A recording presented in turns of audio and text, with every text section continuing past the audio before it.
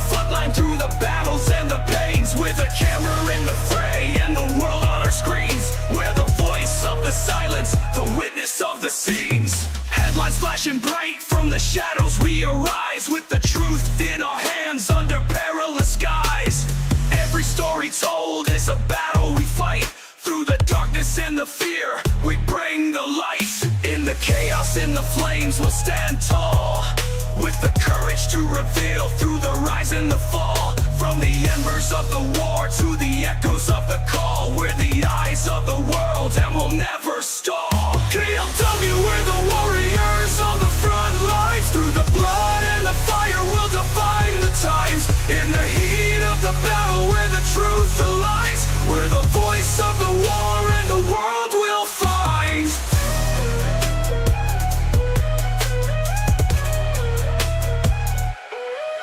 From the ruins and the wreckage, every story's told. Through the tears and the heartbreak, the bravery unfolds. In the darkest hours, when the world's torn apart, KLW brings the stories straight from the heart. With the cameras rolling through the wreckage and the pain, we capture the reality while the world remains. Every angle, every moment in the line of fire, we're the pulse of the battlefield, never to tire. KLW, we're the warriors on the front lines, through the blood and the fire we'll define the times. In the heat of the battle where the truth aligns, we're the voice of the war and the world will find. KLW, we're the warriors on the front lines, through the blood and the fire we'll define the times. In the heat of the battle where the truth aligns, we're the voice of the war and the world will find. Through the smoke and the ruins, we'll pierce the veil, with every breath we take and every tale. We're the heartbeat of the conflict in the shadowed frail. With KLW's vision, the truth won't fail. Stand firm, we're the beacon in the fray.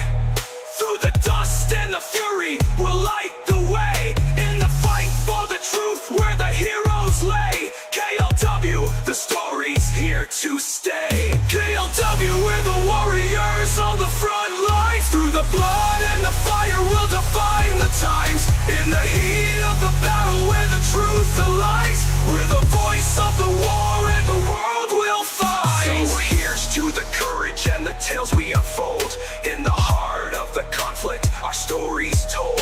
KLW, with the truth we hold. In the fire of the war, our legacy bold.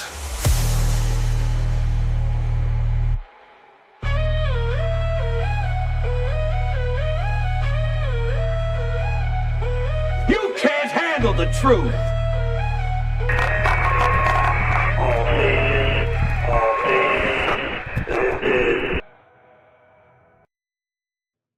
KLW World News coming to you live here early in the morning, folks.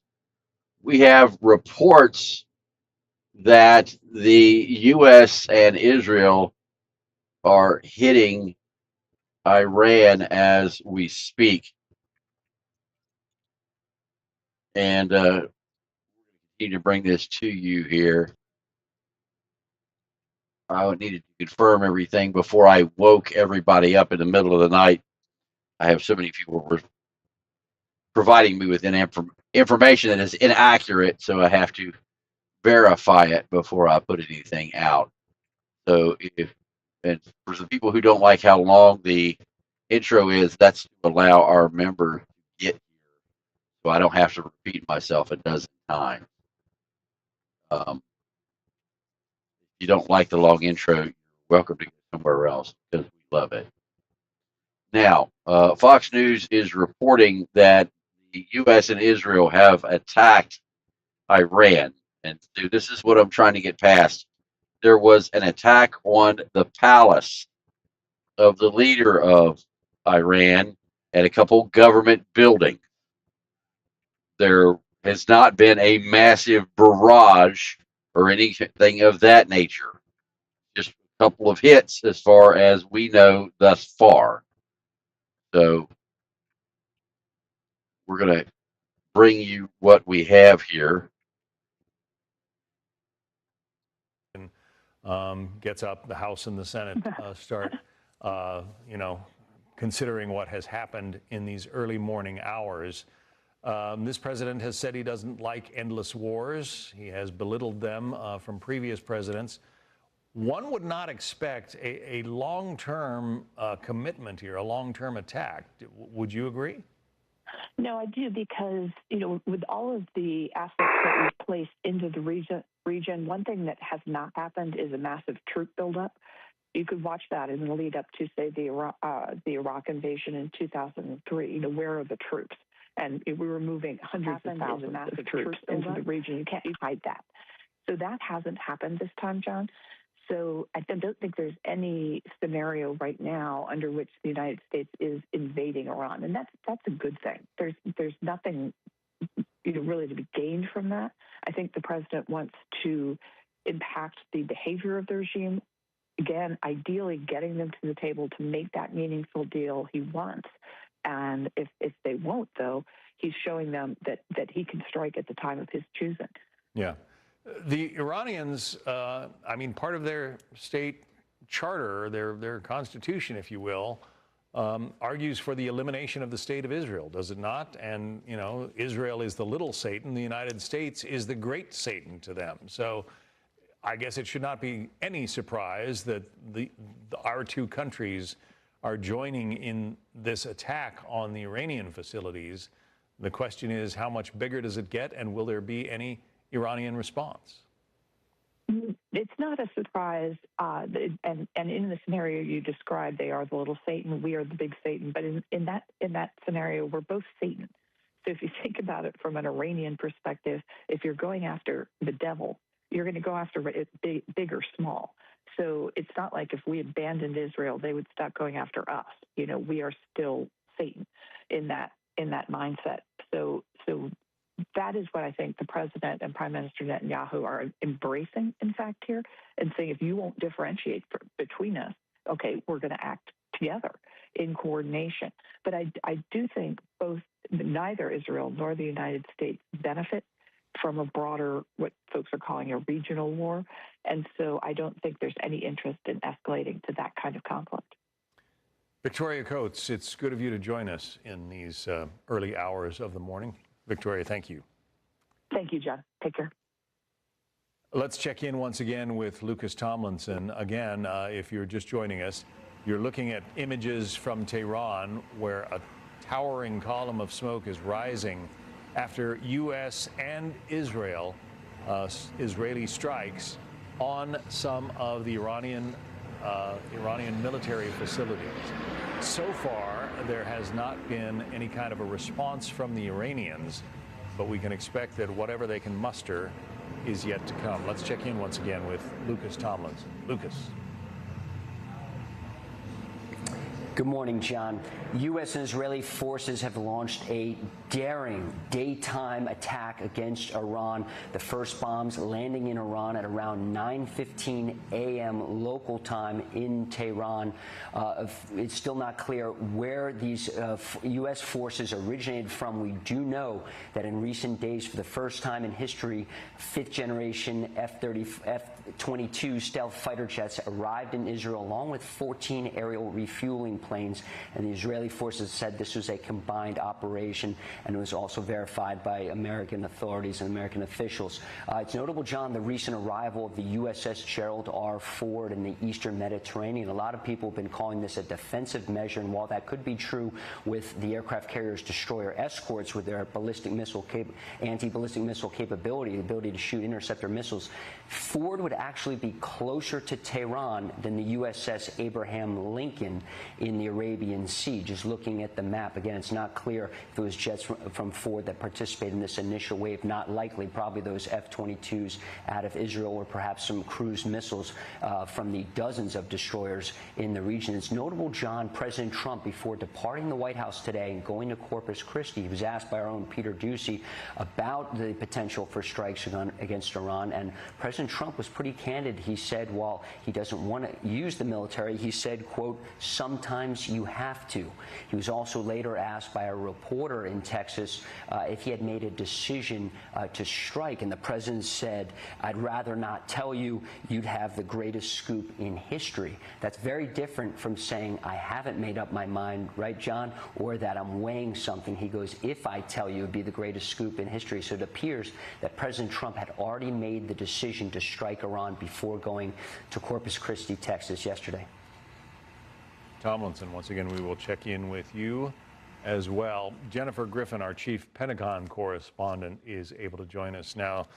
Jennifer, what can you tell us about the situation in Iran? Well, John, what I can tell you is that this is a joint U.S.-Israeli operation, and I'm told by well-placed U.S. officials that this is the beginning of a long operation. This is not a sort of pinpoint strike. What we're seeing now are reports from inside Iran that there are dozens of sites within Tehran targeting regime headquarters, including the president's office, as well as other leaders themselves. It is not clear who is carrying out those strikes, but this is a joint U.S.-Israel operation. And then we've seen there have been explosions in places that you would expect to see, near Qom, near Isfahan, in Bushehr, where there's a nuclear reactor. So there are strikes all over Iran taking place right now.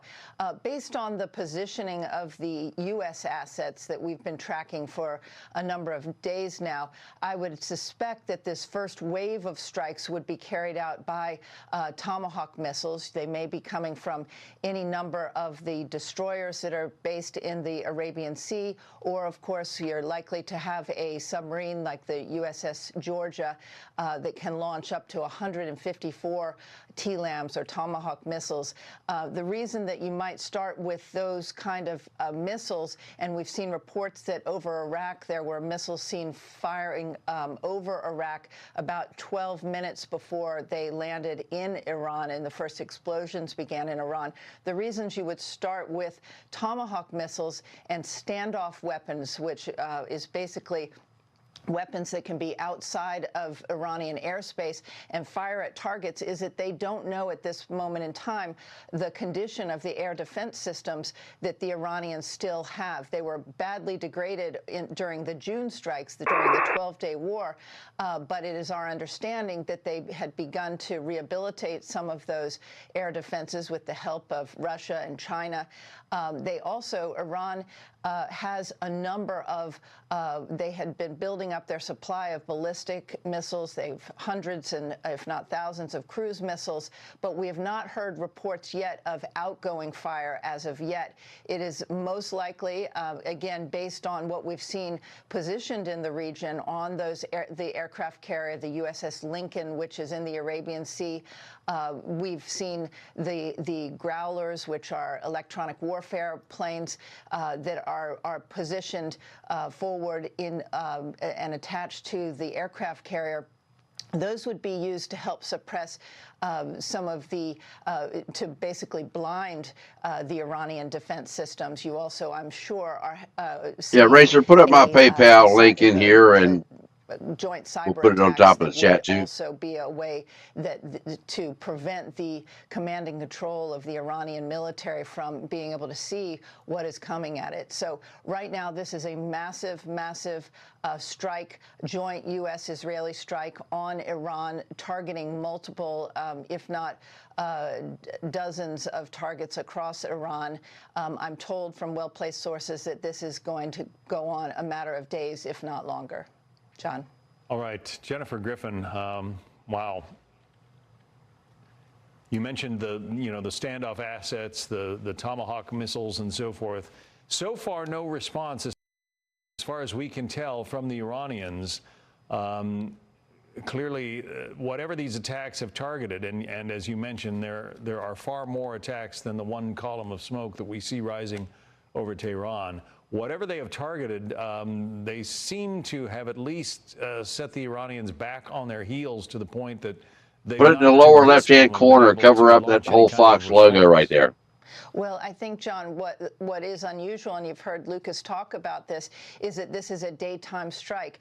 One of the problems with the last set of strikes last June is that the playbook of when to carry out in a certain time frame and perhaps with no moon, none of that applied to this operation because this operation had to have an element of surprise, and it's hard to have an element of surprise each time when you see such a large military buildup, as we've seen in recent days. Really, the largest naval buildup and air buildup that we've had in the last 20 years in the Middle East.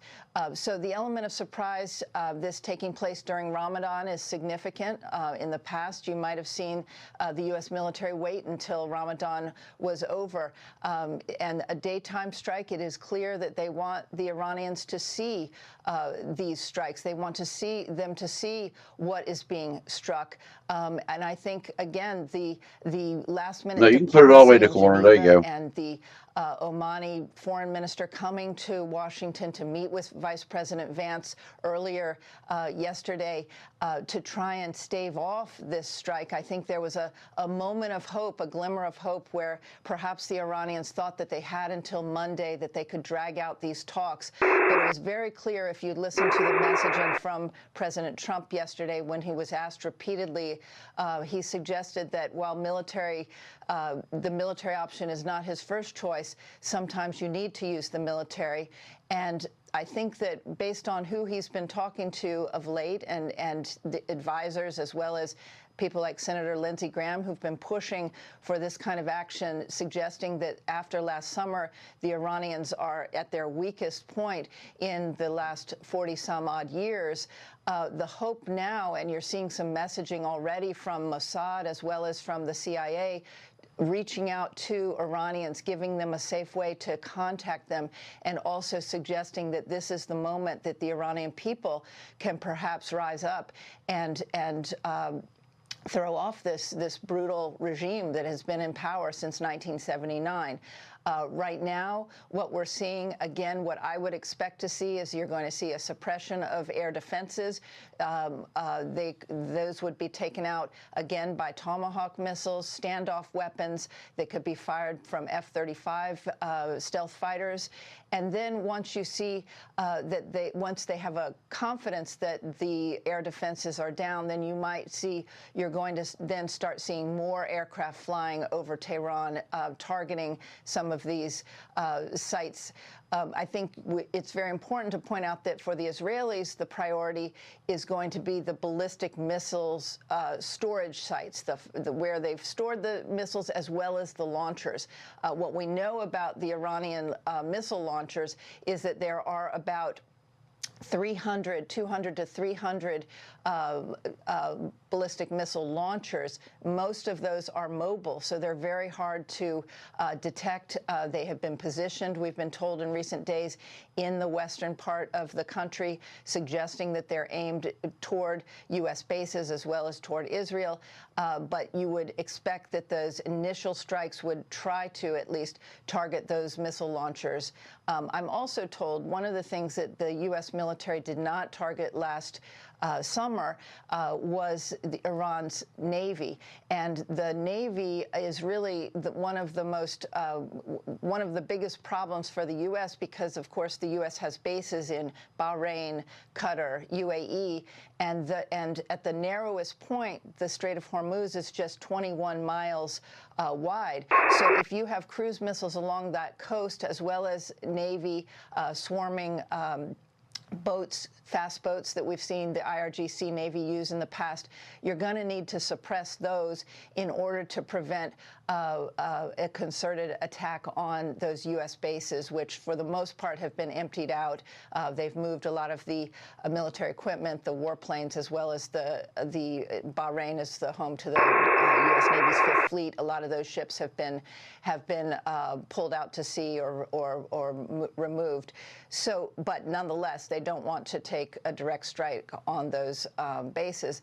So I would expect to see a lot of sea activity in the coming hours. John? Yeah, the naval targets are definitely front and center for the United States as well as Israel. Jennifer Griffin from the Pentagon. Jennifer, thank you. Let's check in once again with Trey Yingst, who is in Israel. Trey, you mentioned that the sirens have been sounding. Any sign of a response yet from the Iranians? John, not yet. We've not seen any sort of hard response from the Iranian regime, but Israel remains on high alert with air defense systems here bracing for the possibility of incoming fire in the minutes or hours ahead. An Iranian official speaking with Reuters says their response will be crushing, and we are just trying to get an understanding of how many of the locations in Iran were hit and what specific buildings were hit. We're reaching out to intelligence officials here and also in the United States to get a better understanding of what's being targeted. But initial reports inside of Iran indicate that a variety of buildings related to the Iranian government, including the Ministry of Defense, the office of Iran's supreme leader, the Atomic Energy Office, and an intelligence office were hit in these American and Israeli strikes. Again, the coordination here was extremely high level, not just in preparation for the offensive actions, John, that we are seeing take place right now with a variety of strikes across Iran, but also for the defensive preparations. We saw the U.S. C-17 transport planes arriving here in Tel Aviv in preparation for possible strike against Iran. Some of those planes were carrying interceptors, air defense systems, whether it be the THAAD and Patriot systems, the American systems that are deployed here to Israel, or some of the interceptors for the shorter range systems and even Israel's long range systems like the Arrow 2 and 3. The understanding was that if these strikes take place at the level that they are as we speak, that the Iranians would try to deliver a response not just to U.S. bases across the region, but also against Israel. As we saw during the 12-day war last year, there is significant damage that can be caused by these ballistic missiles. It's part of the reason that hospitals here are on high alert and that special instructions were given to Israeli civilians. Remember, we were alerted to these strikes taking place and awoken this morning to air raid sirens sounding across this country. And you could see people stopping, listening, looking at their phones. They were getting alerts. And even just from here, there are very few people in the streets right now of Tel Aviv, understanding that in the minutes or hours ahead, there could be a significant Iranian response. And John, as we talked about earlier, the Israelis are not just looking east, they are also looking north, understanding that there are Iranian proxies like Hezbollah that have the ability to target major population centers here with drones and missiles. I do want to just give you one other update here as we are getting them in. There are initial reports in Iranian state media that 7 missiles hit the area of the presidential palace and Iran's supreme leader, the Ayatollah Khamenei's compound. This is a major development and an indication that we don't know exactly what was being targeted there, but there are very high-level targets on the list for the Americans and the Israelis as they launch this operation. And again, that statement that President Trump just released confirming American participation, this is a major combat operation against Iran that will likely go on for a number of days, if not longer. And again, Israel has to brace for that understanding that as these strikes take place, the Iranians are preparing their response. But intelligence officials telling Fox News this week that likely on the first round of strikes, there are going to be a concerted efforts to go after the ballistic missile launching positions, the command and control centers, and other locations that would weaken Iran's ability to respond to such an attack. John? Trey Yingst reporting live from Israel. Trey, thank you. Let me just read part of a transcript of our Peter Ducey's interview earlier today with President Trump, who is traveling in Texas. Peter said, "Is there a risk that a strike could turn into a long, drawn-out conflict in the Middle East?" And the president responds, "I guess you could say there's always a risk. You know, when there's a war, there's a risk in anything, both good and bad. We've had tremendous luck with myself, Soleimani, al-Baghdadi. Everything's worked out. And then we do the Midnight Hammer and so many others. Everything's worked out, and we want to keep it that way." Let's talk with Victoria Coates, who's been good enough to rejoin us. She's a former Deputy National Security Advisor. Victoria, when you let the genie out of the bottle, when you uncork the U.S. military, anything can happen. But the planning that has gone into this strike, I'm sure, has been extensive, especially jointly with the Israelis. And we're trying as best we can to blind the Iranians and just prevent any kind of a return response. Indeed, and I think really important that the president has taken ample time here to do that planning, John. That we've got all of these targets obviously laid out with us and the Israelis. We're hearing dozens of them. That this may be a 4-day initial strike. So this is not the limited strike that was reported earlier this week. That would be just something small to get the Iranians back to the table. I think the president clearly concluded after that last round of talks in Geneva that the Iranians weren't serious, and so it looks like they're going all in. So yeah, this can go. The Iranians get a vote here, so this could go a lot of different ways. But clearly, the Israelis and the Americans are going for a decisive strike. Yeah, the fact that they targeted the presidential compound, or perhaps the compound of the Ayatollah himself, that suggests that they are trying to decapitate the Iranian regime.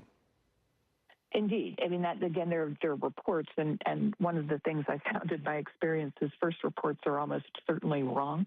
So, we're going to have to continue to gather a lot of information, and obviously, Jen and Lucas are doing yeoman's work getting that information to your audience, but it does look like they went after Ayatollah Khamenei's personal residence, and that the Iranian people were cheering as they saw that smoke plume go up. And that's the other part of this is if these strikes are carried out with impunity, if Iran really doesn't have an immediate response or any effective air defenses, that's a clear message to the Iranian people that, they're not 100 feet high. They're not inevitable. And maybe they will take things into their own hands. Yeah, and if you can decapitate the IRGC as well, the Iranian Revolutionary Guard Corps, they have been responsible for so much of the bloodshed against those, well, the president said 32,000 protesters who simply want a better government, and the Iranian, the mullahs killed them with the IRGC and other forces. Exactly, and that was really one of the newsworthy bits out of the State of the Union speech on Tuesday night that I don't think got enough attention. Is the president actually used that number, 32,000? And remember, back in January, he said, "If you kill your people, we're going to come for you. Don't do that." And they clearly did. And he must have gotten the additional intelligence that indeed those reports of 32,000 people, which is extraordinary. The most that they have killed in previous operations was around 1,500. So they went way off the charts on that one. And, the president didn't respond immediately. He took the time, do all this preparation, all of this planning, the coordination with the Israelis, the moving of the assets. But that was a red line. They crossed it, and now he's retaliating. As a national security advisor, I don't know how deeply you got into the minutia of timing of these attacks, but I've been speaking with Trey Yingst, and we're both a little surprised that these are daytime attacks. We thought that whatever happened in regard to Tehran would probably happen at night. That's been the pattern up till now. What does it say to you that these attacks were launched at something like 10 in the morning Tehran time? That's a very strong message that, we're not going for the cover of darkness here. This is happening right out there in the open. And what we haven't seen is much in terms of an Iranian response. And that's what I think is critical here, that Israel and the United States assessed that Iran really doesn't have anything that can prevent them from doing this. And we saw this in the 12-day war. So I suppose it really shouldn't be a surprise that both we and the Israelis could act with impunity, and we owned the skies. All right, folks, if you like the content, please consider hitting one of the scan codes. This channel is not monetized, absolutely nothing. So help us out here. Right now is clear. Now, of course, we have to be very mindful. Show a little love. They can take a retaliatory strike. I think that's why you have, for example, the Gerald R. Ford in the Eastern Mediterranean, which is just a sort of a massive air defense installation, if you will, at the president's disposal. Victoria Coates, former Deputy National Security Advisor, we appreciate your insights. Thank you very much. Thank you, John. So there was, well, I don't want to say telegraphing. The president talked about his decision on Iran. He was asked whether he had made a decision, and as usual, he was somewhat cagey with his response. I want to play for you what the president had to say earlier today in Texas. A short time ago, the United States military began major combat operations in Iran. Our objective is to defend the American people by eliminating imminent threats from the Iranian regime, a vicious group of very hard, terrible people. Its menacing activities directly endanger the United States, our troops, our bases overseas, and our allies throughout the world. For 47 years, the Iranian regime has chanted death to America and waged an unending campaign of bloodshed and mass murder, targeting the United States, our troops, and the innocent people in many, many countries. Among the regime's very first acts was to back a violent takeover of the U.S. Embassy in Tehran, holding dozens of American hostages for 444 days. In 1983, Iran's proxies carried out the Marine barracks bombing in Beirut that killed 241 American military personnel. In 2000, they knew and were probably involved with the attack on the USS Cole. Many died. Iranian forces killed and maimed hundreds of American service members in Iraq. The regime's proxies have continued to launch countless attacks against American forces stationed in the Middle East in recent years, as well as U.S. naval and commercial vessels in international shipping lanes. It's been mass terror, and we're not going to put up with it any longer. From Lebanon to Yemen and Syria to Iraq, the regime has armed, trained, and funded terrorist militias that have soaked the earth with blood and guts. And it was Iran's proxy, Hamas, that launched the monstrous October 7th attacks on Israel, slaughtering more than 1,000 innocent people, including 46 Americans, while taking 12 of our citizens hostage. It was brutal, something like the world has never seen before. Iran is the world's #1 state sponsor of terror and just recently killed tens of thousands of its own citizens on the street as they protested. It has always been the policy of the United States, in particular my administration, that this terrorist regime can never have a nuclear weapon. I'll say it again, they can never have a nuclear weapon. That is why in Operation Midnight Hammer last June, we obliterated the regime's nuclear program at Fordow, Natanz, and Isfahan.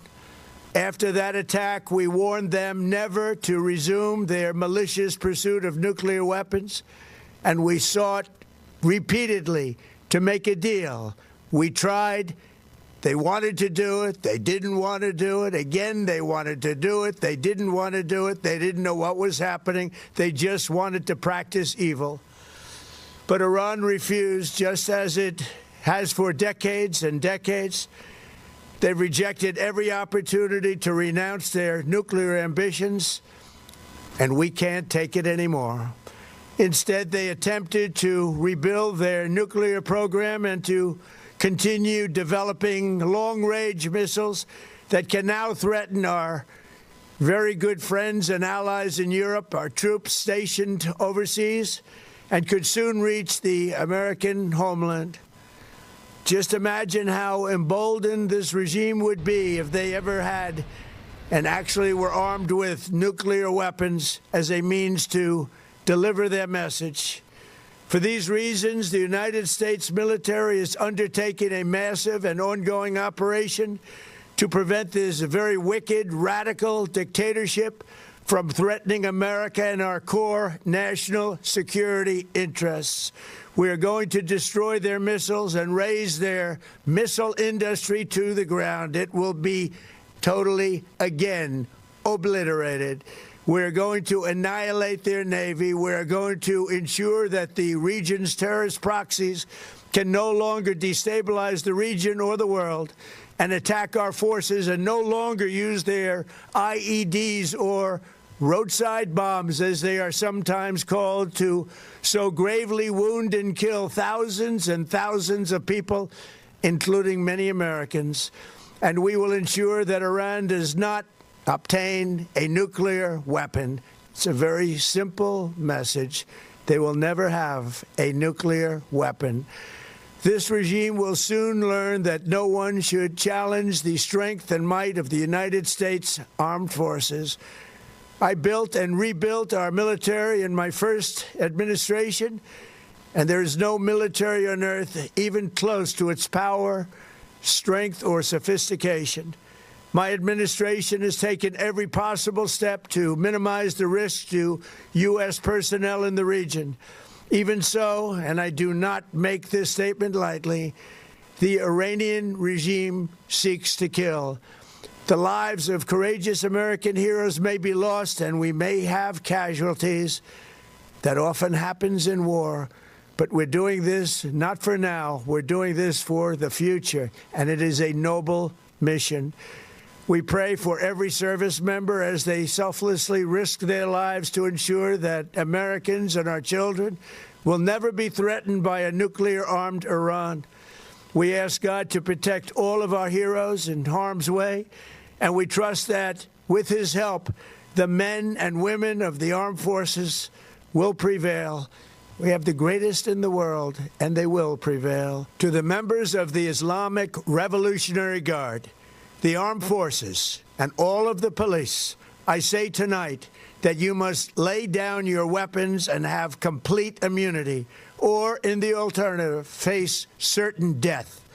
So, lay down your arms. You will be treated fairly with total immunity, or you will face certain death. Finally, to the great, proud people of Iran, I say tonight that the hour of your freedom is at hand. Stay sheltered. Don't leave your home. It's very dangerous outside. Bombs will be dropping everywhere. When we are finished, take over your government. It will be yours to take. This will be probably your only chance for generations. For many years, you have asked for America's help, but you never got it.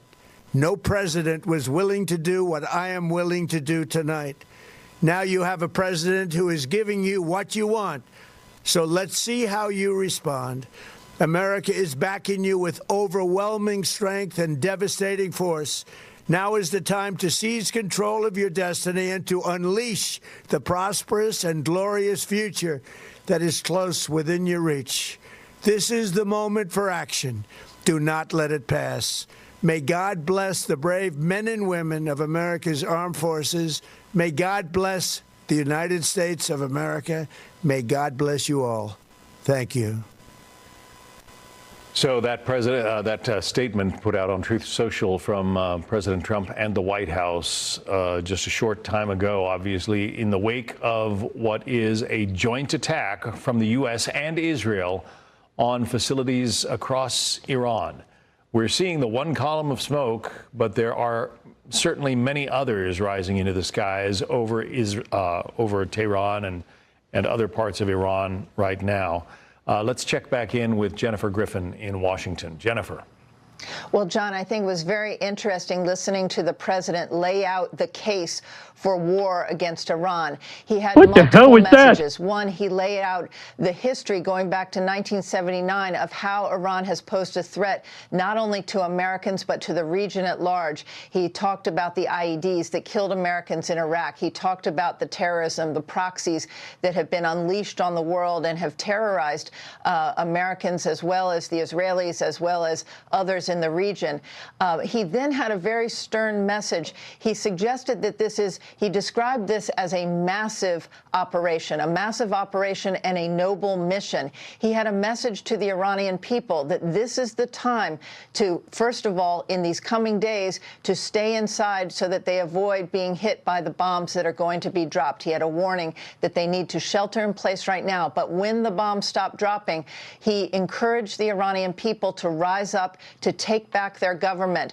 I can tell you from talking to sources in the region that there have been at least 30 strikes on 30 different targets, that in fact the targets included, as we've mentioned earlier, Ayatollah Khamenei's residence as well as his office complex, where that would be a huge symbol for the Iranian people.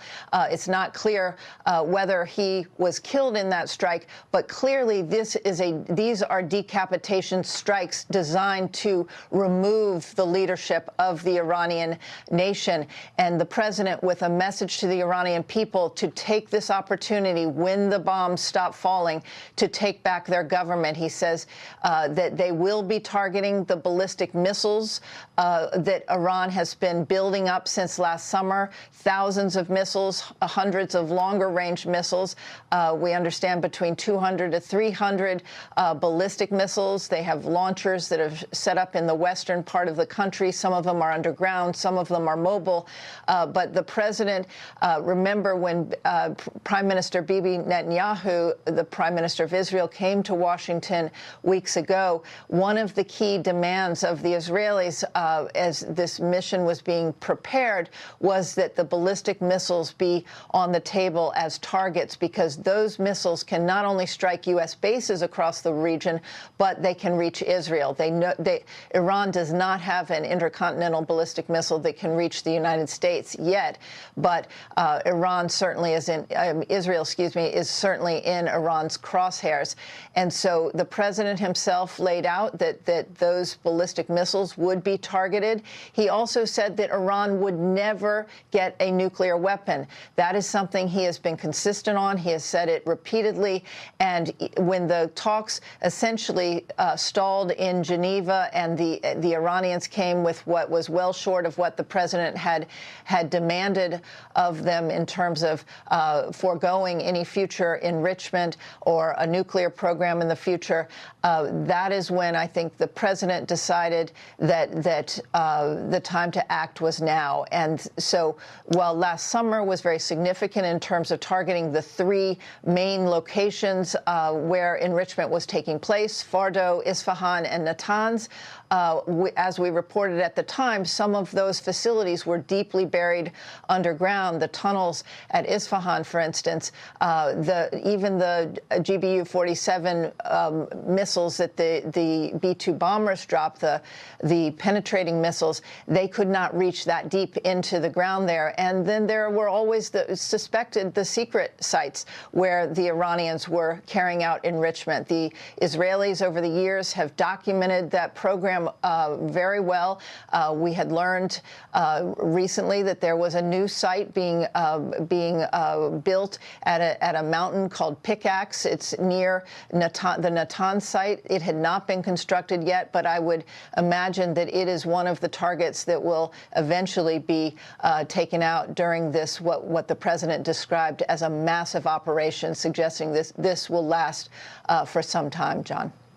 And the president, had warnings for the Iranian military and the IRGC, saying you must lay down your weapons. You'll get total immunity if you do, or certain death if you do not. He is speaking directly to the Iranian forces, telling them, don't try to fight the United States and don't try to kill your own people.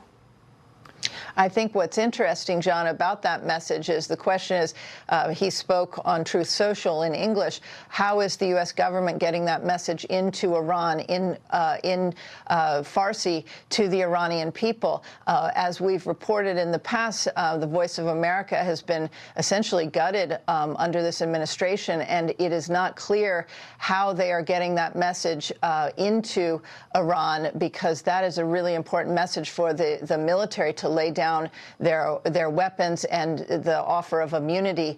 But at this moment in time, they also, from what we can tell from the targets that have been chosen, they are striking the IRGC headquarters and locations where the military would have gathered. All right, Jennifer Griffin reporting from Washington for us. Jennifer, thank you.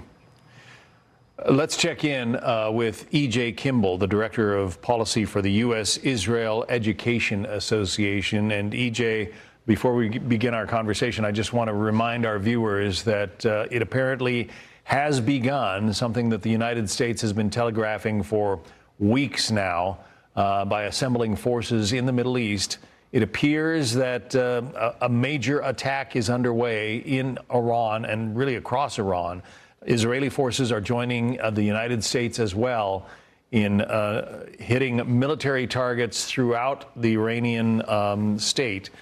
And the president just warned military forces in Iran to just lay down their weapons and not respond to this very massive attack. And well, the president also said that there are likely to be casualties. So it doesn't sound like it's going to be this one night of attacks. It sounds like this could go on for some time. E.J. Kimball, once again, Director of Policy for the U.S.-Israel Education Association. E.J., your thoughts? Well, thanks for having me on early this morning. Look, I think President Trump's statement hit the nail on the head. You know, this is a war that Iran launched against the United States 47 years ago, and I think it is vitally important that he laid out that predicate here. This isn't a war that the United States is fighting for Israel. This is a war the United States is fighting for the United States. And, you know, what we're seeing or what we're hearing right now is exactly in line with what I thought we would see, which is overwhelming force to begin with, decapitate the capabilities of the Iranian regime to respond. President Trump mentioned going after the proxy networks. That's vital for both U.S. interest in the region as well as Israeli interest with counterstrikes. And I think we saw that just the other day when the Israelis were attacking in Lebanon, going after Hezbollah weapons depots. And they were paving the way for what obviously they knew was going to be an impending attack on Iran. You know, look, I think this is going to be challenging, but the president's made it clear the United States is going to help the Iranian people with the ability to seize power. The question is whether or not the Iranian people will be able to do it. Yeah, the Iranian people obviously have been facing the fury of their own government, which is, you know, if you're an American, it's pretty astounding to hear. 32,000 Iranians killed by their own government in those protests of the last several weeks. When it comes to when it comes to leadership, I mean, Reza Pahlavi has been talked about, the son of the former Shah, as a potential leader of a new Iran. Do you think he is the guy for the job?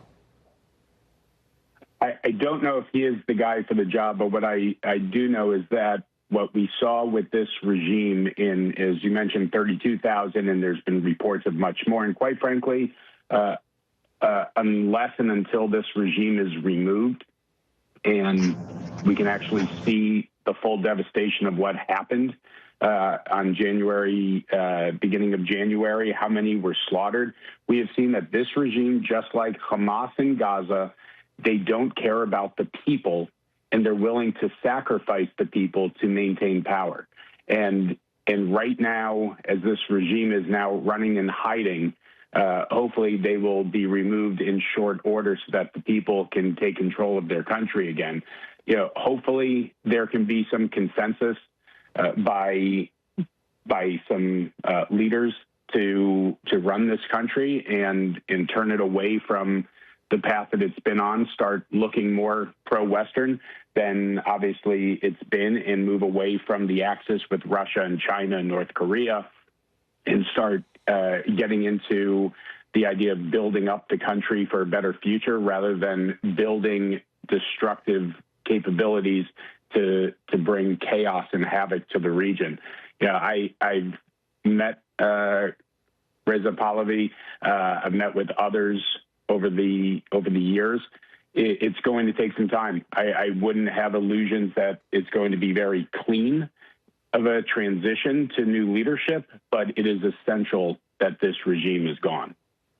And the president says that that is his goal. All right. Thanks very much. E.J. Kimball, the Director of Policy at the U.S.-Israel Education Association. E.J., thanks for your insights. So if you're just joining us, it is a little after 3 in the morning in New York, a little after 11 in the morning, if I'm doing my time calculations correctly.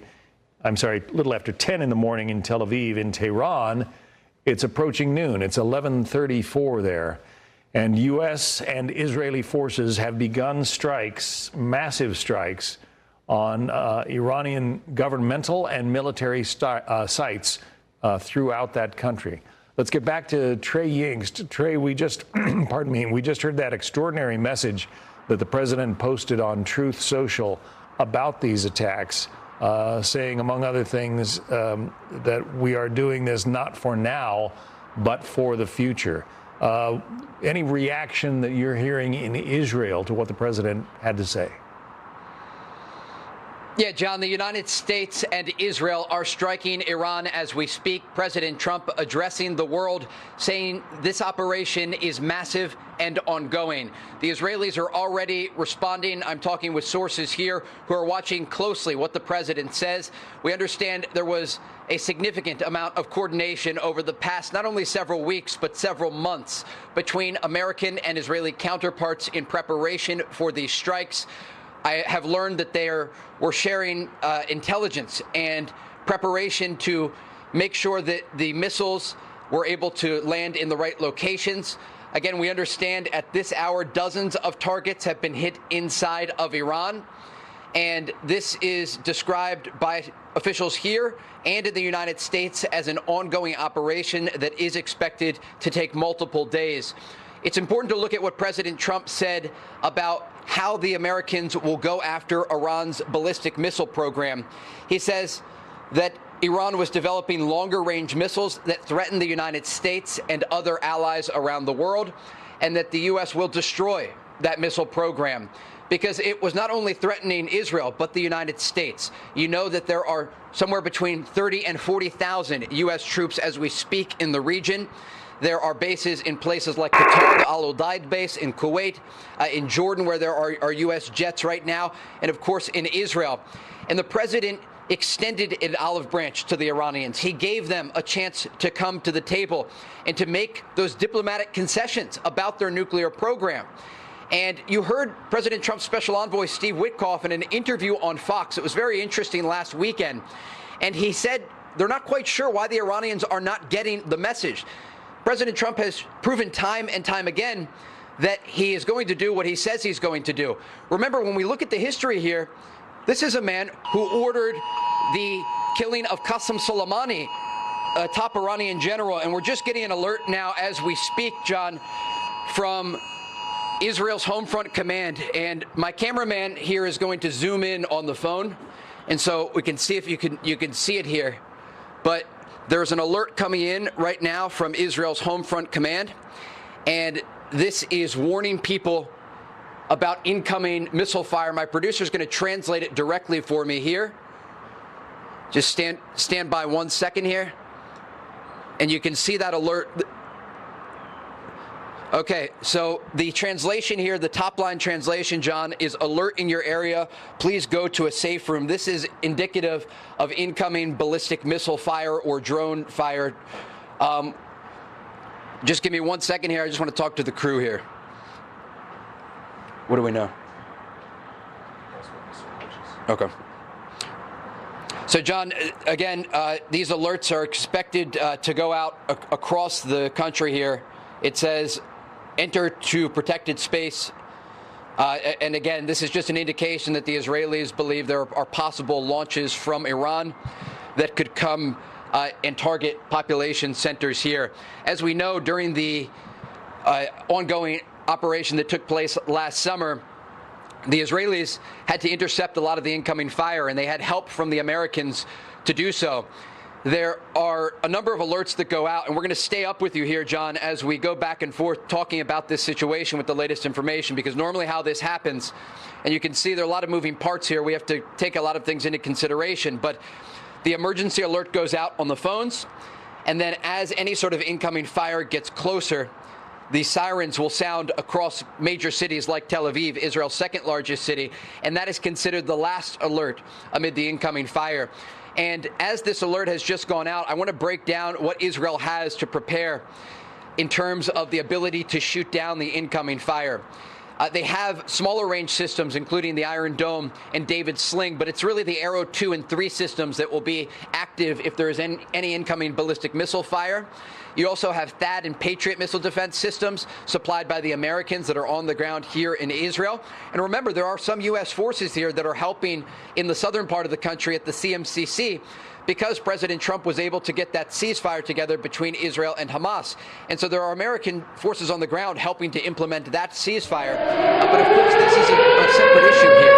The decision to launch these strikes against the Iranian regime, Alarm, according to President חורפיש, Trump, אלקוש, ססה, צבעון, הילה, אבירים, מתת, כרם בן זמרה, גורן, פסוטה, ריחניה, גרנות הגליל, דובב, ברעם, עלמה, נטועה, אבן מנחם, ערב על-רמשה, שומרה, שתולה, ירעון, דישון, זרעית, אביבים, רמות נפתלי, מלכיה, מבואות החרמון, ריג'נל סנטר. יפתח, גונן, מצוק, עורבים, להבות הבשן, נאות מרדכי, שמיר, כפר בלום, אמיר, שדה נחמיה, מנרה, קריית שמונה, כפר סאלד, אודם, בית הלל, מרגליות, הגושרים, שער ישוב, תל חי, דפנה, עין קניה, מסעדה, כפר גלעדי, מעיין ברוך, קיבוץ דן, שניר, משגב עם, כפר יובל, נמרוד, מג'דל שמס, רג'ל, נווה עתיב, מטולה, לב החולה, מעלות תרשיחא, כליל, ינוח ג'ת, כברי, נווה זיו, מנות, עבדון, מצובה, יערה, חניתה, מגדים, החותרים, טירת כרמל, כפר גלים, חיפה, נווה שאנן and רמות כרמל, נשר, חיפה West, חיפה כרמל, הדר and Lower City, קריית אתא, אושה, חיפה ביי, קריית ביאליק, כפר ביאליק, קריית מוצקין, קריית ים, אפק, תמרה, כבול, שער נעמן Industrial Zone, כפר מסריק, עכו Industrial Zone, עין המפרץ, יסעור, אחיהוד, בר-לב Industrial Zone, עכו, ג'דיידה מכר, טל-אל, פלח, תובל, ג'וליס, קישור, בוסתן הגליל, שומרת, כפר יסיף, ירקה, לוחמי הגטאות, אבו סנן, רגבה, נס עמים, בית העמק, שבי ציון, מזרעה, נהריה, עברון, בן עמי, סער, גשר הזיו, שלומי. חיפה, קריית חיים וקריית שמואל, קריית ביאליק Industrial Zone, עכו New Cemetery. דיר אל-אסד, עין כרמל, נווה ים, עתלית, עין הוד, גבעת וולפסון, ניר עציון Industrial Zone.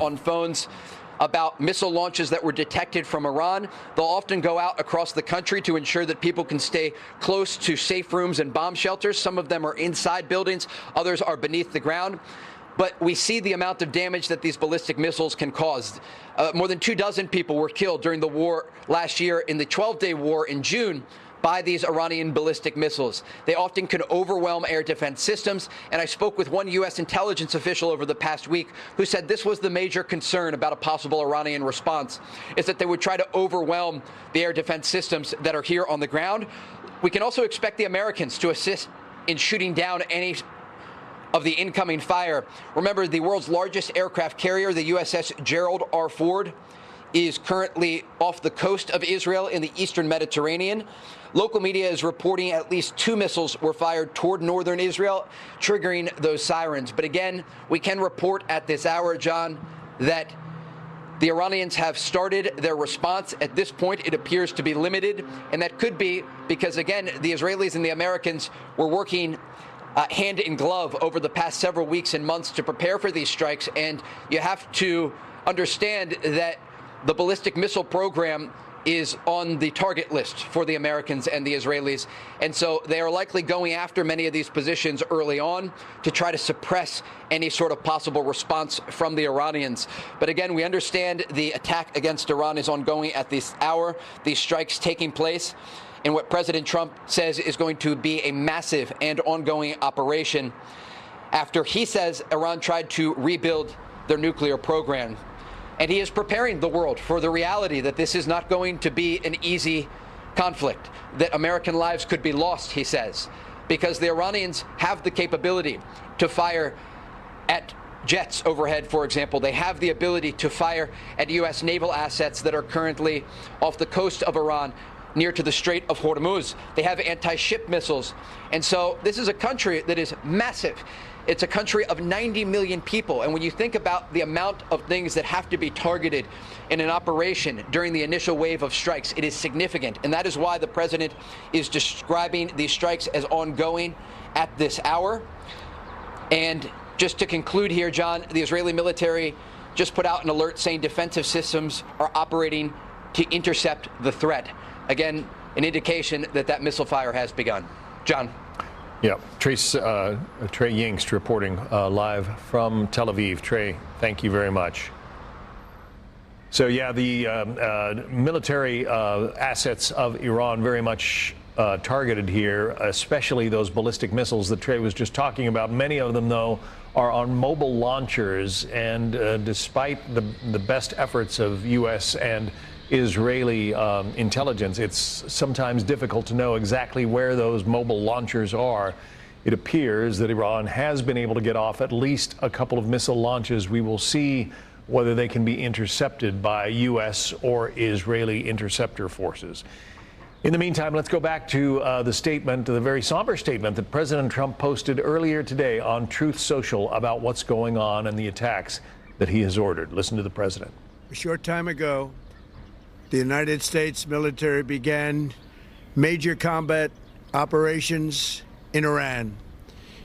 Our objective is to defend the American people by eliminating imminent threats from the Iranian regime, a vicious group of very hard, terrible people.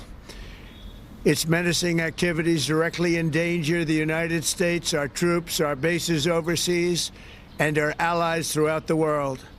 For 47 years, the Iranian regime has chanted death to America and waged an unending campaign of bloodshed and mass murder, targeting the United States, our troops, and the innocent people in many, many countries. Among the regime's very first acts was to back a violent takeover of the U.S. Embassy in Tehran, holding dozens of American hostages for 444 days. In 1983, Iran's proxies carried out the Marine barracks bombing in Beirut that killed 241 American military personnel. In 2000, they knew and were probably involved with the attack on the USS Cole. Many died. Iranian forces killed and maimed hundreds of American service members in Iraq. The regime's proxies have continued to launch countless attacks against American forces stationed in the Middle East in recent years, as well as U.S. naval and commercial vessels and international shipping lanes. It's been mass terror, and we're not going to put up with it any longer. From Lebanon to Yemen and Syria to Iraq, the regime has armed, trained, and funded terrorist militias that have soaked the earth with blood and guts. And it was Iran's proxy, Hamas, that launched the monstrous October 7th attacks on Israel, slaughtering more than 1,000 innocent people, including 46 Americans, while taking 12 of our... The president went on from there to say that this is going to go on for several days, and he warned Americans that there could be casualties on the American or Israeli sides because this is going to be obviously a large-scale attack. The first reaction that we're getting from a member of Congress actually comes from Representative Thomas Massie, a Republican, who has clashed significantly with President Trump, and he says this is an act of war unauthorized by Congress. Let's check in with Julian Epstein. He's the former chief counsel for the House Judiciary Committee. There's always blowback, Julian, on Capitol Hill whenever a president takes any military action without the express approval of Congress. I suppose we're likely to see that here. Well, John, thanks for having me on. I'm not quite sure about that. In the last year of the Obama administration in 2016, Obama dropped 26,000 bombs in 7 countries. Do the math on that. That's multiple bombs per hour every day of the entire year of the last presidency. And there wasn't a peep from anyone on the Democratic side or on the Republican side.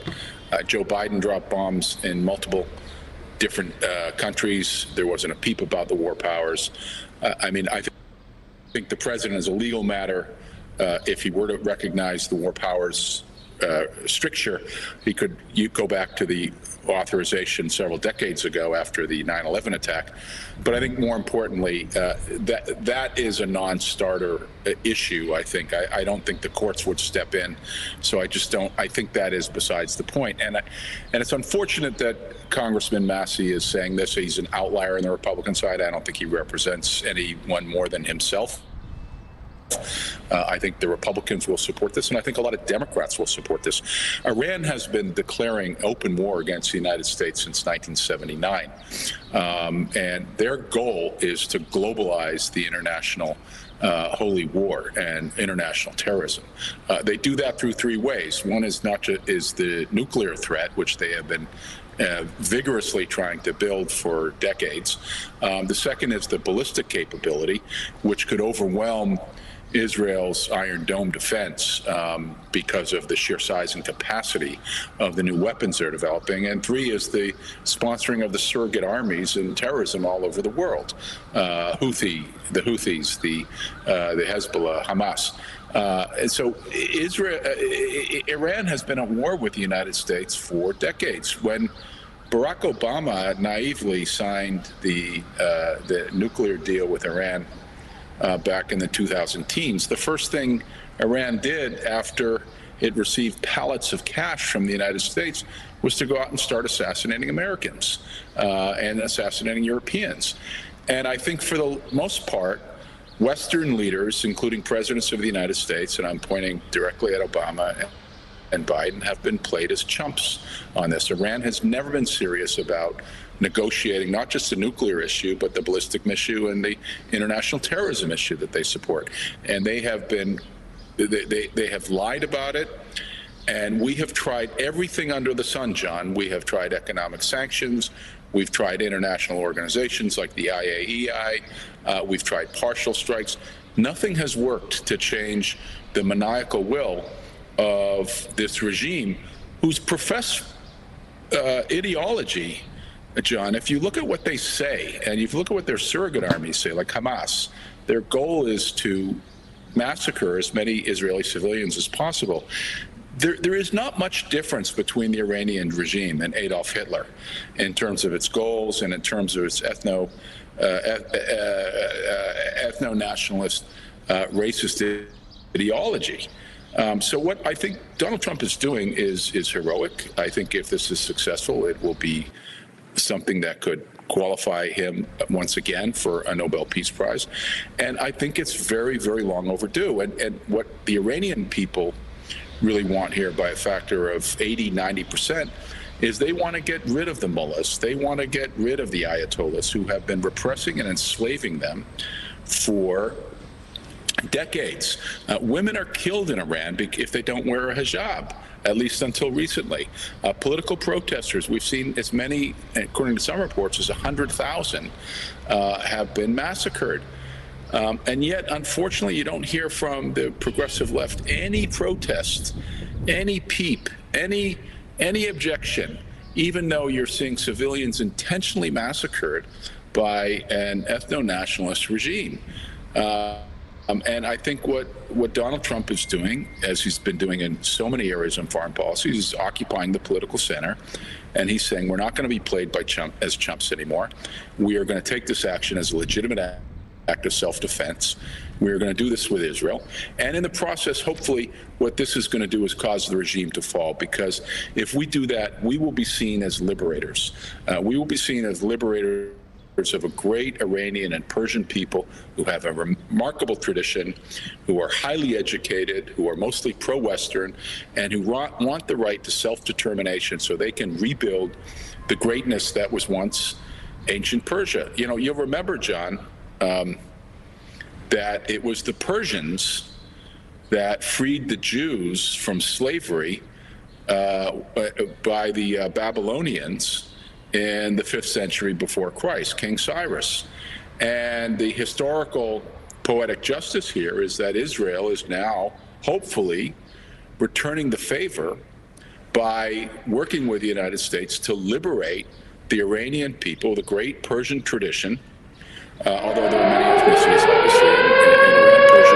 Persians are about 50%. Alarm, Holon, Mikveh Israel, or Yehuda, Yehud Monoson, Tel Aviv, Southern City and Jaffa, Tel Aviv East, Savion, Ramat Gan East, Elad, Kiryat Ono, Tel Aviv Center, Givatayim, Ramat Gan West, Bnei Brak, Givat Shmuel, Rosh Ha'ayin, Tel Aviv, Yarkon Banks, Petach Tikva, Kfar Kasem, Ariel, Ramat HaSharon, Hod HaSharon, Herzliya Center and Galil Yam, Herzliya West, Kfar Sava, Karnei Shomron, Kfar Shemaryahu, Ra'anana, Rishon LeZion East, Shoham, Bat Yam, Tzrifin Industries, Ginton, Ben Shemen Youth Village, Itamar.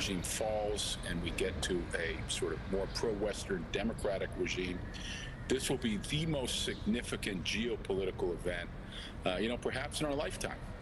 And again, I think what the administration is doing here is courageous. I think it's legally justified. I think it's morally justified.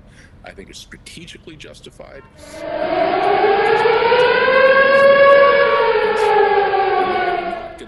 גאליה, כפר הנגיד, יבנה, מעון צופיה, רחובות, טירה, מודיעין מכבים רעות, נס ציונה, רמלה, באר יעקב, לוד, ראשון לציון ווסט, בניה, בית אלעזרי, בן זכאי, בית גמליאל, מזכרת בתיה, גני יוחנן, כפר בן נון, שעלבים, בקעות, רועי, חמדת, בצאל. I mean, the irony was that, Obama, when he signed the JCPOA, he really believed that if we just simply treated Iran nicely, gave it a bunch of cash, told the rest of the Arab world that they needed to, quote, share the neighborhood with Iran, would end up being just like us. That was the idea. They're just like שער us. בנימין Industrial Zone, מגרון, נתיב הגדוד, גילגל, תומר, מעלה מכמס, פסגות, מבואות ג'ריקו, רימונים, ייטב, כוכב השחר, גבעת אסף. Iran went out and started sponsoring the assassinations of Americans and Europeans who were part of the agreement as well, all over the world. And, at the moment that Jake Sullivan, right before October 7th, gave this, wrote this lengthy article saying that Middle East was as peaceful as it had been in decades. The left has been incredibly naive about Iran and the intentions of the extremists in the Mideast who want to destroy the West. And they have really believed that an appeasement strategy would work. Jerusalem, Atarot Industrial Zone, Geva Binyamin, Tel Zion, Kochav Yaakov, Jerusalem, Kafir Akab. Was never serious about negotiation and would continue this holy war against the West, would continue to kill Americans, would continue to try to commit genocide against Israel, and would do it in the most brutal of ways. I mean, without Iran, Hamas would never have been able to do the brutally grotesque things that it did October 7th, the burning and beheading of babies, the unspeakable crimes that were committed against women, that, again, much of the progressive left never raised an objection to, or certainly not a sufficient objection to. And I think what Donald Trump is doing is saying that, again, the West is not going to be played by chumps. We want constructive relationships in the Arab world. You saw him do that in his trips earlier this year. I think it was in May when he went to Saudi Arabia and he visited a number of other Arab countries, and he sought to develop business relationships moving forward. And there's a big swath, particularly the secular Arab states, that want to do business with the West. and would rather be in business with the West as opposed to fighting and being at war with the West. And Donald Trump has done a miraculous job in forging those relationships. So there's a big swath in the Middle East that rejects the jihadism, but there are plenty that don't. And Iran is one of the countries that doesn't. And I think today the chickens are coming home to roost. They're paying the bill for it. And as I say, not only is this legally justified, strategically justified, morally justified, but what the United States and Israel could be doing here is liberating a people, 90 million people, that include the Persians, the Turkmens, the Kurds. There's a large number of ethnic groups inside Iran, could be liberating all of these folks from what has been the most oppressive and violent tyranny that's been visited upon them since 1979. Let's hope this is a new dawn for Iran. Julian Edson, former Chief Counsel for the House Judiciary Committee. Julian, thanks for your Alarm. In Kenya, Kibbutz Dan, Snir, Nimrod, Majdal Shams, Rajar, Neve Ativ, Mas'ade, שער ישוב, דפנה, מעיין ברוך, בוסתן הגליל, שומרת, לוחמי הגטאות, רגבה, נס עמים, שבי ציון, מזרעה, נהריה, עברון, נתיב השיירה, שייח' דנון, בן עמי, כברי, סער, גשר הזיו, נווה זיו, מנות, מילואות Industrial Zone North, לימן, עבדון, מצובה, אילון, בצת, שלומי, יערה, ראש הנקרה, חניתה, אדמית, ערב אל-רמשה, נהריה, New Cemetery, בצת ביץ', עכו, בית העמק, אושרת, גורן. Bring to you is that air raid sirens just sounded across Israel's second largest city of Tel Aviv. Alerts going out on the phones, and I can see the local news in Israel right now, and there are alerts going one after another. Many of them in the West Bank and close to the city of Jerusalem as well. But again, this is a very fluid situation, but an indication that the Iranians have started their response. President Trump, as he said before, that there is going to be an ongoing and massive operation against the Iranians. That likely includes striking some of these missile launching positions, as many as possible, understanding that the Iranians could respond not just against U.S. forces near Iran, but also against Israel. And that is what this country is dealing with at the moment. The air defense systems here remain on high alert, and those special instructions this morning went out to civilians telling them to remain in bomb shelters. And even just context now in the city of Haifa, sending photos from bomb shelters. And the sirens that sounded just a few moments ago, we are learning from Israeli media right now, John, that one missile was intercepted, fired toward central Israel, but again successfully intercepted. The fact that these missiles are being fired in 1 and 2 missile volleys is an indication that the Iranians may have been hit quite hard when it comes to their missile launching positions. Back during the 12-day war, sometimes they were firing dozens of missiles, even over 100 at a single time. And so we have to see how all of this plays out. But again, President Trump indicating this is going to be an ongoing and massive operation. The Iranians were given a diplomatic opportunity, and they did not take it. John? The president has made it clear that he is not messing around this time. As was mentioned earlier, some of the targeting involved the palace or the residence and the offices of the Ayatollah Khamenei. So they are going after the leadership as well as the military hardware. Our Lucas Tomlinson has some insights for us as well. Lucas, bring us up to date. Well, John, in that new video posted to Truth Social, President Trump declaring that he is doing what no president has done before him, and that is striking the Iranian regime. And tonight we have joint strikes between the United States and Israeli forces, a rare daytime strike inside Iran. And as Trey was just talking about, these ballistic missiles that are just coming in 1s and 2s to Israel, a far cry from April of 2024 when Iran launched its first overt overt attack ever against the state of Israel. Those were hundreds of drones, hundreds of ballistic missiles. It's very clear that the initial U.S. and Israeli strikes have targeted Iran's command and control. You don't have to just go after every individual missile launcher. You can take out its radar guidance system, the headquarters, cutting off the head of the snake, John. It's notable. Iran is the size of Alaska, so a lot of targets out there. It has 92 million people. And we heard earlier from your previous guest talking about religious holidays. Let's keep in mind that Monday is Purim. Going back to the book of Esther, it was Israel being delivered from defeat from the Persian Empire. And it's very important that President Trump said tonight he warned there could be casualties in this ongoing operation, which he called massive and ongoing. And when you were talking to Trey, John, I saw videos posted what appeared to be Tomahawk cruise missiles flying over Iraq. Why can you see the Tomahawk cruise missiles? It's a subsonic munition likely fired from the USS Gerald R. Ford strike group. While many people called the Ford's deployment to the Eastern Mediterranean defensive because of its proximity to Israel, while that is accurate with its ballistic missile defense capability aboard her destroyer escorts, Ford and those destroyers can launch strikes on Tehran. And in fact, it's actually closer. Ford is closer to Tehran in the Eastern Mediterranean than the USS Abraham Lincoln strike group is in the Arabian Sea. So it's important to note that. And I'll just read from part of President Trump's address, John. He said that, actually, I believe you have a soundbite to play, John. Let's hear it.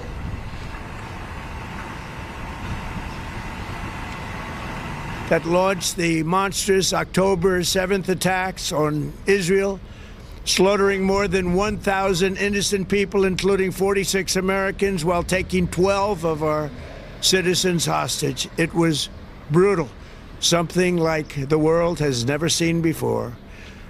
Iran is the world's #1 state sponsor of terror and just recently killed tens of thousands of its own citizens on the street as they protested. It has always been the policy of the United States, in particular my administration, that this terrorist regime can never have a nuclear weapon. I'll say it again, they can never have a nuclear weapon. That is why in Operation Midnight Hammer last June, we obliterated the regime's nuclear program at Fordow, Natanz, and Isfahan. After that attack, we warned them. And John, President Trump went on to say we are going to destroy Iran's missiles and raise their missile industry to the ground. It will be totally obliterated. We're going to annihilate their Navy. And it's notable, John, the platforms, recall, used during Midnight Hammer, 7 B-2 stealth bombers. That's the only platform in the U.S. military's inventory that can drop those massive 30,000-pound bunker-busting bombs. Until we receive confirmation from the U.S. military, or perhaps the president himself, it does not appear that those were used this time, at least in this initial phase. In fact, no B-1 or B-52 bombers, which don't carry the bunker busters but can deliver cruise missiles. We've seen no evidence that B-1 or B-52 bombers were deployed in the region. We did see those fifth-generation F-22 stealth fighter jets arrive in Israel. We have seen these videos on social media showing what appear to be Tomahawk cruise missiles flying across Iraq, which would most likely be launched from the Mediterranean into targets, into Tehran. That appears to be the case, John. And let's recall why we are at this moment. President Trump, it appears, taped that message soon after arriving here in South Florida. He's in Mar-a-Lago right now, coming from that trip to Texas earlier yesterday. He says that was not hearing what he wanted to hear from the Iranians. The talks broke down. Recall just a few days ago, his negotiating team of Steve Witkoff and his son-in-law Jared Kushner were in Geneva with indirect talks, some might likely face-to-face with the Iranians, and the talks went nowhere.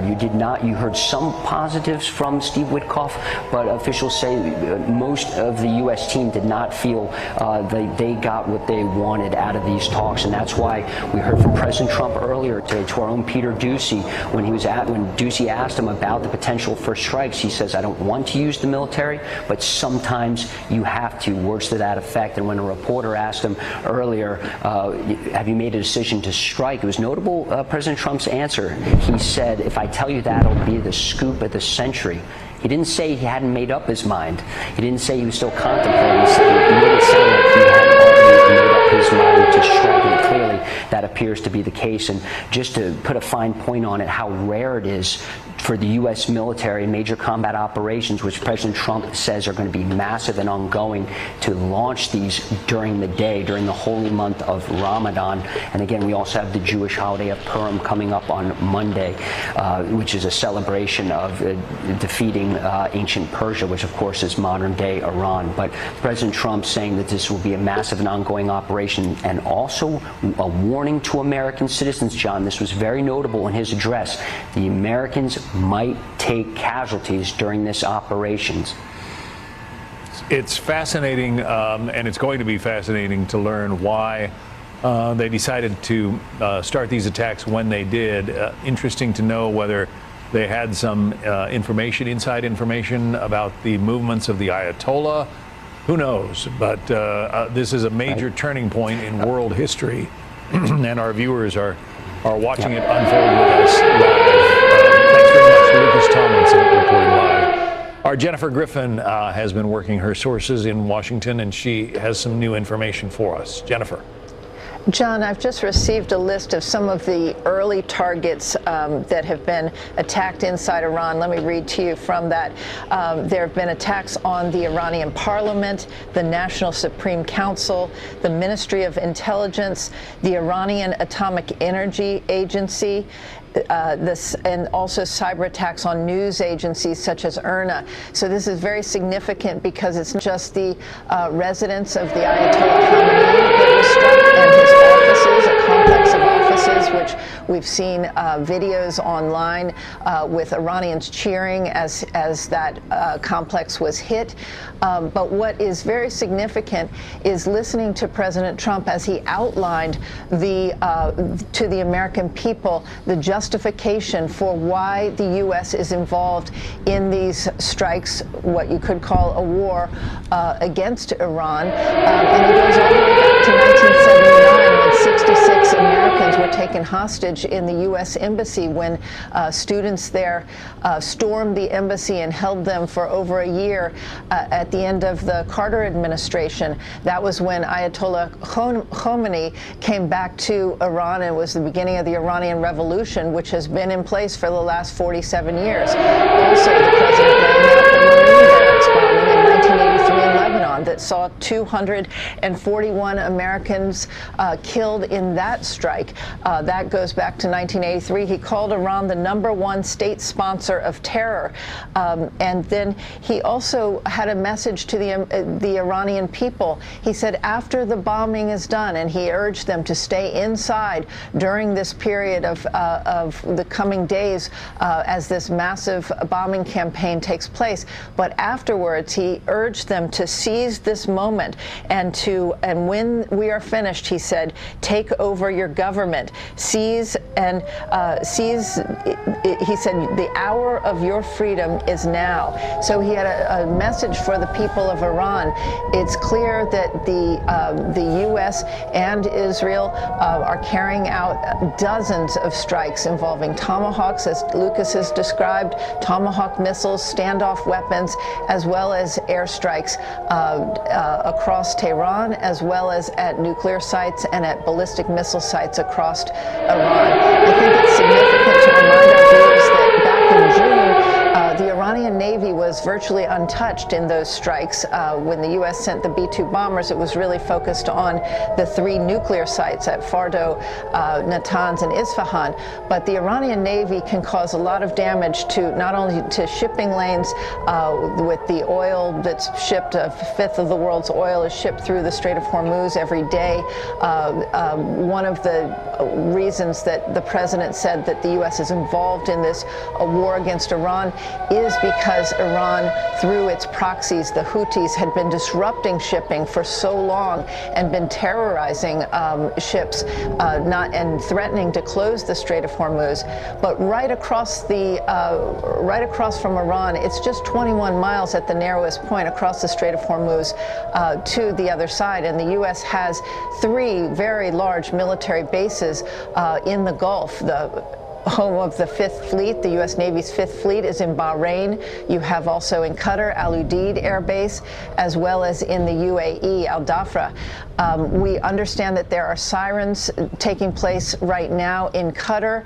The U.S. Embassy there has urged Americans to shelter in place, not to come out of their homes. And we're hearing that there are a potential missile strike targeting Qatar. That's why you would be hearing those sirens. And again, it's very close to Iran, and Iran has hundreds, if not thousands, of missiles that can cause a lot of damage to those bases and to American targets in those countries. John. Couple of notes, Jennifer, and these would be available to you as well. But Reuters is reporting that the name of this operation, according to the Pentagon, is Epic Fury. The attacks on Iran, known as Operation Epic Fury. Also, we're getting word from the Associated Press that the first strike was launched against the compound of Iran's supreme leader, the Ayatollah Khamenei. I've been wondering, as have our other correspondents, about the daytime nature of this attack. We had expected, if there were going to be kinetic action, that it would take place at night. But this was a daytime attack. It began around 10 in the morning in Tehran. And apparently the first target was the compound belonging to the Ayatollah. So perhaps they had some information. The Israelis have incredible intelligence about the movements of opposition leaders.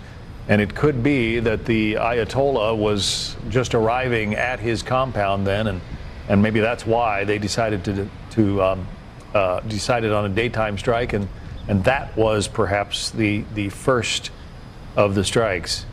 Go ahead. John, based on conversations that I've had with officials over recent weeks, the targets and the timing of these strikes, this has been planned for some time. And I think when you're talking about this many pieces that have to be coordinated, both between two countries as well as the naval, the air assets involved, and this is like conducting an orchestra. So I don't know that there would be a trigger such as an individual, but I do believe that they targeted Ayatollah Khamenei's compound, obviously for a reason. Symbolically, that is where you would strike if you wanted to decapitate the regime. And I think it's significant that it was during the day, because remember, during Ramadan, there would be fasting, people might be at home. And so if you were expecting the Ayatollah to be in his residence, Ramadan would be a pretty good time to expect that he would be home fasting.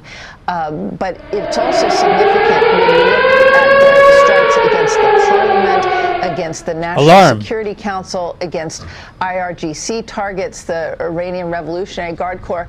The president was very clear that he had a message for the Iranian security forces, and he said that if you lay down your weapons, you will receive total immunity. Otherwise, he promised them certain death. He was colorful in the language that he used as he laid out the case for why the U.S. is attacking Iran right now. Remember, earlier in the week, Secretary of State Marco Rubio met with the Gang of Eight and laid out what, in essence, is this operation. We heard from some of the Democrats who left that briefing, expressed alarm. Chuck Schumer, the majority leader, came out and spoke to the cameras. We did not hear from some of the Republican leadership after that briefing, but it was clear that the administration was going through what is required in terms of alerting Congress, and that meeting between Secretary of State Rubio and the Gang of Eight really served that purpose. We expected to hear more from the president during the State of the Union, outlining to the American people why the U.S. might find itself in a war with Iran and strike Iran. But he really had just a few lines in the State of the Union talking about Iran and its nuclear weapon, and saying that it would not get a nuclear weapon on his watch. That is something he repeated tonight as well, John. The Associated Press, Jennifer, is reporting that it's not immediately clear whether the 86-year-old Ayatollah Khamenei was in his offices at the time of the strike, but we are told that his offices were the first target of this joint Israeli-U.S. attack. So, again, history is in the making.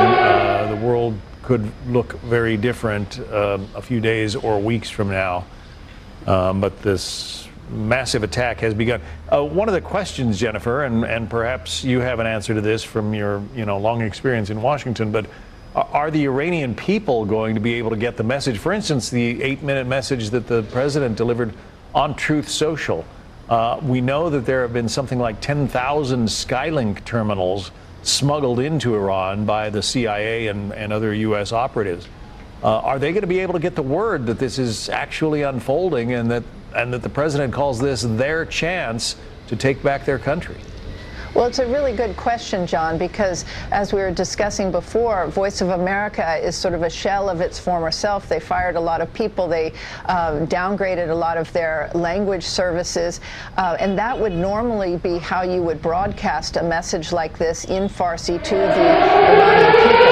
Right now, I would expect that there has been a massive sort of cyber outage to blind the regime, and so you may not have internet. You unlikely would have internet right now in Tehran. But as you mentioned, there are those Starlink terminals that were used during the protests in December and January to keep the protesters connected to the world and knowing what was going on.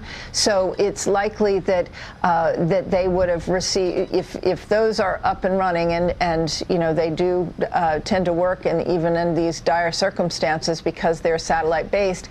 Then there is a possibility that this message is getting through, but it would need also to be translated into Farsi to have a broad reach within Iran. All right, Jennifer Griffin. Jennifer, thank you.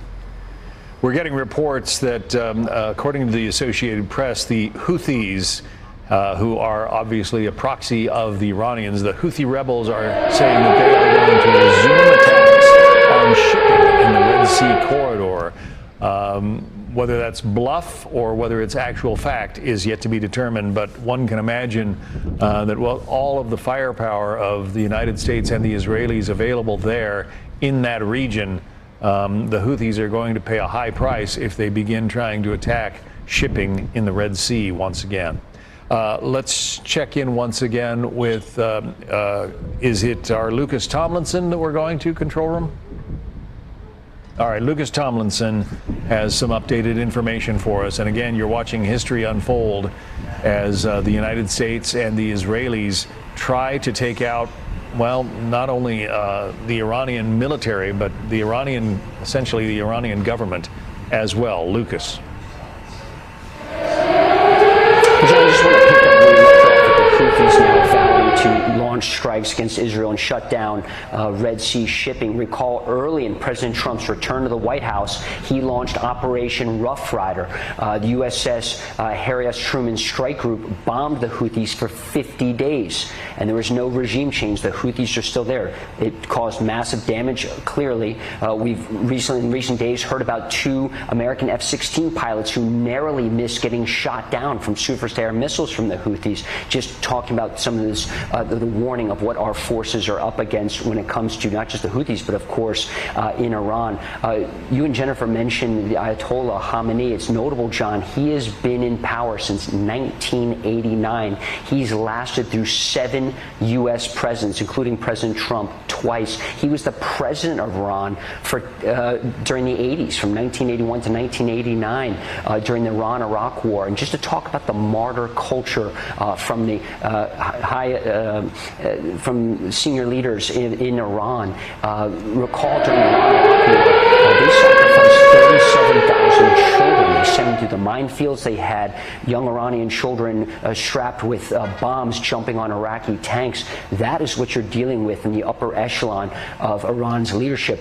Contrast that with the protesters we saw crying out for help. President Trump saying U.S. forces are locked and loaded and help is on the way, and it appears this this morning, this brazen daytime attack, that's exactly what happened. President Trump fulfilling his promise to the Iranian people. It was just a few days ago, President Trump put a number on it. He said 32,000 Iranian protesters had been slaughtered.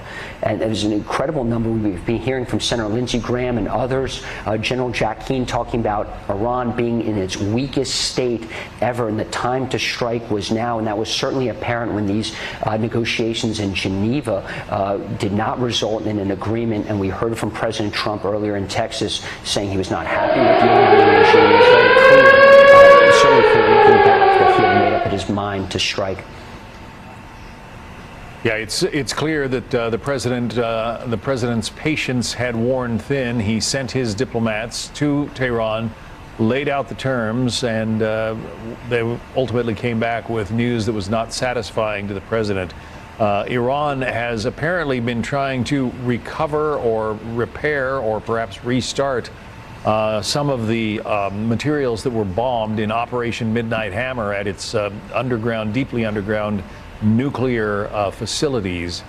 And it has certainly been working on its ballistic missile program as well. Trey Yingst was telling us that there have been a couple of launches apparently directed toward Israel of ballistic missiles, but nothing more than that. And that is good news in terms of the ability of the Iranians to try to respond to these attacks that are certainly meant to be decapitating. You're an ex-U.S. Navy man, Lucas, and the Iranian Navy did not take a severe hit during these past battles. It is thought that the Navy, what's left of the Iranian Navy, is going to be decimated this time around. Do you have any information on that? We just heard that from President Trump when he laid out the reasons for striking Iran going back 47 years in the Iranian Revolution, talking about the hundreds of American casualties during the Iraq War, the Beirut barracks bombing in 1983, which killed 241 Americans, mostly U.S. Marines. President Trump says Iran will not have a nuclear weapon. It will not have a missile program. We've heard in the past he says he does not want Iran to support its proxy forces who have been decimated by Israel. We're talking about Hamas and Hezbollah in recent years. Since the October 7 massacre, we heard President Trump say he wants to annihilate Iran's Navy. We saw recent exercises with the Iranian Navy with its Russian counterparts. Also something to watch. We have not seen any reports of Russian warships or Iranian warships engaging. Remember, for years, John, those little, almost Boston whalers, those Iranian gunboats harassing shipping, including U.S. warships. In fact, in 2016, I was with the CENTCOM commander at the time, General Joe Votel, on board the USS New Orleans. We went through the Strait of Hormuz, and sure enough, the Iranian gunboats were circling, harassing American ships. So this is something President Trump says is also going to go. When President Trump says it's going to be a massive and ongoing campaign, there's no reason to doubt the President of the United States, and certainly not President Trump. He's not happy with the way the negotiations went. This first strike appears to be from U.S. Tomahawks launched from the Gerald R. Ford strike group, perhaps those F-22s that arrived in Israel a few days ago. But this is going to be an ongoing operation, and President Trump has warned Americans may take casualties. John? Lucas Tomlinson reporting from Washington. Lucas, thank you. Let's check in once again with Lieutenant Colonel Darren Gobb, a frequent guest of ours here on Fox. Lieutenant Colonel Gobb, it appears that this is a significant attack. We've only been able to manage the one video of one column of smoke rising over Tehran, but there apparently have been attacks all across that country. And the first one targeted the compound of the Ayatollah, the 86-year-old Ayatollah Khamenei. Give us your reactions to history unfolding tonight in the Middle East. Yeah, John, that nails it on the head right there. It's history unfolding for sure. And this is not a surprise that they would start out by attacking where Khamenei resides, because what the U.S. military would go after would be command and control, and that's the ultimate command and control. It's the ultimate message against the leadership that has been so intransigent against the United States and against the West in general. So as you see this develop over the days, I suspect you're going to see the continued destruction and degradation of their command and control, their air defense systems, which that command and control would be a big part of course. You don't have to hit all the launchers, but you can eliminate their ability to use them, as well as the targeting of their ballistic missile capabilities, any residual nuclear capabilities, and of course, as you mentioned before, the naval capabilities. So, you know, regarding the timing, too, of the daytime versus the nighttime strike, this is not ultimately a surprise if it is a conditions-based attack based on seeing where Khamenei may have been. I don't know that, but it's possible. The other possibility is the fact that one of the most dangerous things you can do in military operations is establish predictable patterns that you can react to. And so if we had done the same thing all the time, Iran would have known better what we were doing. And to shift this to a daytime strike is just enough of a change that it probably threw them off a little bit, not only because it's daytime, but because it's Ramadan and numerous other factors as well. But I think it's important that we recognize the fact that the patterns piece of this can be important too. We want to always throw off the people that we're operating against and do something that is a little different than what we've done before. It's perhaps no surprise that airlines throughout the world are canceling flights into the Middle East right now. Air France shutting down their flights. You are watching some of the first images of history unfolding as the United States and Israel jointly undertake strikes against the Iranian regime meant to decapitate that regime. President Trump says this is the chance for the Israeli people to take back their government. Griff Jenkins takes over from here. I'm John Scott.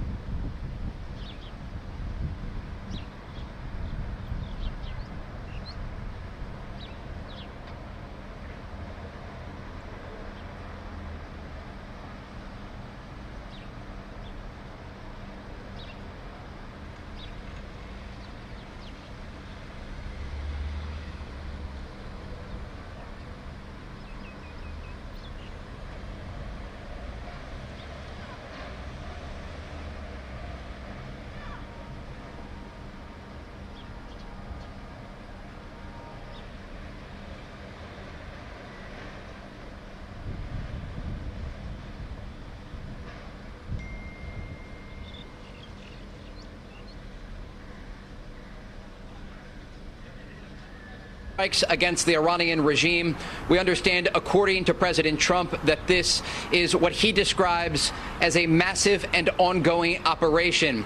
The Iranians have started their response following these initial strikes that targeted a variety of locations in Iran. Alerts have gone out to phones. Sirens have sounded here in Israel's second largest city of Tel Aviv, warning civilians to head into bomb shelters. This all started this morning as those strikes were unfolding. Here in Israel, sirens sounded across the country as alerts went out on phones, telling civilians that Israel's Home Front Command had entered into a special state of emergency. This was bracing for the fact that the Iranians were going to respond. And again, at this hour, the Iranians are trying to target major population centers, including Tel Aviv, Jerusalem, and the northern city of Haifa. Millions of Israelis, as we speak, Griff, are in bomb shelters waiting until they receive further instructions from the Israeli military. This campaign is expected to last for several days, if not longer. Remember, it comes amid the backdrop of a massive U.S. military buildup that completed at the end of last week with the world's largest aircraft carrier, the USS Gerald R. Ford, arriving in the eastern Mediterranean. You also have the USS Abraham Lincoln Carrier Strike Group in the Arabian Sea, a variety of U.S. destroyers, U.S. fighter jets in places like Jordan and in Israel that have participated in the staging part of this operation. We still will wait to get the details on exactly what weapons were used. Our team at the Pentagon, including Jennifer Griffin and Lucas Tomlinson, are tracking all of those developments. But again, the latest information from the region, the Iranians are responding with ballistic missile fire. There are also alerts, Griff, going off in Bahrain, in the Gulf, in Qatar, and other locations. Civilians there have been ordered to shelter in place, again, in preparation for what is expected to be a large Iranian response. Remember, President Trump gave the Iranians a diplomatic option. He sent negotiators, including U.S. Special Envoy Steve Witkoff and his son-in-law Jared Kushner, to Oman and to Geneva, Switzerland, as recently as this week. The Iranians were not willing to make the concessions needed as it related to their nuclear program in order to satisfy the requirements of the Americans. And ultimately, President Trump made this decision to protect American forces in the region, U.S. allies in the region, including Israel and others. Remember, it's not just the nuclear program that is of concern. It's Iran's expanding ballistic missile program that they are using at this hour, trying to target Israel. Israeli media says all of that incoming missile fire has been intercepted so far. But it's also Iran's support of regional proxies, including Hezbollah in southern Lebanon, the Houthis in Yemen, Iran-backed Iraqi and Syrian Shia militias, and of course the regime itself that, according to President Trump earlier this year, killed 32,000 of their own citizens as protests erupted across the country. Again, the latest information here from the Middle East. Israel is under ballistic missile fire at this hour. Alerts are still coming in, and there are reports of missile interceptions in the Gulf that our team at the Pentagon will be able to tell you more about. Griff? Just ask you quickly, though, what has been the response of Israeli Prime Minister Benjamin Netanyahu? So Israel's Prime Minister Benjamin Netanyahu, and I'm just getting some notifications now of text alerts. He has issued a statement, a similar video statement to President Trump, talking about the coordination with the Americans. And I'm just going to read you a little bit of this statement here. This is coming directly from an official in the Prime Minister's office who sent me this. He says, I appeal to you, citizens of Israel, to comply with the directives of the Home Front Command. The coming days of Operation Roaring Lion will demand patience and fortitude from all of us. Again, this is an indication that the Israelis and the Americans are preparing for days of incoming missile fire from the Iranians, and we can expect ongoing American and Israeli strikes against Iran, understanding that President Trump has laid out a plan to significantly weaken the Iranian regime in the aftermath of their unwillingness to come to the table and adhere to the American demands to get rid of their nuclear program and their expanding ballistic missile program that President Trump has indicated will increasingly threaten not only American forces in the region, but in the future, possibly the United States itself. Griff. Trey Ying's live force in Israel. Trey, stand by. We'll check in with you as the news warrants. Let's bring in now Fox News Chief National Security Correspondent Jennifer Griffin. Jennifer, good morning. The operation has begun, and you have some insight on what may have been some of the initial targeting. That's right, Griff. But before I get to those initial targets, we can confirm that there were sirens not only in Bahrain but also Qatar. That is significant because it suggests incoming missiles into both of those countries where the U.S. military has key bases. In Bahrain, of course, home to the U.S. Navy's Fifth Fleet. We are hearing reports that there is smoke rising on the horizon in the vicinity of that base. We also understand that, again, Qatar would be a logical target because Al Udeid would be the largest U.S. air base in the Middle East. They obviously have removed a lot of the airframes and warplanes from that base in anticipation of this. Americans who are living in Bahrain, UAE, Qatar have been told to shelter in place, and the U.S. military had dispersed a lot of its personnel. Remember, there were about 30,000 to 40,000 American troops at bases across the Middle East, but the U.S. military over the last 2 months have been drawing down and reorienting those individuals. Now, here are some of the targets that we can confirm in these dozens of strikes that have taken place in the last 3.5, 4 hours. The Iranian parliament was targeted. The National Supreme Council was targeted. Ministry of Intelligence, Iranian Atomic Energy Agency. Cyber attacks have taken place on news agencies such as IRNA, which is the state-run news organization. The internet is out in Iran, as far as we know, so it's going to be very difficult for civilians in Iran to get the information about what's occurring right now. There are unconfirmed reports that Iran's defense minister was targeted, as well as the head of the judiciary. That would be significant because the head of the judiciary would have delivered many death sentences, thousands of death sentences to protesters over the years. So it would be logical that he would have been a target.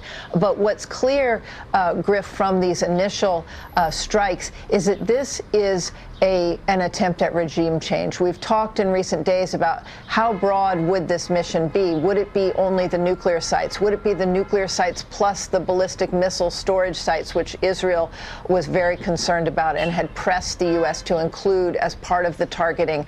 Now it is extremely clear that this is a targeted, the strikes are targeting Iran's leadership, including the supreme leader, Ayatollah Ali Khamenei, who Lucas Tomlinson was reporting took power over 37 years ago. He took over in 1989. He's the longest serving leader in the Middle East, and his compound was targeted in the early hours, in maybe even the first strike that took place. That is symbolic and that is significant. And you heard the president appeal to the Iranian people, saying that this moment is a moment in history that you should seize. After the bombing stops, he appealed to them to rise up, and he said, the hour of your freedom is now.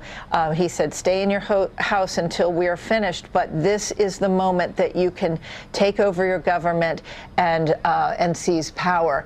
That is significant because we weren't sure that this was going to be a regime change operation, but it's very clear from the initial set of targets that that is exactly what it is. Griff. Jennifer, just as you were starting your reporting there, we're seeing on the wires that Bahrain is confirming the headquarters of the U.S. Navy's Fifth Fleet has been targeted by a missile attack, and the president adding in that video message that American casualties are a real possibility here as we wake up now and learn of this major joint combat operation between the U.S. and Israel is launched. This could pose a significant threat to Americans in this operation. I think what's significant, Griff, is that the American people and even the president himself have been used to carrying out some very significant military operations in which there were no U.S. casualties. The operation in Venezuela last summer, the days of striking during the 12-day war, targeting the nuclear sites. it's significant that the U.S. has not put ground troops in the Middle East. So that is a big difference from the 2003 Iraq War. There's been no large buildup of any sort of ground forces. That is not part of the planning or part of the calculation. This is going to be an air and Navy operation. But again, the Iranians, while they may have been stunned and surprised in the initial hours, and it took them about 3.5 to 4 hours before they launched their first missiles toward Israel and now toward the U.S. base in Bahrain and as well as in Qatar, they were likely, the command and control was likely disrupted in those initial hours. There was likely some electronic warfare that caused it so they couldn't figure out which way anything was coming and how to, and then it was difficult to fire those missiles. But now you can expect in the coming hours and days, the Iranians have a large store of missiles, and they have mobile missile launchers in the west. And at the narrowest point in the Strait of Hormuz, it's just 21 miles across. So those cruise missiles can be fired, and ballistic missiles, and it takes literally minutes before they reach their target. So that is very hard to defend against, even if you have Patriot missile defense systems and THAAD missile systems. And so the U.S. military had done a really good job of drawing down at those bases. I doubt there were more than a few dozen people at the Bahrain headquarters of the U.S. Navy's Fifth Fleet. So again, the president preparing the American people that there could be casualties, and that that's unfortunately a side effect of an outcome of war. But again, the American people have gotten used to having no casualties in these recent, very successful operations that the military has carried out. That may not be the case with this. This is a much different operation involving many, many more troops and airmen and sailors. And it is, very possible there can be accidents as well as strikes by the Iranians. That cannot be ruled out at this point. And as we learn more, Jennifer, we'll find out exactly how this initial operation started. But I think it was very fascinating that you brought up, of course, the invasion of Iraq in 2003, a ground invasion. And the force posture at that time had 5 U.S. carrier strike groups in the Mediterranean, in the Arabian Sea, and the Persian Gulf. This time we've had 2, the Lincoln in the Arabian Sea and the Ford in the Mediterranean, a different posture. But one thing that we have now that we didn't have then is the technology to advance map some of those defense systems that Iran has, particularly using our F-22 Raptors, seeing that unprecedented positioning of a dozen Raptors sitting on the tarmac and Ovid Air Base in Israel. And talk to me about the technology of how the F-22, the Raptor, and its technology to go in and map their defense systems, working in conjunction with our elite F-35s. It's been described as a little bit of a 1-2 punch. You've got a quarterback, the F-35, and the F-22, the assassin, how that may have played a role here in helping critically disable Iran's missile defense system. Well, I think it's probably premature to say that their missile defense system has been disabled at this point. Certainly last summer it was degraded significantly from those strikes, and you're right that F-22s and F-35s would have been involved in taking out some of those missile launchers. But as we mentioned, many of these missile launchers are mobile, and they're very difficult to track down. You're right that the U.S. has been mapping the sites as well, the fixed sites, as well as much of we have the National Geospatial Agency uses satellites, and those satellites, you can see, a pin on the ground. They are so clear, and so they have been mapping using numerous surveillance technologies in recent months and over the past year. So the F-22s, what's significant about that, Griff, is that this is the first time in history that the F-22s have been deployed and based in Israel. In the past, the U.S. military would not base warplanes to take off from Israel. But what we're seeing, because of the lack of runways and airspace and tarmacs, because they have drawn down from Al Udeid and Al Dhafra in the Gulf, you're having to find more space for those planes. But the F-22s being in Israel, along with those 14 air refueling tankers, that suggests to me that this is going to be happening over a number of days, if not longer, and there are going to be waves of strikes. And we have just seen the first launch. And as I was mentioning earlier, most likely the initial launch was carried out by Tomahawk missiles. You would do that, and you would also use standoff weapons that can be fired from outside of Iranian airspace to protect your forces and your planes while you see what the Iranian missile defense and air defense systems, which ones have survived, how many have survived, and you'll know that pretty soon after this initial launch. And just lastly, Jennifer, as our viewers are waking up with combat operations just starting, let's talk about sort of the last we heard of negotiations. The foreign minister to Oman, Badr al-Busaidi, did an interview with CBS's Margaret Brennan saying that peace was still within reach and saying that Iran was possibly willing to give up their enrichment program. What do you make of that? Well, I think the problem is we didn't hear that from the Iranian leadership themselves. We didn't hear it from the Iranian negotiator, the foreign minister Araghchi, when he was in Geneva. And after those talks took place in Geneva, the Omani foreign minister did his level best. He was mediating in Geneva between Steve Witkoff and Jared Kushner on the one hand, and the foreign minister Araghchi of Iran on the other hand. The two sides were still pretty far apart from what I understand. And one of the problems is that the Iranians continued to stick to their talking points of that they have the right to enrich uranium.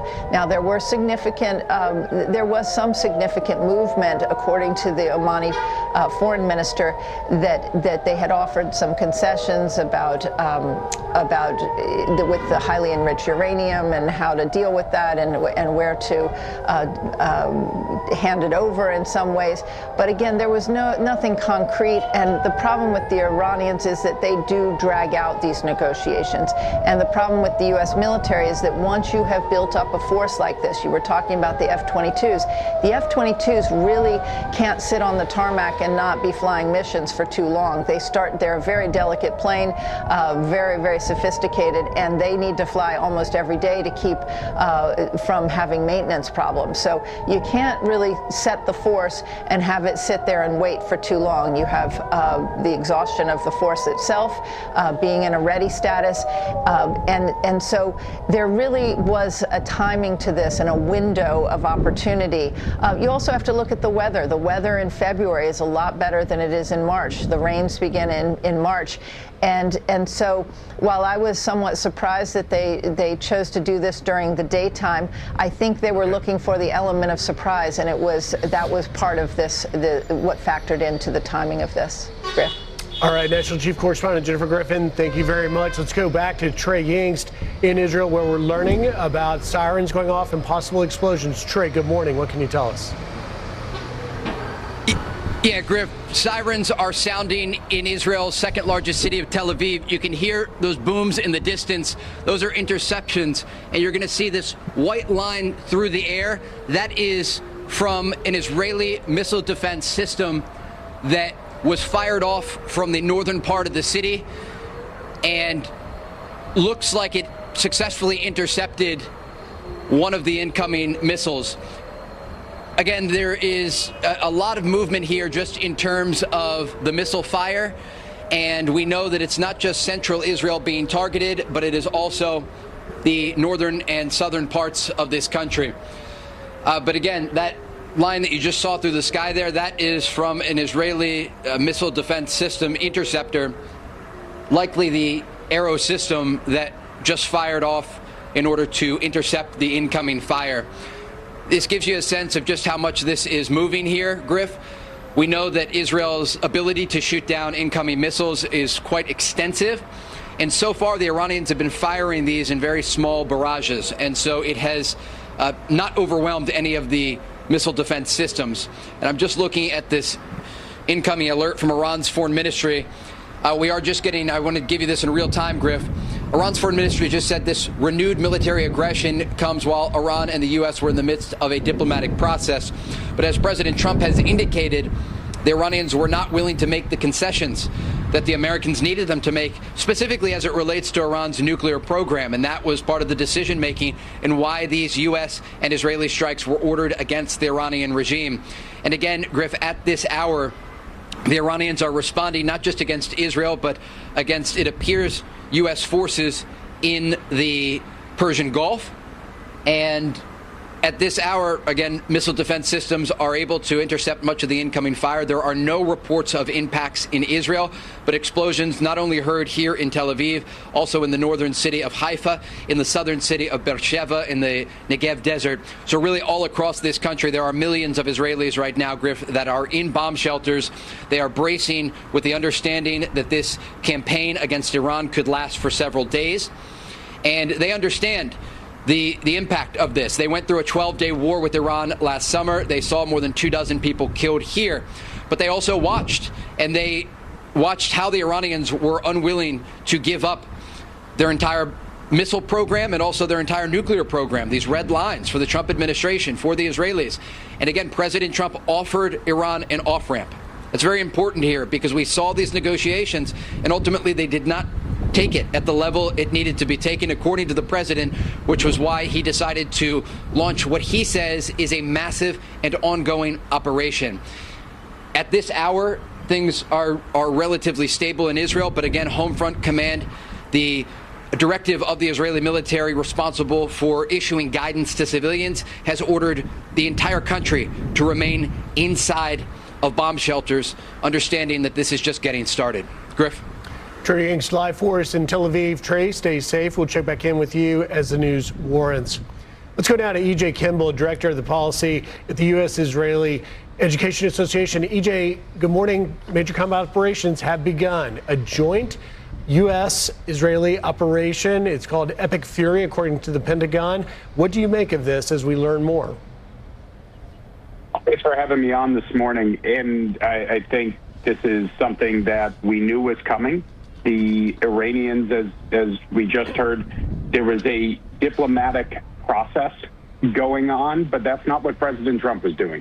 He wasn't engaged in a process. He was engaged in a very short negotiation. It was a surrender document to the Iranians, and they miscalculated, and now this is the result of it. You know, I think this is going to, I think President Trump was spot on in letting the American people know that there can be casualties. I think not just we're already seeing attacks against U.S. assets in the region, but this regime in Tehran has been planning for this day for years now. And they've had assets all over the world, including in the United States. And I'm sure that our FBI and our intelligence agencies are on top of things. But if they feel like they're about to be wiped off this planet, I would not be surprised to see them pull out all of their cards, and we just need to be prepared for that. And EJ, you heard Trey Inks there reporting, talking about how President Trump said that he was offering an off-ramp to Iran, but negotiations failed to provide the answer that the president wanted. And this president has time and again said that he will do what he says he's going to do. Was this an opportunity for Iran to avoid what we're watching unfolding now this morning? It absolutely was. And again, this miscalculation, this idea, and part of this, obviously not you, but some in the media that, say that, President Trump always chickens out. This narrative got out there, and some of that poisons their mind to think that he won't really do what he says he's going to do. And as we saw last summer with Operation Midnight Hammer, we saw with Maduro in Venezuela, we're seeing right now, President Trump is the most transparent president in the history of the United States. And when he's saying this stuff very clearly and taking actions to show it, we should believe it. And the Iranian leadership should have believed it, and now they're suffering the consequences for it. Look, this regime was given an option, and they chose to go the other path, and now the regime will be gone. Their proxies, everything that they've built for years, this 47-year revolution that they have been planning and building is going to be, God willing, wiped off this earth in short order. And we can actually look towards a new day in the Middle East, in the region, and start building something positive for the future, because there's a lot of opportunity there, the expansion of the Abraham Accords, but nothing can happen so long as the threat of this Iranian regime reigns over the region. E.J. Kimball, Director of Policy at the U.S.-Israel Education Association. E.J., thank you for your time this morning and your insight. Thank you. If you're just waking up, major U.S. combat operations have begun. A joint operation between the U.S. and Israel striking Iran, multiple targets, sirens ringing across Israel as Iran begins to respond. A short time ago, President Trump taking to the camera at Mar-a-Lago and issuing a statement. Here is that statement about the operation that has begun in full. A short time ago, the United States military began major combat operations in Iran.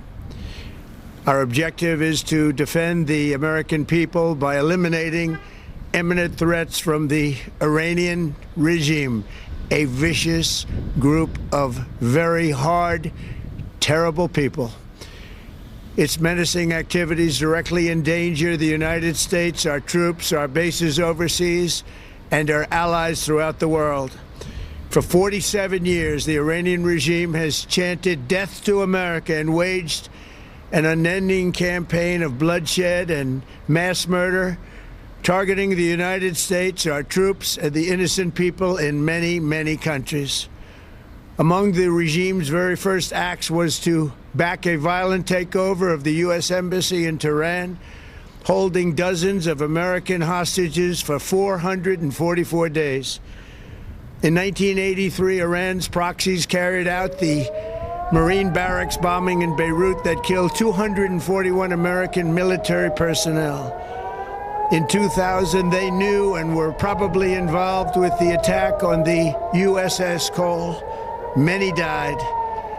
Iranian forces killed and maimed hundreds of American service members in Iraq. The regime's proxies have continued to launch countless attacks against American forces stationed in the Middle East in recent years, as well as U.S. naval and commercial vessels and international shipping lanes. It's been mass terror, and we're not going to put up with it any longer.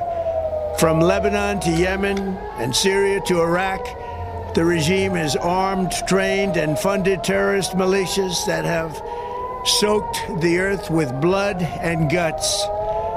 And it was Iran's proxy, Hamas, that launched the monstrous October 7th attacks on Israel, slaughtering more than 1,000 innocent people, including 46 Americans, while taking 12 of our citizens hostage. It was brutal, something like the world has never seen before.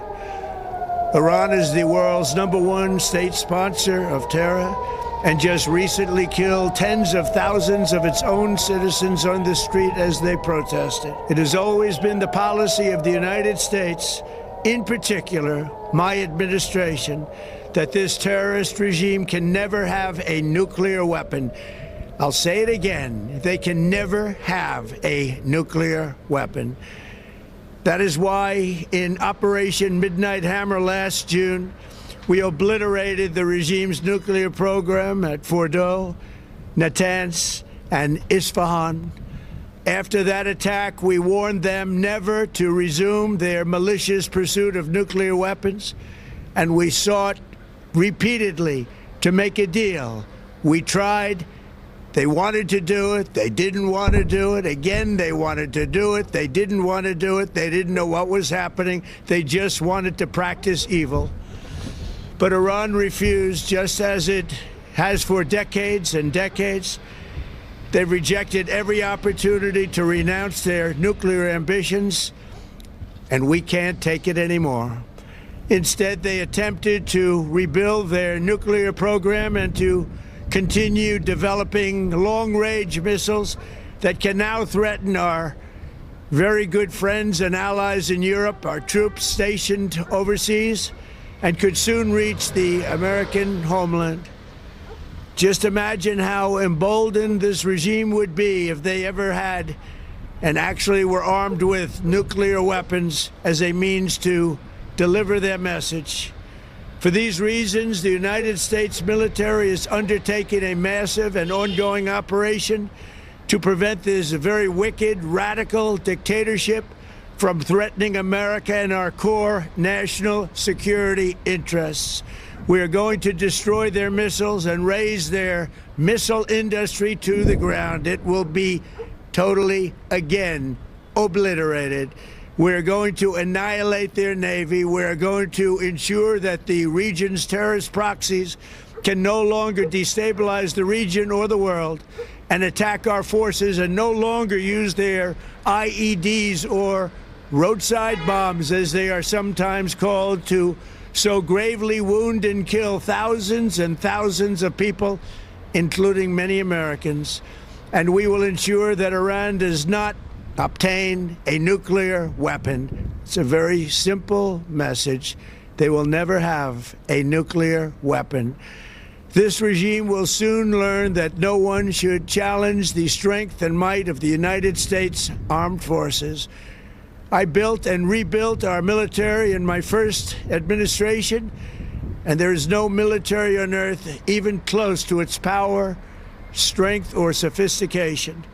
My administration has taken every possible step to minimize the risk to U.S. personnel in the region. Even so, and I do not make this statement lightly, the Iranian regime seeks to kill.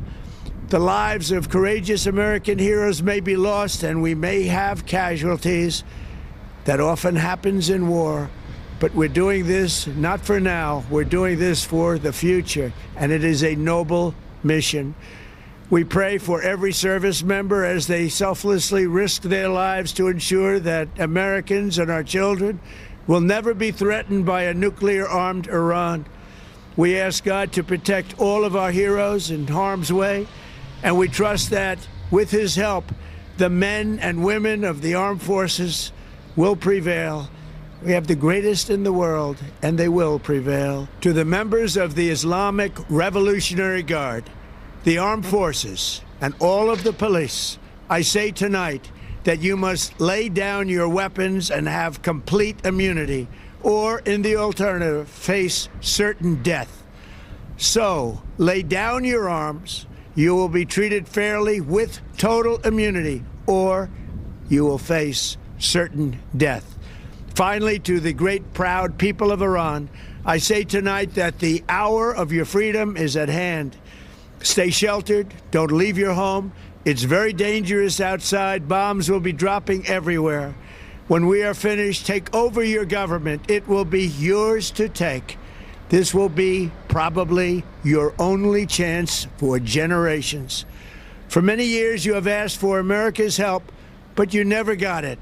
No president was willing to do what I am willing to do tonight.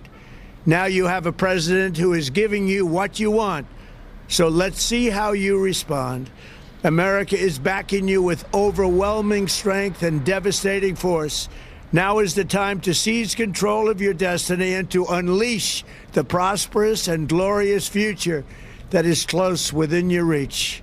This is the moment for action. Do not let it pass. May God bless the brave men and women of America's armed forces.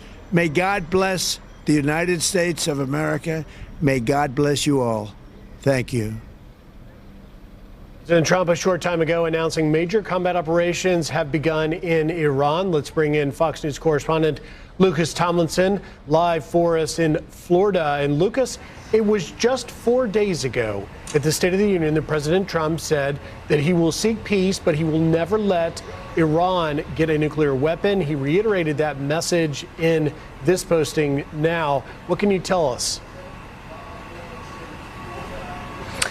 Griff, President Trump has announced a massive and ongoing operation against Iran. This is a combined operation between Israeli and American forces. We did hear President Trump talk about Iran during the State of the Union address, although it was notable, Griff, it came about 90 minutes into his speech, and he did reiterate Iran will never get a nuclear weapon. We heard a bit of history there from President Trump about this regime going back 47 years, the Iranian Revolution, taking Americans hostage at the embassy in Tehran for 444 days. He referenced the Beirut barracks bombing in 1983, killing 241 Americans, mostly U.S. Marines, and now President Trump is fighting back. He's saying he's taking action that no U.S. president has taken before, and this massive ongoing operation against Iran comes 8 months since Operation Midnight Hammer. We heard you talking about those F-22s earlier. Just to recap some history, Griff, the F-22s are always the last to go in, these fifth-generation stealth fighter jets. They arrived 4 days before Operation Midnight Hammer, and you and I have been watching the deployment of these Raptors. They arrived in Israel for the first time in history just a few days ago, along with 14 aerial refueling planes. We're also seeing some open source reporting, some videos from Iraq showing Tomahawk cruise missiles. These are subsonic missiles, pretty slow by missile standards, coming from what appears to be the USS Gerald R. Ford strike group. A lot of people thought this was a defensive move, putting Ford so close to Israel. It is in part. Ford's destroyer escorts do have ballistic missile defense capability, but there's also an offensive punch. You can launch strikes from Ford using Tomahawk cruise missiles, and that does appear to be part of the first wave targeting Iran. You can also launch jets from Ford. In fact, if you look at a map, Griff, I don't know if the control room can put one up, the Ford carrier strike group is actually closer to Tehran than the USS Abraham Lincoln strike group in the Arabian Sea. We are seeing Iran firing back. There are reports and some videos which have not been verified showing the Al Dhafra Air Base in the United Arab Emirates. That's where traditionally the U.S. Air Force has kept its fast movers, its fighter jets. That base has come under attack. Also, the U.S. Navy's Fifth Fleet, headquartered in Bahrain. We understand there were some evacuations from there beforehand. In fact, not just the F-22 deployment, but we saw the announcements of these evacuations from the U.S. Embassy in Jerusalem, from different embassies in the region, from U.S. military bases, including Al Udeid, the largest base in the Middle East, in Qatar, which has also come under attack. In fact, we just heard from leadership in Qatar saying they've intercepted an Iranian missile with a Patriot battery. Of course, those are U.S. made, not clear if U.S. forces directly were involved. The Qataris also know how to handle them.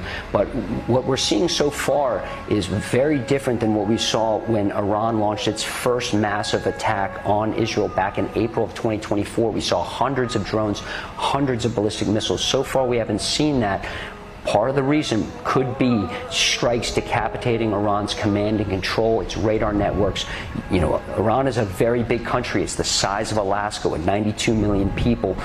Instead of trying to target each individual missile on the rails, if you decapitate its command and control, its headquarters, the nucleus, if you will, of the system, you can help degrade it. But you're seeing, because it's such a massive country, some of these strikes. It's also worth mentioning, Griff, President Trump says Iran is not going to have a nuclear program. What did we see in recent days? We saw satellite imagery reported that from Reuters, other outlets, Fox News as well, these satellite photos showing Iran trying to repair those 3 nuclear sites, Fordow, Isfahan, and Natanz, trying to repair those sites, and also some more development near Natanz at Pickaxe Mountain. That's another of the secret bases. And this is happening because of the negotiations in Geneva did not bear fruit. The U.S. side was not happy. President Trump himself said he was not happy with the negotiations, and we're seeing the result of that this morning in a brazen attack during daylight hours. The first bombs were dropped by Israeli jets around 9:15 a.m. local, and it's notable it's the holy month of Ramadan right now in Iran and throughout the Middle East, Griff. And Lucas, you mentioned there in Crossing the Wires, as you were reporting, that several U.S. bases in Kuwait, UAE, Qatar, and Bahrain are being attacked. Obviously, this is Saudi Arabia as well. In Saudi Arabia, going to go for some time. We're getting a little bit of early political response. Senator Lindsey Graham taking to social media saying the end of the largest state sponsor of terrorism is upon us. God bless President Trump and our military and our allies in Israel. He adds freedom for the long-suffering Iranian people.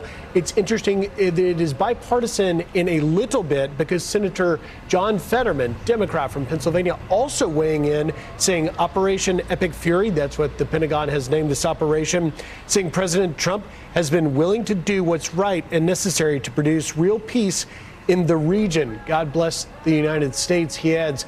Lucas, this is likely to become very political very quickly. There's no question, Griff, and we heard from President Trump not just saying Iran can have a nuclear weapon. He says he's not happy with the regime. And let's talk about this regime for a second. Ayatollah Khamenei has been in power since 1989. And before that, for about 10 years, he was president of Iran, going back to 1981, the Iran-Iraq War. It is worth mentioning the martyr culture in the upper echelon of the Iranian ranks. Recall during the Iran-Iraq War in the 80s, Griff, they took 37,000 children, put them through minefields, strapped bombs across their chests, and had them run and jump on Iraqi tanks. That's what we're dealing with. Contrast that with a very pro-Western, younger crowd and population in Iran that protested. And we heard a number from President Trump at the White House recently. 32,000 were massacred from the Iranian forces. President Trump promised he was locked and loaded and help is on his way. He tweeted that out just a month ago, Griff. In fact, I say just a month ago. Some people think this should have happened sooner, but we've been watching the buildup. In fact, the air power assembled for this Operation Epic Fury is 3 times greater than Operation Midnight Hammer.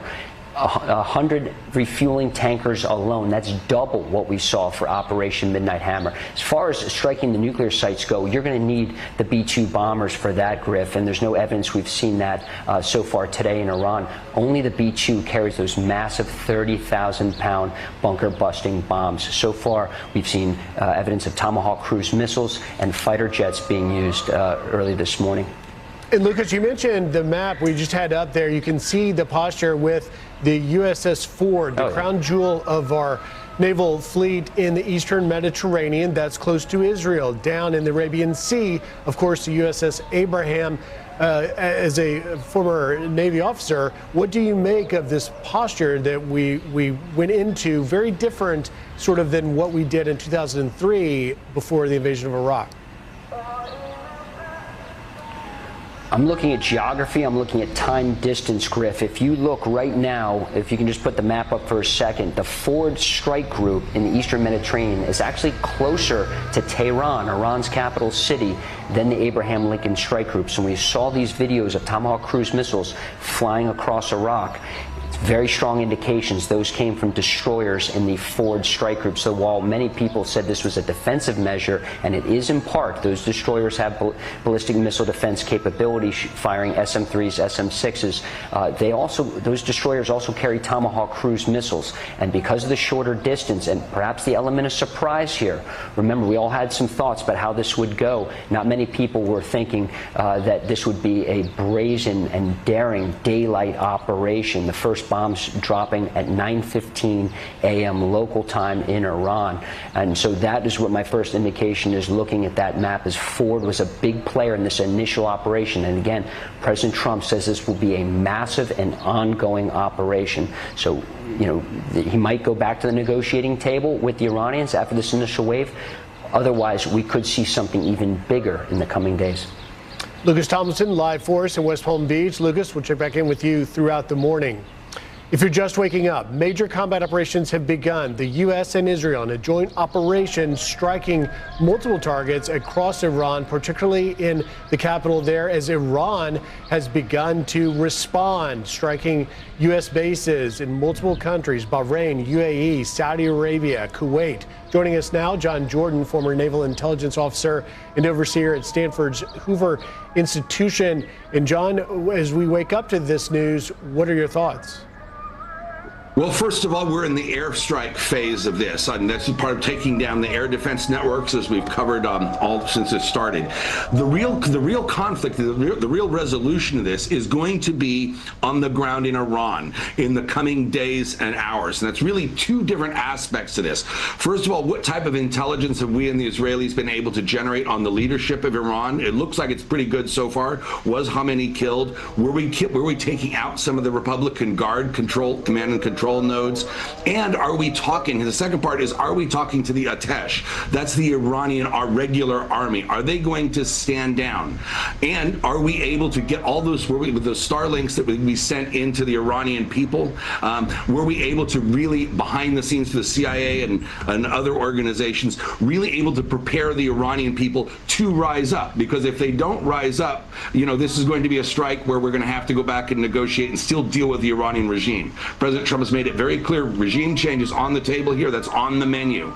Are the Iranian people going to do it? Because there are no boots on the ground. So it's a question of intelligence and how well were we able to talk to some of the people inside of Iran, which we have been both inside and outside of government, and what form does that take?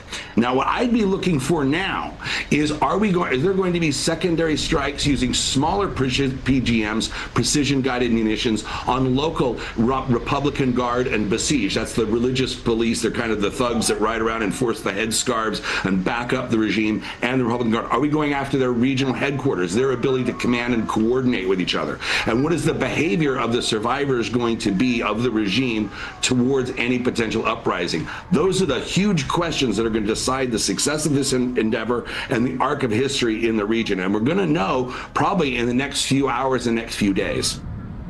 And John, as we look live at Jerusalem and after hearing from Trey Yingst in Tel Aviv, it's obvious Iran is responding, but the reports right now, no casualties in Israel, but it is pretty clear that Iran is likely to throw everything they've got in these early hours and the days to come. I do want to bring in an element here, John, and that is our chief national security correspondent, Jennifer Griffin, reporting per a U.S. official. She says that Israel is targeting Iranian leadership. The U.S. is targeting military targets and ballistic missile sites that pose an imminent threat.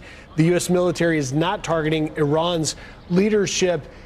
Why do you think it's significant and important that it is Israel targeting Iran's leadership and the U.S. officials saying they are just attacking the imminent threats working with Israel? Well, I think that can be written up to a division of labor. Israel has fantastic intelligence inside of Iran, fantastic human sources, and they may not want to give up a lot of that information to us. So it's more like they decided they were going to go what they did best, and because we have, you know, complete control of the air and obviously the cruise missiles and a variety of munitions on the table, we were going after the military targets because of our superior satellite technology, electronic intelligence gathering. So it's more geared towards who does what best. Now, you know, interesting, the small number of missiles and the fact that so far there are no impacts in the UAE or Israel, what that is, probably is an indicator of how badly surprised the Iranians were and the success to which a lot of their command and control has been disabled via cyber warfare or precision attacks on command and control and information nodes as well as leadership. But the Iranian response so far is pretty meager. It'd be interesting to see if we go after the foreign ministry and disable Iran's ability to communicate or send even press releases out. That's going to be interesting to see too in the coming hours. And John, we are seeing the exiled Crown Prince Reza Pahlavi has put out a message, but it certainly is begging the question that should this combat operation succeed in achieving its goals, and it appears we are at the beginning of what could be an extended campaign and operation, the question will ultimately be what happens after that? What comes next if indeed the Islamic regime does fall? It's the biggest question of all. The way to look at the air campaign so far is obviously we want to defang Iran's ability to attack our assets and Israel and harm civilians as well as our service members. But think of it more in terms of the big game is a regime change in Iran. The airstrikes really are merely setting the table. The Iranian people and hopefully elements of the Iranian military, and that's what we should keep an eye on, how are they going to react to this? But yeah, it's hard to know. The interesting interestingly enough, historically we've needed, you know, when you have some sort of regime change, you need a figure like a Lech Walesa in Poland or a Nelson Mandela in South Africa. Here, there isn't a single figure around which the resistance or the opposition can rally around. Recently, the former Shah's son Pahlavi has become more of a figure, but he's not everybody is fully on board with this. And there's been recent tensions with a lot of the Kurdish opposition to the regime too, between he and Pahlavi and how that would play out. So this would kind of have to be a different kind of duck and one we haven't really seen before, because there isn't an overwhelming, towering symbol of the resistance. So what form is that going to take? Is it going to perhaps be some sort of inside job by somebody inside the regime, kind of like what we saw in Venezuela? Or is this going to be a massive uprising and people will rally around the Shah's son? Interesting to tell, but this is truly uncharted from a historical perspective. And the president, in that message a short time ago, talking to the Iranian people, saying, "Your hour is upon you. Take your freedom." John Jordan, former naval intelligence officer and overseer at Stanford's Hoover Institution. John, thank you very much for your insight. Thanks. And if you are just waking up, major combat operations between the U.S. and Israel launching these combined strikes in Iran.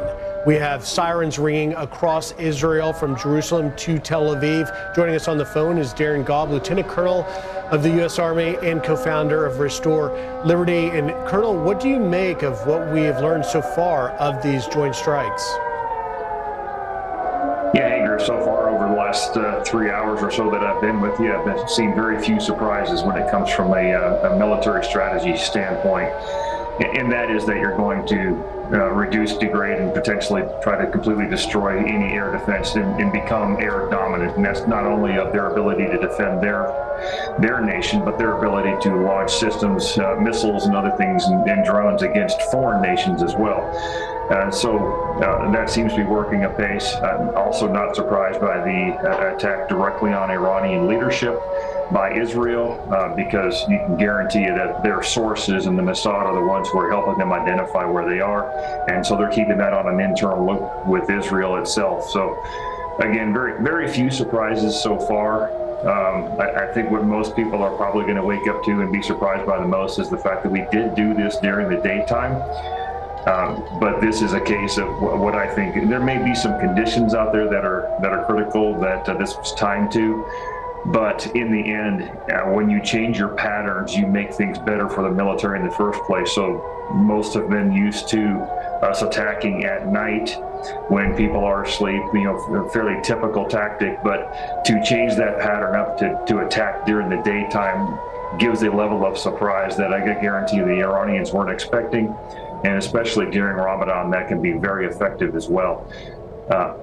So we've got a few days to see how this goes. I'm watching very closely to see how the Iranian people respond and whether or not they're going to rise up and maintain the momentum they began with, because the real change in Iran belongs to them.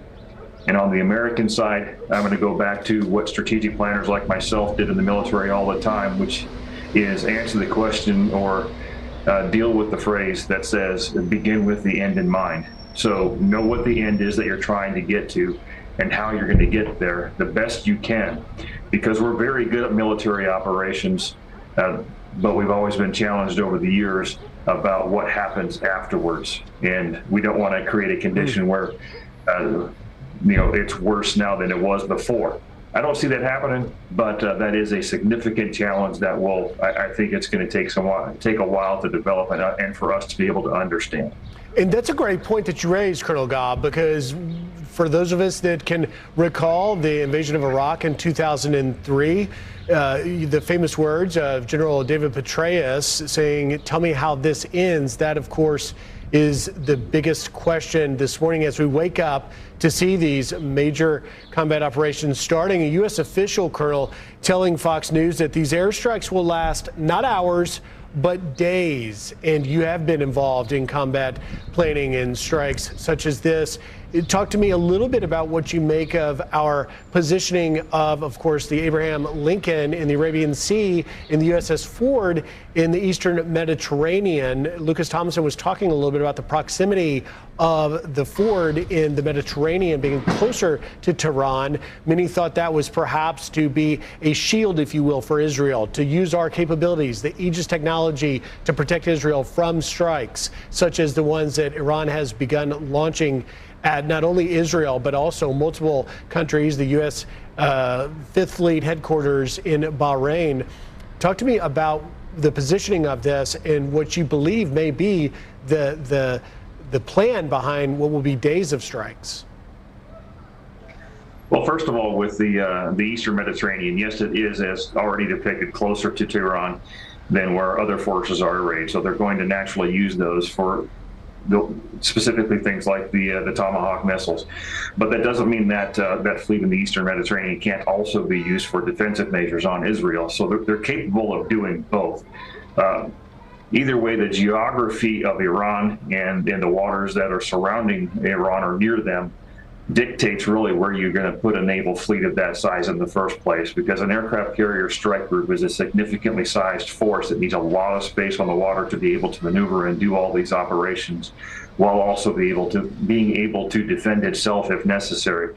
So I think those are well positioned, and you're going to continue to see those be the primary means by which we're going to reach out and into Iran for the days to follow.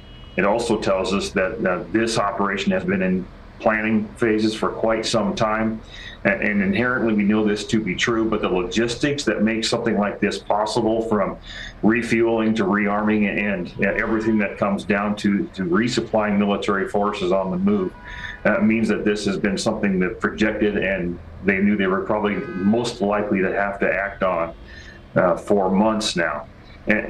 But the array of forces here, too, is to alleviate one concern that I know some people are going to bring up.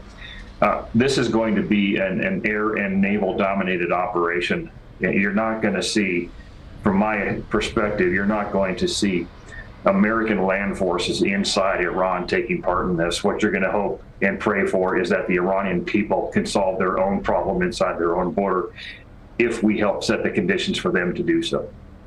And Colonel, in the minute or so I've got left, talk to me about the targets. Obviously, we anticipate that across Iran you will have the nuclear sites that we hit back in the summer at Fordow and Isfahan and Natanz, but it appears the early targets were also in the capital in Tehran. We're learning that they attacked the Iranian parliament, the National Supreme Council, the Ministry of Intelligence, the Iranian Atomic Agency, as well as the IRNA, the news service there. What do you make of the targeting? So far, not surprised. And the reason why that is you're going to make sure that you take out command and control first, because when you've got poorly led militaries in nations like Iran that need a lot of overhead leadership, if you take out that leadership, most of them are not going to know what to do or how to respond. And so command and control comes down to not only the systems, radars, cyber, all of that. It's the people that can direct people to direct their military to take action in some form or other. If you take out both of those, by and large, you've removed Iran's capabilities to respond. And that's a positive thing. That's exactly what I would expect to have happen. And as a result of that, then we can expand beyond into ballistic missiles, anything left on the nuclear side as well, and continue to degrade all of that to the point where the Iranian people are actually free to do what they have to do. Colonel Darren Gobb, thank you for your insight. Thanks, Chris. This is a Fox News alert. The monstrous October 7th attacks on Israel, slaughtering more than 1,000 innocent people, including 46 Americans, while taking 12 of our citizens hostage. It was brutal, something like the world has never seen before.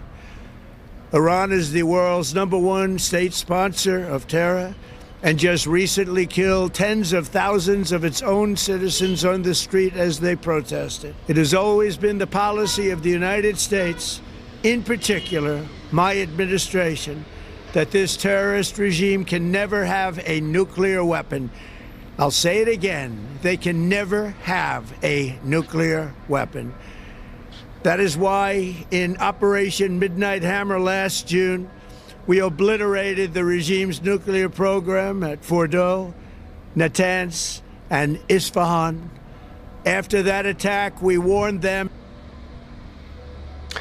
This is a Fox News Alert. I'm Griff Jenkins, live in New York. As you heard the president there a short time ago announcing the U.S. and Israel launching an attack against Iran, with the first apparent strike happening near the offices of Supreme Leader Ayatollah Khamenei. It's not immediately clear if the 86-year-old Khamenei was in his offices at the time of the strike. President Trump adding that the strikes began, telling the people of Iran that the moment for freedom is now. The United States military began major combat operations in Iran. Our objective is to defend the American people by eliminating imminent threats from the Iranian regime, a vicious group of very hard, terrible people.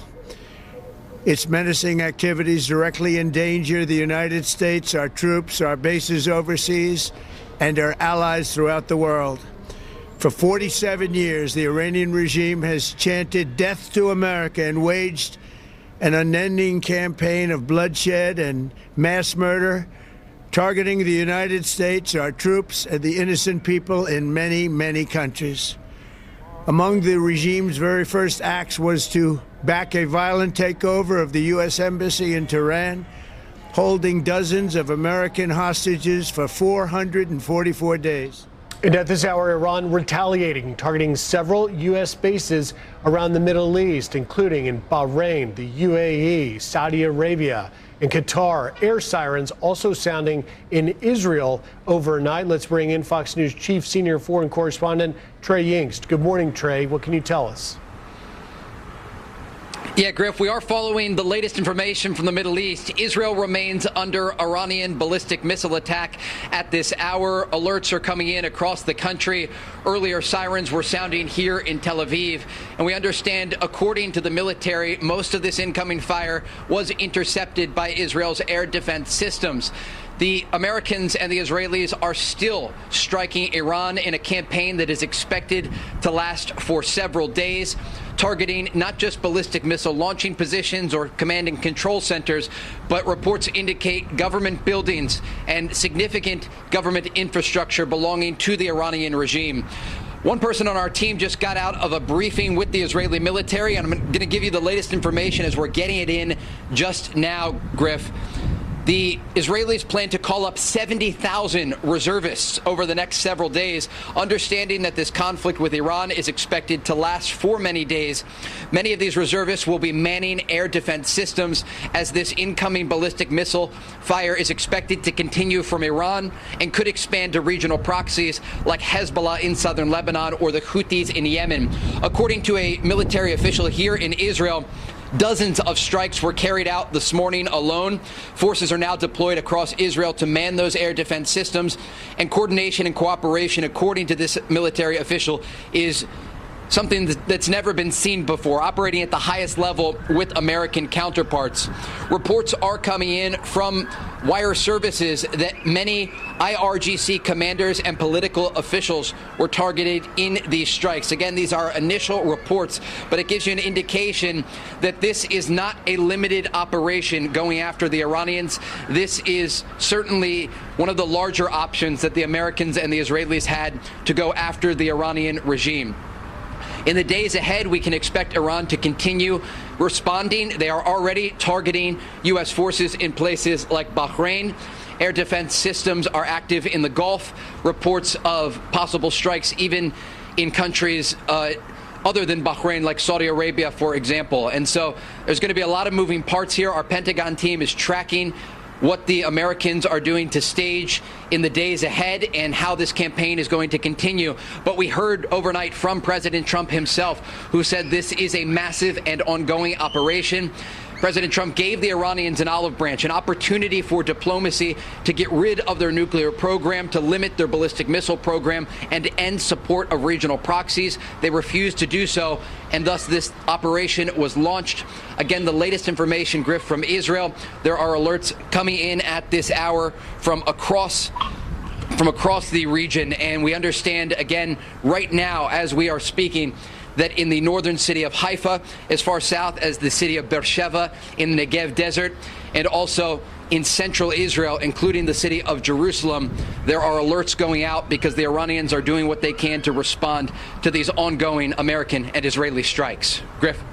And Trey, as you mentioned, the Iranian retaliation in multiple areas in the Middle East, just crossing the wires, we're learning that the UAE, United Arab Emirates, saying that this attack is a, quote, flagrant violation of national sovereignty and international law, and that the UAE reserves its full right to respond to this escalation. Talk to me, if you can, just a moment about how, as this operation begins, and as you noted, as we're told, this is likely to last days, not hours, how the region will respond to this. There were a lot of options here for the Americans and the Israelis in terms of strikes against Iran. And while we work to confirm exactly who in Iran was targeted, amid many reports that are circulating, and what buildings were targeted, we are looking at the regional implications of this. And the fact that the Iranians are responding against regional countries means that there could be response from countries like the United Arab Emirates. There is close coordination, we understand, with the Americans and their counterparts across the region. And remember, there are U.S. planes, not just here in Israel, but in places like Jordan and other countries that have been used as staging grounds for American forces. Qatar, the Al Udeid base that normally houses around 10,000 U.S. soldiers. Right now, it's largely evacuated, but there are regional implications here. And given the fact that these strikes are going to continue, that coordination will continue as well. Remember, we have to step back here and look at the U.S. military buildup over the past 2 months. It is the largest, at least in terms of air power, since the 2003 invasion of Iraq. And just yesterday, the USS Gerald R. Ford, the world's largest aircraft carrier, arrived in the eastern Mediterranean. And that is to help to protect the Israeli coast. But also, you have planes there that can run operations if needed. You also have the USS Abraham Lincoln Carrier Strike Group in the Arabian Sea. You have a number of U.S. destroyers across the region. And you have over-the-horizon capabilities for the Americans. And that's not to mention the Israeli Air Force that conducted a bombing campaign last summer against Iran that lasted for 12 days. But at the end of all of this, the man who will be able to decide how long this will go on for is President Trump. He has ordered this operation to destroy Iran's ability to threaten the region and to threaten American forces and to threaten Israel. And that operation is unfolding as we speak. This is now a regional war. There is no other way to put it. The Iranians are targeting not just Israel, but they are targeting other countries in the Gulf. And so the days ahead will be intense. Israelis will spend the days ahead in and out of bomb shelters. And as we reported to you at the top here, Griff, Israelis are calling up 70,000 reservists because they understand they're going to have to man air defense systems for a number of days. And President Trump tonight, when he addressed not just the nation, but the world, Griff, he said there is a real possibility of American casualties in this war that is now erupting. But understanding that the diplomatic option was pursued and that the Iranians did not take that olive branch that was provided to them by the Americans, they had an off-ramp and they didn't take it. And now a war has erupted. The Americans and the Israelis are expected to inflict heavy blows on the Iranian regime. And given just how widespread these strikes are, this is, again, on the outer spectrum of the possible options for the Americans and the Israelis to respond. This could significantly weaken the Iranian regime, if not eventually collapse it. That is certainly a big question there. Indeed, as we watch this unfold, Trey Inks live for us in Tel Aviv. Please stay safe. We'll check back in throughout the morning. Let's bring in now Fox News Chief National Correspondent Jennifer Griffin. And Jennifer, as we look at that map of our U.S. forces in and around Iran beginning, you're reporting that this is a joint operation and that the targeting of Iran's leadership is actually being led by Israel. What can you tell us? Well, I think it's really important to separate out which targets are being targeted by the American military versus the Israeli military. And I have a very well-placed source who told me that the Israelis are targeting Iran's leadership. The supreme Khamenei, his compound, we've reported that, as well as the defense minister, as well as other top leaders, the head of the judiciary. Israel is saying that they believe they've been very successful and that they may have, in fact, killed many of those Iranian leaders. But the U.S. military is not involved in those strikes. The U.S. military is focusing on ballistic missile sites, military targets that pose an imminent threat. So there is a little bit of a divided responsibility here. And I think also perhaps the Israelis always have very good intelligence about the Iranian leadership, just like we saw in when they targeted Hezbollah and Hamas, but Hezbollah particularly in Lebanon. I think it's also important to point out, Griff, that the only U.S. bases that have not been targeted so far by Iranian missiles are in Oman. Oman, of course, was the foreign minister. Its foreign minister was trying to mediate a nuclear deal. He even flew to Washington after mediating in Geneva to try and appeal to Vice President J.D. Vance, suggesting that to give negotiations more time and to try and stop this attack, which, as Trey pointed out, is really turning into a regional conflict at this point, given the number of targets. I can also report that there were no casualties. We heard that there was a missile that landed, and we saw some video of a missile landing near the U.S. Navy's 5th Fleet headquarters in Bahrain. But I'm told there were no casualties, and in fact, that base is largely empty at this point. The target that was struck was an empty warehouse. So the U.S. military has been planning for this for some time, and they knew that the Iranians would immediately target the bases in UAE, Qatar, and Bahrain. And so they've been quietly drawing down from those bases, reorienting the warplanes and staff that are based there, but particularly the warplanes were moved and the fuelers and the tankers were moved to other bases a safer distance away. But Iran has even fired missiles at the U.S. base in Saudi Arabia, and that's pretty unusual. Once Iran has fired those missiles at the U.S. allies in the region, then my understanding from talking to experts and military planners is that, and to diplomats, is that those countries then will consider themselves under attack, and in defense of their own population, they then will allow the U.S. to use their air bases, their airspace, and so that is something we expected to happen. But the Iranians are sort of playing into U.S. hands by targeting bases in Saudi, in Jordan, in other areas. Griff? So much to unpack here, Jennifer, and you're right about those regional implications that Trey was reporting on. As we were seeing on the wires, the UAE now calling this a flagrant violation of international law, and that they reserve the right to respond.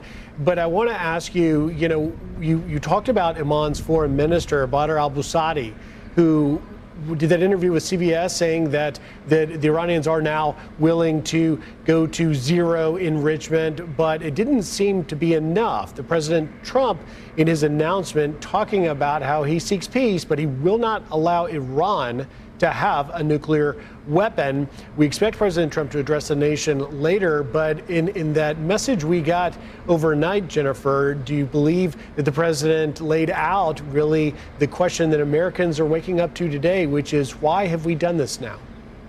Well, I think the president laid out very clearly in his initial Truth Social post the history of the relationship between Iran, the United States, and Israel since 1979. And he called Iran the world's #1 state sponsor of terrorism. And he's right. If you go back to 1979, in November of 1979, the Iranians took 66 Americans hostage for more than 444 days at the U.S. Embassy in Tehran at the start of the Iranian Revolution. And then in 1983, they killed more than 261 U.S. Marines and Navy officers in the Marine barracks bombing in Beirut. That was one of the largest terror attacks before 9/11. Then you can go on and on in terms of the IEDs and the EFPs, the explosively formed penetrators that maimed and wounded and killed American soldiers in Iraq. Those were Iranian weapons that were used by their proxies.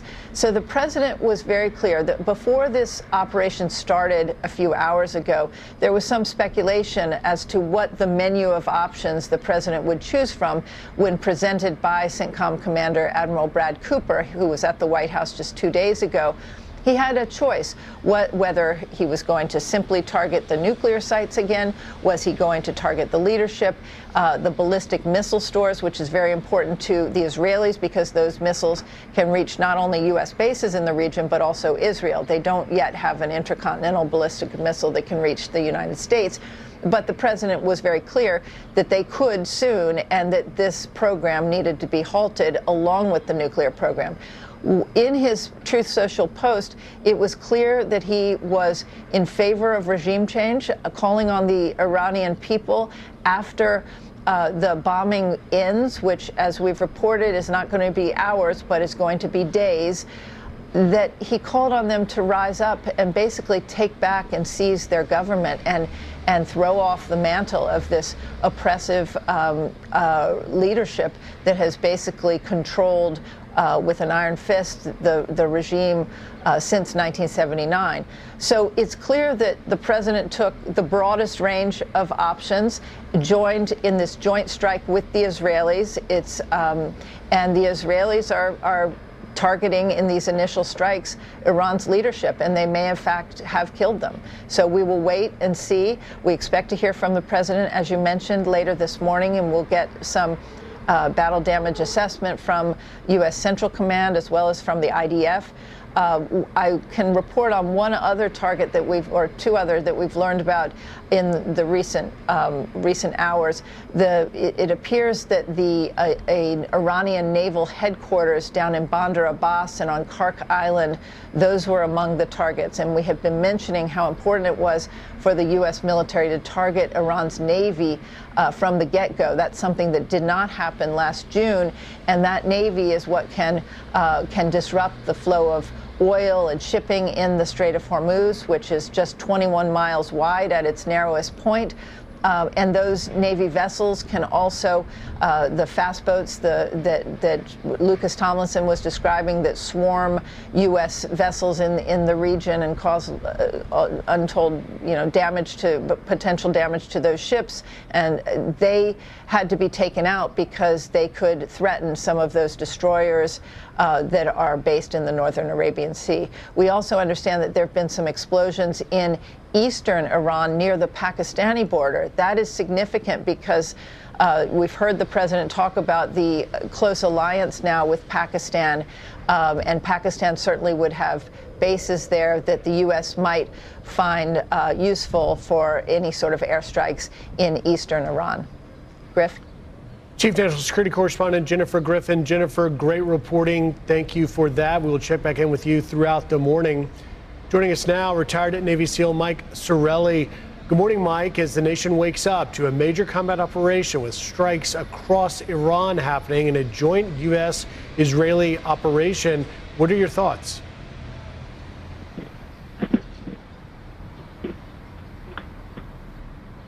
All right, we'll work to get retired Navy SEAL Mike Sorelli on the phone there. As you do that and you're waking up right now, major combat operations have begun with multiple targets struck across Iran. We have live team coverage coming across the Middle East, and we are watching. This is the map here, the naval assets in the Middle East, significantly with the USS Gerald Ford in the Eastern Mediterranean, the USS Abraham Lincoln in the Arabian Sea. All right, I believe we've got retired Navy SEAL Mike Sorelli on the line. Mike, as we're waking up, the nation is waking up to this major operation. The Pentagon has dubbed it Operation Epic Fury. What are your thoughts? good morning, guys. First off, my thoughts and prayers are with our brave soldiers and their families back here in the United States who are probably on edge for the safety of their people. But quite interesting what's going on right now. Let me give you a description of what I think is going on. Primary and up front, we want to establish air and sea dominance. It's interesting that Israel and what we're being told is striking the political leadership or military leadership. The U.S. is most likely focused, again, with the air dominance of something conducting what we call SEAD and DAD, which is the suppression and destruction of enemy air defenses. So we're most likely focused on taking out radars, surface-to-air missile sites, command links. We basically want to blind them. We want to deafen them. And this is opening up the corridors for future strikes. So the counter-missile campaign is going to be a focus. We're going to be hunting their launchers, their depots, and their production and support nodes. Naturally, as per President Trump's address, the nuclear sites are a focus, but you want to focus on anything that can be a direct threat to our bombers or fighters as they come in. If you look at this as a phase, we're opening the airspace and we're probably blunting Iran's missile capability. But what a huge concern here is the suppression of Iran's missile capability. They understand that our magazine depth, whether it's the Iron Dome, it's David's Sling, or even our air defense and strike capabilities, our magazine depth is only so much. So we've got to keep an eye. They're going to most likely hit us with their cheaper drones to erode at our magazine depth over the next few days. That's ultimately their goal, so that ballistic or cruise missiles can make it into Israel or strike our sea power, both in the Gulf and in the Med. Mike, you really hit on something I think is very significant and something that I think we're going to hear a lot about, and that is the SEAD likely initial operation. That's the suppression and destruction of enemy air defenses. Talk to me a little bit about how those F-22 Raptors working in tandem with our elite F-35 jets likely played a role in getting in, mapping those air defenses of Iran, targeting them, and ultimately trying to disable them and take them out. Yeah, great question. So for the audience, a good way of thinking about this is the suppression of enemy air defense is the intent is to blind them and pin them down. You jam radars, you force the SAM crews to shut down, you disrupt their command links and keep defenses from effectively engaging our forces or striking Israel. The DEAD is the destruction. That's when we kill the system. You destroy the radars, their launcher vehicles, their command posts, and supporting power and communications so the threats stay down. That is, without a doubt, the goal in this initial phase. Now, you mentioned the F-22 or the F-22s and the F-35s. The F-22s are one of the most advanced, as well as the F-35, advanced fighter systems in the world. One of the, beyond air-to-air combat, one of the primary roles of the F-22 is almost take it as its job is to paint a yellow brick road for the fighters and the bombers coming behind them in order to strike military or political targets. So the F-22 from far or long-range distances can not only disrupt, but also destroy their surface-to-air capabilities. And that's what we want to focus on in the next few hours. If we can completely shut down their ability to confront or combat our fighters and bombers, then we have paved that yellow brick road for what will be a sustained campaign until hopefully, again, according to the president's message to the people of Iran, they rise up. And Mike, some of the military guys I talk with describe this initial SEAD operation as sort of kicking down the door. The initial kicking down of the door to lay and pave that road. We saw this similar in the operation, it seems, in Venezuela when we took Nicolas Maduro. So much, it was so successful that it appeared that really the missile defense of Venezuela, which is provided by Russian technology, which is similar, we believe, to what's in Iran, it was so successful that literally no shot essentially got sent by Venezuela against our forces. You're accurate. And this is the technologically advanced nature of our military today and the men and women that control and employ those systems. What's sort of shocking at this point is the lack of response or the strikes from Iran. Again, this could be an indicator of the campaign in June. We degraded their systems and their missile batteries to a point where they don't have much left. So once these initial phases in the SEAD, the NEAD are complete, expect larger campaigns similar to what we saw in the shock and awe in the early days of the Iraq campaign in 2003. So this will continue. We will become more effective with our strikes in eroding their military nodes, their Navy, and that is a big thing to keep in mind. So we don't want disruption to the maritime or shipping lanes. So expect that we're going to target the IRGC Navy at a heavy rate. Additionally, the IRGC Navy has a large mining capability. So that is going to be a key objective in the early days, is to erode their Navy, that it does not affect the Strait of Hormuz. This is also where it brings in the Houthis, who have the potential to disrupt the Red Sea, which is also a major oil and LNG maritime shipping lane. So our dominance of the sea is going to be a priority, as well as that air dominance, to ensure that shipping lanes are not disrupted, as well as we are providing what we call a white space for both our carrier strike groups in the Med, in the Gulf, to remain safe, and the ability to continue sustained strikes for days, if not weeks. And Mike, as you talk about that dominance in the sea being as important as the air dominance, what are we likely headed for? Because we are hearing, obviously, from the Pentagon, from well-placed U.S. officials that are saying that this is not going to be hours, this is going to be days. Yes, days not only to degrade the military targets as well as the Iranian leadership, but here's something to consider. We're expecting a regime change. That is the goal. That is what President Trump articulated. So right now, we're not going to see a response from the Iranian people. They're not going to uprise in the early hours. Like any natural human, if I was in their position with my family, I'd be hunkered down. I'd be waiting to see how the situation develops before we see any, let's say, coordinated effort with the protests from the Iranian people that we've seen over the weeks, before something of substance becomes available to us. They're going to wait.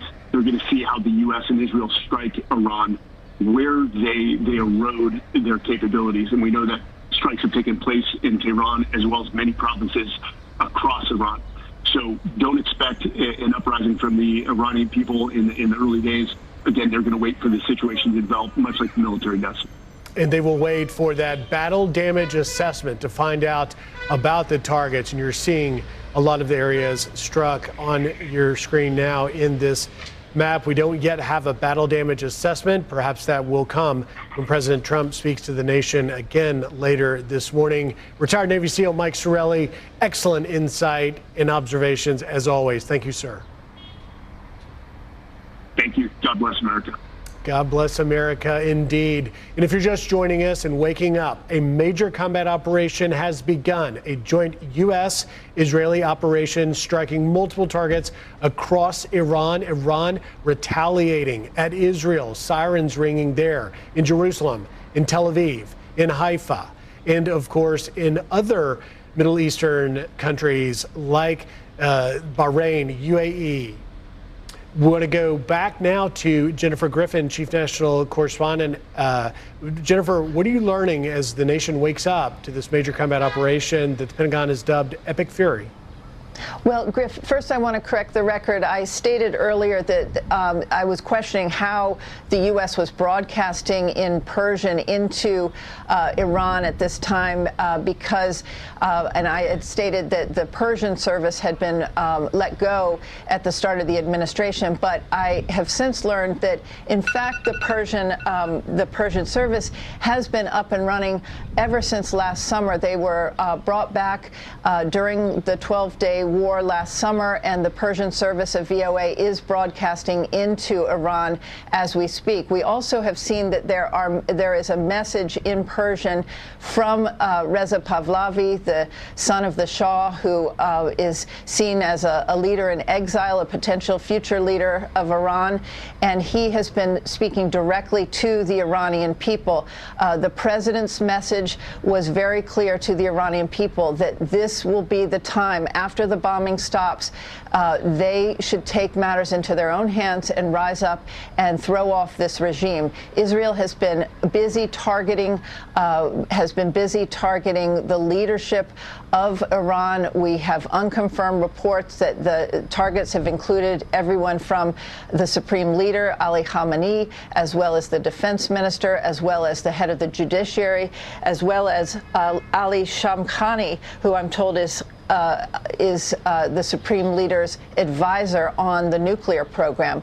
So it is very clear that this joint operation between the United States and Israel is also an attempt at regime change. And as a result, the Voice of America, as well as Reza Pahlavi, are broadcasting in Persian, likely through Starlinks and other means, because the internet has been down, we understand, in Iran since the operation began.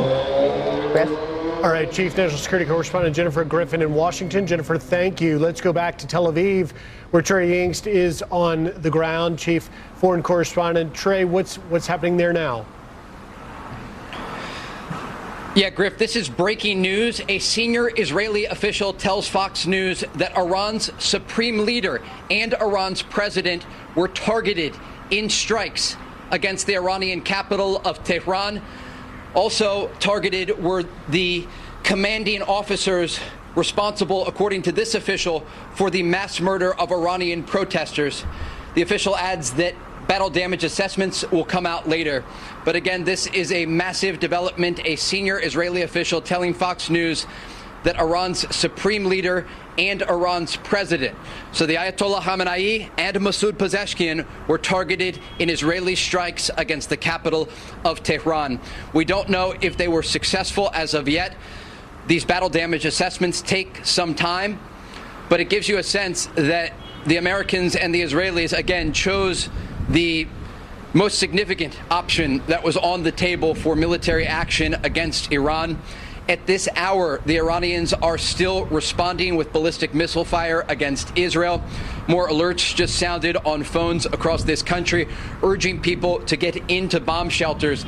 This will be a back and forth that continues in the days ahead, as the Iranians not just continue their targeting of Israel, but also regional Gulf countries, from the UAE to Saudi Arabia to Bahrain.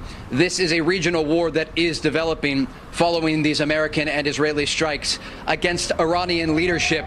And you can hear that right now, Griff. Air raid sirens are sounding across Israel's second largest city of Tel Aviv. Stay with me here. Can you grab my vest? Just stay with us, Griff. Trey Yingst there in Tel Aviv as he puts on his protective wear, the flak jacket there. Sirens are ringing across Tel Aviv. Sirens have rung across Jerusalem. Iran clearly is retaliating. We have seen Israelis going to the bomb shelters. And Trey, a frightening moment there. Yeah, right now this is a defining moment. Israeli cities are under attack. And again, we can report to you at this hour, a senior Israeli official tells Fox News that Iran's supreme leader, the Ayatollah Khamenei, and Iran's president, Masoud Pezeshkian, were targeted in these strikes. The Israelis looking to decapitate Iranian leadership, to, as how some described in the planning process, cut the head of the snake. And the Americans supporting the Israelis in these strikes. This was a combined effort to take out Iranian leadership. We, again, don't have the battle damage assessments, but just stay with me here. Okay, you can see right now there's a missile interceptor, and my cameraman's going to stay on it. There's two of them right now soaring through the skies over Tel Aviv, and you can see those lines of white smoke. Those are the interceptors that are currently in the air right now, looking to intercept the incoming Iranian ballistic missile fire. You see, this is live right now. As those sirens sounded, millions of people across central Israel are in bomb shelters as the Israelis work to shoot down this incoming Iranian fire.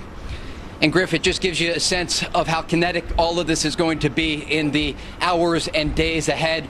Again, President Trump overnight making that address, not just to the nation, but to the world. And you can hear the explosions there. Those are interceptors that are successfully shooting down those incoming Iranian ballistic missiles. And again, it's not just here in central Israel, Griff, it is across this country, and you hear those explosions there as these missiles are being shot down in the distance. Griff. Trey, a frightening moment there. Please stay safe. But let me ask you, because as we are learning that this is likely going to be days, not hours, and the Israeli people not new to the interceptors and Iron Dome having to defend against missile attacks. But at the moment we're in now, and as the country wakes up and realizes this joint U.S.-Israel strike on Iran is likely going to push Iran to throw the heaviest punch they have, is Israel prepared to withstand this barrage that we are likely heading into at this hour? They are. And remember, Israel has a tiered missile defense system. At the lowest level, the Iron Dome. Then they have David's Sling. And then they have the Arrow 2 and 3 system. And all of those systems will be on standby, prepared to shoot down incoming fire.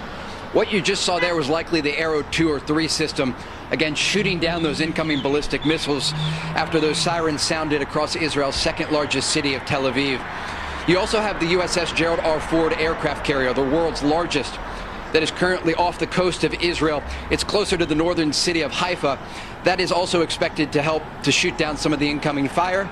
And then in some of the more rural areas out in the Negev desert, you have the THAAD and Patriot missile defense systems supplied by the Americans. Over the past several days and even weeks, Griff, we have seen these C-17 planes landing across the Middle East and here in Israel, many of them carrying these missile defense systems and the interceptors that are needed. So the preparation for this operation that was launched by President Trump and Israeli Prime Minister Benjamin Netanyahu overnight was months in the making. And so they have the ability to shoot down this incoming fire. And what we have seen so far is actually far less fire than we saw during the 12-day war last summer. These barrages are coming in, they're targeting the entirety of Israel, but they're coming in 1 and 2 missile waves, not the dozens or even 100+ missiles that we've seen in the past from the Iranians. And this is two-part, an indication that the Iranians may be trying to reserve some of their fire, understanding that this is going to be a sustained war, and also the fact that the Americans and the Israelis likely went after much of the launching positions that are spread throughout Iran. This is going to go on for many days, and so they have to be prepared not only looking east, but also looking north and south. You have Iran's largest proxies in the region, Hezbollah in southern Lebanon, and you have the Houthis in Yemen, both who have missile capabilities and drone capabilities of their own. And I was briefed by an intelligence official in the past week who indicated there are still thousands of missiles and rockets in the arsenal of Hezbollah. They have the capability to target major population centers. And previously we heard from their leadership, what's left of it following the Israeli campaign against Hezbollah, that they would respond directly if Iran's supreme leader was targeted. And again, we can bring you that information today, according to a senior Israeli official, that Iran's supreme leader, the Ayatollah Khamenei, and Iran's president, Masoud Pezeshkian, were targeted. We do not know the outcome of those strikes. Again, these battle damage assessments can take hours, if not days, depending on the location and the depth of the strikes.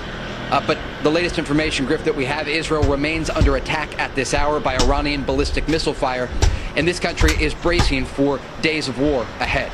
Griff? Chief Foreign Correspondent Trey Yingst, live for us in Tel Aviv. Great coverage, Trey. Stay safe. We'll check back in with you throughout the morning. And if you're just waking up and tuning in, major combat operations, a joint operation between the U.S. and Israel striking multiple targets across Iran. Iran retaliating around 2:30 a.m. this morning. President Trump taking to Truth Social with this video message. Watch. A short time ago, the United States military began major combat operations in Iran. Our objective is to defend the American people by eliminating imminent threats from the Iranian regime, a vicious group of very hard, terrible people. Its menacing activities directly endanger the United States, our troops, our bases overseas, and our allies throughout the world. For 47 years, the Iranian regime has chanted death to America and waged an unending campaign of bloodshed and mass murder, targeting the United States, our troops, and the innocent people in many, many countries. Among the regime's very first acts was to back a violent takeover of the U.S. Embassy in Tehran, holding dozens of American hostages for 444 days. In 1983, Iran's proxies carried out the Marine barracks bombing in Beirut that killed 241 American military personnel. In 2000, they knew and were probably involved with the attack on the USS Cole. Many died. Iranian forces killed and maimed hundreds of American service members in Iraq. The regime's proxies have continued to launch countless attacks against American forces stationed in the Middle East in recent years, as well as U.S. naval and commercial vessels in international shipping lanes. It's been mass terror, and we're not going to put up with it any longer. From Lebanon to Yemen and Syria to Iraq, the regime has armed, trained, and funded terrorist militias that have soaked the earth with blood and guts. And it was Iran's proxy, Hamas, that launched the monstrous October 7th attacks on Israel, slaughtering more than 1,000 innocent people, including 46 Americans, while taking 12 of our citizens hostage. It was brutal, something like the world has never seen before. Iran is the world's #1 state sponsor of terror and just recently killed tens of thousands of its own citizens on the street as they protested. It has always been the policy of the United States, in particular my administration, that this terrorist regime can never have a nuclear weapon. I'll say it again, they can never have a nuclear weapon. That is why in Operation Midnight Hammer last June, we obliterated the regime's nuclear program at Fordow, Natanz, and Isfahan. After that attack, we warned them never to resume their malicious pursuit of nuclear weapons, and we sought repeatedly to make a deal. We tried. They wanted to do it. They didn't want to do it. Again, they wanted to do it. They didn't want to do it. They didn't know what was happening. They just wanted to practice evil. But Iran refused, just as it has for decades and decades. They've rejected every opportunity to renounce their nuclear ambitions, and we can't take it anymore. Instead, they attempted to rebuild their nuclear program and to continue developing long-range missiles that can now threaten our very good friends and allies in Europe, our troops stationed overseas, and could soon reach the American homeland. Just imagine how emboldened this regime would be if they ever had and actually were armed with nuclear weapons as a means to deliver their message. For these reasons, the United States military is undertaking a massive and ongoing operation to prevent this very wicked, radical dictatorship from threatening America and our core national security interests. We are going to destroy their missiles and raise their missile industry to the ground. It will be totally, again, obliterated. We're going to annihilate their Navy. We're going to ensure that the region's terrorist proxies can no longer destabilize the region or the world and attack our forces and no longer use their IEDs or roadside bombs, as they are sometimes called, to so gravely wound and kill thousands and thousands of people, including many Americans. And we will ensure that Iran does not obtain a nuclear weapon. It's a very simple message. They will never have a nuclear weapon. This regime will soon learn that no one should challenge the strength and might of the United States Armed Forces. I built and rebuilt our military in my first administration, and there is no military on earth even close to its power, strength, or sophistication. My administration has taken every possible step to minimize the risk to U.S. personnel in the region. Even so, and I do not make this statement lightly, the Iranian regime seeks to kill. The lives of courageous American heroes may be lost, and we may have casualties. That often happens in war. But we're doing this not for now, we're doing this for the future, and it is a noble mission.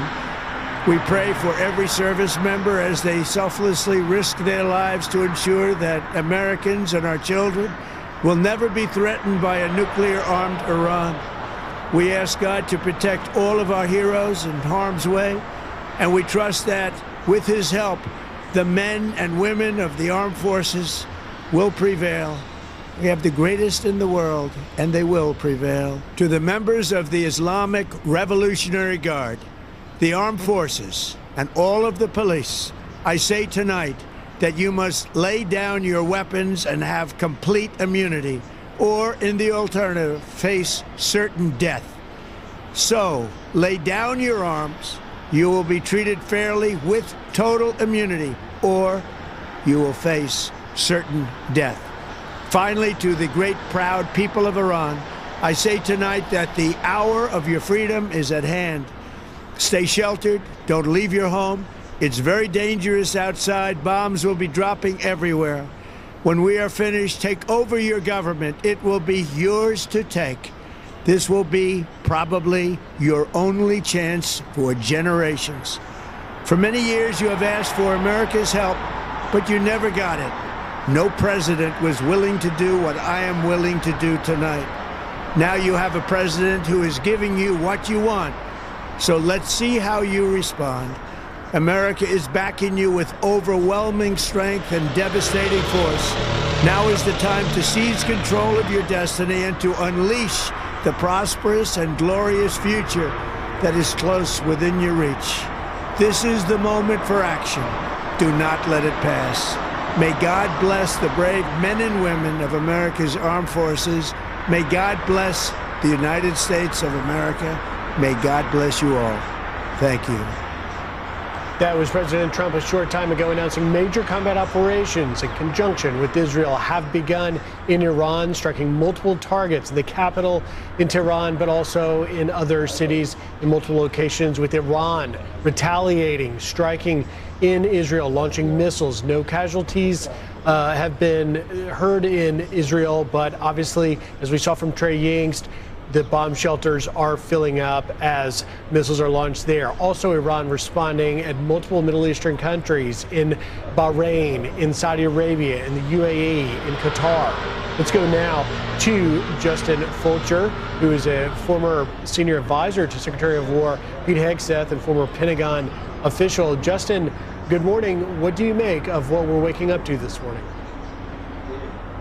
Well, good morning. I think what we've seen is that last night's actions were not impulsive. This was a deliberate, coordinated military operation designed to degrade Iran's capacity, which is a very clear threat to the United States and our forces across the region. The U.S. and Iran have been negotiating for months, really since Operation Midnight Hammer, yet Iran has continued to advance its missile capabilities.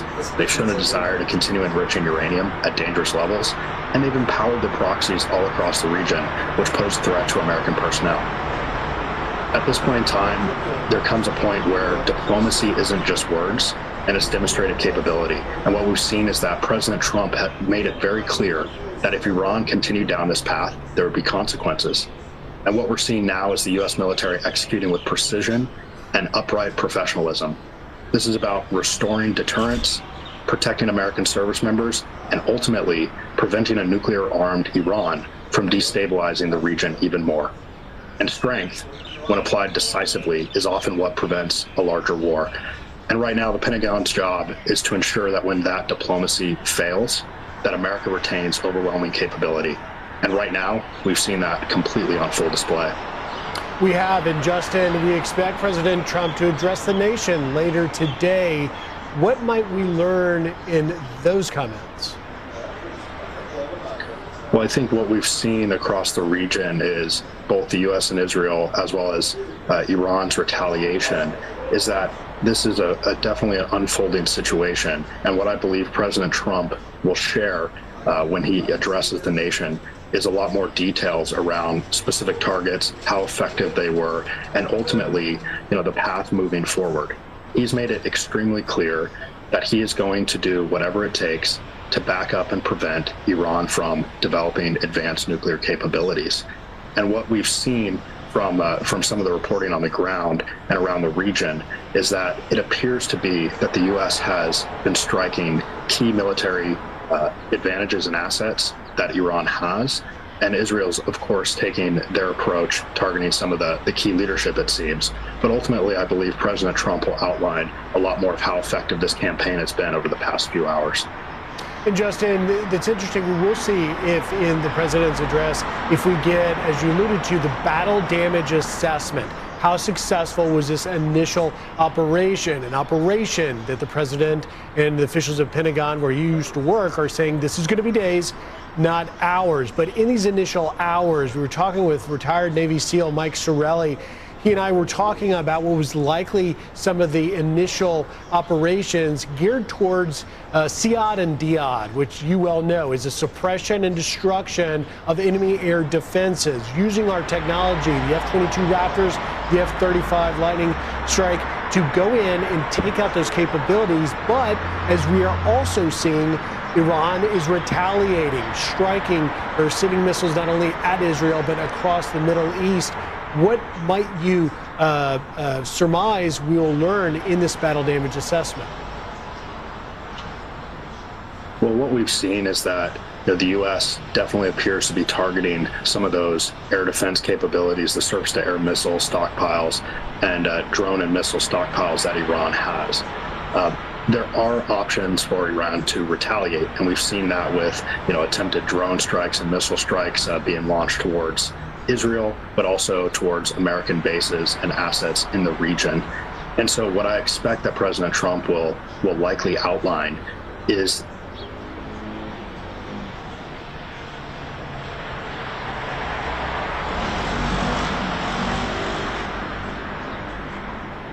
the effectiveness of the U.S. military, which the effectiveness discuss, a way forward in terms of, what the future of some of the military and kinetic actions in the region look like. Justin, we have no reports of casualties, injuries in Israel yet.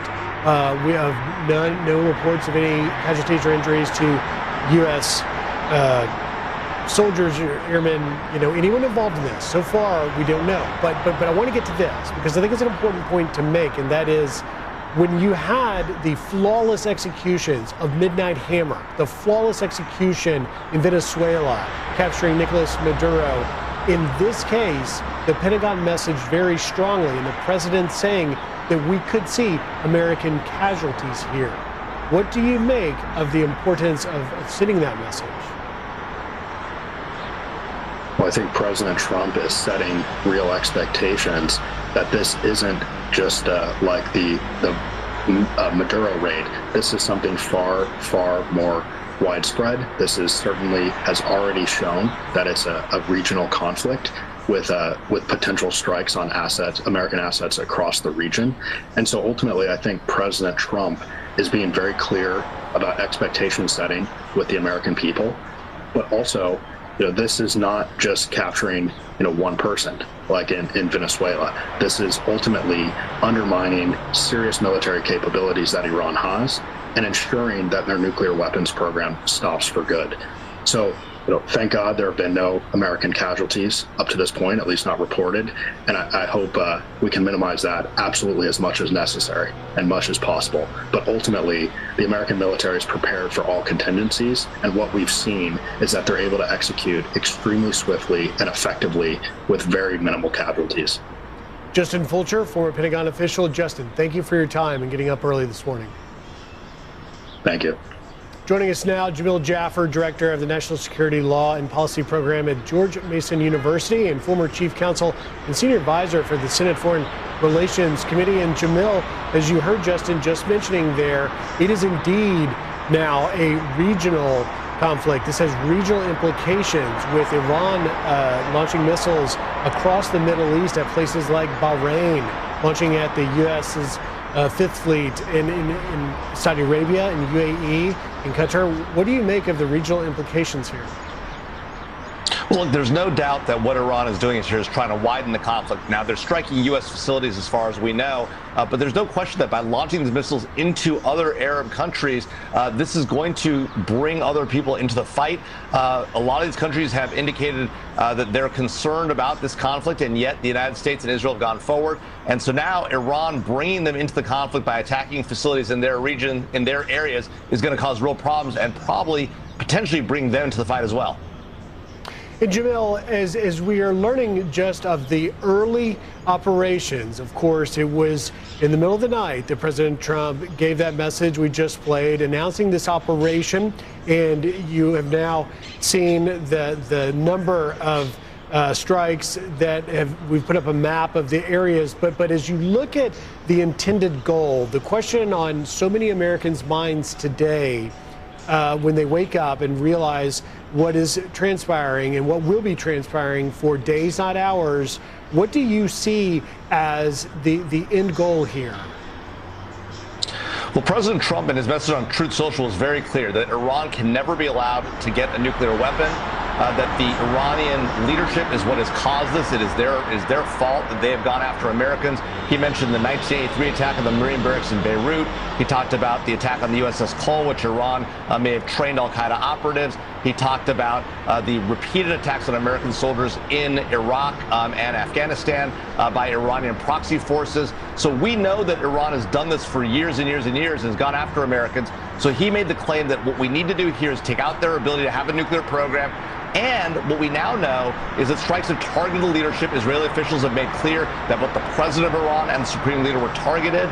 And President Trump also called upon the Iranian people that when the time comes, it is your opportunity, your unique opportunity, and perhaps a rare one, to take out your own leadership. He called upon the Iranian people to engage in regime change. So what's clear is the U.S. isn't just looking to terminate the Iranian nuclear program or go after their missile facilities or the like, all of which the president talked about, but also looking for regime change in Iraq, not directly by the United States, but by the Iranian people themselves.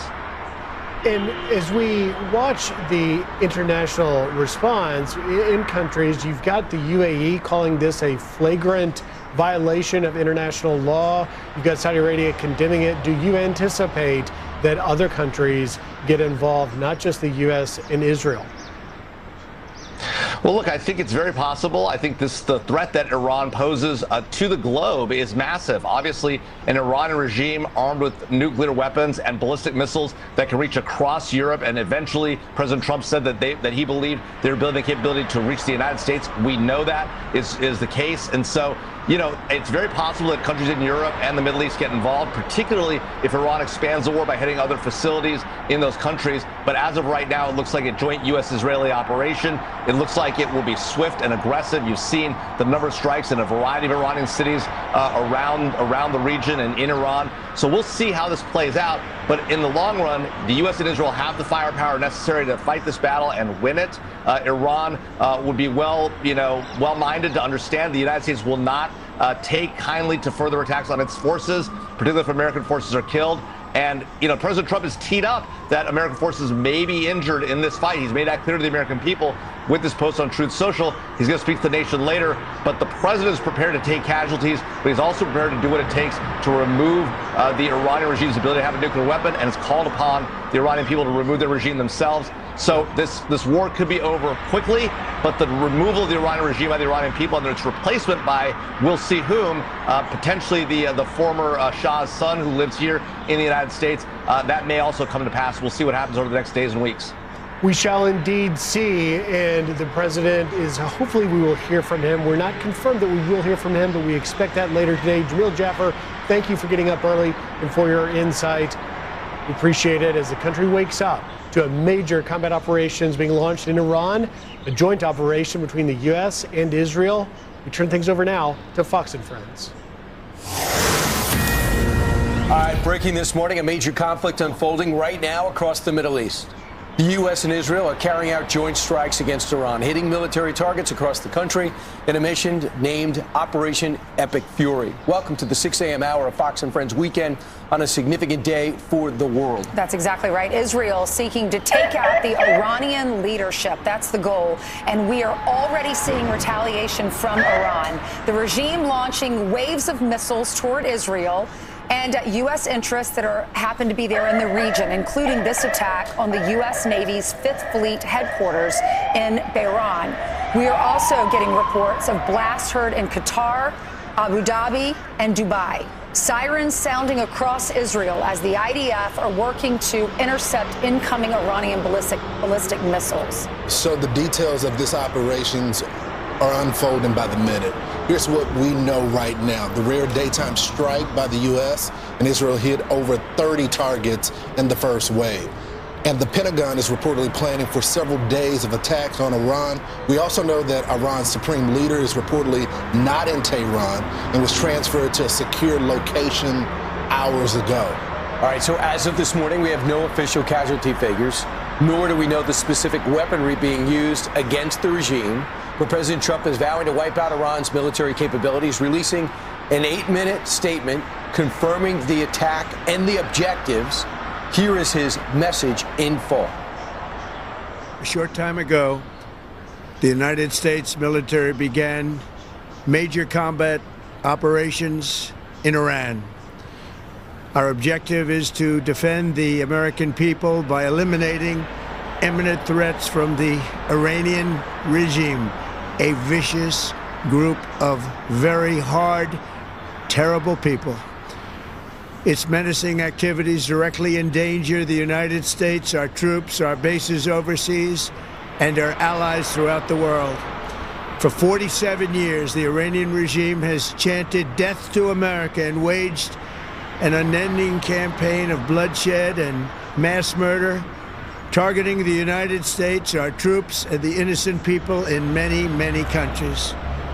Among the regime's very first acts was to back a violent takeover of the U.S. Embassy in Tehran, holding dozens of American hostages for 444 days. In 1983, Iran's proxies carried out the Marine barracks bombing in Beirut that killed 241 American military personnel. In 2000, they knew and were probably involved with the attack on the USS Cole. Many died. Iranian forces killed and maimed hundreds of American service members in Iraq. The regime's proxies have continued to launch countless attacks against American forces stationed in the Middle East in recent years, as well as U.S. naval and commercial vessels in international shipping lanes. It's been mass terror, and we're not going to put up with it any longer. From Lebanon to Yemen and Syria to Iraq, the regime has armed, trained, and funded terrorist militias that have soaked the earth with blood and guts. And it was Iran's proxy, Hamas, that launched the monstrous October 7th attacks on Israel, slaughtering more than 1,000 innocent people, including 46 Americans, while taking 12 of our citizens hostage. It was brutal, something like the world has never seen before. Iran is the world's #1 state sponsor of terror, and just recently killed tens of thousands of its own citizens on the street as they protested. It has always been the policy of the United States, in particular my administration, that this terrorist regime can never have a nuclear weapon. I'll say it again, they can never have a nuclear weapon. That is why in Operation Midnight Hammer last June, we obliterated the regime's nuclear program at Fordow, Natanz, and Isfahan. After that attack, we warned them never to resume their malicious pursuit of nuclear weapons, and we sought repeatedly to make a deal. We tried, They wanted to do it. They didn't want to do it. Again, they wanted to do it. They didn't want to do it. They didn't know what was happening. They just wanted to practice evil. But Iran refused, just as it has for decades and decades. They've rejected every opportunity to renounce their nuclear ambitions, and we can't take it anymore. Instead, they attempted to rebuild their nuclear program and to continue developing long-range missiles that can now threaten our very good friends and allies in Europe, our troops stationed overseas, and could soon reach the American homeland. Just imagine how emboldened this regime would be if they ever had and actually were armed with nuclear weapons as a means to deliver their message. For these reasons, the United States military is undertaking a massive and ongoing operation to prevent this very wicked, radical dictatorship from threatening America and our core national security interests. We are going to destroy their missiles and raise their missile industry to the ground. It will be totally, again, obliterated. We're going to annihilate their Navy. We're going to ensure that the region's terrorist proxies can no longer destabilize the region or the world and attack our forces and no longer use their IEDs or roadside bombs, as they are sometimes called, to so gravely wound and kill thousands and thousands of people, including many Americans. And we will ensure that Iran does not obtain a nuclear weapon. It's a very simple message. They will never have a nuclear weapon. This regime will soon learn that no one should challenge the strength and might of the United States Armed Forces. I built and rebuilt our military in my first administration, and there is no military on earth even close to its power, strength, or sophistication. My administration has taken every possible step to minimize the risk to U.S. personnel in the region. Even so, and I do not make this statement lightly, the Iranian regime seeks to kill. The lives of courageous American heroes may be lost, and we may have casualties. That often happens in war. But we're doing this not for now. We're doing this for the future, and it is a noble mission. We pray for every service member as they selflessly risk their lives to ensure that Americans and our children will never be threatened by a nuclear-armed Iran. We ask God to protect all of our heroes in harm's way, and we trust that, with his help, the men and women of the armed forces will prevail. We have the greatest in the world, and they will prevail. To the members of the Islamic Revolutionary Guard, the armed forces, and all of the police, I say tonight that you must lay down your weapons and have complete immunity, or, in the alternative, face certain death. So, lay down your arms. You will be treated fairly with total immunity, or you will face certain death. Finally, to the great, proud people of Iran, I say tonight that the hour of your freedom is at hand. Stay sheltered. Don't leave your home. It's very dangerous outside. Bombs will be dropping everywhere. When we are finished, take over your government. It will be yours to take. This will be probably your only chance for generations. For many years, you have asked for America's help, but you never got it. No president was willing to do what I am willing to do tonight. Now you have a president who is giving you what you want. So let's see how you respond. America is backing you with overwhelming strength and devastating force. Now is the time to seize control of your destiny and to unleash the prosperous and glorious future that is close within your reach. This is the moment for action. Do not let it pass. May God bless the brave men and women of America's armed forces. May God bless the United States of America. May God bless you all. Thank you. What a strong speech in the middle of the night. Yes. We do have team coverage all across the world. We have Lucas Tomlinson, who's live in West Palm Beach, Florida. We have Chief National Security Correspondent Jennifer Griffin, who is live at the Pentagon. But we begin with our Chief Foreign Correspondent Trey Yingst, who's live on the ground, Tel Aviv, where there are air sirens that are blaring right now. Trey, we're going to get straight to you. Yeah, Lawrence, there were just sirens sounding across central Israel, and those white streaks of smoke that you see on the screen right now, that is our camera live capturing Israel's missile defense systems, and you hear those explosions there. Right now, the fire's being intercepted overhead. The Iranians are responding in real time to these U.S. and Israeli strikes against their country. A senior Israeli official telling Fox News that Iran's supreme leader, the Ayatollah Khamenei, and Iran's President Masoud Pezeshkian were targeted. A battle damage assessment is ongoing at this hour to determine if those strikes were successful.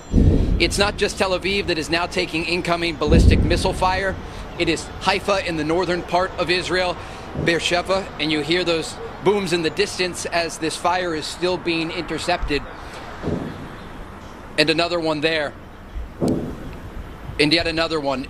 The fire is getting more intense towards central Israel, and millions of Israelis at this moment, guys, are in bomb shelters. They are following the instructions from Israel's Home Front Command. But you heard those remarks from President Trump. He says that this will be intense and ongoing. He spoke directly about the regime and to the people of Iran, telling them that they have a historic opportunity. This was an operation that we saw coming, months and months of planning. The USS Gerald R. Ford aircraft carrier off the coast of Israel just arrived yesterday in the Eastern Mediterranean, and this gave the Americans and the Israelis that final puzzle piece to move forward with this operation. And just as we speak here, I just want to show you on phones, you can see the amount of fire that Israel is taking right now. All of these lines are rocket and missile alerts that are going to the Israeli people across this country as they wait and shelter. The president was very clear in his language. A war has now erupted in the Middle East. The Iranians are not just targeting Israel, they are targeting U.S. forces in a variety of Gulf countries, including Bahrain, explosions reported in Saudi Arabia, in the UAE. And so now the region braces for what comes next. Israeli air defense systems remain on high alert, and there is a real understanding that this is not an operation that will last just for today or tomorrow. It will take days, but coordination is taking place at the highest level. One other interesting thing that we learned from a senior Israeli official is that among the target list of individuals were commanders responsible for the mass murder of civilians in Iran earlier this year. President Trump was clear on Truth Social after the regime cracked down on those demonstrations that the Americans had the backs of the Iranian people. And today we saw President Trump and Israeli Prime Minister Benjamin Netanyahu ordering this operation against the Iranian regime, targeting the country's leadership, significant buildings, ballistic missile launching positions, and a variety of command and control centers inside of Iran. But again, the latest information here in Israel, the country remains under ballistic missile fire at this hour. As you saw, they're live on our cameras.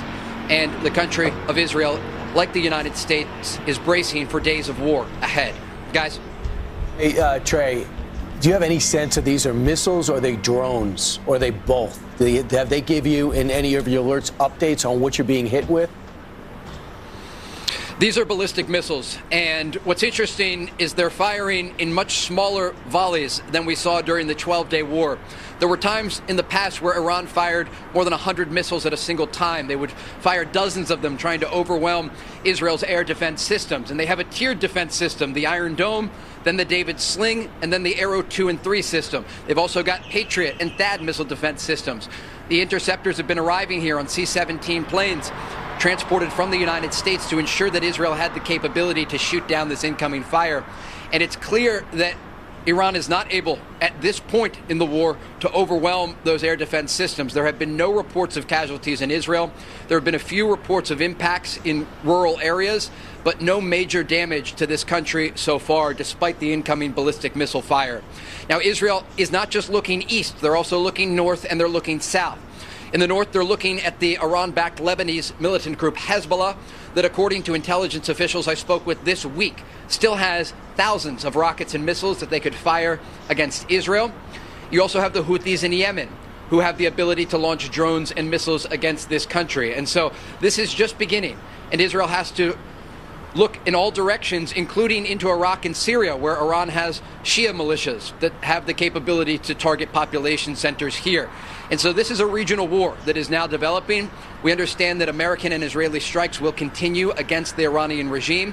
Israeli officials being very clear, they are looking to decapitate the Iranian regime, take out the leadership, the Ayatollah, the president, and other senior military commanders that are capable of threatening U.S. forces in the region and creating this sense of instability across the Middle East that President Trump has been trying to avoid. The president gave the Iranians an olive branch. He offered negotiations. He offered diplomacy, and the Iranians chose to stay very hardline in their positions and not be flexible when it comes to their nuclear program, where, according to the president, they were trying to rebuild it after those different facilities were destroyed in Operation Midnight Hammer. Also, Iran's expanding ballistic missile program, a threat to the United States and Israel, and the support of regional proxies. It was the protesters, though, at the beginning of this year internally in Iran that really flipped the switch in the region, that got these conversations started again, but also got that military buildup underway. The president had to wait until things were in place, and you saw that address earlier that we just aired.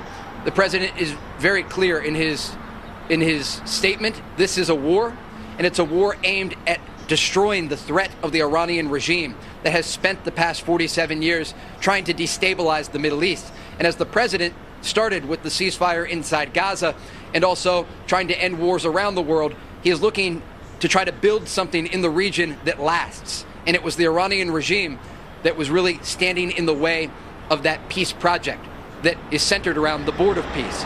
And so, again, to zoom out here, what we know right now, American and Israeli strikes against Iran are expected to continue in the days ahead. The Iranians are already responding, targeting U.S. forces in Gulf countries. They're also targeting Israel with ballistic missiles, and the region waits to see what comes next in the hours and days ahead. Guys? So, Trey, just to drill down on some of your reporting, we saw some of the public statements from countries like the UAE. Is that to be expected? Because we also see that Iran is now targeting those people. And many analysts say that you hear from many of these countries, especially in the Muslim world, that they support the president's actions privately, but they don't want to do it publicly because of some of the people that may perhaps be radicals. What do you know? Yeah, absolutely. Look, there were many people in Iran. Iran is a country of 90 million people. And we saw how they took to the streets of their country earlier this year, and they were met with live ammunition. 32,000 people, according to President Trump, were slaughtered in a matter of days. And that was a red line for President Trump. It was also a red line for the region. And there were so many Iranians that we were talking to. They were getting to Starlink terminals, and they were getting messages out to us. I was talking in the Kurdish areas of Iran, in the western part of the country, and we didn't even know for so many days the true extent of the brutality of the Iranian regime, because they were not only slaughtering their civilians, they were cutting the internet so that the world couldn't see what was happening. And so we were spending all of the time possible to try to get around those internet blocks, and people were bravely connecting on Starlink, and they were sending voice notes and images that they could get out. And I think what the president here, to give you some analysis of his remarks and what the region believes right now, there were a variety of options on the table. We were speaking with intelligence officials in the United States and also in Israel over the past 2 weeks, and they kept presenting to us, we can't tell you what's going to happen, but there are a variety of options on the table. This is largely seen as the biggest decision. This is aiming toward regime change in Iran. There's no other way to say it. They have targeted Iran's supreme leader and Iran's president, along with a number of military officials, in an effort to bring down this regime that has threatened not just U.S. forces, but U.S. allies across the region. All right. Well, Trey, excellent reporting as always. We saw you at 5:33 this morning when you were on with Griffin. You heard those sirens. You were putting on your bulletproof vest. You asked your cameraman, please hand me that vest so you can put it on. So be careful, be safe. Thank you for bringing us this news. Unfortunately, he's had way too much practice. Over the last few years have been constantly at war. Business. But I also think it's important to point out, thanks, Trey, is when Benjamin Netanyahu met with or when the president looked like he was moving towards action, the Prime Minister of Israel said, not yet, we're not ready, because of the missile defense, because he knew they were going to be hit. Some would criticize the Prime Minister, but he's got to worry about his protection. Right. With all the critique of them, they have a close relationship, and it looks like they're working in coordination. No question. Let's go to our Chief National Security Correspondent, Jennifer Griffin. She's at the Pentagon. Good morning, Jennifer. Morning. Hi, Lawrence. I'm here in the D.C. Bureau, but I just want to point out that almost exactly 5 hours ago, we got the first alert that the Israeli missiles and the U.S. missiles had struck Iran. It was a joint operation from the get-go. I'm told that this operation will last not hours, but days. This is an open-ended operation with a wide variety of targets. I'm told from a senior U.S. military official that the U.S. is focusing on military targets, on ballistic missile sites, on anything that could pose an immediate threat on the Iranian Navy. But the Israelis are targeting Iran's leadership. So any of the targets that you hear about, the Supreme Leader Ali Khamenei being targeted, the defense minister being targeted, those are being carried out by the Israelis. Let me mention some of the targets that we know were hit this morning in Tehran: the Defense Ministry, the Parliament, the National Supreme Council, the Ministry of Intelligence, the Iranian Atomic Energy Agency. There have been cyber attacks across Iran, and the internet is not up and working, but the cyber attacks have focused on the news agencies like IRNA, which is the state-run television. The U.S. military has also targeted down in the south the naval bases in Bandar Abbas as well as in Kark Island. And then what's also interesting is out in the east of Iran, there's a target near Tabriz and Kermanshah, which is the IRGC Aerospace Forces. That's significant because that's where they would have been developing those long-range ballistic missiles, satellites that also could have been part of that intercontinental ballistic missile program that they were trying to develop that the president referenced. But the biggest problem right now is the stockpile of cruise missiles and ballistic missiles that the Iranians built up since last summer, because they were terribly degraded last summer in the 12-day war, but they have been working to rebuild that missile supply. We're seeing some of those missiles being fired at Israel. As Trey reported, they have, for the most part, been intercepted by the air defenses. But of all of the U.S. military bases in the Gulf, the only country where U.S. bases were not targeted this morning is Oman. And of course, Oman's foreign minister had been leading and mediating those talks in Geneva, and then came here to Washington to lobby Vice President J.D. Vance to try and avert what we've seen happening in the last 5 hours, and which is basically turning into a regional conflict. But there have been interceptions. The Qatari government has intercepted missiles fired toward U.S. base, the Al Udeid Air Base, the largest air base in the Middle East. That's a U.S. base. Then in Bahrain, we did see one missile land, but I'm told that there are no casualties, and it hit an empty warehouse. So we are getting increasing reports. This is ongoing. But I'll throw it back to you at this point. Jennifer, you had mentioned that we are there. The U.S. is focused on the ballistic missiles and Israel's focusing on the leadership. What about an Operation Midnight Hammer? That happened in the middle of the night there. This did not. It was daylight there. Will you talk about the significance? And also, are we focused on going after the rebuilding of the nuclear program there, where we targeted before with Operation Hammer? I think what we've seen so far, Ainsley, is that there are some nuclear targets that have been included. We've seen explosions in Bushehr. There's a nuclear reactor there. There's a site near Qom, which is just south of Tehran, that we know to be linked to the nuclear program. We haven't heard yet that there have been strikes on the 3 sites that were struck last summer, but it is likely that there will be strikes on those sites because the Iranians have been rebuilding. There's been activity seen through satellite imagery of vehicles outside of Natanz, Isfahan, and Fordo. So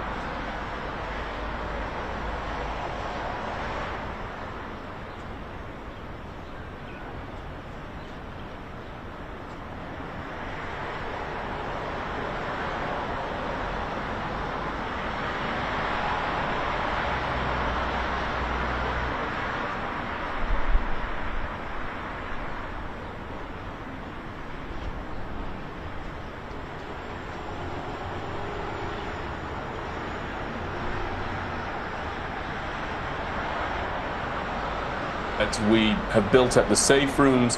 We've made sure that many of our best shelters also serve as bomb shelters in the area of the south, where we've had impact from Hamas over many, many years now. So the Israeli people are confident that we have the capability to ride this out, to emerge victorious, and to do so safely. Of course, there's always a risk, but the government has done everything possible to preserve our lives so that we can get rid of this enduring menace over there in Iran. So, Benjamin, let's talk about Israel's part of the operation. You guys went after some of the generals, according to some of the reporting, the president, as well as the supreme leader. Why did you guys think it was the right time to go after those leaders? Was it because the Mossad got the necessary intelligence to say it's time to go? Well, look, I think that if those reports turn out to be accurate, and I very much hope that they do, it's merely an escalation of the desire by Israel to make the Iranians understand that their pursuit of nuclear weapons and their pursuit of the elimination of the State of Israel will not be accepted.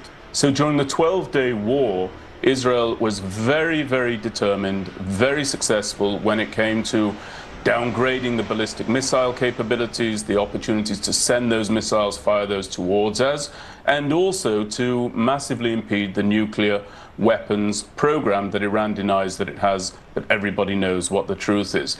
With all of that having been done, and having been done so effectively because of the assistance of the United States under the leadership of President Trump, now that we realize that this regime, as we suspected, is completely recalcitrant and intractable, it's actually time to take it out. I believe that we're capable of doing that. We have superiority over the Iranian skies, as we've proved. Iran is an enfeebled regime from within and without, and its terror proxies that are arrayed around the Middle East and beyond have been massively downgraded by way of the valiant work of our soldiers here in the States of Israel, the members of the Israel Defense Forces. So I think we should push on. Benjamin, forgive me for jumping. Are those sirens that we're hearing from you, are you safe in a safe location right now? I'm in a safe location. I've moved into the shelter. This is my shelter here, the safe room here in my apartment. And I'm more than happy to continue the interview. And I'm sorry I can't hear the shelters, because one of the things that we want, the sirens, one of the things that we do is we put steel barricades across our reinforced windows. And so that actually has the dual effect of keeping us safe and also making it acoustically better for these kinds of interviews. So now that you're doing this joint operation with us, I understand one of the big things that you needed from us is refueling capabilities to have your fighter jets go make that long trip. Have we coordinated that with you to allow your fighter jets, who thankfully have had a period of rest since the ceasefire over in Gaza, as well as after you pounded Hezbollah in Lebanon? Is that coordinated as well? Yeah, you know, Brian, I think people would be very hard pressed to identify an area where there has not been coordination between Israel and the United States on this issue, not just in refueling, but also in messaging.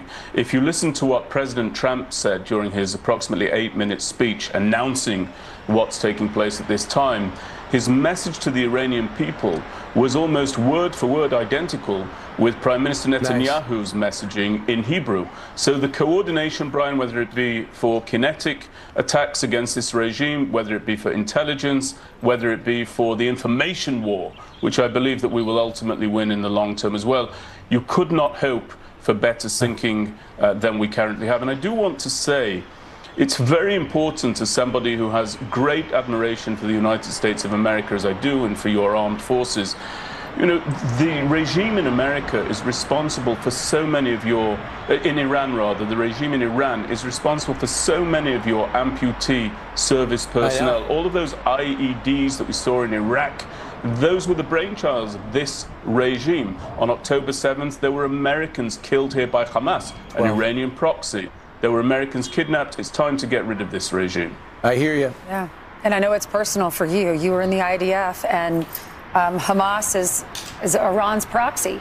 So this is very personal for you and for the people of Israel. And a friend of mine said on Monday, you're celebrating Israel is celebrating a Jewish holiday. And it was the celebration, right, of the Persian regime, getting rid of the Persian regime that had tormented the Israelis? Yeah, absolutely right. There's real resonance with this time of year. And I think that it's important to note the difference in cultures when it comes to celebrations and religious landmarks on the calendar. You know, in Israel, every year when Ramadan rolls around, we're told that we need to be careful because there may be an uptick in terror. When Israel is moving towards one of its religious highlights, nobody fears any such thing. Nobody has to announce the Jewish people are about to celebrate Passover. Be careful, terror may reign out.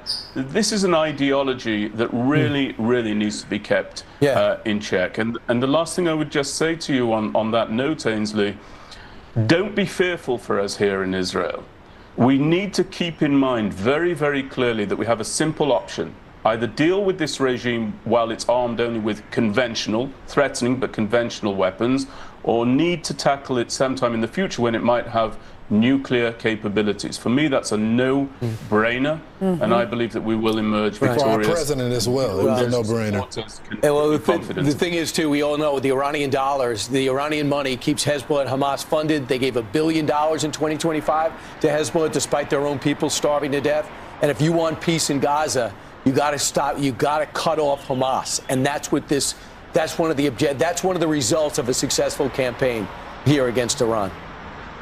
I agree completely, and I think also the action that President Trump has ordered here really goes to the heart of the lessons learned in the school of life rather than the lessons learned in the ivory tower of academia throughout the United States and elsewhere. We've seen successive presidents, graduates of the greatest universities in the world, but with very little real-time experience, enter into negotiations time and time again. Those have failed. They've brought us to where we are today, and all of those partial plans have ended up in the total disaster that we face now if we allow this regime to pursue its goals. So I think we need to move forward, and I'm very proud and very grateful for the level of coordination between the Israel Defense Forces and our government and the American service personnel and your government, and may both emerge peacefully and safely from this conflict. We agree with Benjamin, thank you so much. Yeah, God bless you, Benjamin. Thank you for all that you do. And God bless our Thank you troops. God bless our troops and as theirs, they the prepare IDF. for something that many people have been talking about for a long time. Yeah. Yeah, if you're just waking up, this is a moment for action, President Trump says. Breaking this morning, the U.S. and Israel are trading blows with Iran after launching a massive military offensive. They're calling this Operation Epic Fury. Welcome to the 7 a.m. hour of Fox and Friends weekend on a significant day for our country. That's right. And so the United States and Israel are now at war with Iran for the second time in 8 months as Israel seeks to take out the Iranian leadership, reportedly demolishing the Ayatollah's compound in Tehran. In response, Iran is launching waves of strikes in the Middle East. I'm not sure waves is the right word, but they're launching strikes. Waves show a continuing barrage. I'm not sure they're hitting with the same cadence as the last attack. The regime says it has drones heading towards Israel. They also are targeting U.S. interests. For example, this attack on the U.S. Navy's 5th Fleet headquarters in Bahrain, no injuries. We're also getting reports of more explosions heard in Qatar, Abu Dhabi, and Dubai, as well as an attack on the U.S. consulate in northern Iraq. And we begin with our chief national security correspondent, Jennifer Griffin. She is live in Washington with the very latest for us. Jennifer, good morning. Good morning, Ainsley. The strikes began shortly after 1 a.m. Eastern. This is a rare joint U.S.-Israeli operation synchronized and planned over a matter of months. A senior U.S. military official tells me this operation will last not hours, but days. Among the initial targets, the Supreme Leader Ayatollah Ali Khamenei's compound, which can be seen in satellite photos as mere rubble at this point. It's not clear whether the Ayatollah was there. Other targets in the initial wave, the Defense Ministry, the Parliament, the National Supreme Council, the Ministry of Intelligence, Iran's Atomic Energy Agency, as well as naval bases down near Bandar Abbas and Kark Island, along with targets in Bushehr, likely to include the nuclear reactor there. In the east, U.S. missiles and the Israeli Air Force struck the IRGC aerospace forces in Tabriz and Kermanshah, part of Iran's ballistic missile and satellite program. Among the top Iranian leaders targeted, Iran's president, the defense minister, and the head of the judiciary, who has issued death sentences to thousands of Iranian protesters, and former Iranian President Mahmoud Ahmadinejad, who once famously vowed to wipe Israel from the map. His home was struck, no word yet on casualties. Already, the Iranian response has targeted all U.S. bases in the Gulf except U.S. bases in Oman, since the Omani foreign minister had tried to mediate the nuclear talks in Geneva, even flying to Washington, D.C. to meet Vice President J.D. Vance at the White House yesterday to try to avert what is quickly turning into a regional war. A missile landed near the U.S. Navy Fifth Fleet headquarters in Bahrain, but I'm told there were no casualties, and Qatar intercepted at least one incoming missile targeting Al Udeid Air Base. Hundreds of military targets have been struck by the U.S. military and the Israeli Air Force. Iran state television has been knocked off the air as well. Ainsley? So, Jennifer, when we right now see this operation taking place, it's on the cusp of this big fracture with Anthropic and AI. Do you think that that is hurting our execution at all? I mean, we don't know many details about the attacks and the intent, but do you think that plays into this plan?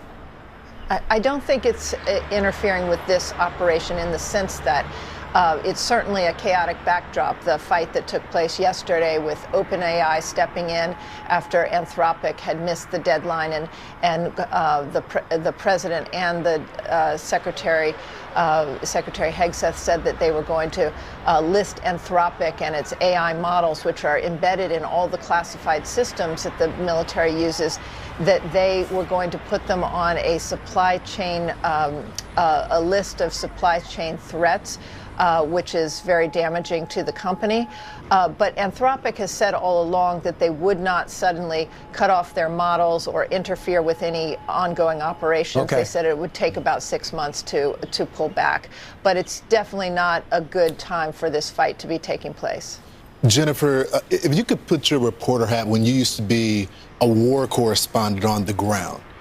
Now that this attack has happened, when do you think we're going to see the people reemerge back in the street protesting against the government? I think, Lawrence, probably very soon. I think as the president, he messaged to the Iranian people that it will be, once the bombs stop falling, it will be up to them, and that this is a historic opportunity to rise up and remove whatever remains of their leadership and to start afresh, to end what has been basically a 47-year nightmare since the 1979. The president called Iran the world's #1 terror sponsor, which it has been. But the people right now, I imagine, we've seen some videos showing some people curious walking out into the street. Of course, it is daylight there right now, but I think people are probably pretty scared. And again, the way the protests in January and December were cracked down, 32,000 dead is what the president has said. That is going to, probably the Iranian people are a bit still scarred, stunned, afraid from what happened, and but the targeting of the Basij and the IRGC, once they start realizing that the state is crumbling and that the leaders have been killed, that is when I believe you'll start seeing them in the streets. Yeah, we know they showed great courage even last weekend, knowing that they don't have any guns, they don't have any weapons, they just have their voices. Jennifer Griffin, thanks so much. The Supreme National Security Council, so Iran is being defiant. They said expect a crushing response. They added the enemy, meaning us, wrongly assumed the Iranian people would surrender to in their petty demands through such cowardly actions. So they're still talking tough. All right, let's turn to our chief foreign correspondent, Trey Yinks, who was live on the ground in Tel Aviv about 5:30 this morning, was putting on his vest because the sirens started to sound off. Good morning to you, Trey. Yeah, Ainsley, good morning. A senior Israeli official tells Fox News that Iran's President Masoud Pezeshkian and Iran's supreme leader, the Ayatollah Khamenei, were targeted in the Israeli strikes against the capital of Tehran. There is currently a battle damage assessment underway to see if those strikes were successful. We also understand, according to Israeli sources, that the commanders responsible for ordering the mass murder of protesters in Iran earlier this year were targeted in these strikes. As this is ongoing, the Iranians are now responding not only against Gulf countries like the UAE and Qatar, they are also directly targeting Israel.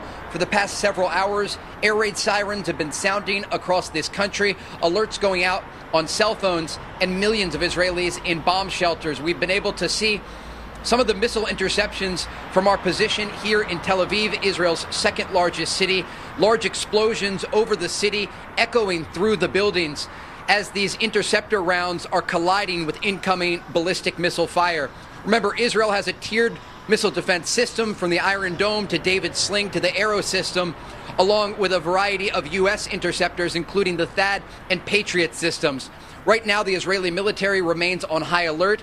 A military official briefing Fox News earlier saying they aim to call up 70,000 reservists in the days ahead, understanding that this U.S. and Israeli joint campaign against the Islamic Republic is expected to last for several days. Again, the latest reports from the ground indicate there are no casualties in Israel, and the fire has been far less heavy than it was during the 12-day war. But the Israelis are looking both north and south to Iranian proxies like Hezbollah and the Houthis over concern that they may get involved in the battle. Guys? So, Trey, can you speak to, and I know there's some reporting out there that you got to get confirmed before you can go out, but I want to talk about these operations of targeting the supreme leader and the president. Do we know if this was a strike or was the Mossad on the ground? I know there's been some back and forth on how they do these operations now because, like the supreme leader, he will go underground and go into hiding like many of these radicals do. And we think they're dead, but they're really just hiding. We understand these were Israeli strikes that went after the leadership of the Islamic Republic. No operations on the ground have been reported yet. Remember, the Israelis have extensive intelligence operations that are unfolding as we speak inside of Iran. During the 12-day war last year, in their opening series of strikes, they killed nearly the entire command structure of the IRGC, and they were able to do that by using their intelligence operations on the ground to track where these officials were located and then hit them with bunker buster bombs. And that's likely what they used in order to go after the leadership in this round. We should note, though, that all of this is being coordinated at an extremely high level, and I'm told from Israeli officials that this was months of planning. President Trump certainly was able to sign off on all of the operations that are taking place now. This was a hand-in-glove operation, as it was described to me by one official, ensuring that not only the offensive capabilities were in place for the Americans and the Israelis and everyone knew their role, but also the defensive capabilities to shoot down the incoming fire that's now targeting Gulf countries and the state of Israel. Remember, President Trump is a man who, back in 2020, killed who was largely seen by the Iranians as a deity, Qasem Soleimani, outside of Baghdad's international airport. He ordered a drone strike against Iran's top general. And then during the war last year, he ordered the strikes against Iran's nuclear facilities, destroying these underground facilities inside of Iran. And so the Iranians had an opportunity for diplomacy, and that's the thing that we hear time and time again from officials. And they came to the table, and they were not willing to be flexible enough as it relates to their nuclear program and their expanding ballistic missile program. And that's the reason that President Trump decided to move forward with this operation to go after not only Iranian leadership, but the entire military command structure. And we do expect this to last for several more days, as the Israelis and the Americans want to use this opportunity, as President Trump said overnight, to encourage the Iranian people to rise up and take this historic opportunity for regime change. So it's going to be interesting. It's been explained to me, Trey, and tell me if you have the same belief, that the reason why Mossad has gotten such great intelligence, so many Iranians hate the regime, and they're willing to give information to do anything to hurt the regime. And that helped a lot. People think, oh, it was Israelis pretending to be Iranians. It was Iranians hoping to get rid of the Ayatollah and his minions.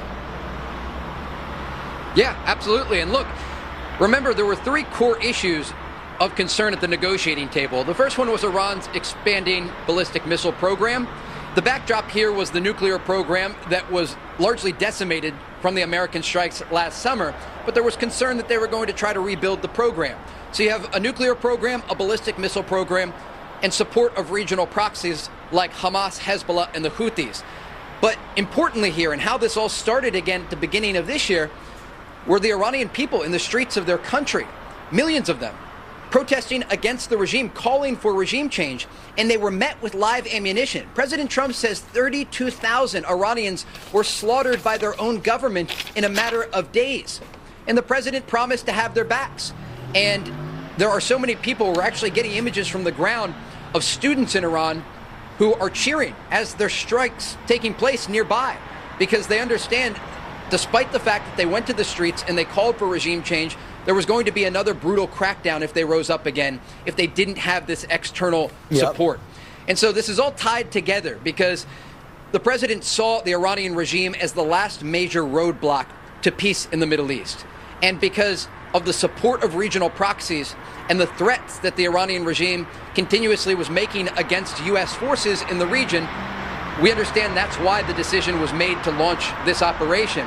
And yes, there will be an Iranian response. It's already underway. As you saw live here on Fox and Friends earlier, there are ballistic missiles being fired by Iran toward major population centers in Israel.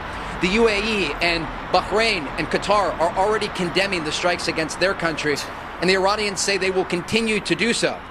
But what we should note here when we step back from it all is that what's happening right now is something that has never happened before. The Iranian regime in the past 47 years has never been this close to collapse. And after a series of violations of agreements as it relates to their nuclear program, uranium enrichment, expanding ballistic missile threats, a decision was made. And now a war is erupting in the region, and President Trump overnight indicating that he hopes it will lead to permanent change in the Middle East. Yeah, and Hezbollah, by the way, said they're not going to get involved if an attack takes place. We'll see if that indeed is the case, because that would certainly affect everybody in Israel. Thanks so much, Trey. Thank you, Trey. It is a joint effort between the U.S. and Israel, and it's interesting that Trey brought that up because we do want to play that soundbite for you. President Trump vowing to wipe out Iran's military capabilities. He released this 8-minute statement confirming the attack early this morning while you were probably sleeping. Here's the full message.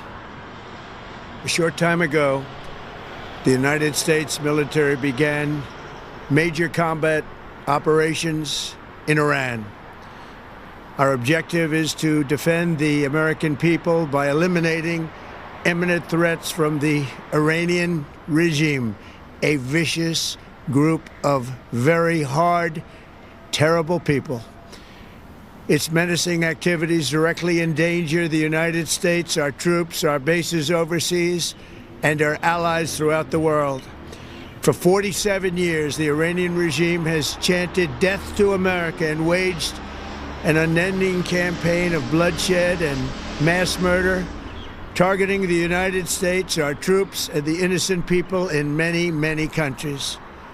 Among the regime's very first acts was to back a violent takeover of the U.S. Embassy in Tehran, holding dozens of American hostages for 444 days.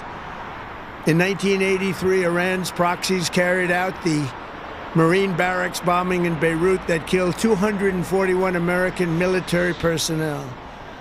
In 2000, they knew and were probably involved with the attack on the USS Cole. Many died.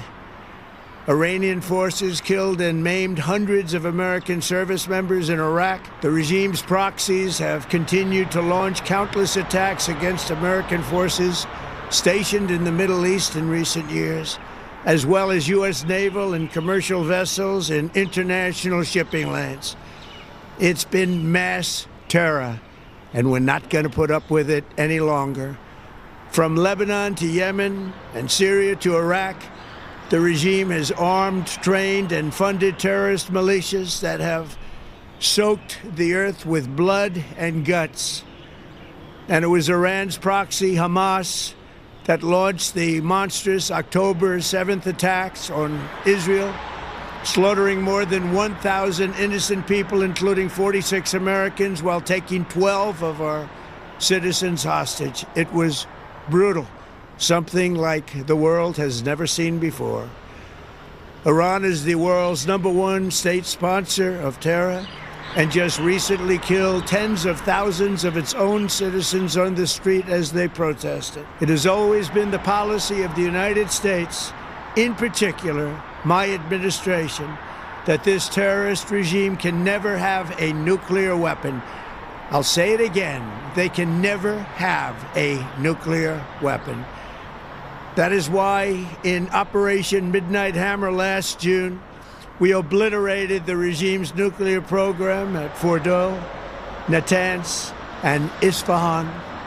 After that attack, we warned them never to resume their malicious pursuit of nuclear weapons, and we sought repeatedly to make a deal.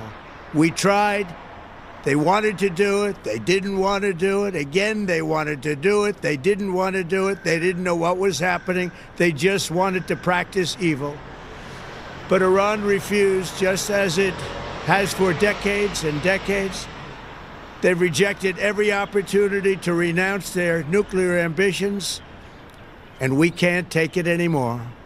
Instead, they attempted to rebuild their nuclear program and to continue developing long-range missiles that can now threaten our very good friends and allies in Europe, our troops stationed overseas, and could soon reach the American homeland. Just imagine how emboldened this regime would be if they ever had and actually were armed with nuclear weapons as a means to deliver their message. For these reasons, the United States military is undertaking a massive and ongoing operation to prevent this very wicked, radical dictatorship from threatening America and our core national security interests. We are going to destroy their missiles and raise their missile industry to the ground. It will be totally, again, obliterated. We're going to annihilate their Navy. We're going to ensure that the region's terrorist proxies can no longer destabilize the region or the world and attack our forces and no longer use their IEDs or roadside bombs, as they are sometimes called, to so gravely wound and kill thousands and thousands of people, including many Americans. And we will ensure that Iran does not obtain a nuclear weapon. It's a very simple message. They will never have a nuclear weapon. This regime will soon learn that no one should challenge the strength and might of the United States Armed Forces. I built and rebuilt our military in my first administration, and there is no military on earth even close to its power, strength, or sophistication. My administration has taken every possible step to minimize the risk to U.S. personnel in the region. Even so, and I do not make this statement lightly, the Iranian regime seeks to kill. The lives of courageous American heroes may be lost, and we may have casualties. That often happens in war. But we're doing this not for now. We're doing this for the future, and it is a noble mission. We pray for every service member as they selflessly risk their lives to ensure that Americans and our children will never be threatened by a nuclear-armed Iran. We ask God to protect all of our heroes in harm's way, and we trust that, with his help, the men and women of the armed forces will prevail. We have the greatest in the world, and they will prevail. To the members of the Islamic Revolutionary Guard, the armed forces, and all of the police, I say tonight that you must lay down your weapons and have complete immunity, or, in the alternative, face certain death. So, lay down your arms. You will be treated fairly with total immunity, or you will face certain death. Finally, to the great, proud people of Iran, I say tonight that the hour of your freedom is at hand. Stay sheltered. Don't leave your home. It's very dangerous outside. Bombs will be dropping everywhere.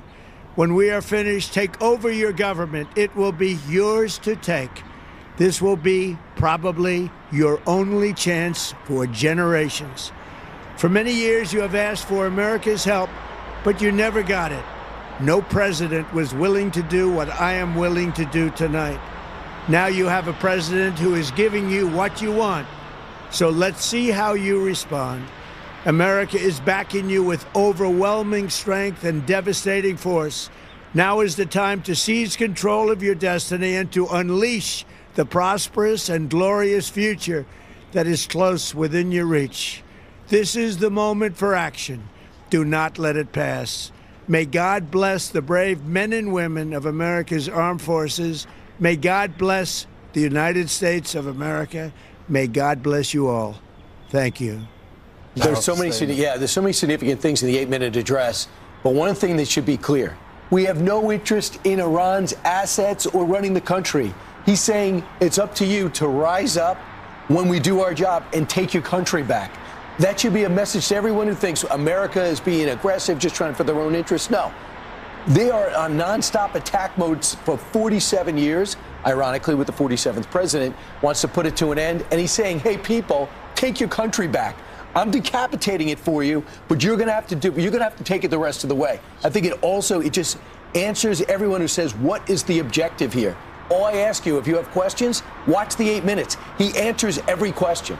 He did not arrive at the decision lightly. Let's bring in Fox News chief political anchor and special report anchor and executive editor, Brett Baer. He also used to be our Pentagon correspondent, knows all these issues very well. Brett, obviously we want to talk about the military action, but I think it would be naive of us not to talk about the politics surrounding this, and that there has been multiple presidents to deal with this issue. It seems like he's the only one that has the political capital to put it all on the line to make this decision.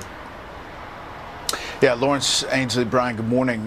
This is a historic day, and he is in a position to pull this trigger after much back and forth. Obviously, there are big questions that are out there as this operation has taken off, which is what comes next? What does the on-the-ground situation look like? How does this transition happen if it happens? But I was really struck, Brian, to your point, that in the president's 8 minutes, he goes back years and years and years about what Iran has done to the U.S. directly.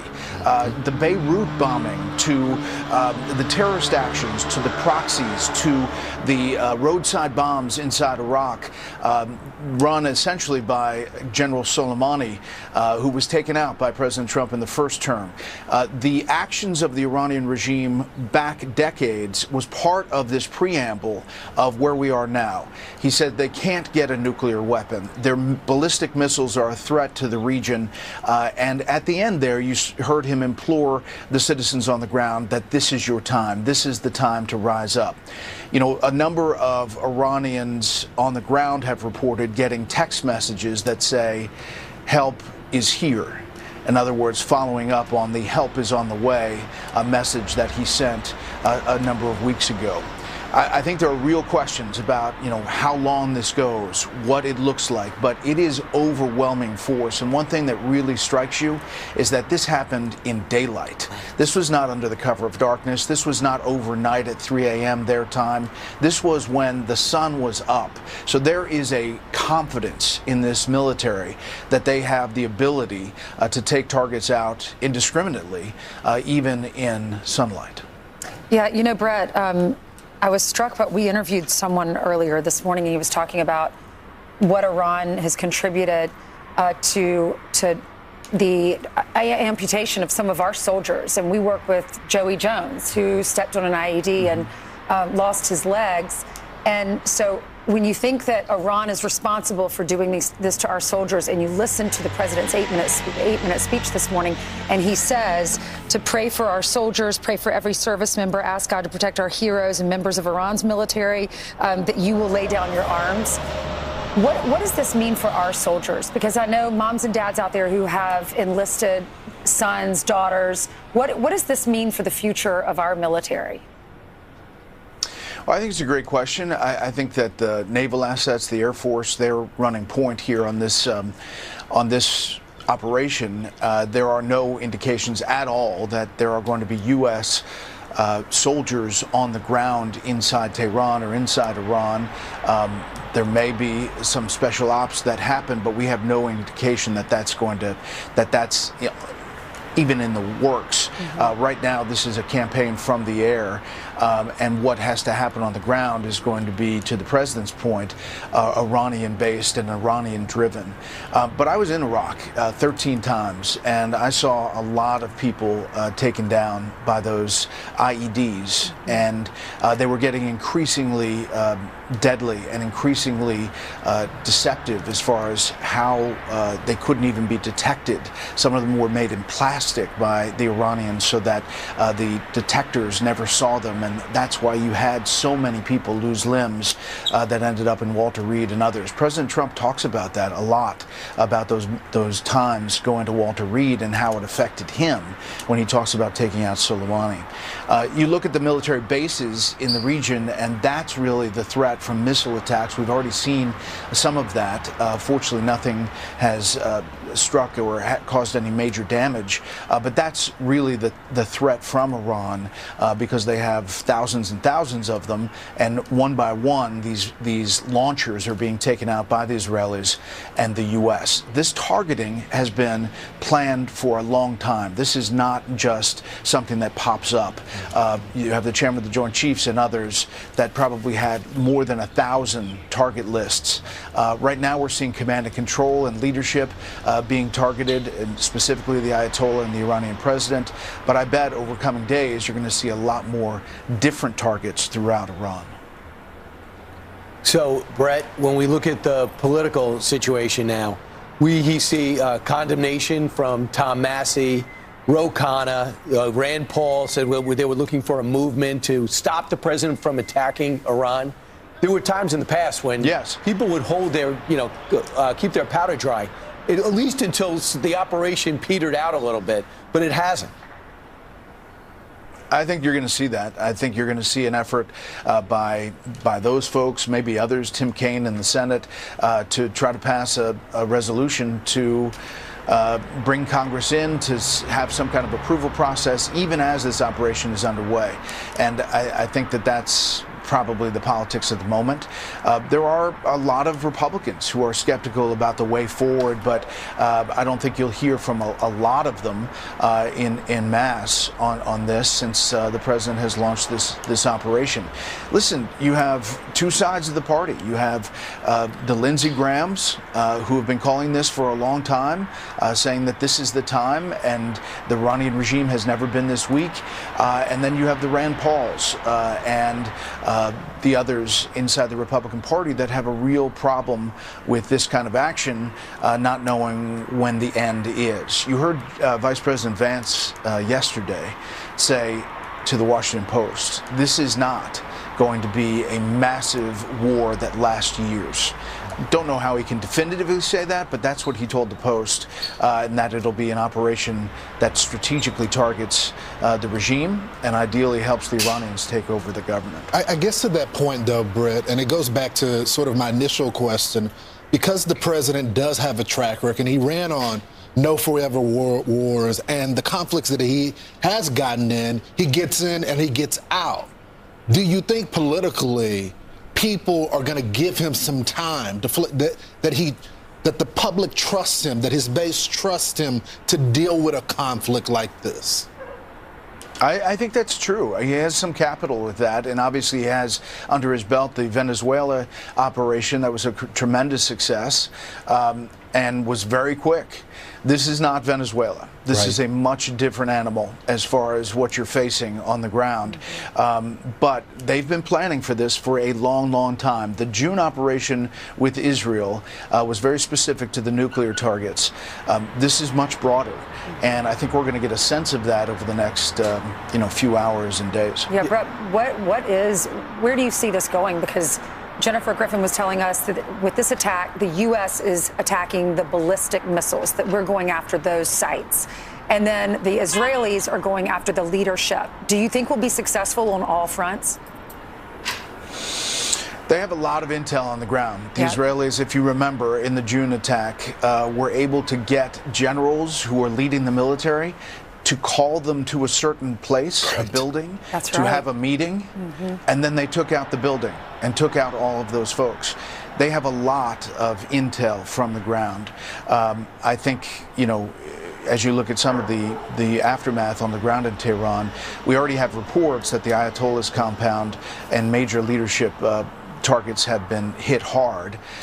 You won't know until you get somebody on the ground telling you that those were successful. I think the ballistic missiles are urgent in that they don't want to face a lot of these missiles going to U.S. bases in the region or our allies. Already, you'll see the Gulf states, even though they're publicly saying they're against this operation, privately supporting it from behind. So, Brett, a couple of things are going on. We remember with these campaigns, air campaigns, I remember even in the first Persian Gulf War of George H.W. Bush being impatient with the fact that these sorties aren't changing the behavior of Saddam Hussein and the regime. And a lot of people get impatient with that. So we have not had a sustained military campaign under President Trump's in either term so far.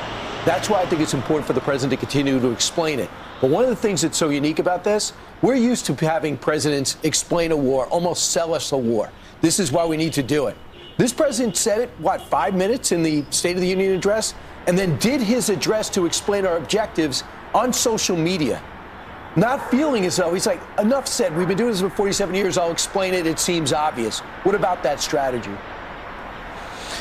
Yeah, I do think there are some Americans saying, well, why exactly are we doing this at this point? I think that 8-minute video, if you watch it again and again, is very definitive as far as the message that he's trying to send.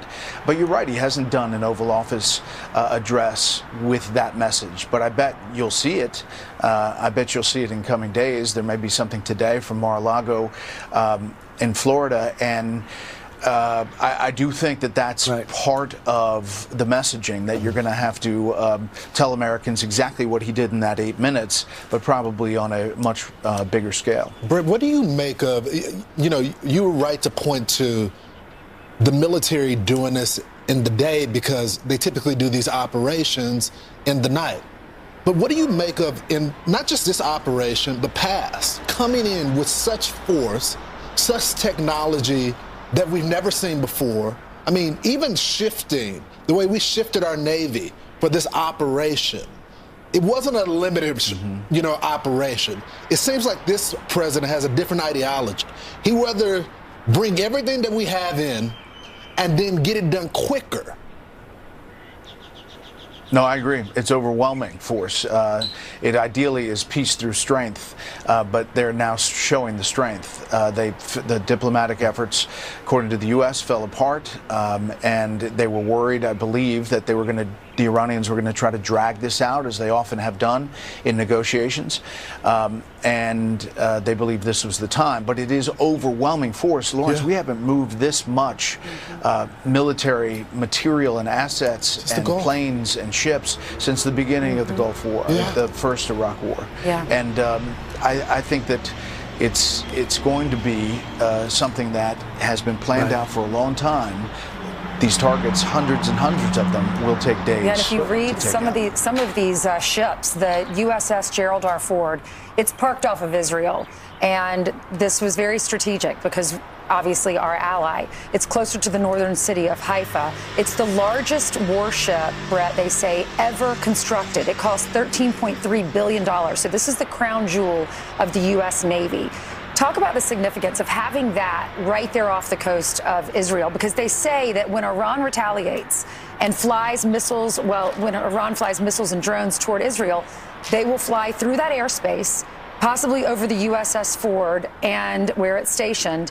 And then this could become an attack on American forces, triggering the unrestrained weight of U.S. military response without a political decision required.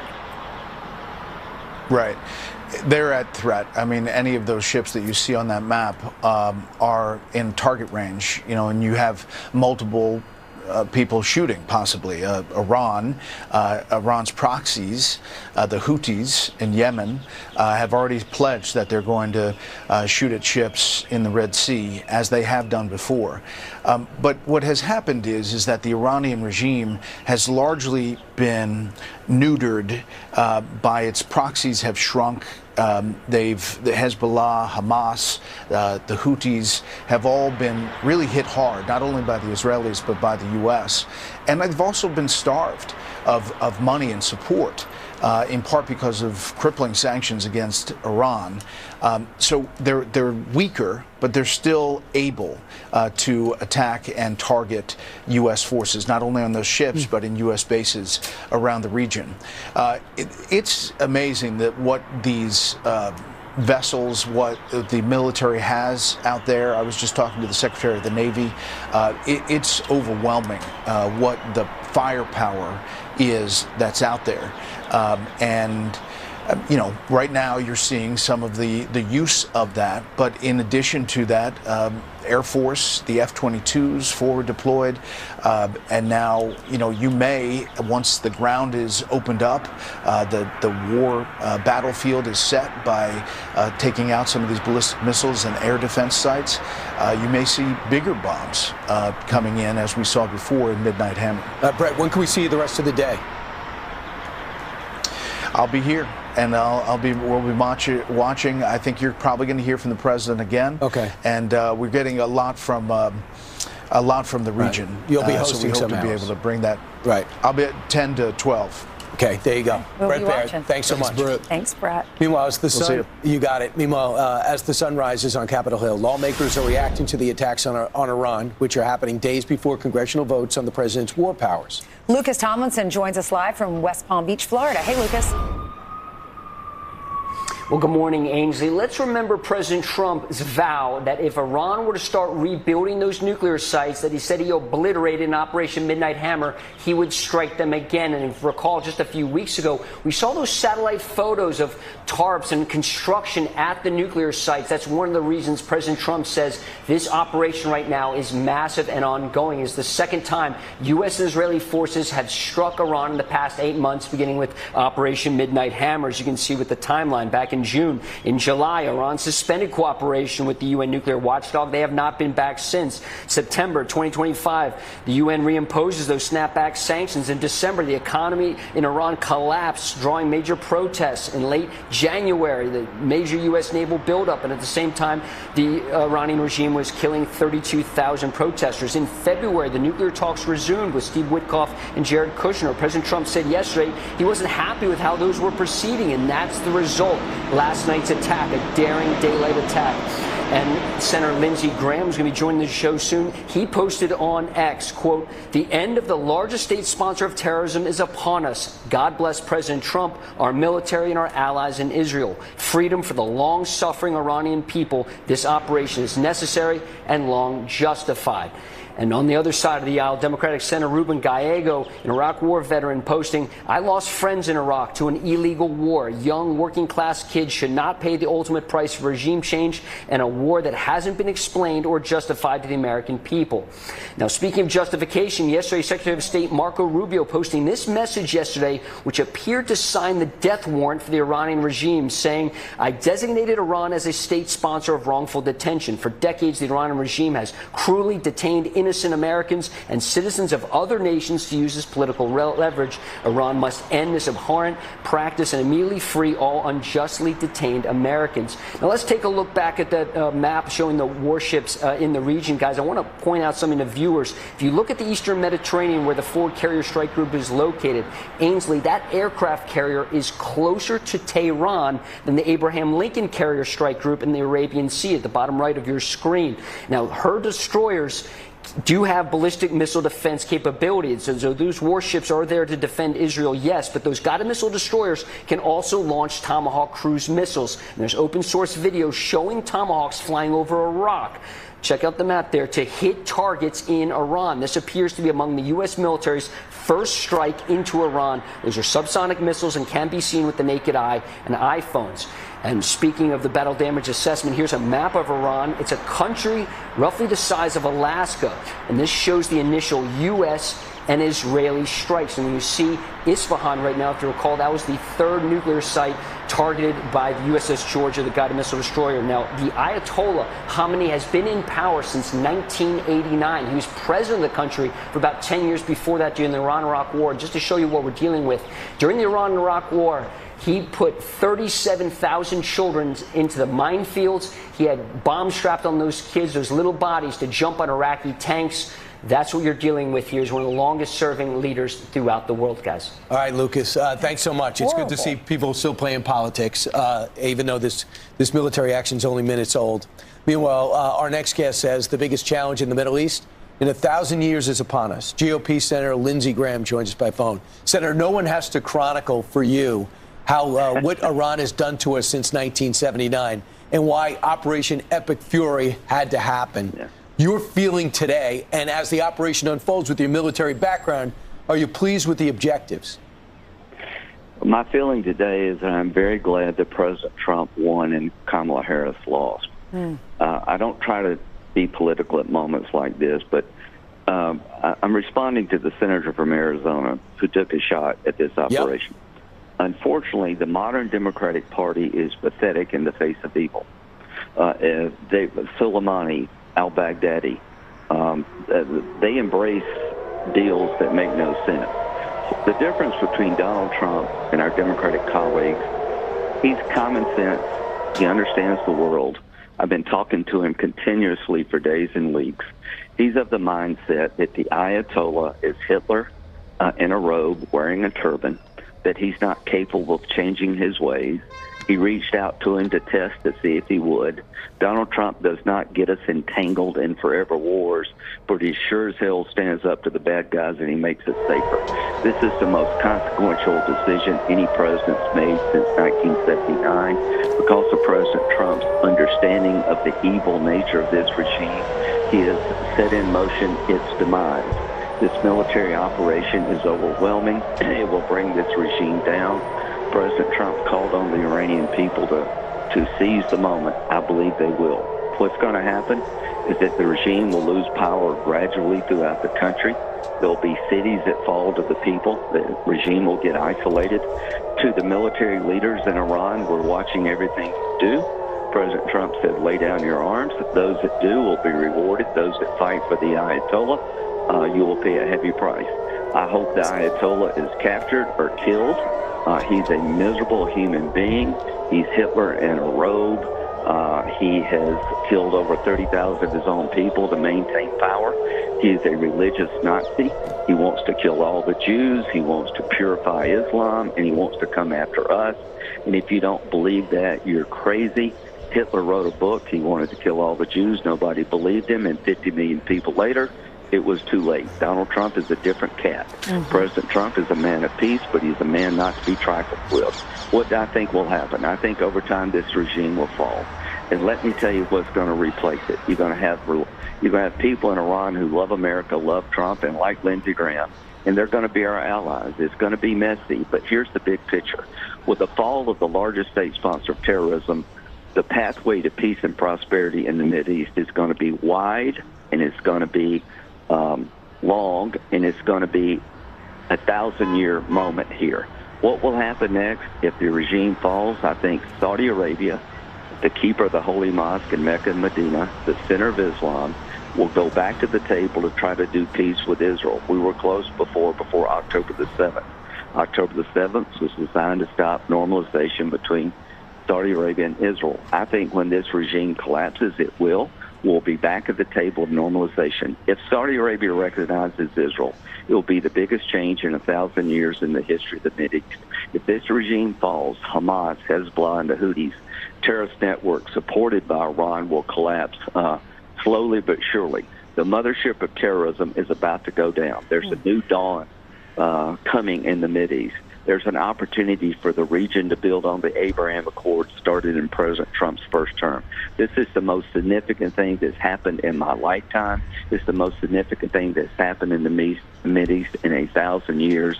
The gold standard for Republican foreign policy is no longer Ronald Reagan. It is Donald J. Trump. Donald J. Trump has liberated our backyard by taking Venezuela down, a narco-terrorist state.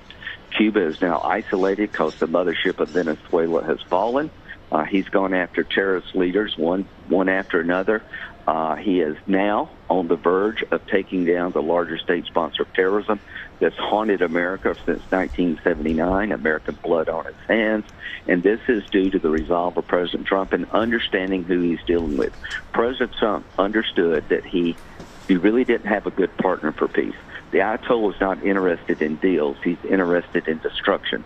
He has a religious Nazi view of the world. Hitler wanted a master race, the Aryan race, to rule the world. The Ayatollah wants his version of Islam to rule Islam and the world. Donald Trump got it. He did it, and it's in motion now. God bless President Trump. To all of our troops out there, I'm thinking about you. I'm praying for you. If you get hurt, you fall in this endeavor, this enterprise called Epic Jury, you will have sacrifice would have been for a noble cause.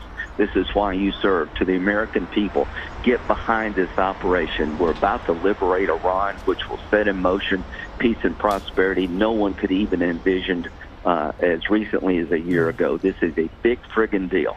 All right, Senator, I want to take you back for a second because you were talking about Saudi Arabia and how they're going to respond to this. What about the other Arab world, the UAE, Jordan? Are they supporting this president's actions right now? Absolutely, Lawrence. Great question. Where was I at last week? I was in Saudi Arabia, Israel, and the United Arab Emirates, trying to get Saudi and the UAE to knock off their dispute about Yemen in Sudan. I'm trying to do that. But I talked to MBS. I said, don't miscalculate here. Donald Trump is a man of his word. Help is on the way. Remember that? I never doubted him. It took a while to get the help there. But as of this moment, I can tell the entire world that when Donald Trump says something, he means it. Help is on the way. To the Iranian people, take advantage of the moment given to you by President Trump. To Saudi Arabia, MBS told me if this regime goes down, it opens up a new Mideast, and he's ready to go. He's ready to reengage. I'm going to go back soon, and I'm going to work with the administration to reengage and start normalization talks between Israel and Saudi Arabia. What does that mean for you at home? If Saudi Arabia, the most significant country in Islam, would recognize the one and only Jewish state, that is a blow to terrorism worse than any bomb. It's the biggest change in 1,000 years. It reshapes the entire Mideast, and we're on the verge of it happening. And why? Because of the resolve of President Donald J. Trump and our military. All right. Thanks so much, Senator. Appreciate the perspective. Thank you, Senator Graham. Senator. And I know you and John McCain were looking for this for a long time. Always great to hear his perspective. Read the Fetterman tweet, if you can. Do you have it up? Not every Democrat's against this conflict. In fact, John Fetterman says this: Operation Epic Fury. President Trump has been willing to do what's right and necessary to produce real peace in the region. God bless the United States and our great military and Israel. And he's going to be coming up on our show in the next hour. Can't wait to get his thoughts. Ainsley. But right now, Mark Levin, host of Life, Liberty, and Levin. Mark, I know you've been up. You were up watching the president's speech. You actually sent it to me this morning. It was a powerful 8 minutes, and I thought he was very strong. He explained why he was doing this. He explained the suffering of the Iranian people and how we need to get rid of this regime.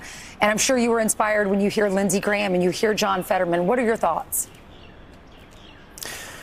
My thoughts are, number one, we have a great president who's a great leader. We talk about Churchill and Reagan and Thatcher and Truman, and we'll be talking about Trump for decades and decades, if not centuries. That's number one. Number two, the president did this for several reasons, and you have to be deaf, dumb, and blind not to understand what they are. In other words, you have to be intentionally trying to undermine our troops and him.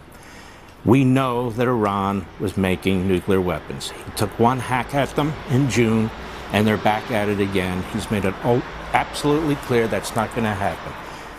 The Democrats, if they start doing what they always do, undermining our country, undermining our allies, undermining our troops, then I think the wrath of the American people will come down on their heads. The American people love victory. The American people love our military. The fact that you have big elements of the Democrat Party that don't, that is their problem, and shame on them. Their president, Biden, gave Iran billions and billions of dollars to build up their war machine. Their President Biden did nothing for the liberation of the Iranian people. Their President Biden was a warmonger. This man is a peacemonger. This is the greatest peace movement in modern American history. This is a peace mission. The fact that we have to use weapons is because the other side wants to build nuclear weapons to blow us off the face of the earth. How do we know that? Because they keep telling us that. So we take them at their word. That's number one. Number two, we have men and women in battle right now. Right now. I would say to that senator in Arizona, why don't you shut the hell up and let our troops do what you are incapable of doing and what your party is incapable of doing? And I would say to the American people, take note of who these politicians are. They're cheap and they're tawdry. And take note of who these other individuals, podcasters and the like, what they have to say. When our men and women, volunteers, have their lives on the line, that they're trying the best they can to score political points. We need to make sure they suffer at the ballot box. Certain media outlets, we need to make sure they suffer too. Dismiss them, reject them. We are an honorable people. We are a great people. We're not imperialists. We're not colonialists. We're sure as hell not isolationists, not with communist China, Russia, North Korea, Iran, and all the rest of these adversaries and enemies trying to encircle us and defeat us. Donald Trump heard from all sides. He spent a lot of time trying to negotiate with this enemy. He spent a lot of time before June trying to negotiate with this enemy. But there's a point at which you need to defend our country, defend our allies, and when you see a regime slaughtering tens of thousands of young people, shooting them in the street, if you have any conscience whatsoever, any morality whatsoever, and you're able to do something about it because they're in the weakest position they've ever been, to sit still there at a time like that is utterly and completely unconscionable. We are on a righteous mission. We have a righteous president. We have a real leader. This is what a real leader looks like. We haven't had a real leader since, in my opinion, no offense to everybody, since Ronald Reagan. This is a real leader. This is a man who thinks things through. This is a man who is mischaracterized by the media and the Democrats and the rhinos. This is a man who's not an isolationist. He's not an interventionist. You know what he is? He's prudential. He looks at situations. He knows what he wants to do. He knows what's right from wrong. And he applies the facts to the situation. He does it over and over and over again, whether it's foreign policy or whether it's domestic policy. The people in Iran, if we succeed, you're going to be free.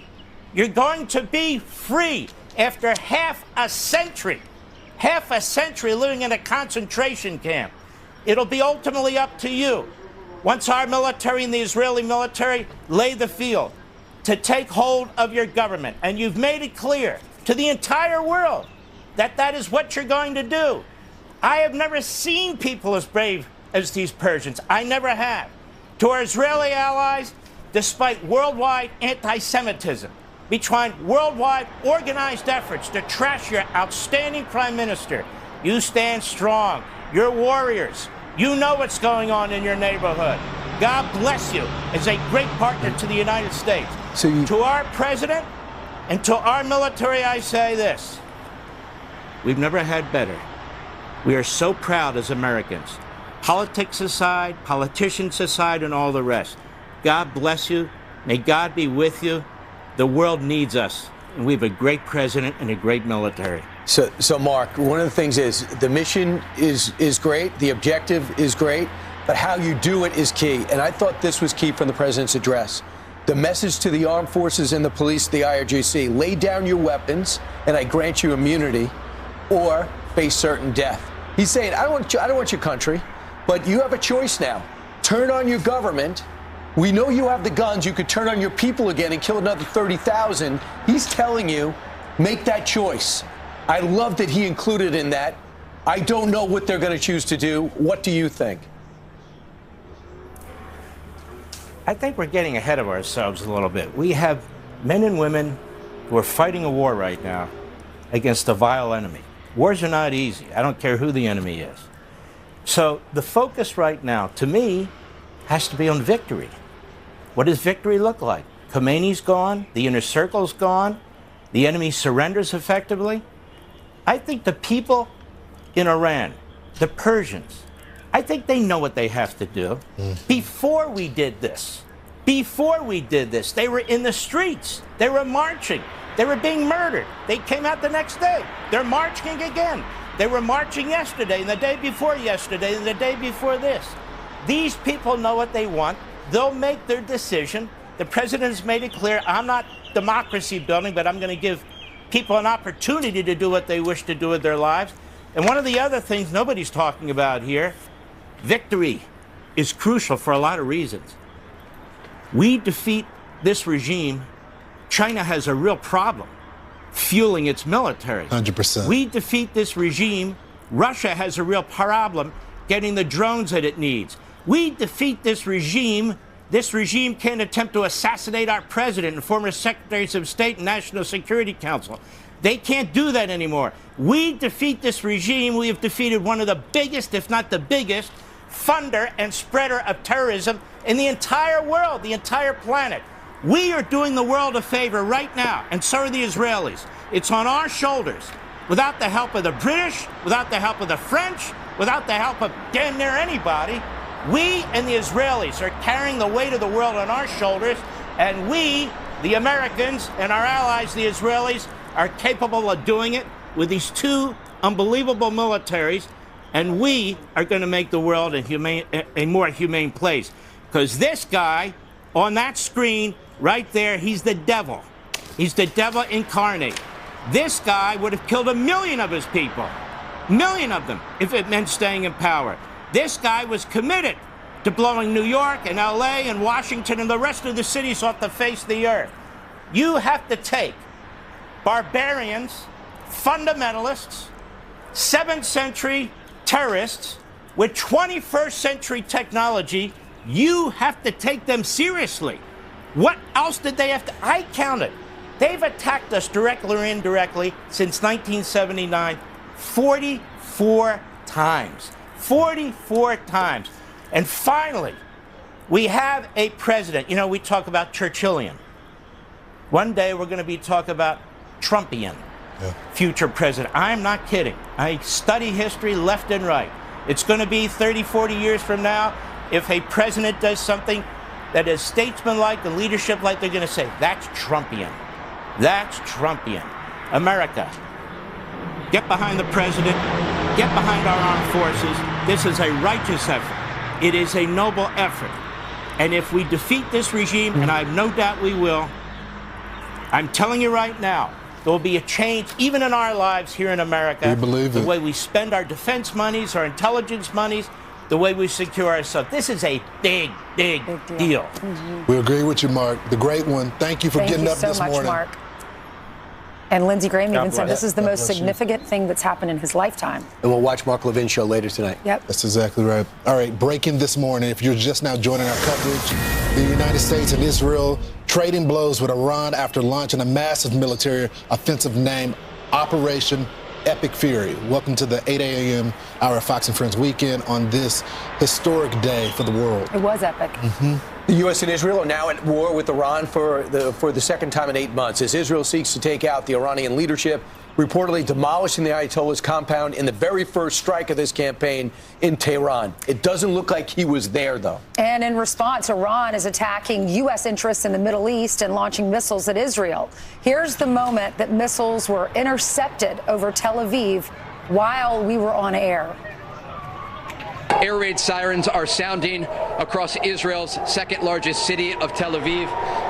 Stay with me here. Can you grab my vest? Just stay with us, Griff.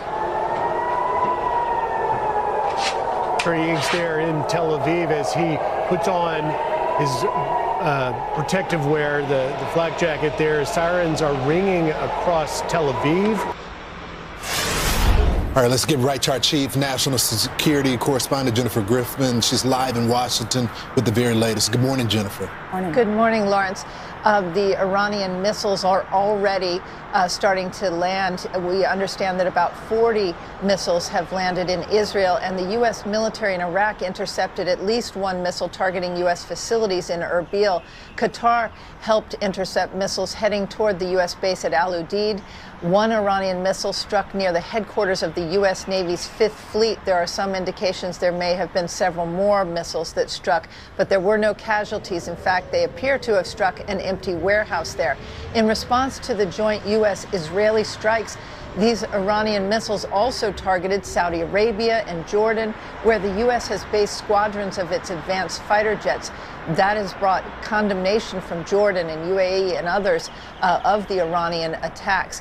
The only U.S. bases not targeted were in Oman, likely due to the fact that the Omani Foreign Minister Badr al-Busaidi was trying to mediate and hammer out a nuclear deal, even flying to Washington to meet with Vice President J.D. Vance to ask the administration to give the talks more time. In fact, he just tweeted, quote, "I am dismayed. Active and serious negotiations have yet again been undermined. Neither the interests of the United States nor the cause of global peace are well served by this, and I pray for the innocents who will suffer. I urge the United States not to get sucked in further. This is not your war." That from the Omani foreign minister. President Trump made clear from his remarks that this is not a limited mission and now includes creating the conditions for the Iranian people to rise up and end the Iranian regime. The U.S. military says it's not targeting the Iranian leadership, but is targeting military targets such as command and control nodes, IRGC naval bases, nuclear sites, while the Israelis, in addition to targeting military sites across Iran, also have targeted Iran's top leaders. It appears that this operation has three parts to it: remove the current Iranian leadership, destroy Iran's ballistic missile capability, and target the other aspects of Iran's nuclear program. Lawrence? All right, thanks so much, Jennifer. Why don't you stay with us, Jennifer, because we're also going to bring in and to get the latest information. Let's go out to Israel, where Trey Yingst, a foreign correspondent, is. Trey, what is the latest? We were with you all day, and almost immediately Iran started lobbing ballistic missiles into Israel. Have they had a hit? Yeah, Brian, absolutely. This morning, an alert went out to Israelis to head to bomb shelters, and air raid sirens sounded across the country. This was an advance alert for the Israeli people. Throughout the morning, dozens of missiles have soared through the skies of this country. We understand the majority of them have been shot down by Israeli air defense systems. There is some shrapnel damage and light injuries, but nothing significant so far, like during the 12-day war last summer. There's a few things the Israelis are looking at here, whether or not they're able to be successful in preempting some of these launches. And so far, the IDF has released new video showing a few of their strikes against Iranian ballistic missile launching positions in the western part of Iran. They've been using drones to monitor this coastline to ensure that if they see any movement of missiles, they can hit them right away. So far, that has led to limited volleys of missiles toward this country. As Jennifer spoke about, some of the Gulf countries taking more significant hits from Iranian short-range missiles. Analysts told us last week Iran has anywhere between 2,000 and 3,000 medium-range missiles that could hit Israel, and upwards of 5,000 short-range missiles that could target U.S. bases closer to their country. Of course, they also have anti-ship missiles and short-range material that they could use to try and target U.S. forces. And so both American troops in the region and Israeli forces remain on high alert, understanding this is the very beginning of what is expected to be a multi-day operation. Guys? Jennifer, I'm curious, are you getting any traffic for what's happening in Iran right now? What are the people doing there? Have they started to make it? I know we're getting some reports that there's traffic jams of people trying to leave as well. Well, Lawrence, we don't have a lot of, we're seeing on social media some of the videos that surprisingly look quite calm in terms of people walking around. You see the smoke billowing in the distance. But then, as you said, there are those lines. The panic is probably starting to set in as they realize this is not going to be a sort of one and done set of strikes. In fact, I'm talking to people who suggest that while this won't be a matter of hours, it will be a matter of days, but really it could be up to a matter of weeks as well. This is a war at this point, and the way Iran behaves, and if it manages to hit any U.S. Facilities or any U.S. warships, then we're in a completely different situation. So this has the potential to escalate. The U.S. military is built up in a way, and they've certainly planned for the kind of response that we're seeing from Iran. And frankly, we're not seeing as massive a amount of waves of missiles that we saw back in, say, April of 2024, when they were trying to overwhelm Israel's missile defense systems.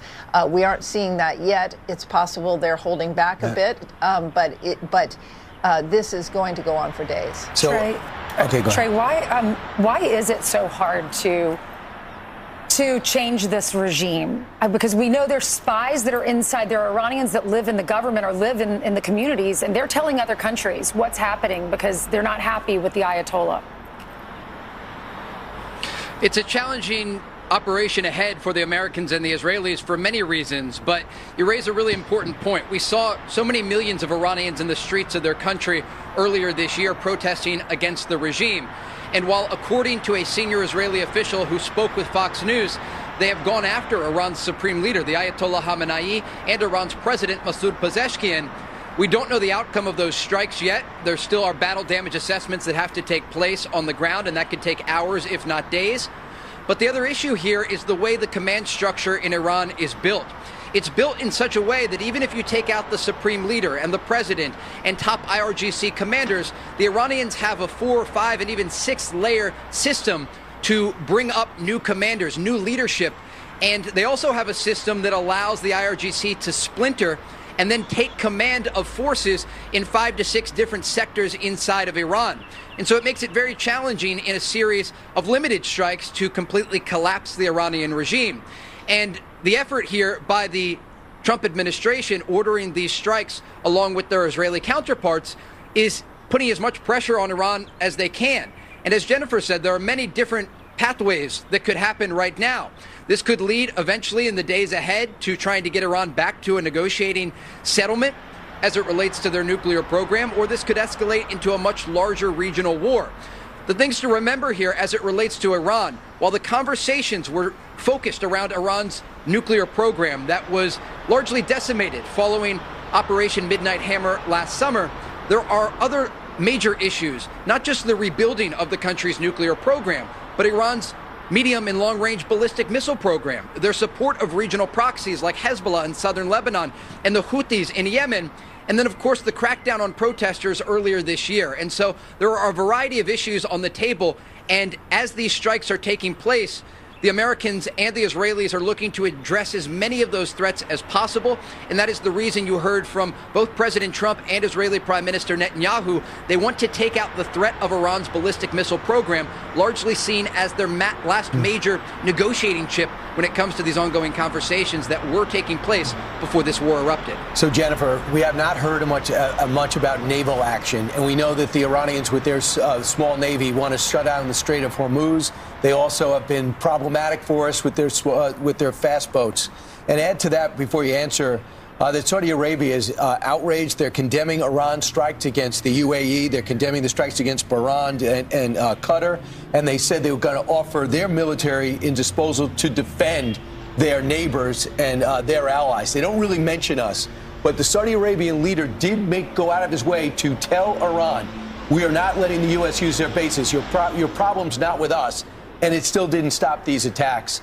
First off, on the Navy. Well, first on the Navy, I think what we're going to have to wait and see in the coming days is whether the Iranians are going to manage to mine the Strait of Hormuz. That is something that the U.S. military is looking at, would be expecting. And so the question is, I'm sure that there is a great deal of attention by the U.S. Navy right now and to counter any attempt to mine the Strait of Hormuz. If they do that, that's going to take us into another phase of this. There's also the issue of the small boats that make up the Iranian Navy that swarm U.S. warships. Now, the U.S. warships have pulled back to a degree. The aircraft carrier strike group has pulled back, so they aren't really threatened by Iran's missiles and the small Navy vessels. But anything can happen, and all it takes is for the Iranians to strike one U.S. vessel, and this moves into a whole nother phase. In terms of, what was the second question, Brian?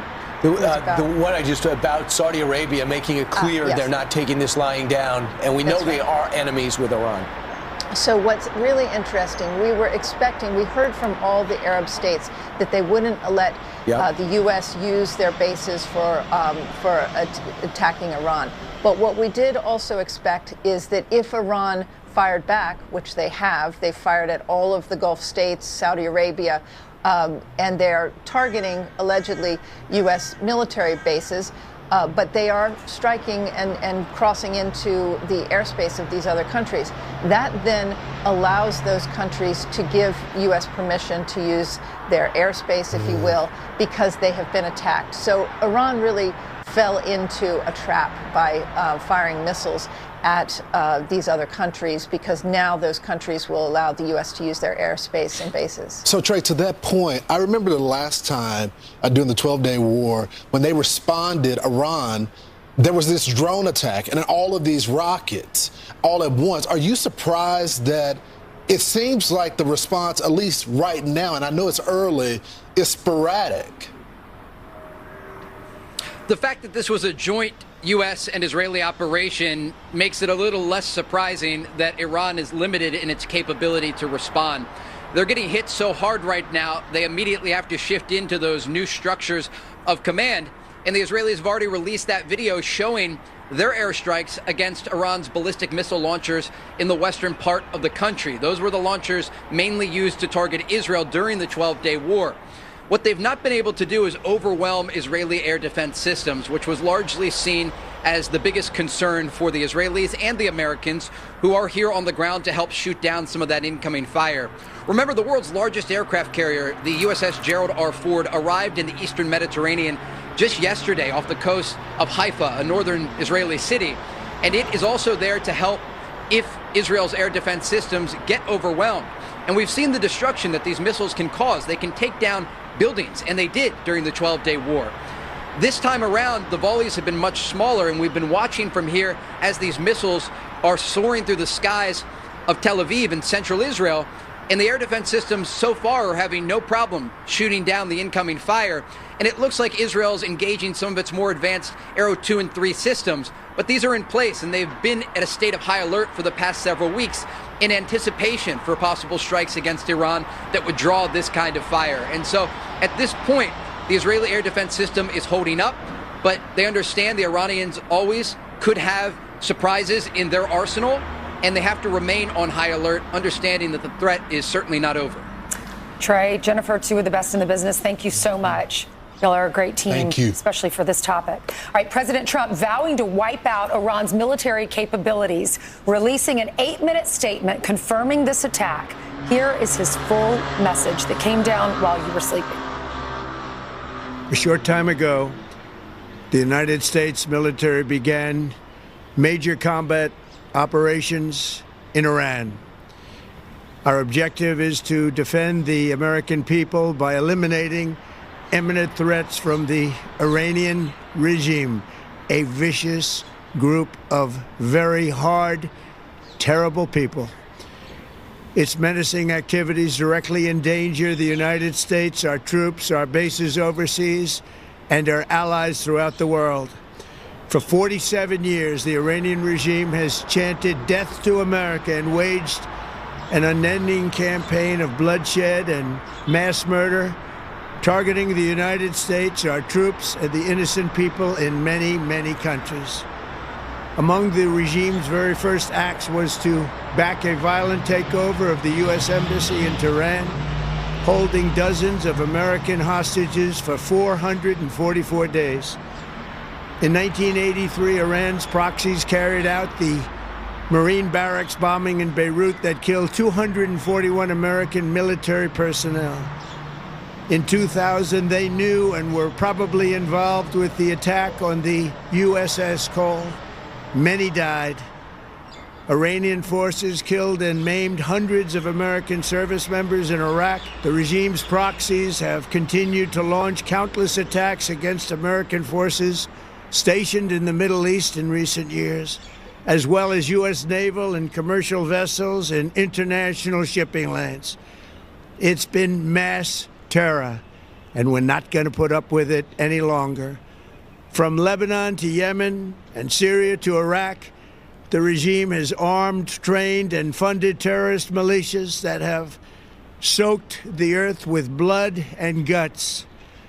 And it was Iran's proxy, Hamas, that launched the monstrous October 7th attacks on Israel, slaughtering more than 1,000 innocent people, including 46 Americans, while taking 12 of our citizens hostage. It was brutal. Something like the world has never seen before. Iran is the world's #1 state sponsor of terror and just recently killed tens of thousands of its own citizens on the street as they protested. It has always been the policy of the United States, in particular my administration, that this terrorist regime can never have a nuclear weapon. I'll say it again, they can never have a nuclear weapon. That is why in Operation Midnight Hammer last June, we obliterated the regime's nuclear program at Fordow, Natanz, and Isfahan. After that attack, we warned them never to resume their malicious pursuit of nuclear weapons, and we sought repeatedly to make a deal. We tried. They wanted to do it. They didn't want to do it. Again, they wanted to do it. They didn't want to do it. They didn't know what was happening. They just wanted to practice evil. But Iran refused, just as it has for decades and decades. They've rejected every opportunity to renounce their nuclear ambitions, and we can't take it anymore. Instead, they attempted to rebuild their nuclear program and to continue developing long-range missiles that can now threaten our very good friends and allies in Europe, our troops stationed overseas, and could soon reach the American homeland. Just imagine how emboldened this regime would be if they ever had and actually were armed with nuclear weapons as a means to deliver their message. For these reasons, the United States military is undertaking a massive and ongoing operation to prevent this very wicked, radical dictatorship from threatening America and our core national security interests. We are going to destroy their missiles and raise their missile industry to the ground. It will be totally, again, obliterated. We're going to annihilate their Navy. We're going to ensure that the region's terrorist proxies can no longer destabilize the region or the world and attack our forces, and no longer use their IEDs or roadside bombs, as they are sometimes called, to so gravely wound and kill thousands and thousands of people, including many Americans. And we will ensure that Iran does not obtain a nuclear weapon. It's a very simple message. They will never have a nuclear weapon. This regime will soon learn that no one should challenge the strength and might of the United States Armed Forces. I built and rebuilt our military in my first administration, and there is no military on earth even close to its power, strength, or sophistication. My administration has taken every possible step to minimize the risk to U.S. personnel in the region. Even so, and I do not make this statement lightly, the Iranian regime seeks to kill. The lives of courageous American heroes may be lost, and we may have casualties. That often happens in war. But we're doing this not for now. We're doing this for the future, and it is a noble mission. We pray for every service member as they selflessly risk their lives to ensure that Americans and our children will never be threatened by a nuclear-armed Iran. We ask God to protect all of our heroes in harm's way, and we trust that, with his help, the men and women of the armed forces will prevail. We have the greatest in the world, and they will prevail. To the members of the Islamic Revolutionary Guard, the armed forces, and all of the police, I say tonight that you must lay down your weapons and have complete immunity, or in the alternative, face certain death. So, lay down your arms. You will be treated fairly with total immunity, or you will face certain death. Finally, to the great proud people of Iran, I say tonight that the hour of your freedom is at hand. Stay sheltered. Don't leave your home. It's very dangerous outside. Bombs will be dropping everywhere. When we are finished, take over your government. It will be yours to take. This will be probably your only chance for generations. For many years, you have asked for America's help, but you never got it. No president was willing to do what I am willing to do tonight. Now you have a president who is giving you what you want. So let's see how you respond. America is backing you with overwhelming strength and devastating force. Now is the time to seize control of your destiny and to unleash the prosperous and glorious future that is close within your reach. This is the moment for action. Do not let it pass. May God bless the brave men and women of America's armed forces. May God bless the United States of America. May God bless you all. Thank you. And that was the president a few hours ago, actually about 2 a.m. in the morning, announcing military operations against Iran was underway in the daylight, in the morning, which is also intriguing. They're not going to stop. They're built for a sustained action. Griff Jenkins and I are going to bring you through what the region looks like and what are the challenges. First off, what does Iran bring to the table, and what are their ranges of their missiles? Well, and that's an important point, Brian, because as we wake up across the country and see this operation, the mission objective is clear. Israel is going after Iran's leadership. The U.S. is targeting the missile defenses. We know that Iran does not have a long-range intercontinental ballistic missile that can hit the U.S., but they have a stockpile of short-range and medium-range missiles. And what we were seeing in this most inner circle already, we were seeing almost all of the U.S. base areas in countries like Qatar, in Kuwait, in Bahrain, in the UAE, in Iraq being targeted right now. The only one that's not is Oman. Remember, the foreign minister was doing negotiations. Perhaps that's why they didn't do it. But when you look at some of the longer mid-range missiles, they're like the Shahab 3 and whatnot, they could hit Europe. So if they could get something off, they could hit Italy, they could hit Germany. That's a real concern, and that's why the U.S. initially went after every missile capability. I think what you saw in this operation, and we'll get a battle damage assessment later, is whether or not our kick down the door initial operation worked to suppress and destroy the missile capabilities of Iran. All right, so Iran's got nuclear facilities, one they're trying to rebuild, and some they're actually building. And if you didn't think it was in for evil terms, you don't really build into a mountain if you weren't trying to hide a nuclear weapons plant. So let's take a look at some of the locations. And this is what I'm sure we are aiming for. Absolutely. Remember back in June in the 12-day war, we targeted Isfahan, Natanz, Fordo, Iraq, the major nuclear facilities. And we were told that we set them back perhaps years in their program, but there's no indication that they stopped the race to enrich uranium. And we don't fully know yet what was left behind, but we do know it was targeted in these strikes. The uranium was buried, but they keep on saying in the negotiations, we said zero enrichment. And they say, well, maybe for 3 years we might do zero enrichment, just some for medical, so they were playing games. I also think it's important to point out that they put a roof over the bombing center, like where they put a shield over where they were rebuilding the nuclear facilities, so we couldn't see from satellite what exactly they were doing when we assumed they were rebuilding their nuclear facilities, what was left of them. We were, and let me go to another map, Brian, because the most sobering part of the president's speech is that American casualties could be a real possibility. And you look at our presence here, we have U.S. military installations. We have in Bahrain, the U.S. Navy's 5th Fleet.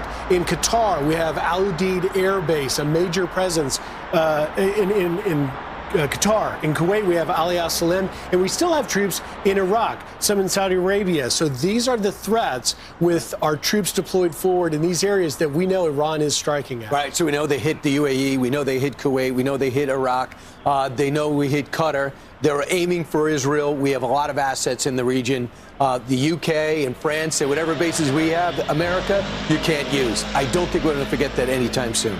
And when you look now at just the earlier cities, it's not just Tehran, the capital. We can go to the next map, Brian, and we can look at some of the areas from literally the northernmost Iran city of Tabriz all the way down to Chabarha in the southern part there. There are strikes all along Iran. We don't know what was taken out, but we have seen some social media from the IDF and others talking about missile batteries and areas that were struck here. An area that you're going to hear a lot about today is right here, the Strait of Hormuz, just about 30, 40 miles there. Iran suggesting that they're going to try and disrupt that. The Houthis saying that they're going to get re-engaged and trying to take out our ships there. And ultimately, what the U.S. forces are looking for is for air and naval dominance. Unclear yet if they've achieved that objective. All right. Thanks so much, Griff Jenkins. Let's bring in Fox News senior analyst, General Jack Keane. General, we've been talking about this in great detail leading up. It's finally leading up to today. It's finally happened. How do you think this campaign is going by the reports that you're receiving? General joins us on the phone right now. Can we hear him? I'm judging by the silence, we probably haven't connected him yet. All right, so let's try to reconnect him. It shouldn't be that hard because we just it's a phone call, so we'll reconnect with him.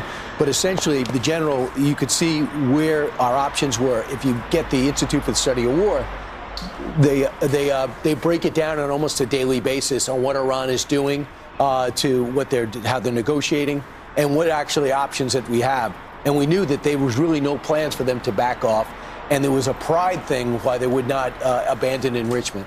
Yeah, I think we have the general. Guys, do we have the general now? Yeah, I'm here, guys. General, can you hear us? General, how do you think the campaign is going so far? Well, first of all, I want to credit President Trump and Prime Minister Netanyahu for the courage that they have displayed here in seizing the historic opportunity. They knew, number one, that the Iranian regime has never been more vulnerable and weaker. And number two, that they were not going to change at all. They have been recovering their missile program rapidly. They have continued to support the proxies. They made the decision to recover their nuclear program, although they haven't acted on it in any consequential way. And they knew that something had to be done, or we're going to throw this regime a lifeline for the next 10 years. They were not about to do that. So what we have on our hands now is a very comprehensive air campaign that's taken place.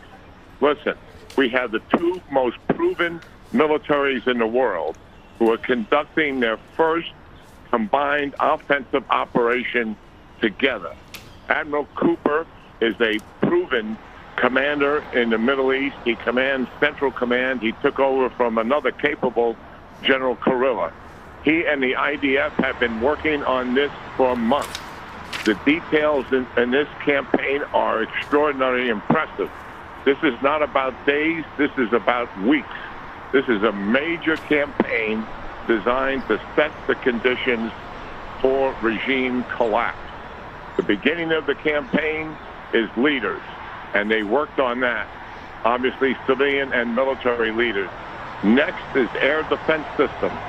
Take them down so that our air has complete freedom of action throughout all of Iran. That will be achieved. There is no doubt about that. And then an orchestration of a series of targets in a general sense.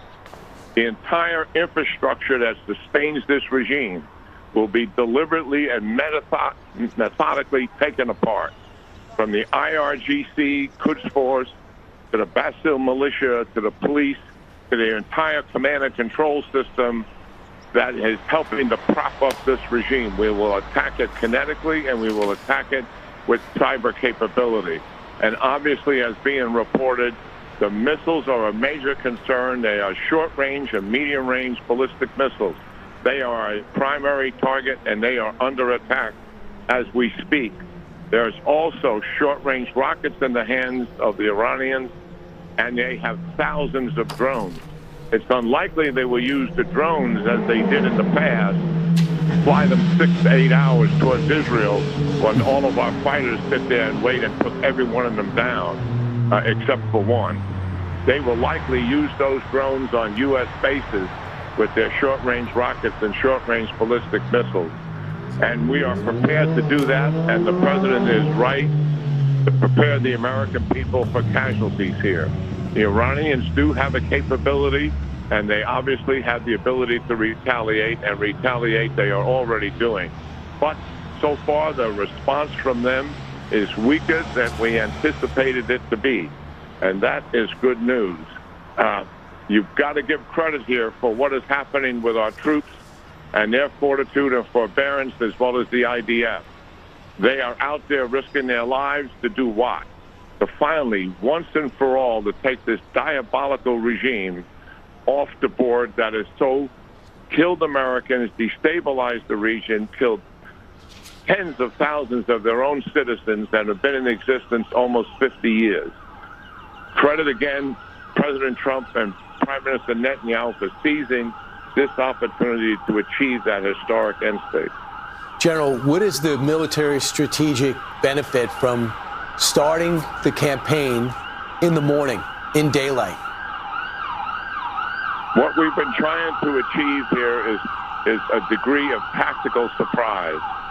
In a sense, certainly the negotiations help to achieve some of that. And some other posturing that has been going on. Some of this has been by design. Some of it has been reality. The tactical surprise that we're seeking is not necessarily to take down a missile storage site, but to kill leaders. That was what we were trying to achieve. In other words, you go after the leaders before you even go after the air defense systems that would protect the pilots. And they were likely using standoff weapon systems off the coast of Iran to go after those leaders. The intelligence we have on those leaders is exquisite. Can't get into the details of it. And hopefully we were able to accomplish most of that in doing it. It's impossible, obviously, to get all the leaders that we're targeting. And obviously this operation leaked somehow, because media was all over it all last night and yesterday afternoon, and that is unfortunate. And hopefully that didn't give some of these leaders the opportunity to get to an alternate site. General, you haven't talked about any naval operation, and what about the Strait of Hormuz? That's what they said they're going to try to shut down. There's a fear they'll try to mine. We also got a report about 90 minutes ago. The Houthis made it clear they're going to start attacking us and start attacking ships and Israel. Yeah, I left out the naval piece is important. We're taking down their naval infrastructure. So, one, they cannot attack, our ships in any way, even as using it as a suicide. They have many patrol boats and also interfere with Gulf oil operations. So, yes. And there's other specific targets. I'm talking about general targets here that we're not going to go into because they're going to unfold as this campaign continues. How long do you think the campaign lasts? Weeks, not days. General, lastly, do you target the oil? Say again? Do you target their oil? I'm not getting into the specific target list like that. General Jack Keane, thanks so much. Appreciate it. Historic time. Yeah, thank you. Thank you. All right, thanks, General. Democratic Senator John Fetterman praising President Trump for doing, quote, what's right and necessary to produce real peace in the region. He sits on the Homeland Security Committee and joins us now. Senator, thanks so much for getting up this morning. Yes. Yeah, it's great to be here. Thank you. So, Senator, there are some on your side of the aisle, and to be frank, some of Republicans that don't agree with this action as well. But you support the president's action here. Why? Well, because that was always the right thing.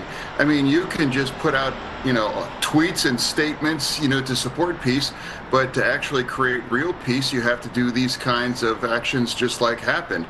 Just like last year, too, when they to destroy their nuclear facilities. Sometimes peace is possible after these kinds of steps, and that's why I support those things. And, I listened to my colleague from South Carolina earlier, and I even had the option, to talk to him before the State of the Union speech, and I encouraged it as well. And so I fully support these kinds of things, and I'm proud to stand with our military and Israel through this, and that's what's the right thing. Yeah, you posted on X, you said Operation Epic Fury, President Trump has been willing to do what's right and necessary to produce real peace in the region. God bless the United States, our great military, and Israel. You have others like Thomas Massey who wrote this. Acts of war unauthorized by Congress. The U.S. is attacking Iran, according to the AP. What is your response to Massey and to your colleagues who don't agree with this? That's bizarre. I'd like to remind my colleague over in the House that Iran massacred 30,000 of their own people right now. This war is not about the Iranian people. It's about this poisonous regime.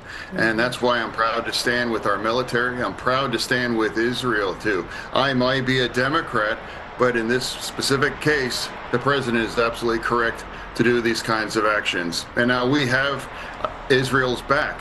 And now that's why it's entirely the path for peace in that region. How many treaties, how much negotiation? I never thought they would work.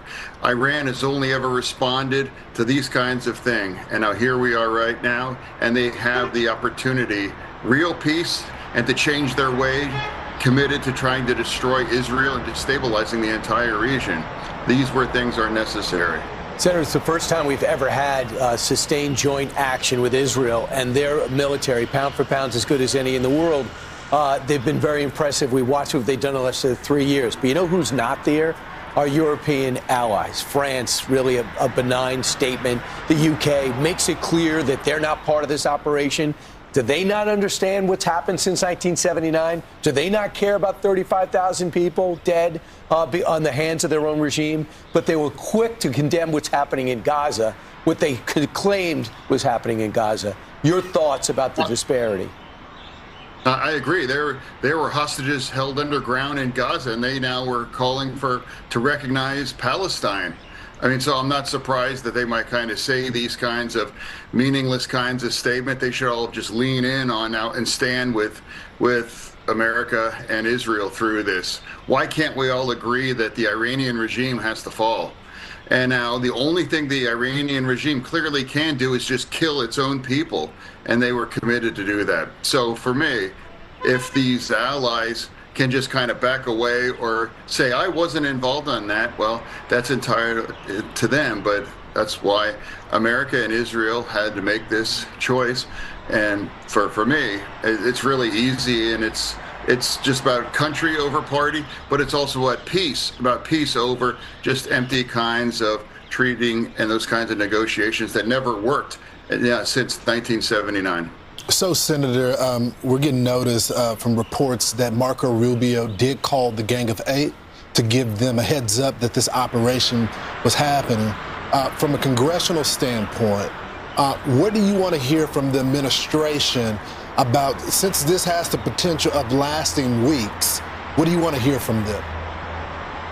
Well, we don't know how long it would last, but I would look back what happened in June when Israel had the war against Iran, and it took just a couple days for Iran to beg for a ceasefire.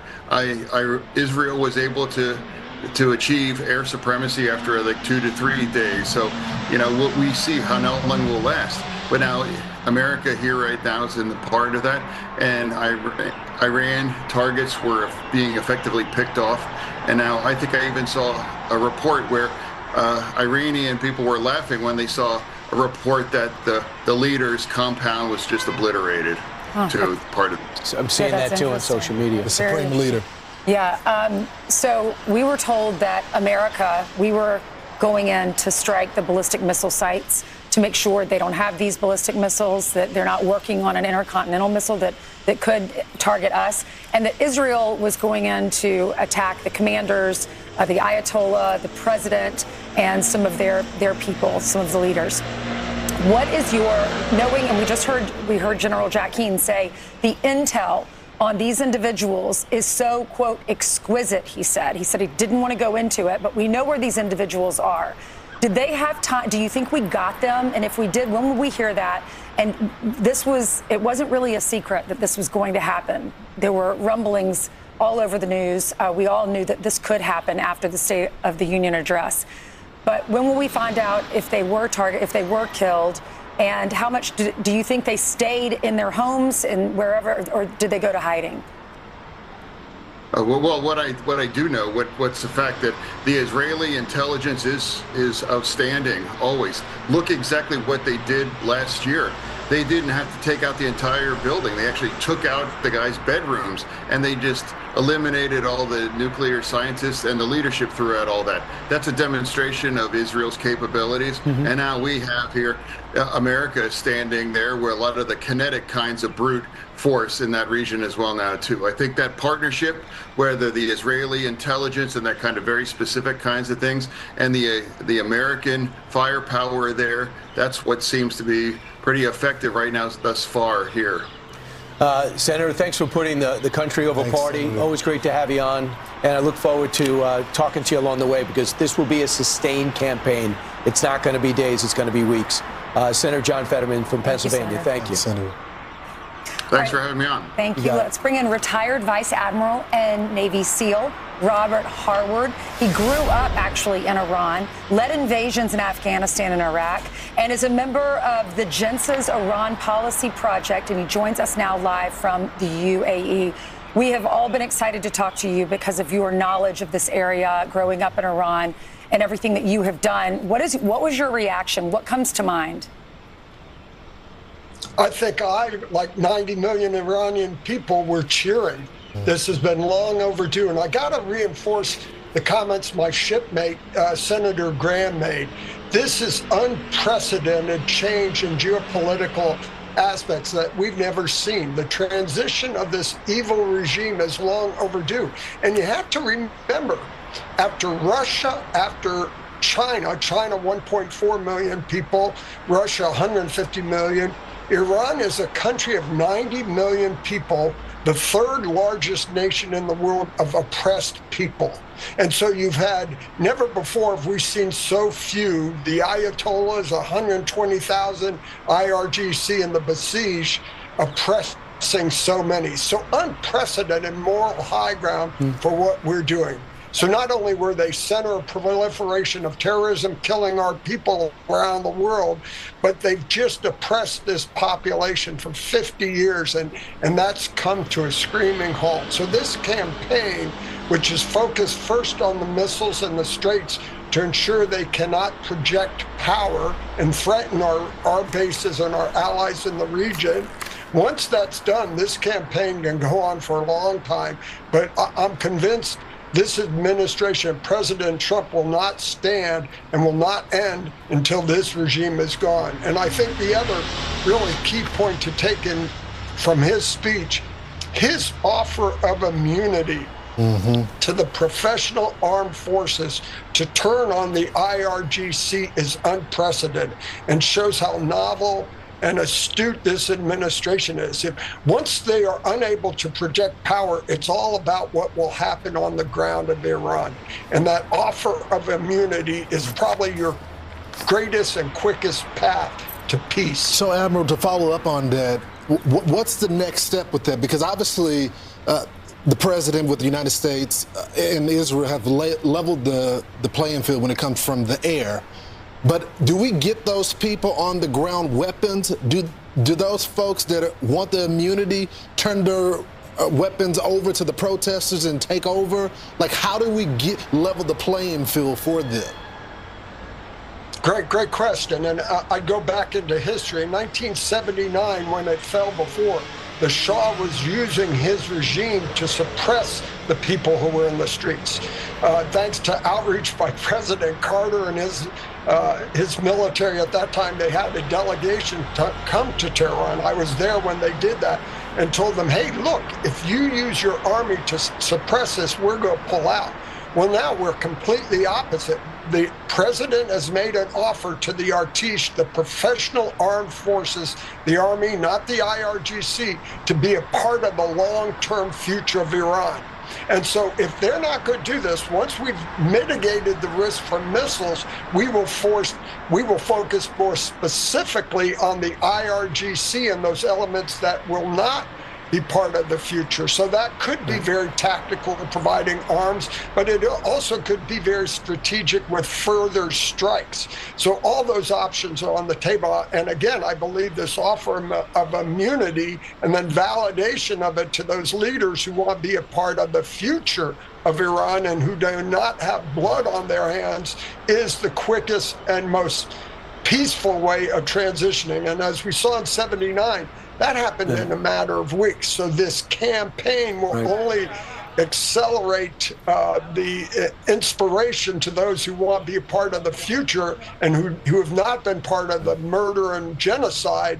And I hope that will make this a very quick solution in a matter of weeks, not months, and prevent future bloodshed. So, Admiral, the other thing is not only were they killing the protesters, they were killing them in the hospital rooms. They were going up to the families of the dead citizens and saying, you're not getting the bodies back unless you pay us for the bullets we had to use to kill them. That's how vicious these people are. But are you still in touch with anyone in Iran? And if they don't have guns, what would they need to take their country back? Well, again, yes, I am. I get texts and messages. So what are they saying? My friends who are in the country, some I went to school with. And so I haven't heard from them today. I'm sure I will in short order. But there are a lot of ways. I think most important, just as you've noted and others, this cooperation, not only in military offensive capabilities, but intelligence. Those networks on the grounds who can identify where the center of gravity is, where the players in IRGC. So once we've taken care of the missile strikes, the more we hit and strike those will provide further impetus to the Iranian people to use knives or whatever's necessary. Right. But if you get the armed forces to turn, that becomes, again, the easiest way to do. If that doesn't work, and now with the attrition of this other military capability, the ability to supply arms and other enablers to the population is on the table. I'm sure that's part of this joint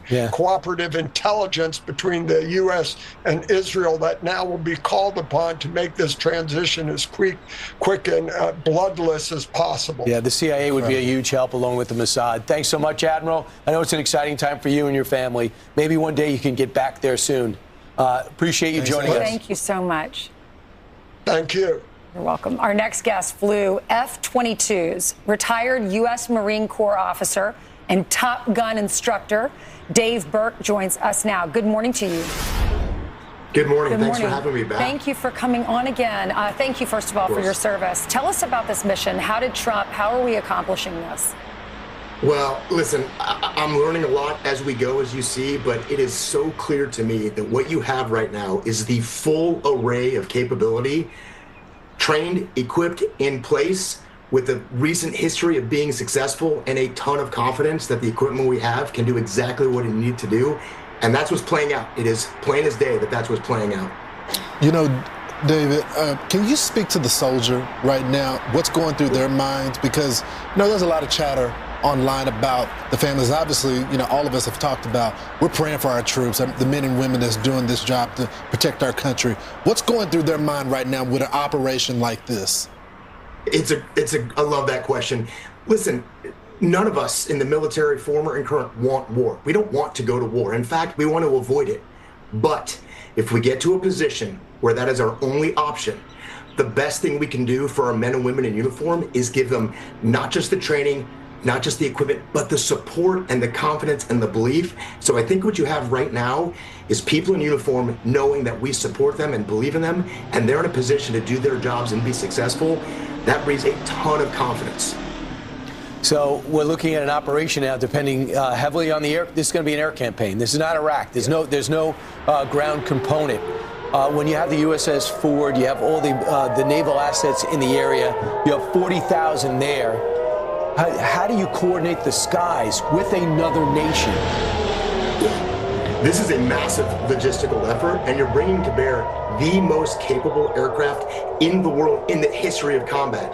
And to be able to do it with our closest allies, who also, as you mentioned earlier, bring the most capable aircraft to bear, that's a ton of work, that's a ton of training, but this is a logistical and support effort that's been built over time. We're not just figuring this out today. This has been planned and coordinated, and the interaction between us, Israel, and our air forces, right now it looks like it's pretty seamless, and that's built on all the work that's been done to get us to this point.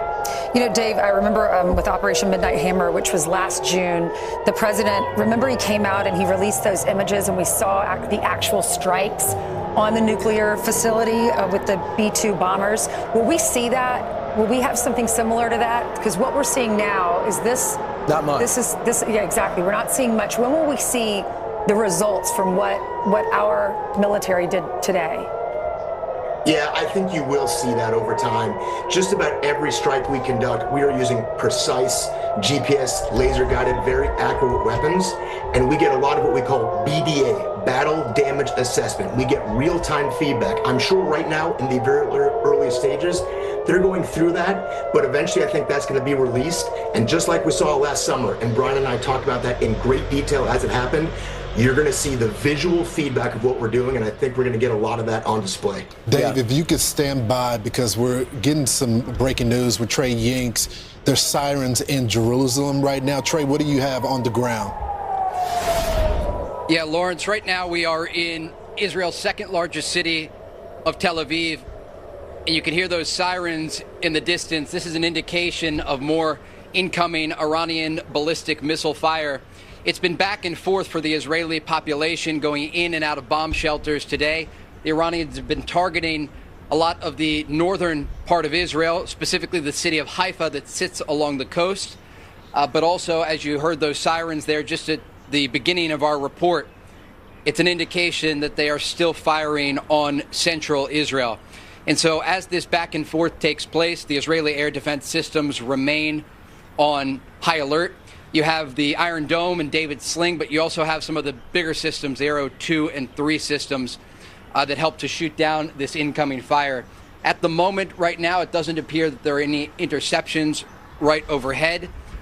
But earlier today, you saw as these streams of white smoke will fly through the sky, and you can see on your screen there, that's exactly what it looks like over Tel Aviv when these missiles get intercepted.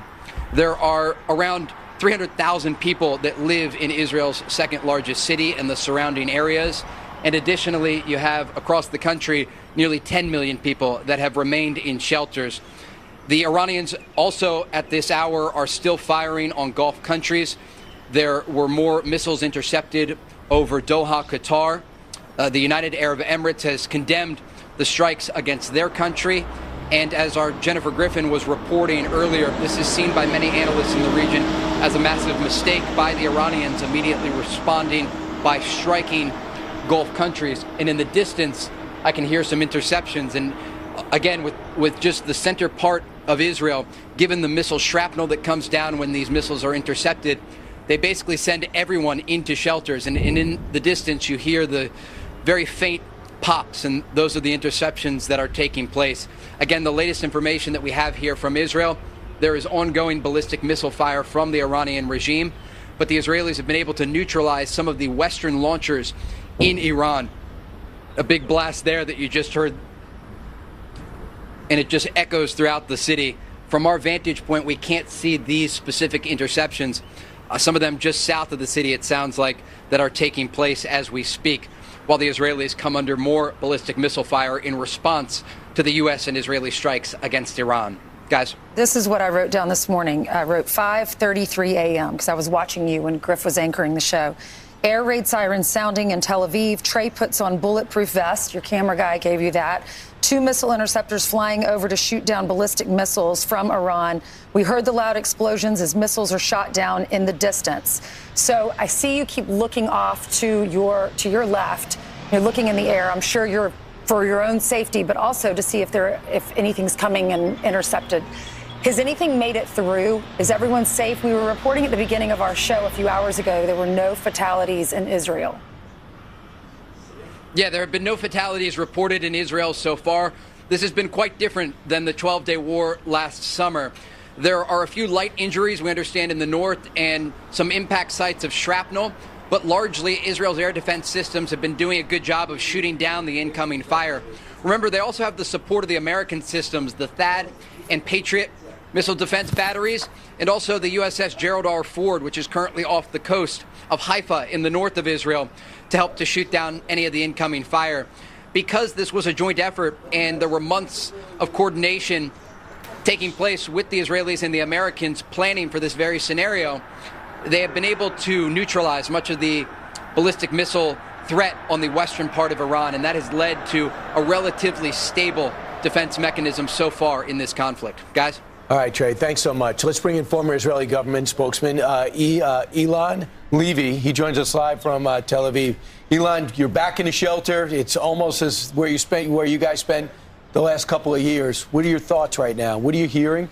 What's the attitude amongst the people among you? I am down in the shelter together with all of my neighbors and random people who've come in off the street because the Iranian regime is targeting Tel Aviv with ballistic missiles again. Now, look, no one here wants to be running into these shelters, but they are amazed by President Trump's decision. The decision to attack the Iranian regime now is the biggest, boldest, bravest decision by any American president possibly ever. President Trump saw a historic opportunity and seized the moment. He understands this is what peace through strength looks like. You cannot let the Iranian regime continue to provoke the free world to cry death to America, death to Israel, and expect to get away with it. Now, I know that this decision is making a lot of very bad, sad people very upset now, but this is really an extraordinary example of American leadership, and everyone here is calling it epic. I've heard even biblical. And Elon, isn't this also demonstrated? I mean, you're in a shelter right now because the Iranians right now are targeting civilians. Our reporting says that, Israel, the United States, we didn't target any civilians. We went after military sites, missile sites, as well as leaders in the government there that had been causing chaos. But they're targeting normal people in Israel, right? And this is the difference between the U.S.-Israel alliance and the Islamic regime in Iran that we are fighting together. Israel and the U.S. are going after nuclear facilities, ballistic missiles, regime targets, regime officials, and the Iranian regime is targeting Israeli cities. They're shooting ballistic missiles and forcing families with kids, pregnant women, elderly people to run down the stairs to seek shelter. And so Israelis understand that there may be a very difficult price ahead. We don't want war, but we can't afford a nuclear Iran that would pursue this kind of aggression, feeling emboldened with nuclear weapons to attack not only Israel, but American targets and our other friends in the region. So the one big difference now is you don't have any rockets from Hamas in Gaza that I know of, and Hezbollah has said if there was an attack, they were going to stay out of it. Have you heard any reports that there's some rockets, missiles coming from Lebanon? This is not the war that the Iranian regime was expecting. The Ayatollahs surrounded Israel with a ring of fire, a circle of proxy armies, so that they could protect their nuclear program. The Ayatollahs wanted to build a nuclear weapon and stop Israel and the United States from attacking because they knew that we'd get rockets from Hamas, Hezbollah, and the Houthis. And right now they are nowhere to be seen because Israel, with terrific American support, especially under this administration, cut Hamas down to size, degraded Hezbollah and are attacking it every day, eliminated the leaders of the Houthis who have been attacking American ships. Elon, sorry to interrupt you because we're going to reset at 9. We have about 30 more seconds. For all those people that are behind you, how long will y'all stay there? I see a child behind you. And was everyone in that room in support of this? Were they cheering for this and excited? This is the 5th or 6th time we've had to run into shelter today, and we will be here till we get an alert on our phones from the army saying it's safe to leave. You can see people are anxious, but everyone is calm. It's an emergency, but Israelis are used to emergencies. Elon Levy, absolutely, especially after the last few years. Thanks so much. And if you do want peace, Iran is the problem that keeps Hamas funded and armed. Absolutely. That's right. We're praying for you. Yes, we are. Thank you. Praying for our troops as well. That's right. Israeli troops as well. Thank you so much, Elon. Fox News Alert, welcome to the 9 a.m. hour of Fox and Friends Weekend. If you're just now joining us this morning, we've been following the major conflict unfolding right now across the Middle East. The United States and Israel trading blows with Iran after launching a massive military offensive named Operation Epic Fury. So the U.S. and Israel are now at war with Iran for the second time in 8 months as Israel seeks to take out the Iranian leadership, reportedly demolishing the Ayatollah's compound in Tehran. And in response, Iran is attacking U.S. interests in the Middle East and launching missiles at Israel, where air raid sirens sounded just a few minutes ago. Overnight, President Trump issuing a statement promising to wipe out their military capabilities. Here is part of the commander-in-chief's message. Our objective is to defend the American people by eliminating imminent threats from the Iranian regime. The regime's proxies have continued to launch countless attacks against American forces stationed in the Middle East in recent years. It's been mass terror, and we're not going to put up with it any longer. They've rejected every opportunity to renounce their nuclear ambitions, and we can't take it anymore. Instead, they attempted to rebuild their nuclear program and to continue developing long-range missiles. We're going to annihilate their Navy. We're going to ensure that the region's terrorist proxies can no longer destabilize the region or the world. So, lay down your arms. You will be treated fairly with total immunity, or you will face certain death. Finally, to the great, proud people of Iran, I say tonight that the hour of your freedom is at hand. America is backing you with overwhelming strength and devastating force. Now is the time to seize control of your destiny and to unleash the prosperous and glorious future that is close within your reach. We begin with senior White House correspondent Peter Doocy with the very latest. Good morning, Peter. Good morning. And when we talked to President Trump about this less than 24 hours ago, he was upfront about the risks of this conflict becoming a long-term war. So he ordered these strikes overnight with this in mind. Is there a risk that strikes could turn into a long, drawn-out conflict in the Middle East? I guess you could say there's always a risk. You know, when there's war, there's a risk in anything, both good and bad. Look, it'd be wonderful if they'd negotiate really in good conscience, good faith and conscience, but they are not getting there. And to that point, even though we don't have any reason today to think that American boots would be deployed on the ground in Iran, there are a lot of American servicemen and women in the region supporting this mission by air and by sea. And I do not make this statement lightly. The Iranian regime seeks to kill. The lives of courageous American heroes may be lost, and we may have casualties. That often happens in war. But we're doing this not for now. We're doing this for the future, and it is a noble mission. And President Trump also told me yesterday that nobody here has briefed him in the planning stages of this mission to tell him that these strikes would definitely lead to regime change. He is telling the people of Iran to go and take their government back. But nobody here who's been telling him exactly what steps A, B, C, and D are has connected the dots about exactly how the regime gets replaced. Now, back to you. And do we know anything about when the president's going to speak today? Has he told you, or the team told you, what time that will be? When will we start getting videos in to see the attack?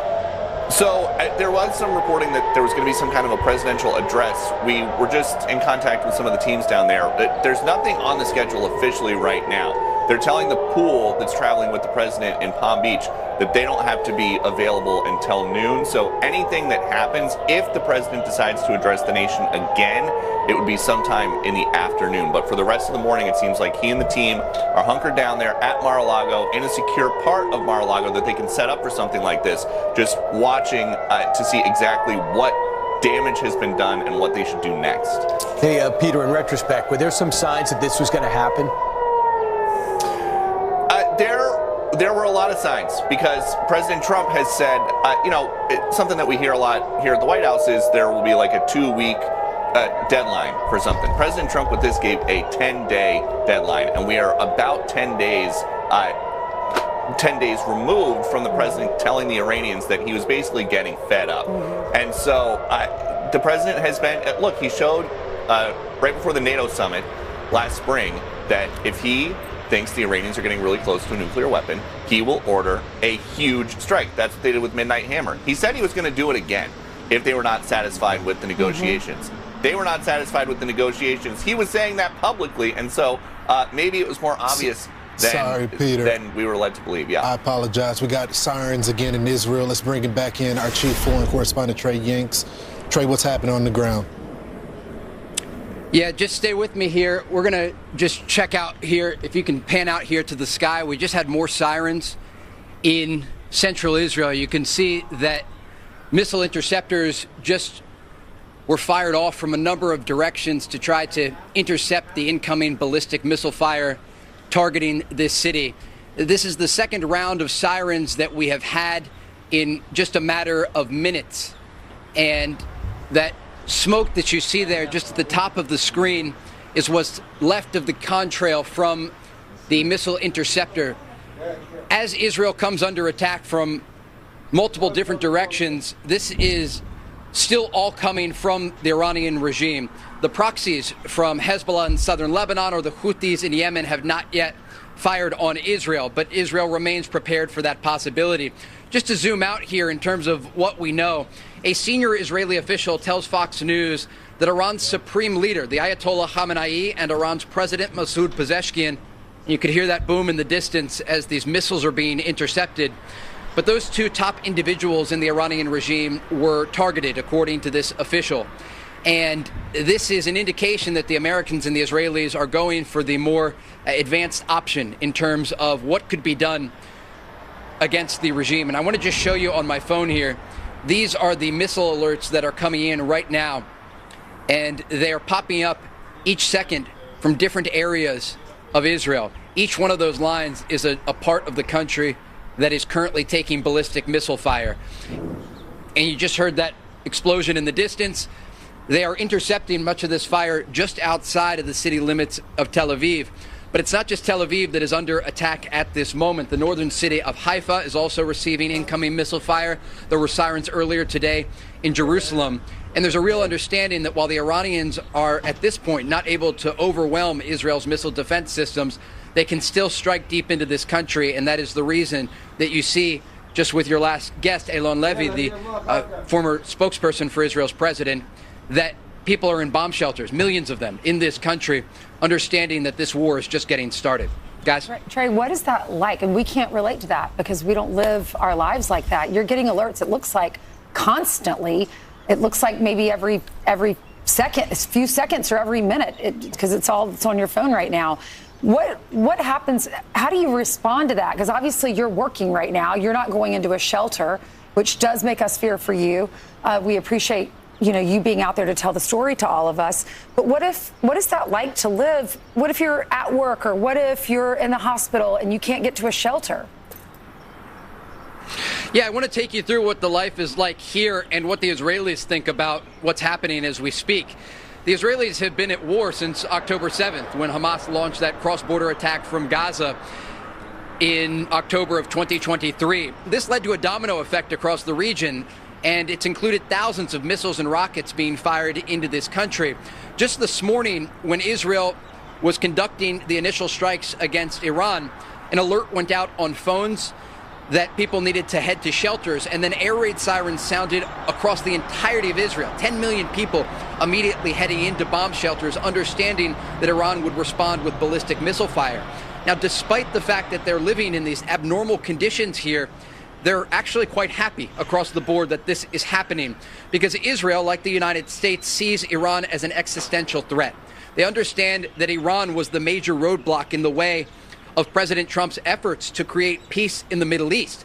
And while the president was able to end the war between Israel and Hamas inside Gaza, create a ceasefire agreement between Israel and Hezbollah in Lebanon, it was the Iranian regime that was unwilling to be flexible enough to create a diplomatic solution. The president gave Iranian leadership an off-ramp so many times. He extended an olive branch. He sent his top negotiators, Special Envoy Steve Witkoff, his son-in-law, Jared Kushner, to Oman, to Switzerland, to try to get an agreement together on a number of issues. But the main issue is Iran's nuclear program because they were pursuing a nuclear weapon, according to analysts here and in the United States. But also Iran's ballistic missile program that they are currently using as we speak against Israel and against U.S. forces in the Gulf. They are launching missiles toward American troops in the Gulf, in Qatar, in Bahrain, in the UAE. And the third thing has to do with their support of these regional proxies like Hezbollah, like the Houthis, like Hamas. And when the president saw the crackdown on demonstrators earlier this year, he says 32,000 people were slaughtered by the Iranian regime. And he promised to help them. And that is what we are seeing here. And the Israeli people largely agree with this operation that is unfolding. And they know as long as Iran, that regime's in power, there will never be a chance of permanent peace. Thanks so much, Trey. Thanks, Trey. Thank you, Trey. Let's bring in Brett Baer, anchor special report. He's taking over here in 55 minutes when we're done. Brett, let's talk about how this thing is playing out. We're not seeing a lot of video of the attacks. We're hearing about a lot of the hits as we wake up today on a Saturday. How do you think this plays in Washington, D.C.? Well, we'll see how the battle damage assessment as we get more information. We don't appear to be hearing from President Trump again today. At least that's the word right now out of the White House in Mar-a-Lago. And, you know, I just want to go backwards to how this thing started. The fact that it is daylight and morning hours inside Iran, that's completely different than we've seen the Israelis attack Iran before. It was always over the cloak of darkness. It's when the U.S. in Midnight Hammer in June operated. There's some reporting that this was designed based on intelligence about leadership and gatherings of leadership and knowing where they are or were. And we can confirm that the Ayatollah's, the Supreme Leader's compound was hit very hard. We just don't know exactly what comes from that. But if you look back at the last time Israel went inside and bombed leadership positions in June, they had intel on the ground about leaders meeting in one room. And then they took out the room and erased a lot of senior leadership for Iran in that June attack. It's very possible that the daylight strike this morning is based on active intelligence that happened based on where those leaders were and meeting. Good point. You know, Brett, to that point also, you know, we were expecting, at least the military, the United States and Israel were expecting to hear something from the Houthis or Hezbollah because they are, in fact, the proxies. Do you think because Israel, with of course the support of the United States, have dismantled them so much that that may be the problem here, why we're not seeing rockets coming from those areas? What do you know? Yeah, listen, all of these terrorist proxies have been diminished, in part because of previous attacks by Israel and the U.S., but also in part because they're not getting the funding and the support from the mothership of Iran, because of the really stranglehold of sanctions. You know, you've seen Treasury Secretary Scott Bessent talk about how the aggressive nature of sanctions and the U.S. going after the financing has changed the dynamic and made Iran weaker. It is why people like Senator Lindsey Graham and others, and you've heard Jack Keane say this, that they believe Iran is at its weakest point that it's ever been. And I think you're going to see over the next day or so the superiority in the skies, the ability to control the entire battle space so that they could take out targets, you know, indiscriminately. The Houthis are in, right? I mean, the Houthis said they declared war on Israel. and they're going to shut off. They're going to start bombing ships again. Yeah, and that's dangerous because they've done it before, and they've not had a ton of success. It's not guided missiles; it's these rockets, but they are dangerous, especially for U.S. troops in the region. The Houthis are less than they were, though, and everybody in the region knows that. Brett, we've heard from Jennifer Griffin and other reporters that they don't think this is just going to be a one-day event. This is going to take days and days, possibly weeks. But we're used to the video when we saw the operation back in June when President Trump decided to strike the nuclear facilities.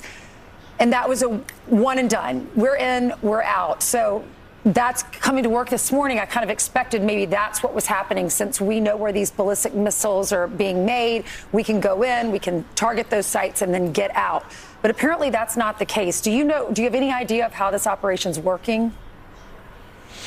No, I mean, Jennifer's done some great reporting about the different elements being used, and the Tomahawk missiles kind of setting the battle space, and then specific targets, the Israelis. And it's a full joint operation for the first time. We've used different technology, including drones, one-way drones to attack different facilities. I bet we'll start seeing the videos and the specific targeting stuff that you're used to in coming hours. And I think that they're just being cautious about what we're seeing because, again, it is daylight. There is still an Iranian defense. We just haven't seen anything significant. One thing that was significant is that Iran's first response, some of those missiles they sent out, were at Gulf states, UAE, Bahrain, others, and those countries had put out statements saying this was not the right thing to do for the U.S. and Israel. But now, after being fired on by Iran, you wonder if it changes the dynamic, and perhaps they fight back. There was some missile fired at Jordan, Bahrain, the Fifth Fleet, and there's others. So, Brett, I'm curious because you've been in Washington for a while and you were at the Pentagon before that. I know there's been public statements from elected officials, but do you think this is a moment where there's going to be unity on Capitol Hill to support the president? He's laid out the mission. He's talked about the intelligence that he has. He did brief, according to the reports, Marco Rubio briefed the Gang of Eight to give them notice that this was going to happen. Is this something that they're going to make political, or will this be a moment of unity? Lawrence, it's a great question. I think he'll probably have a day or two of, calmness as far as the political back and forth, but there will be a push to find out, when does this end? What's the ultimate goal? What's the objective? How long will it take? You heard after that Gang of Eight briefing on Capitol Hill, Senator Schumer came out and said the administration needs to make the case to America of what exactly this is about. The president's 8-minute speech was really quite something, and he laid out the predicate. But at the end, it really did sound like regime change, leaving it up to the Iranians to take the baton and take over this country. But he's setting the table for that to happen. Yeah, the IRGC, I'm very curious in that statement. He said, guys, you can either put your guns down or join, leave the government and live and get immunity, or you will die. So I'm very curious to see if there's going to be any fracture, because we know so little about that closeted regime, any fracture from the Ayatollah, and if they're going to go with the people instead of killing the people. Because if we have protesters in the streets, nothing's really changed to stop the IRGC and the besieged for turning around and mowing them down again. That's exactly right. And it's a brutal, brutal regime. And as you heard the president, he cited 30,000 and north of that for the killings that we just saw over the recent month or so. And I think, and this is a speculation, that there had to be some knowledge on the ground about some buy-in from some element of the regime, much like I think there was in Venezuela 100%. Prior to Maduro being taken out. So I don't know what that looks like. I don't know whether it's Mossad or CIA or some kind of knowledge on the ground beforehand, but I think there is some sense that there's something else to come. We just don't know what it looks like. Yeah, we heard Lindsey Graham say this might be the most significant event in his lifetime. Explain to the people that are watching at home why that might be. Even the president said what we could be witnessing is the most significant realignment in the Middle East in history.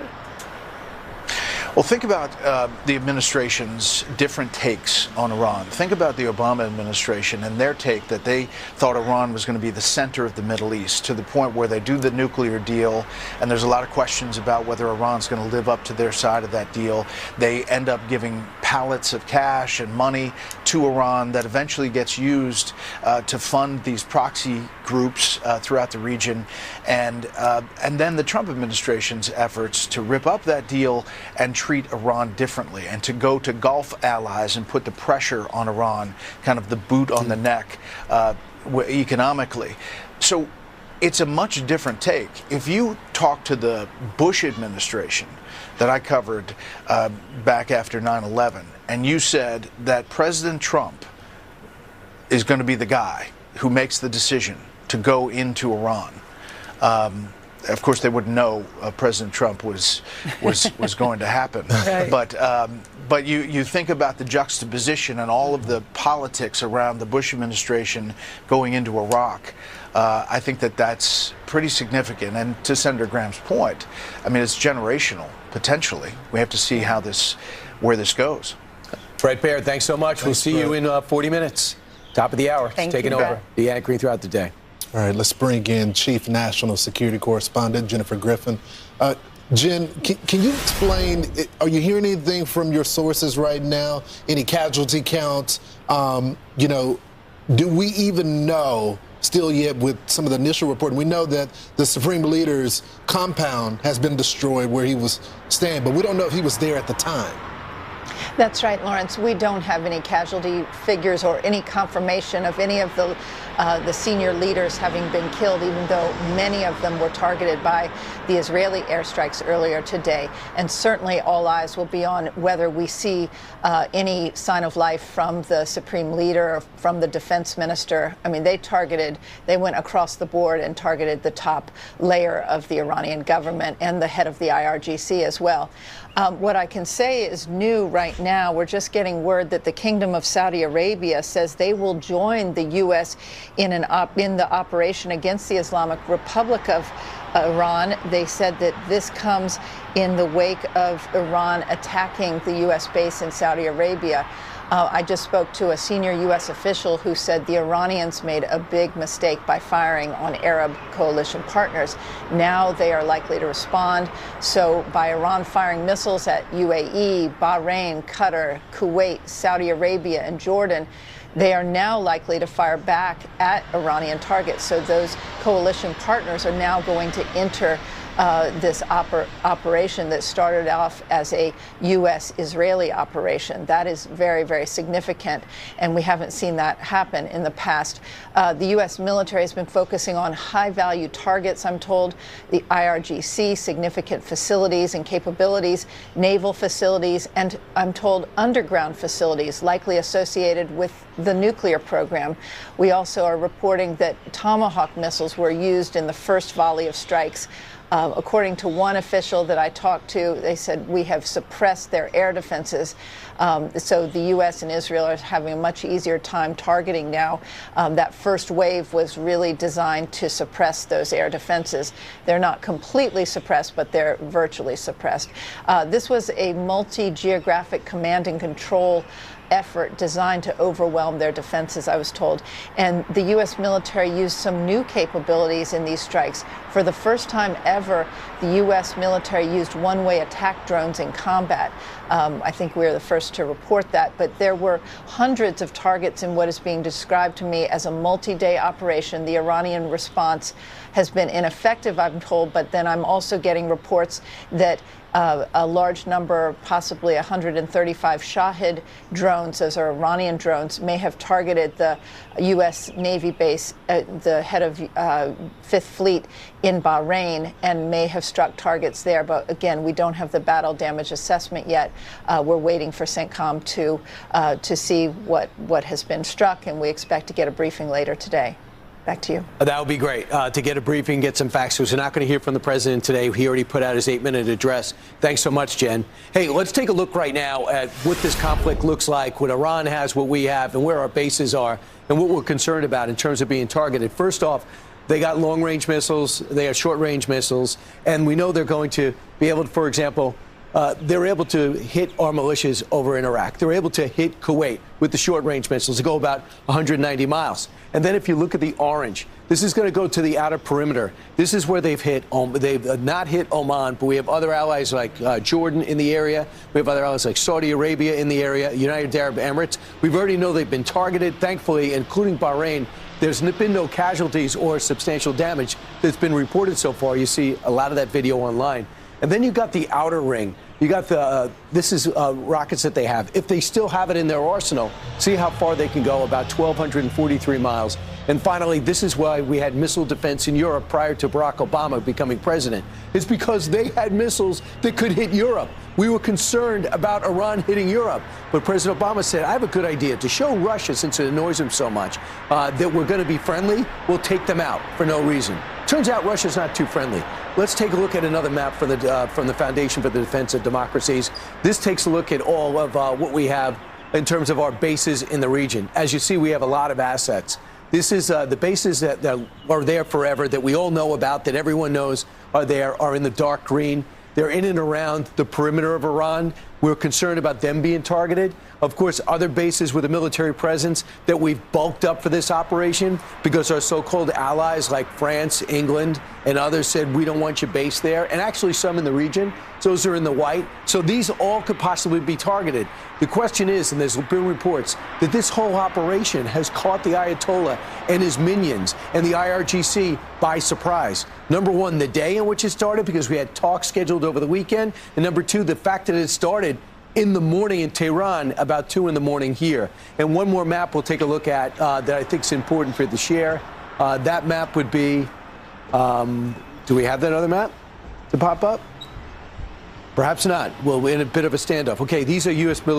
bases right near Iran. Okay, we'll hold off on that. So with that, let's go over to Lucas Tomlinson live from West Palm Beach about what's going on. That is where the White House essentially is right now, right, Lucas? That's correct, Brian. President Trump arrived at his Mar-a-Lago estate last night after speaking in Texas.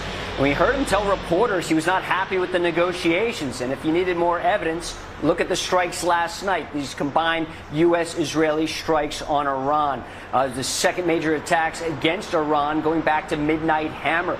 A lot of significant differences, though. Of course, Midnight Hammer back in June was 7 B-2 bombers dropping those 30,000-pound bunker-busting bombs. So far, we have not seen any evidence the B-2s are overhead, but it could get even more noisy tonight when the sun goes down, Brian. There's been a lot of talk about why this operation took place during the daytime. Last night, people were looking at the moon. It was near full over Tehran.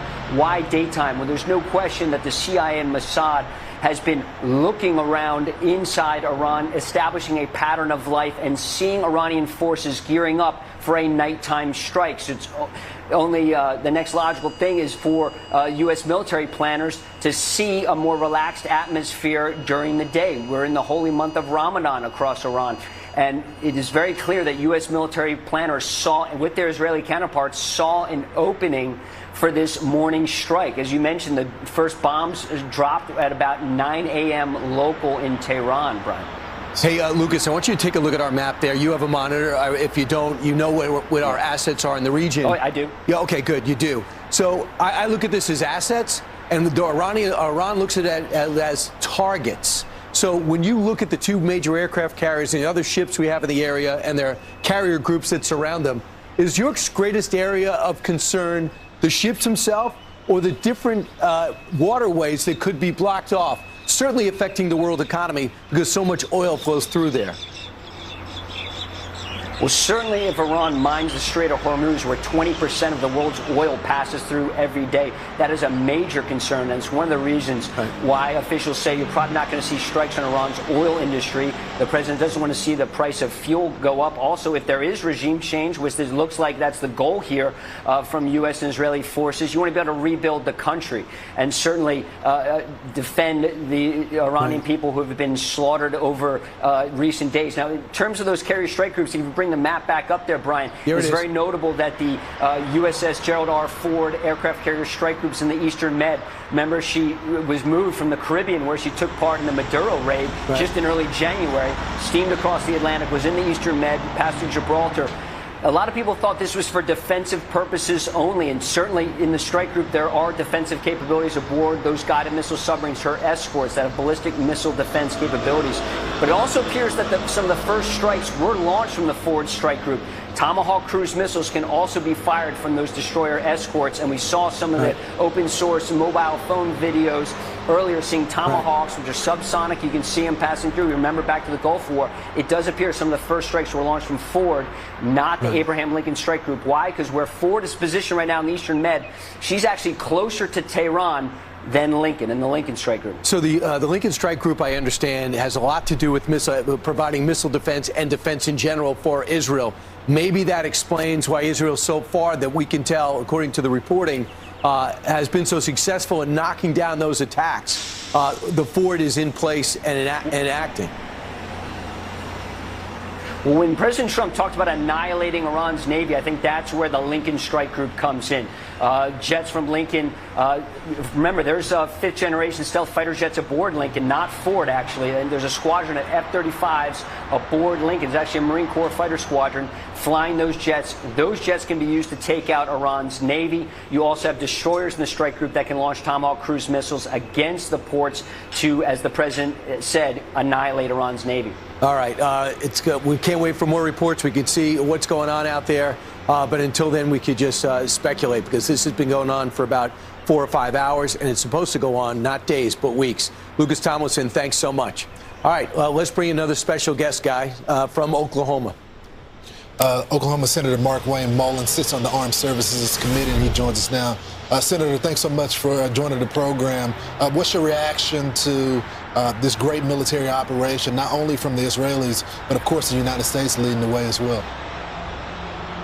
Yeah, first of all, let me talk to the Iranian people here. I want the Iranian people to know that this is their time. This is your time to get your country back. The American military and all its might is behind you. The president said that he doesn't bluff, that he would be there for you, but we can't fight your fight for you. We will protect you. We'll give you an opportunity to get your country back from the Ayatollah that's been pillaging you since 1979. We truly do care and love for y'all. We want you to come back, and we want to have a relationship for you. But for the generals that know who they are, for the Army that the president was speaking to the Revolutionary Guard, the president made it very clear: lay down your arms, fight for your country, not for the Ayatollah, and we'll give you complete amnesty. We want to see a free Iranian people. We want to see them take their country back and build it to the greatness that they can. Now, to go back to where we're at today, listen, the president had to build his assets up. We had to be ready for every outcome. Chairman Kaine, Secretary Hegseth, through this whole process has been giving the president options A, B, C, and D. The president wanted to make sure that we had every possible outcome mitigated as much as possible. But we also understand that this is a dangerous time for our men and women that so bravely fight for the United States interest home and abroad. The president is well within his authority to do so, to keep our interests safe.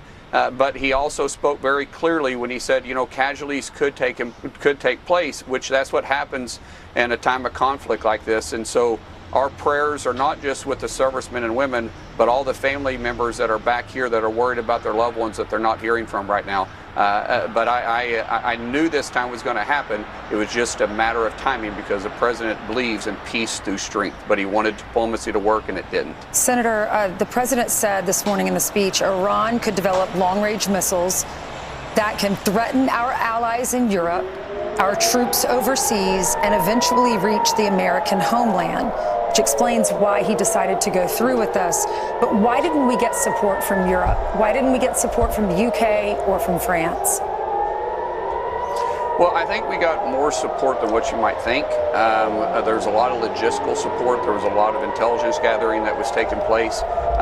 We had the assets. There's no army, there's no country out there that can do what we can do. But to say they were completely silent in this, you may not see them on the front lines with us, but there was a lot of cooperation. You also notice that China and Russia is staying very silent on this, and the reason why is because no one wanted the Ayatollah and his murderous regime to be a nuclear powerhouse. They would completely destabilize that area. And a lot of people are concerned about the shipping lanes too. And so just because we're not seeing them out there doesn't mean they weren't participating, because they had access. A lot of these countries that you're referring to had access that we didn't because of the lack of maybe government-to-government relationships. Well, Starmer said flat out, can't use our bases, including Diego Garcia, which we specifically asked for. And the president picked up the phone and asked him. And that guy hanging on by a thread, this should finish him, I hope. Senator, let's talk about... I believe so. Yeah, it deserves. He's absolutely awful. But, Senator, when you look at being briefed in the Senate, I know you're not in the Gang of 8, but you're tight with the White House. Do you feel as though your men and women have been briefed on the Senate side and knew about the gravity of this operation? Well, I know Congress has been briefed as a whole. I mean, the president had to hold this very tight. And so there was a circle of individuals that need to know, that are in have the ability to make decisions. But you have people like, honestly, Tlaib and Omar, that you can't brief Congress as a whole, because those individuals like that you just simply can't trust. And however, I do believe as we move forward with the operations, now that the operations are moving forward, I believe that the Secretary will come to either be Rubio or Secretary Hegseth, or maybe both, will be coming to Congress and doing a classified briefing as a whole for everybody. But you got to understand, this operation was very, obviously you can tell, very well coordinated. The timing was very important. It wasn't actually what I would say intimate, but at the same time, the president was really wanting Witkoff to be able to get a deal. Just Wednesday, some of our Arab nations reached out to me wanting to come have an urgent meeting, and their message was that the Ayatollah wanted to go back to the Bush nuclear deal, which I told them it wasn't going to happen, that we weren't going to allow them to enrich to be able to have the ability to get a nuclear weapon because we can't trust them. And they said, well, what if he continues? And I said, well, it'll probably be suicidal for him. And they got the message very clear at that point, which I felt like it was interesting that they reached out to me to have that conversation. They wanted to go around Witkoff and directly have a message or a meeting with the president, which I said I wasn't going to help set up. So they knew something was happening. They knew the Ayatollah was looking for a more time to continue to build their nuclear weapons. But the Arab nations that I spoke to, I felt like was trying to do his bidding. But this is ultimately the outcome. We absolutely wasn't looking for regime change, but because we can't trust the Ayatollah Ayatollah's life is hanging on by a thread at this point. And this is why I spoke directly to the Iranian people, that this is your time. This is your time to get your country back. You were sold maybe a bill of goods that were worthless in 1978, leading up to 79 to the overthrow of the Shah. You were a Western country that we had great relationships with. You had more women in the workforce, professional workforce, than even the American people did. You had more women elected to government offices than the American people did. We want to see the greatness of Iran again, and we're there to help you, but you've got to fight for your country. So, Senator, what is your message to the folks here at home, specifically some that may be a part of the MAGA movement? Although the president made the case very clearly, he made it first through the State of the Union. He told the people of Iran, and then he just released this statement this morning laying out why he took his action. But some of them still disagree with him. You're one of those people that got elected during that wave of MAGA candidates. What would you tell them? Well, we're not looking for war, but President Trump believes, like Reagan, peace through strength. And if people think that what happens in Iran doesn't affect us, they're just wrong. We have a world economy. Our economy is tied into the world, and our dollar is the currency around the world, and we're also the world power. What happens in the Middle East does affect us. It affects the oil prices you guys were just talking about. 20% of it just through one canal is shipped daily through that area. We are making sure that they can't mine the canal. We're making sure that strait stays open.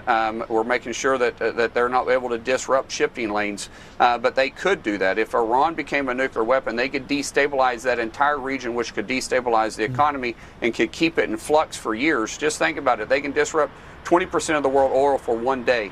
the oil prices start climbing immediately, and you can't build and nor can you ship a product without factoring in energy costs. So it would completely keep it volatile. They could shut down 2 straits and very easily take over one shipping canal, with them being a nuclear powerhouse. And so we do have a lot of assets in that region. I think, Brian, a while ago, you had a map up just showing all of our bases through there. There's a reason why through in that region we have so many bases, because how vitally important those shipping lanes are to the United States. If it wasn't, we wouldn't be so concentrated in that one area. And so I get those that are with the MAGA movement that are upset. Some of those feel like we should maybe be more in an isolationist country, but there is going to be, and there always has been, a world power. And if we're not out there, then China is going to fill that vacuum, just as like they tried to do during the Biden administration. Trump came in and has reset that, and the world is paying attention and are appreciative of us pushing back against these terrorist organizations. I mean, think about this. How long have we been dealing with Iran? Since 1979. We've had multiple presidents that's ignored it. President Trump is saying we're finishing it. We're not going to continue to allow them to be a thorn on our side and constantly attacking us and us turning a blind eye to them. And playing this out, the reason why this is necessary and the ripple effects that could happen if you ever want to get this Gaza rebuilt, it's not going to happen as long as Hamas is there. And Hamas is not going to go away until Iran stops funding them. Iran will stop funding them when we're done with this campaign. If you ever want to pivot to China, we can't do that. We need more assets in this region because of Iran. And if we could have an Iran that is just not an enemy, they don't have to be a democracy. Whatever they need to do, they can do. But as long as they're not attacking us and making us the enemy and Israel, that'll settle things down, and we can pivot to maybe where certain people on the right and on the left feel we should be more involved in the Pacific. We can't do it right now. Right. Brian, and I know you know this, but I want your audience to know that Iran was the #1 sponsor of terror around the world. And their whole goal was to disrupt the Western way of life, which is the heart of that is the United States. It wasn't a matter of if they wanted to put a nuclear weapon on us. It was just a matter of when they could do it. And they're not going to go away. You think the Houthis, you think of Hamas, you could go down the list of terrorist organizations that they are directly tied to in funding. The reason why they have been inactive as of late is because after the 12-day war, Iran didn't have the resources to be able to send the money to them, but they were trying to build that back up. And you can see how we can stabilize a lot of these terror attacks by just taking out the head of the snake. And the head of the snake is the Ayatollah and his murderous regime, not the Iranian people. As I said, the Iranian people, they need to choose their next leadership. It's not for us to choose. It's not for us to find the next leader. We just want to make sure that whoever it is, we have a relationship with. It's your country. We're giving you the opportunity for the Iranian people to take back your beautiful and prosperous country that it once was. Yeah, and hopefully they will stop yelling or chanting death to America. They've been doing that for 47 years. Thank you, Senator, for coming on. Thanks, Senator. Right. And our next guest is an Iranian activist who has been advocating heavily for the people of Iran. And her name is Moshe Madera, and she joins us now. Moshe, thank you so much. Tell us your reaction. Well, of course, thanks for having me. And my immediate reaction is, of course, I'm concerned for my family and friends and my own countrymen. But I'm also at the same time really excited, not excited. I think we're relieved to see that there's going to be some protection and action here. I think the Iranian people have been suffering at the hands of this regime over the past 47 years. But this massacre this last January, I think really was the red line for the Iranian people, both in Iran and in the diaspora. So in this moment, if you're seeing videos coming out of Tehran, you see that people clearly are scared. People are very worried. I think there's deep concern for their safety. But at the same time, people are relieved to see that there is someone on the outside coming in to help them. I think they've been desperately begging and asking the world for help now over the past decade, but more especially over the past 4 years since Mahsa Amini. So today, as you can see in the streets, there's video after video of people cheering, crying. People have been prepared. People have been packing supplies, water, food. They've bought a Starlink. They're sharing it with their neighbor. People have moved out of locations where there might be hits. And so I think people are really wondering what's going on. It's a very scary time. It's a very intense time. I think that there's mixed emotions. It's hard not to say that there's mixed emotions, but I think people do understand that this is a once in a lifetime opportunity, once in a 100 years, 1,000-year opportunity, where we have an opportunity to change the face of this region and move out of this terrorist regime into something of the future.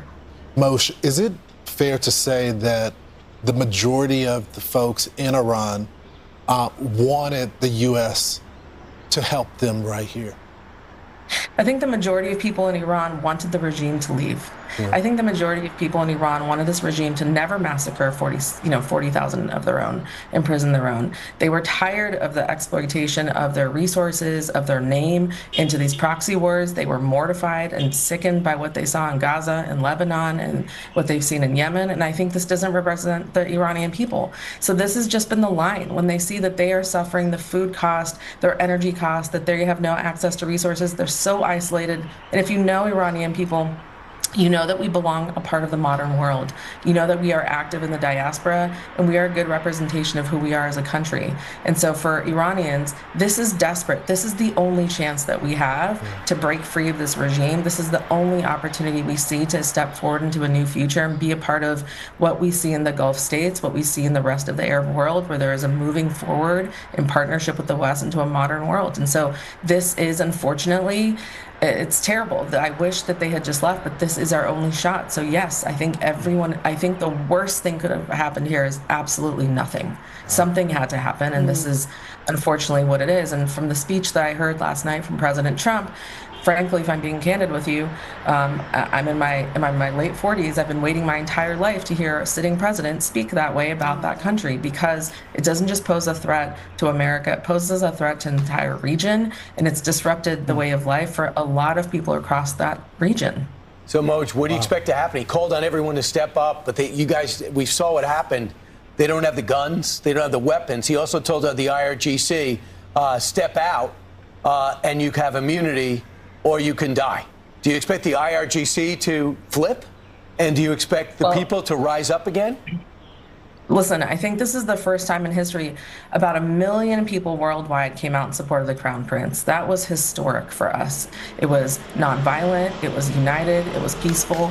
I think other nations have gathered around us. So I think if Iranian people have the opportunity to overthrow this government in the end themselves, that would be the most thrilling for them to finish the job, but they do not have the resources. We're only day one. We have to see what's in store. We know that both the U.S. and Israel have been planning and thinking about this for a long time, and we know there's a lot of intelligence. And listen, if they can find ways to support the Iranian people to finish the job, the Iranian people are going to finish this job, and they are not going to forget what happened this year. 47,000 dead. We will never forget that. Not in the diaspora, not inside the country. This is the line. Moshe, I mean, that really hit me when you said you're in your late 40s. I mean, this happened, Ayatollah was put in command or in charge 47 years ago. So what was life like? What do your relatives say that are older than you? What was life like for women before this? I mean, my mother's an incredibly educated woman under the Shah. With the support of her father and family, and every other woman in my family is. And they had a transformative life. They had a fantastic life under him. And not only did Iranians have a great life under the Shah, but frankly, if you look at the neighboring countries, the other women also had amazing opportunities within their countries because everyone was influenced. I think people have to always remember one thing. Iran is always going to be an empire. It can either be a positive empire or a negative empire. In the 70s, it was an incredibly inspiring, positive empire. We need to just accept the fact that this is an influential country. It is by resource and by culture. And we need to set forward an opportunity for the Iranian people to do what they do best, which is inspire the world. And so this is what we're going to do. We're going to partner with America. We're going to partner with Israel and all of the allies that want to partner with us, and we are going to break free of this regime. But yes, I think that every woman I know thrived under the Shah. Absolutely. How important would it be to get some of these prisons open where most of the political leaders are? Is that possible? Right. I mean, can we work on that? Good question. I think that this is the best question to ask of the Israeli government and military. This is what they're amazing at. This is what they've been studying to do. And I think that you're right. This is where all of the future leaders of our democracy are inside Evin prison. And I think we are very anxious to see those doors open so we can hold a referendum and an election. We are extremely proud of the Crown Prince and extremely, extremely hoping for his return to Iran so he can oversee a transition. He has an incredible Iranian Prosperity Project, which is a plan. It has the support of the Iranian people in and out of the diaspora. And if you were to ask every single Iranian in the diaspora, do you commit 10% of your time, of your money, to reappropriate back into your country? I promise you the answer is yes. We are ready. Iranian people are ready. We are ready to lead. We are ready to get away from this regime and into the future. We want to be a part of the free world. You know, Moshe, I'm struck by your words because I think you're a realist in many sense.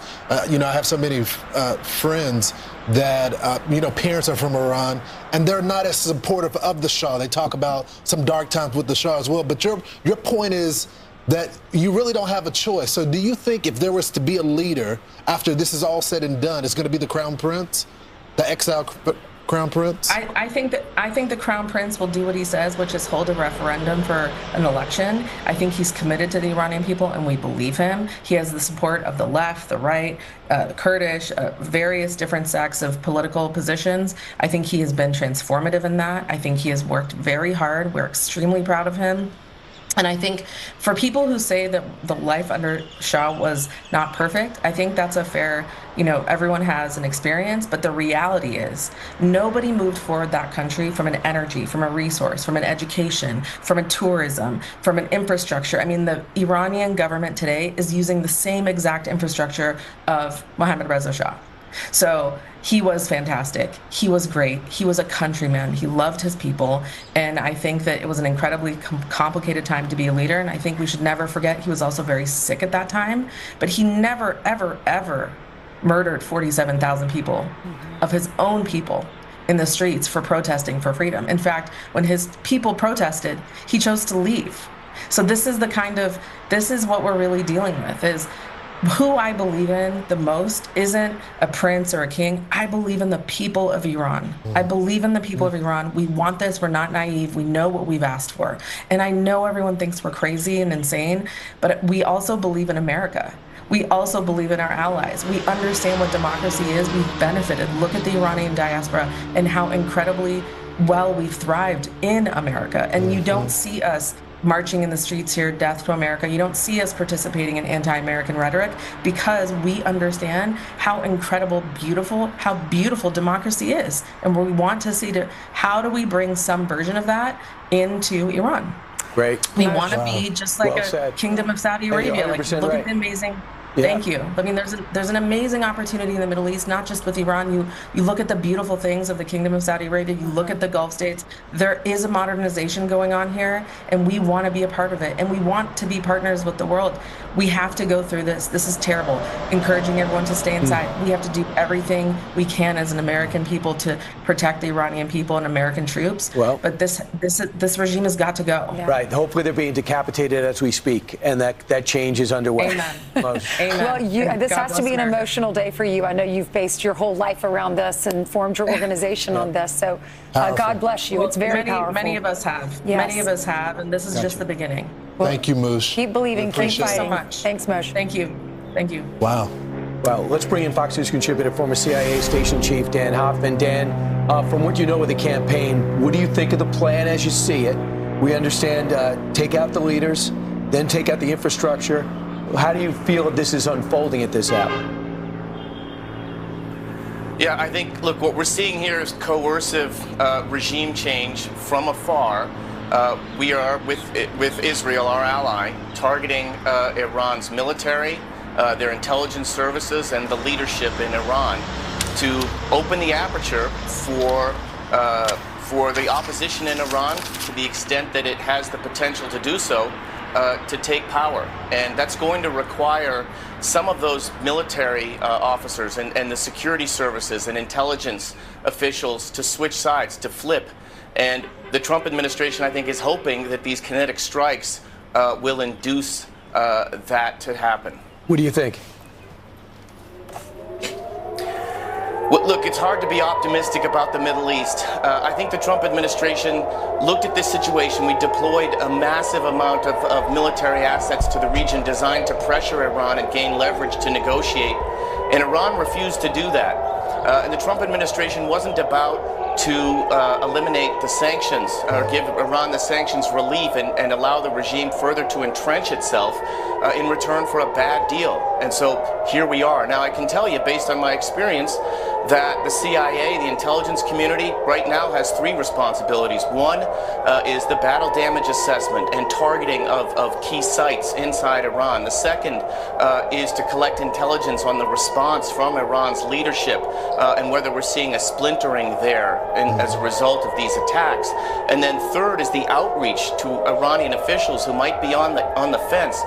Israel and the United States, way back months ago, created videos, the CIA did, designed to recruit sources inside Iran. That's for intelligence collection, but it's also for outreach so that we can have a back channel discussion. So there's a lot happening behind the scenes, Brian, and we'll see in the coming hours and days how this plays out. Dan, real quick, we only got about 30 seconds, but how long does it take to do that intelligence assessment to see, when it comes to the leadership, if that mission was successful?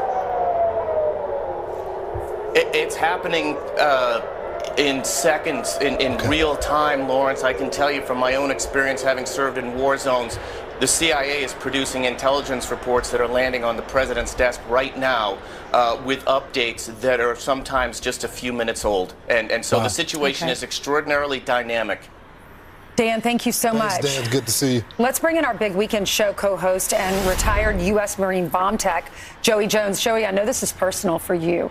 You lost both of your legs, and Donald Trump yesterday or this morning said going to annihilate their Navy. Their proxies can no longer use IEDs, roadside bombs, to annihilate people. Never have a nuclear weapon. No one should challenge the strength of the U.S. military.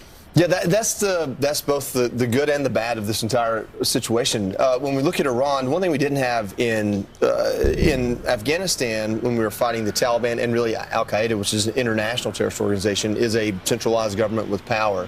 So I bring that up to say that doesn't mean we're scot-free on this. You know, I think the next 72 hours, the next 2 to 3 weeks could be very much a U.S.-led, not a lot of retaliation or not a lot of pain inflicted on us. But when you stretch that out to 2 or 3 years from now, what happens with the Islamic radicals within Iran? I think that this is really impressive. And let me explain why. We have sea superiority. We have air superiority. That's not even a question. We don't have ground superiority because we don't have ground troops there. What's taking the place of that is what Dan was just talking about, intelligence. I read a report today from someone that's been pumping out a lot on X. It's not confirmed, so I'm not going to give his name or even the account, but his summation is that the U.S. decided its strike when they saw that the leaders of Iran were gathering in one place. And that was really all they were waiting on. That was the waiting game that was happening. If that's true, the level of intelligence it takes to know that and to say, hey, you know what, we're gonna disregard our policy, which is to strike at night and use the cover of darkness for a defensive measure, and say, you know what, we're gonna strike as soon as we have that opportunity. We saw something similar happen with Israel not that long ago. But that level of intelligence in a country that is supposedly so buttoned up from communication, that is so pushed out from everything that the world can see in it, man, that really shows you the planning and the years. I mean, think about everything that's happened. President Trump's first move in both presidencies was to go to the Middle East. Abraham Accords, bringing Saudi Arabia closer. I mean, most of us still believe Saudi Arabia was a big role in 9/11. Here we are 25, 26 years later, and what are you going to do about it? Are you going to bomb Saudi Arabia, or are you going to make them an asset that makes sure something like that doesn't happen again? And so every move this administration has done, even in the first administration, to get to a place to where if and when this happens, we are the most buttoned up, the most secure from it. I mean, the first thing Iran has done is bomb just about every country that might have thought about staying out of it or being on their side. Stupid. I mean, and what that tells me is they don't feel like there is a better move. The only other two players that we can really consider to be a problem are Russia and China. Russia's bogged down in a war in Ukraine. China's a problem. I think this plays in China's favor a little bit. Every bomb we drop or send towards Iran is one we can't use if something happens in Taiwan. Guess who's not getting discounted oil? Well, that's fair. That's what I'm saying. Like, when you look at the way the chess pieces were put into place prior to this decision, and then to make it when you think they're all in one place, or hopefully they were. We don't know that. I'm not reporting that. I'm saying that I believe that was the idea, the strategy. That shows you just how methodical and how strategic and surgical this administration acts compared to really the last 3 or 4 presidents before him. Joey Jones, thank you so much for joining us this morning. You're going to be doing your show this weekend as well. When do you start? Normal hours? Yeah, so today I think we're going to see a lot of friendly faces from Monday through Friday, and then tomorrow maybe we'll pick up our show. I'm sure you'll be on all the shows, though, talking about this. How did you feel this morning when it happened? I felt anxiety and relief, like every other American. I want to see Iran fall. I don't want to see someone there that can pump out the types of IEDs they've done. Also don't want to see Americans get hurt. And there are hundreds of thousands in Israel alone, not counting our military. Right. If we ever want to pivot to China, we got to handle Iran. Yeah. They're always going to be a problem. They're telling us Sean's going to be on today, Brett Baer, Laura Ingraham, John Roberts. Yeah, and then Brett Baer is right after us. Brett Baer's right after us. Okay, well, y'all, thank you so much. We've just done 4 hours on this. Woke up to the news. Yeah. Thanks for letting us spend our Saturday mornings with you. Yeah. Keep watching. Yeah, Historic Times.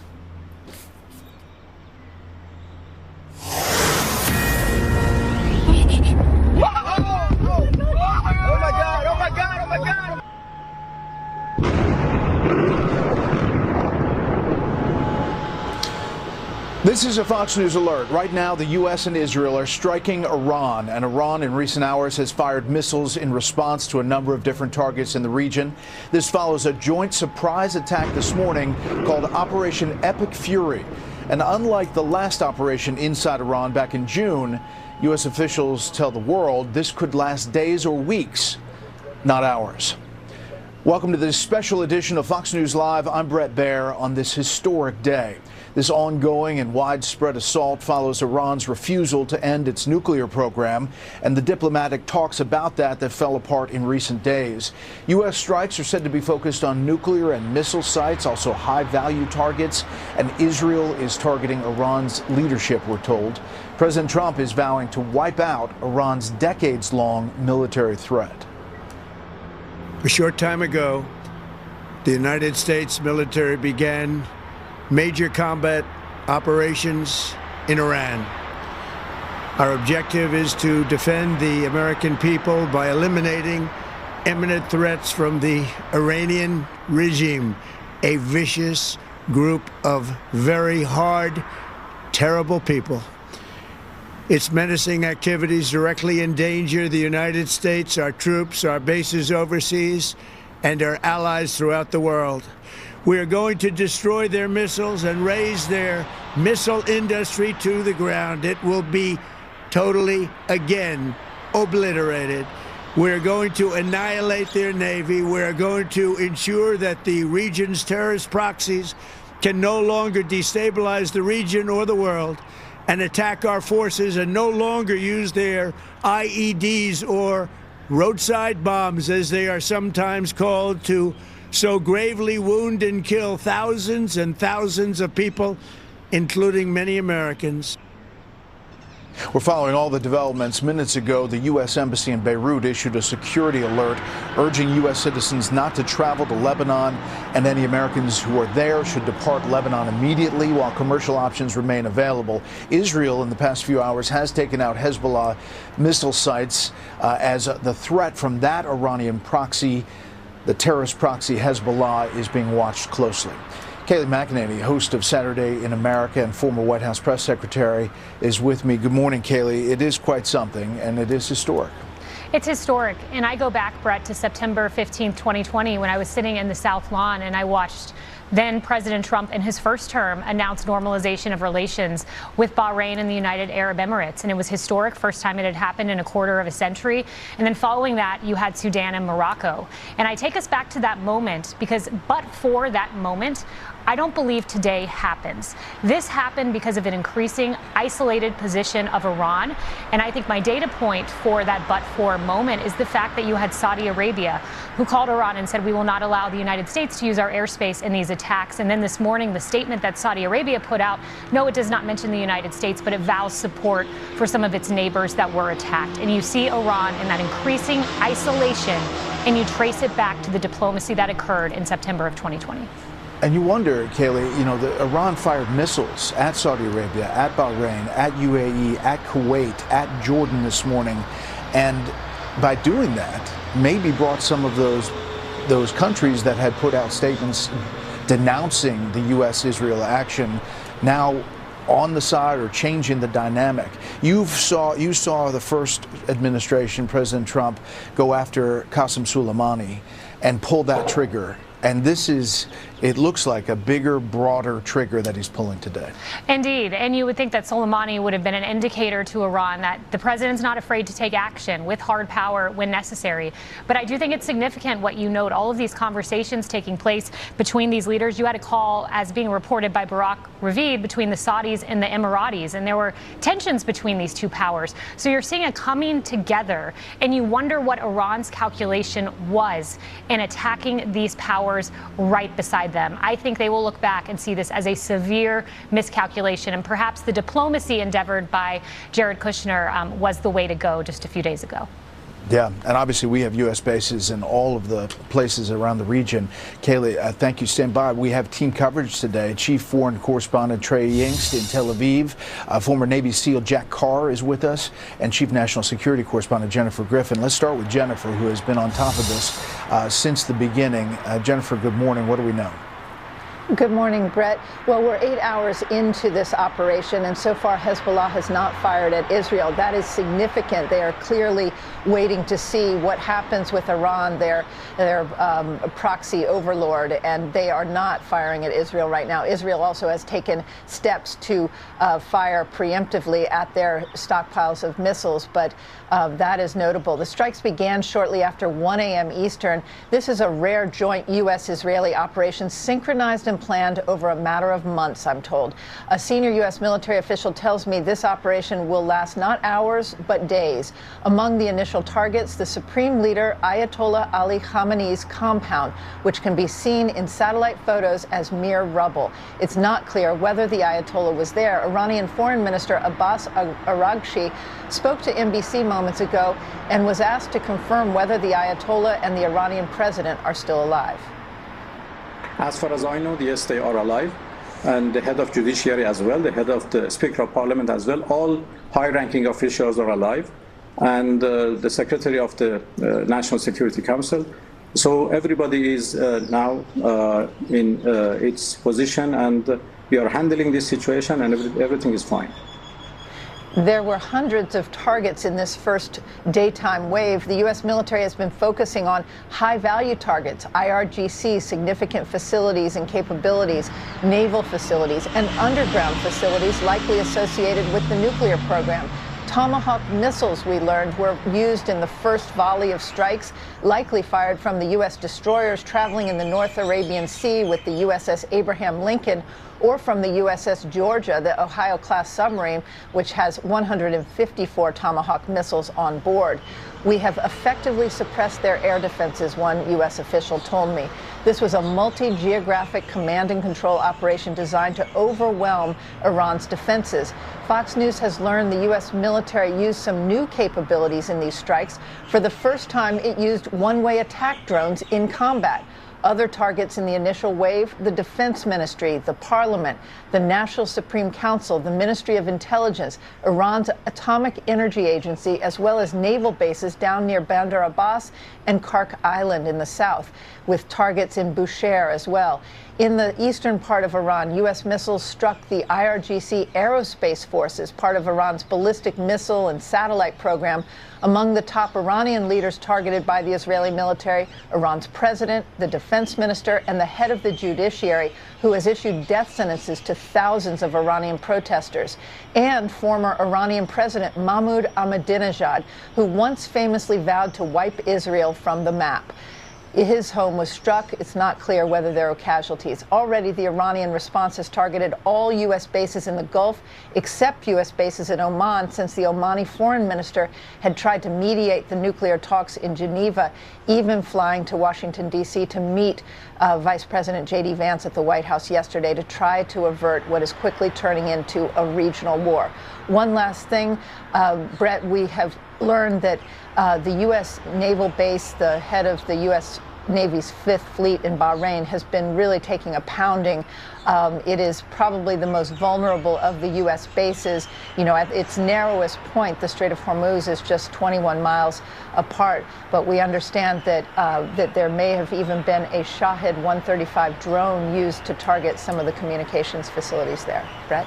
And they evacuated some members there and family members from Bahrain. Jen, you know, the foreign minister, and I've talked to him, Foreign Minister Arachi, he has this tinge of Baghdad Bob back in Saddam Hussein, the PR guy who said there's nothing wrong here and the tanks are rolling behind him. As he was talking, he says everything is fine. Everything is definitely not fine. The question is, how will we know, do you think, whether those leadership targets have been taken out? I mean, the Israelis and some reporting that they believe they got the Ayatollah, but we will have to wait and see confirmation of all of that. I suspect that they did get some of the top leaders, especially the head of the IRGC. They have excellent intelligence, and they targeted, just like we saw in Lebanon when they targeted the Hezbollah leadership. But they may not have gotten everyone. It's very difficult. Sometimes people move. And certainly the supreme leader, Ayatollah Khamenei, would have known that his compound was a target. So it is possible he wasn't there. What I think we're hearing now is some messaging where the Israelis are saying they've gotten someone, and now the Iranians want to prove that that person is still alive, and so they'll put up some sort of proof of life so to look as though they are still in control. But again, this is just the beginning. This is just the first day. We haven't even gone through the first night, and those strikes are likely to be even more powerful. So this is the beginning. It is interesting that Saudi Arabia has announced that it is going to join the attacks on Iran after Iran fired at a U.S. base in Saudi Arabia, Brett. Very interesting. Yeah, I mentioned that at the top of the show. Jen, thanks. We'll head back for breaking news. Thank you. In retaliation to the initial Operation Epic Fury strike, Iran has launched, as we mentioned, missiles against parts of Israel, U.S. interests in the Middle East. The attacks coming after the initial strikes against Iran's facilities and those leadership targets, leading up to the daytime strikes coordinated between U.S. and Israeli forces. Chief Foreign Correspondent Trey Yingst is live from Tel Aviv. Trey, you've seen and heard some incoming over the past few hours. What's new? Yeah, Brett, good morning. Several times over the past hour, air raid sirens have sounded across Israel's second largest city of Tel Aviv. And even as we speak right now, Brett, there are alerts coming in central Israel, close to the Dead Sea, outside of Jerusalem, of a wave of Iranian drones that are headed toward this country. And it gives you a sense that the Iranians are trying to get whatever they can past Israeli air defense systems. So far, they have been unsuccessful, firing dozens of ballistic missiles at this country, not just at Tel Aviv, but at Haifa in the north of Israel, at Jerusalem, and even in the south, in the desert, at a city called Beersheba. As we look at what's going to take place in the hours ahead, Israeli air defense systems remain on high alert. Millions of people here are in bomb shelters at the moment. And Israel's military says they are calling up 70,000 reservists, mostly to man air defense systems. From the Iron Dome to David's Sling to the Arrow 2 and 3 system, they are working to shoot down as much of this incoming fire as possible. And where the missiles slip through, they hope that the Patriot or THAAD U.S.-supplied systems are able to pick up that missile fire. When we look at the state of the military, we know, according to Israel's Prime Minister Benjamin Netanyahu, there was close coordination with President Trump and American counterparts ahead of these strikes that were launched early this morning. But in the days ahead, as Jennifer noted, this is expected to intensify with more strikes taking place, U.S. planes taking off from Israel, and again, more incoming ballistic missile fire. But the updates continue to come in each and every minute, Brett. We are now getting some new information from paramedics in central Israel who say during the last Iranian ballistic missile barrage, a 17-year-old boy was wounded and taken to a local hospital. So far, there have been no fatalities reported in Israel. These, again, are the air raid sirens that are sounding across this country amid new incoming missile fire. And again, Brett, just as we are speaking here, it gives you a sense of how dynamic this situation is. My cameraman's going to take our camera off of the tripod, and he's going to put it on his shoulder so that we can move out here and show you if there's any sort of interceptions. But these are the alerts that are considered the last line of defense for civilians so that they know what's going to happen. A siren just like the one that you're hearing now, Brett, was sounding early this morning as an alert to the Israeli people that this war was underway. Everyone across the country headed into bomb shelters, whether underground or in what they call a mamad here, a safe room inside of the buildings across Israel. Shortly after that, text alerts went out on phones, and then the war was underway. Home Front Command is the branch of the army that is responsible for delivering instructions to the Israeli public. The instructions at the moment are to shelter in place.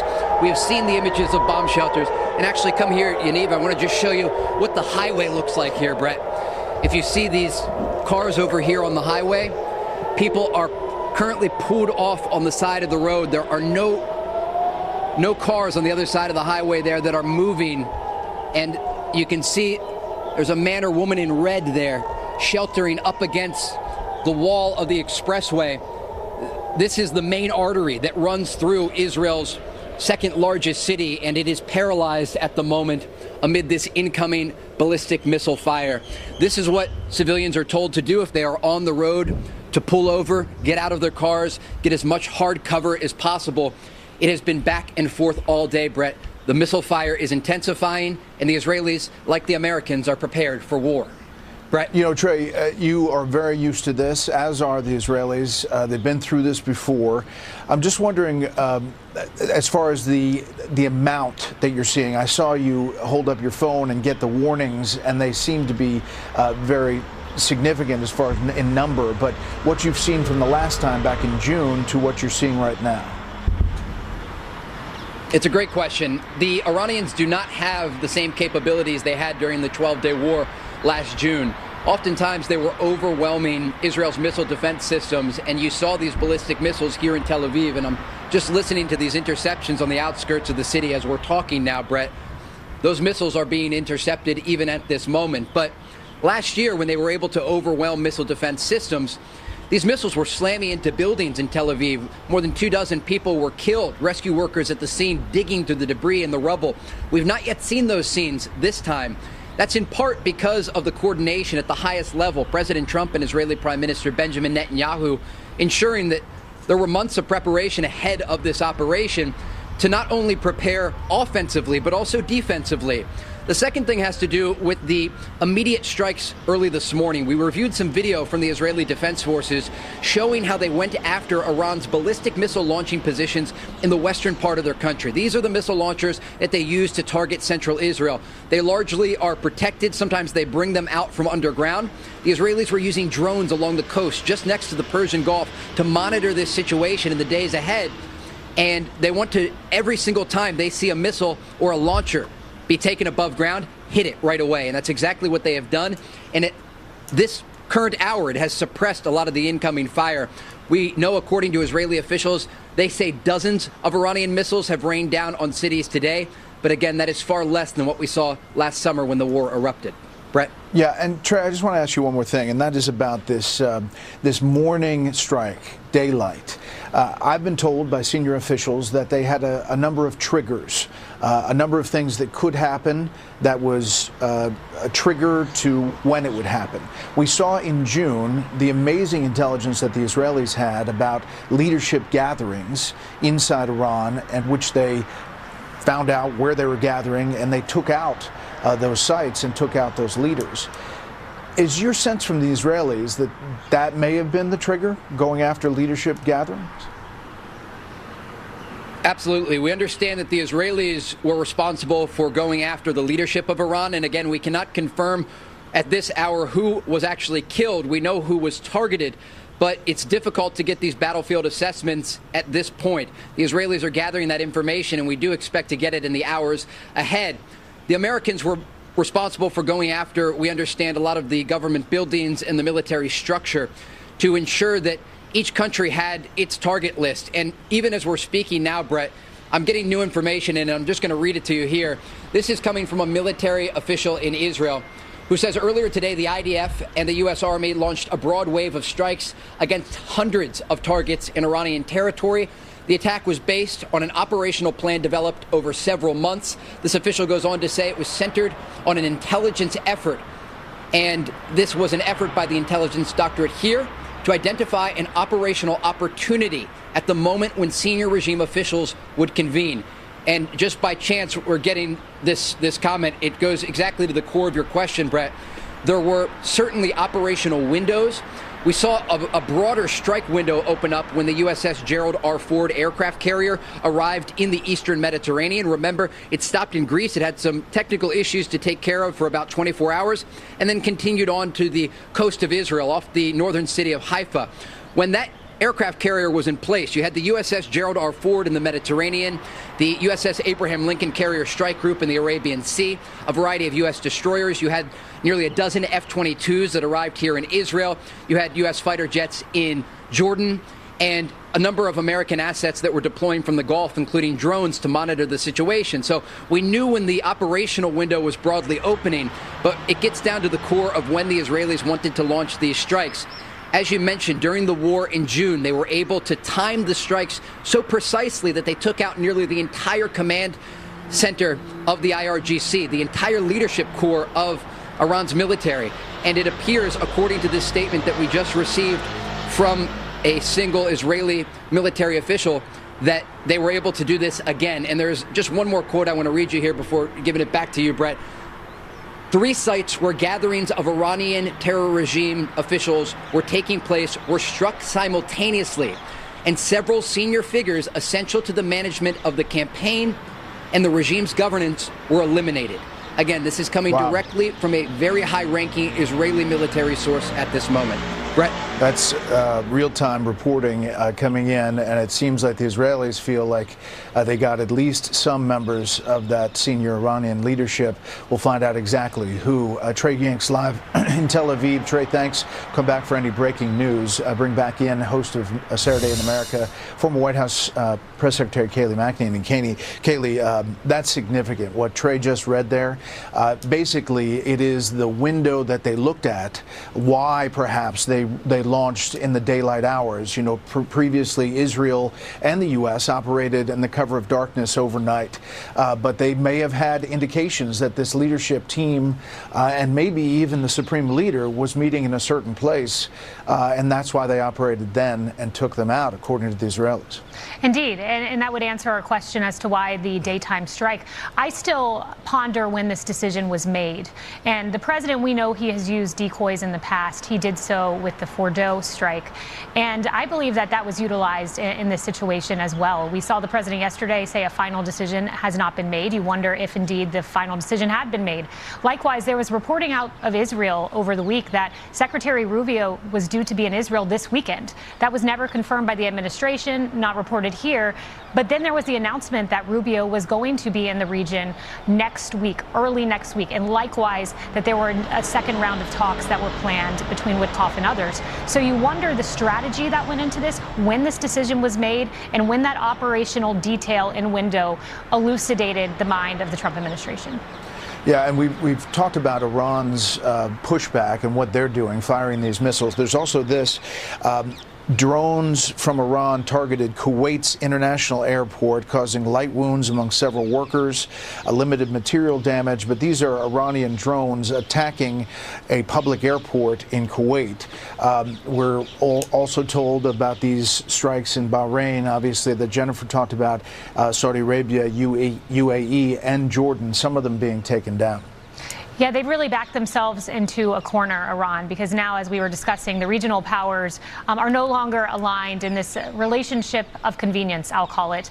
I wonder how this news, and as this situation develops, breaking really by the minute, how it's going to affect leaders here. I was monitoring some of the communications coming out of Congress, and Chuck Schumer says he would like to be briefed in full, all of Congress. There was a similar communication from Gottheimer, a staunch ally of Israel, and I'm interested in the communications coming out of the administration. You have Rubio saying, I briefed the Gang of Eight earlier in the week. You have communication from the administration on background to Fox that they were informed, the Gang of Eight, ahead of this decision, 7 of the 8 members. And they're clearly laying the footwork to say, we complied with the War Powers Resolution of 1973 in doing this. And you wonder, as these details come out, the future communications we will see from Chuck Schumer and others. Yeah, fascinating. Kayleigh, thank you. Be back in just a little bit. Joining us now, the attack follows a massive military buildup in the Middle East and with the largest fleet of U.S. warships and aircraft in decades. Let's bring in former Navy SEAL Jack Carr. Jack, thanks a lot for being here. First, your overall assessment of what you've seen and heard today about this attack.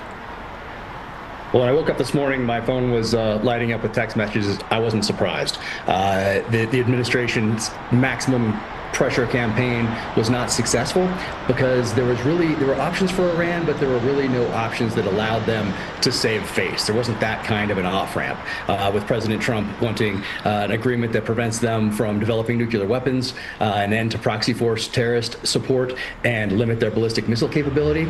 Remember that the organizing principle of this regime since 1979 has been death to America, death to Israel. That has allowed the regime to have the populace support them because they had an enemy, an outside enemy to rally against, and really there was no off-ramp. So I was not surprised to wake up this morning and see that we are now in a direct confrontation with Iran.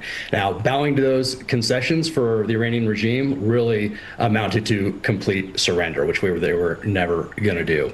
And for me, it feels like I've seen some of this before, and I think a lot of us who are in Iraq and Afghanistan serving there have some of those concerns about regime change. But my hope is, and hope of course is never a course of action, but that we have learned from the lessons of Iraq and Afghanistan and are applying them to this current problem set, meaning ahead of time, hopefully we have identified a primary, a secondary, and a tertiary leader in Iran to step up into a power vacuum if the regime is in fact taken off the board. So I think that was a vital lesson that needs to be learned. Otherwise, the unintended consequences of something like this, we have no idea what steps into that power vacuum. We saw that in Libya, we saw that in Egypt. Yeah, around the to world. that point, Jack, I think that's a really good question. And for the skeptics of this move, the critics and the folks who are just kind of in the middle saying, what comes next?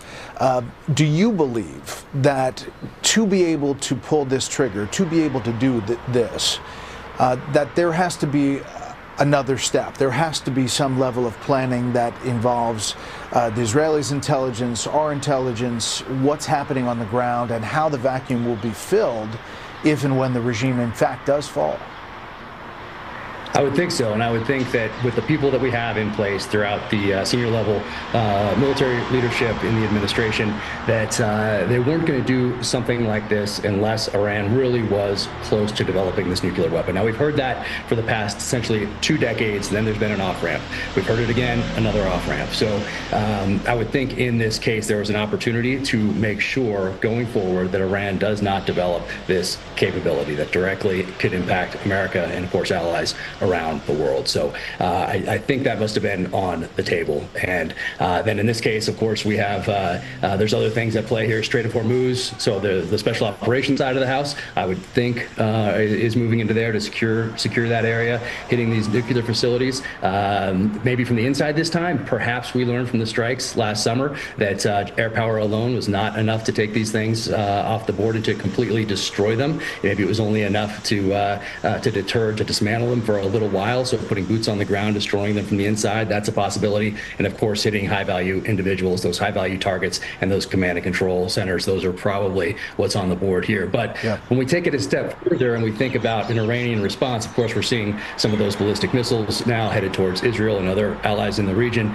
But we can take this back to 1983 and think of the proxy force from Iran that hit our peacekeepers who were Marines in Beirut, that headquarters and barracks building in October of 1983. And what the administration's response to that taught the enemy. And that taught them, there was a lot of tough talk out of Washington at the time. And then in early 1984, we left the region.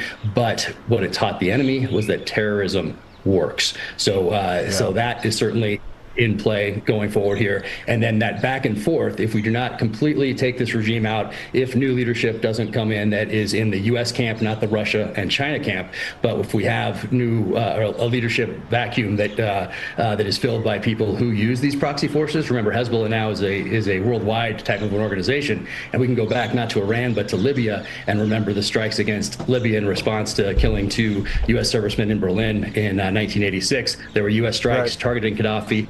didn't take him out, and what did that lead to? It led to Pan Am 103 in December of 1988. Yeah, and you know, the president stitched together a lot of that history in the 8-minute address that he gave announcing these strikes this morning. Jack Carr, thank you very much. Let's turn and bring in former Israeli ambassador to the U.S., Michael Oren. Mr. Ambassador, thank you for being here. Your thoughts on this day? Well, first of all, thank you, Brett. Great to be with you even during this day. We keep on running into my safe room about 20 times as those sirens go off. And great reporting by Trey and by Jennifer Griffin is awesome, as always. It's an extraordinary moment. It's an extraordinary historic moment. The president's speech, which our time was about 8 o'clock this morning, set out the case for Iran, not just for Israel, not just for the United States, but for the world. This is a regime that has been responsible for the deaths of tens of thousands of people, not just in the Middle East, but around the world. And as Jack Hart just mentioned, Hezbollah, which is the proxy of Iran, has branches throughout South America, has conducted terrorist attacks in South America. It is deeply involved in the drug trade worldwide, and has killed hundreds and hundreds of Americans as well. So this is a regime that cannot continue, certainly to have the ability to make nuclear weapons, to have ballistic missiles that pose a strategic threat to Israel and a potentially strategic threat to Europe and ultimately the United States as well, and to be the world's greatest state sponsor of terror. It is just an unacceptable situation. When the president said, there we go again, you hear it, we're not going to put up with it anymore. That very much resonated with all Israelis. We were deeply impressed and I think moved by his remarks. Now, when that happens, what do you have to go to a shelter? I mean, what is the process there? Well, that comes off my cell phone, and that is to say that there's an attack underway somewhere in Israel. If it's in our area, we will hear a siren shortly. Got it. And on the next room is my safe room where, well, we have food, water, and very thick walls. Wow. One more thing. You know, we hear from officials, Israeli and U.S., that Iran is at its weakest point, that the Iranian proxies are weak at this current point. But to your previous point, there are still terrorist proxies that have sleeper cells around the world. Are you worried that this is going to trigger some kind of response to go after civilians in other places, whether it's Israel or the U.S.? We certainly have to be vigilant. And we know that Iran is incapable and in the past has demonstrated a willingness and ability to carry out terrorist attacks around the world. Listen, they tried to assassinate the President of the United States. They tried to assassinate the National Security Advisor, and they tried to assassinate yours truly in Washington, D.C., in the capital of the United States. This is the Iranian regime. So we have to be extremely, extremely vigilant about that. It's not just missiles. It's not just drones. It's also terrorist attacks. And we have to be very much aware of it. Well, Ambassador, we wish you safety. Thank you for coming on. We'll talk to you soon. Thank you. More breaking news coverage of this historic strike on Iran, the implications of what's happening going further from here. Senator Tom Cotton joins us next as continuing coverage of the war happens here on Fox News Channel.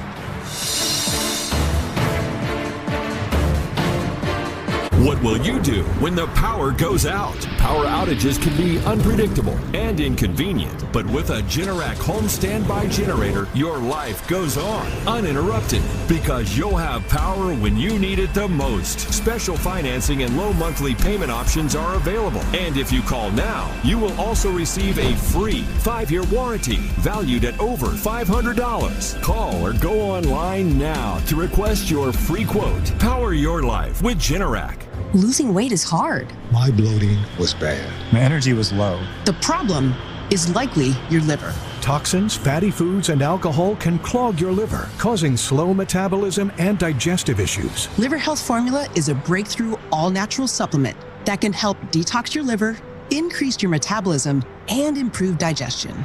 The secret is a combination of active ingredients that optimize the body's natural detox process, promotes fat burning, and supports bile production. You can lose weight naturally, reduce bloating, and have more energy.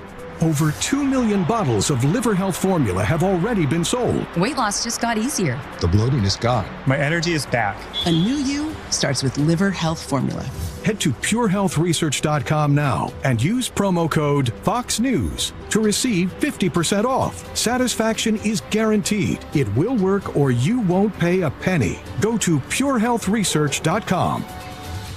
You woke up with a sore throat and a low-grade fever. You know you are getting sick, so here's your choices. You can get sicker and miss work, try to see a doctor this week, or sit hours in a crowded waiting room at urgent care. I have a smarter option for you. Open your medical emergency kit. Match your symptoms to doctor-recommended prescription in your booklet and take the right meds now and get well faster. This is not a first aid kit. It's like having an urgent care in your home. It includes doctor-prescribed medications to treat over 39 medical issues like respiratory infections, strep throat, pneumonia, UTIs, and more. No waiting to see the doctor and no standing in line at the pharmacy. It's right here. Every home should have at least one medical emergency kit, and here's how to order. Order online and save $45. Your kit to treat dozens of common and serious illnesses is rushed to your door. Visit urgentcarekit.com/USA. Promo code USA. That's urgentcarekit.com/USA. Promo code USA. Eye bags, dark spots, wrinkles. There's one product that can fight them all. Only one. Particle face cream. Particle face cream. Engineered for men, made for our skin. And backed by science, and it actually works. My eye bags before, this was me, and this is me today. Dark spots used to be brutal. Now, they're barely there. My wrinkles were deep. Look at the difference. I honestly didn't think a cream could do this, and it literally takes 2 minutes a day. 1 minute in the morning. And 1 minute at night. Super easy. Super effective. And compared to everything else I considered, it's actually inexpensive. It's everything I need in one bottle. If you've had enough of those eye bags, dark spots, wrinkles, there's only one product you need. Visit ParticleMen.com and use the promo code on your screen to get 25% off, free shipping, and a 30-day money-back guarantee. ParticleMen.com. Asking for a friend, if someone missed the pee pad by like 3 feet, is that jail time? Bro, only if your humans don't have bullshot pet stains. Oh, the hands-free one. They just give it a shot while standing, no scrubbing, no crawling around, and it removes the smell too. Wait, it actually kills the smell? It doesn't just cover it, it eliminates it at the source, even couch disasters too. So I can still blame the cat. Always blame the cat, bro. Bullshot Pet Stains is made right here in the USA and available at Walmart and on Amazon with free delivery. Breaking right now, Iran launching a wave of retaliatory strikes against U.S. targets across the Middle East, including the U.S. Navy's 5th Fleet Command Center in Bahrain. President Trump commenting on Operation Epic Fury, saying, we're not putting up with Iran any longer. For 47 years, the Iranian regime has chanted death to America and waged an unending campaign of bloodshed and mass murder, targeting the United States, our troops, and the innocent people in many, many countries. It's been mass terror, and we're not going to put up with it any longer.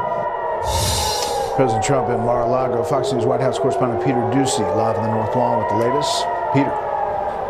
Brett, the big question today, why is this happening now? Because President Trump does not think the Iranians got the message that he sent with Operation Midnight Hammer, the B-2 bombing raid targeting their nuclear facilities in the middle of the desert in the spring. That is why this is happening now. We warned them never to resume their malicious pursuit of nuclear weapons, and we sought repeatedly to make a deal. We tried. They wanted to do it. They didn't want to do it. Again, they wanted to do it. They didn't want to do it. They didn't know what was happening. They just wanted to practice evil. Those remarks were posted around 2:30 this morning. At 4 o'clock this morning, the president told the Washington Post, all I want is freedom for the people. I want a safe nation, and that's what we are going to have. President Trump told Fox News nobody has briefed him to say that these strikes will definitely lead to regime change. But he is telling the Iranian people to take back their government while admitting that he gave these orders to strike with full knowledge they could trigger a long war. Is there a risk that strikes could turn guess you could say there's always a risk. You know, when there's war, there's a risk in anything, both good and bad. Look, it'd be wonderful if they negotiate really in good conscience, good faith and conscience, but they are not getting there. And in terms of head fakes White House officials might have been using to try to throw the Iranians off, the final preps for this mission, this widespread complex mission over Iran, were made while President Trump was giving political remarks at a campaign rally in Corpus Christi ahead of Tuesday's Texas Senate primary. He's monitoring the initial aftermath right now from Mar-a-Lago. Brett. Yeah, no sense we're going to hear from him today. Originally they were thinking about it, but we heard the pre-tape thing that he did early in the morning, but nothing else for today. And there was a fundraiser that he was scheduled to attend at some point later on tonight. We don't know if he still plans to go, if there would be any coverage available of that. So things are pretty fluid right now, but in terms of an address to the nation type of thing, we don't know of anything like that. But we'll see how the day goes. Okay, we will. Peter Ducey live in the North Lawn. Peter, thanks. Kaylee, over to you. Thank you. Well, the State Department announced plans yesterday for Secretary of State Marco Rubio to travel to Israel on Monday for diplomatic talks focusing on Iran, Lebanon, and ongoing efforts to implement President Trump's 20-point peace plan for Gaza. Now, some regional experts and diplomats are speculating that this announcement could have been a move to mislead Iran ahead of the strikes. We're also learning this hour about a task force for American citizens being set up at the State Department. And with that, let's bring in senior foreign policy correspondent Julian Turner at the State Department with the very latest. Julian. Kaylee and Brett, I just spoke with a senior State Department official. They tell us the secretary is right now at Mar-a-Lago with President Trump, tracking and overseeing all the events as they unfold in real time. He is also now standing up a task force that is meant to help American citizens across the region who are stranded or otherwise facing danger. We don't yet know whether those government efforts are going to include government-sponsored evacuations for Americans to come back here to the United States. This administration did offer those kinds of flights last time around during and after the 12-day-long war. We're also learning this morning that Secretary Rubio did brief Congress, as he is required to do ahead of these U.S. airstrikes. He was hitting the phones, we are told. He managed to reach 7 of the 8 members of the key so-called Gang of 8. This comes also after he briefed all of them on Tuesday. We covered that here for you as well. Kaylee, this just in now as well from the Iranian foreign minister. We're learning that he immediately convened a phone call overnight with his counterparts in the region, and he called on all Muslim nations to stand with Iran now and fight back against the U.S. and Israel. He called the U.S. strikes a gross violation of fundamental principles of the UN Charter and a clear crime against international peace and security. It sounds, though, at least so far in these early hours, those leaders are not going for it. The Saudi Arabia's foreign ministry says this: Saudi Arabia condemns and denounces in the strongest terms the brutal Iranian aggression and blatant violation of the sovereignty of the UAE, Bahrain, Qatar, Kuwait, and Jordan. Also getting word now from the Europeans. Kaylee, France, Germany, and the UK say they condemn Iran, but they are also pointing out in a joint statement they, quote, did not participate in these strikes, but are in close contact with our international partners, including the U.S., Israel, and partners in the region. So a little bit of hedging there from the Western European allies. It is notable, Kaylee, again in these early hours, that it looks like Iran's retaliation is already has the potential to upend some of these key alliances among Muslim nations in the region. We're also hearing now that the UN is going to have a special session at 4 p.m., so we'll see what comes out of that. Kaylee. We'll follow it. Julian, thank you. Brett? All right, these are live images of a missile strike in central Israel as we look there live, and we are not getting any reports of fatalities or injuries as of yet. But joining me now, Senator Tom Cotton, Senate Intelligence Committee Chairman. Senator, thanks for the time. First, your overall thoughts about this action today and where things stand at this hour. Well, Brett, I commend President Trump for making the difficult but absolutely necessary decision to join our partners in Israel to eliminate once and for all the threat that Iran's outlaw regime has posed to the United States for 47 years. Iran has been waging a campaign of terror against the United States and our friends since they took over the country in 1979. That started with holding American citizens hostage for more than a year in our embassy, blowing up the Marine barracks in Beirut in 1983, blowing up Khobar Towers barracks in Saudi Arabia, killing and maiming thousands of troops in Iraq and Afghanistan with deadly roadside bombs. We cannot allow such a regime to have a nuclear weapon. We cannot allow them to have thousands of missiles that can hit all of our bases, not just in the Middle East, but in Europe, and also one day hit us here in the United States. So this is an absolutely necessary operation. I commend President Trump, and I join all Arkansans and all Americans in praying for the safety and the success of our troops in their mission. President Trump had a phone call with the Israeli Prime Minister Bibi Netanyahu, and the Israelis just putting out that information.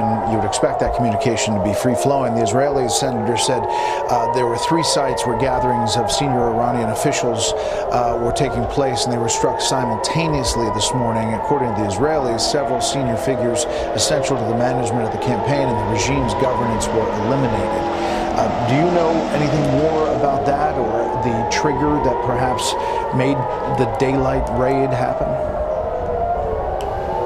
Brett, not that I can share. I can say obviously the president and his team will coordinate closely with Prime Minister Netanyahu and his team, and for that matter, our Arab partners. There were reports that our Arab friends were not going to allow us to use their airspace, their bases. You've seen the statement this morning from Saudi Arabia, which was strongly supportive of this operation. Remember, Iran has terrorized our Arab friends in the region as well. So this is going to be a multifaceted campaign to suppress Iran's air defenses, to destroy their missiles, to destroy their missile manufacturing capabilities, so we don't face such a dangerous imbalance of power in the future between their missiles on the one hand and our missile defenses on the other hand, and to target the sources of regime strength, the Revolutionary Guard Corps, the Quds Force, which are the shock troops of regime power. And as President Trump said, to make sure that they're not massacring their own people again if their people rise up in the wake of these strikes. Do you think Congress was appropriately kept in the loop on all of this? There was the Gang of 8 briefing by Senator Rubio and CIA Director John Radcliffe. Senator Schumer has said that there needs to be more bringing Congress into the loop of what is happening and what the objective is at the end game here. What are your thoughts? Absolutely, Brett. As you said, there was a briefing for the Gang of 8, which are the heads of the intelligence committees and the heads of the House and the Senate. That happened Tuesday afternoon. I was a part of it with Director Ratcliffe and Secretary Rubio. They briefed us fully. Yesterday, we were notified. Secretary Rubio called me. As it happens, Pete Hegseth was in Arkansas as well on his Arsenal of Freedom tour, so I had a chance to speak with him. I had a brief chance to speak with the president on Tuesday night before his State of the Union speech.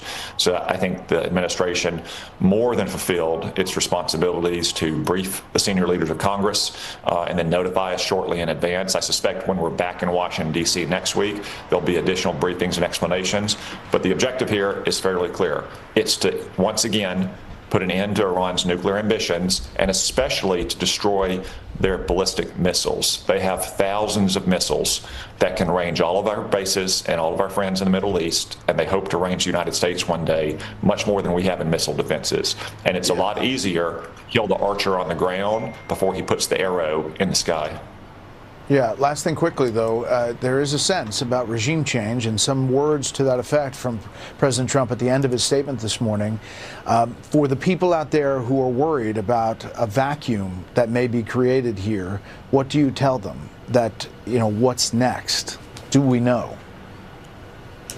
Well, the president has been clear now for months that, as he put it, the best thing that could happen for the United States, for our friends, and for that matter, the people of Iran, is to have a different regime as opposed to theocratic revolutionary dictators who have spread chaos, mayhem, and terror, not just in Iran, but radiating across the world for 47 years.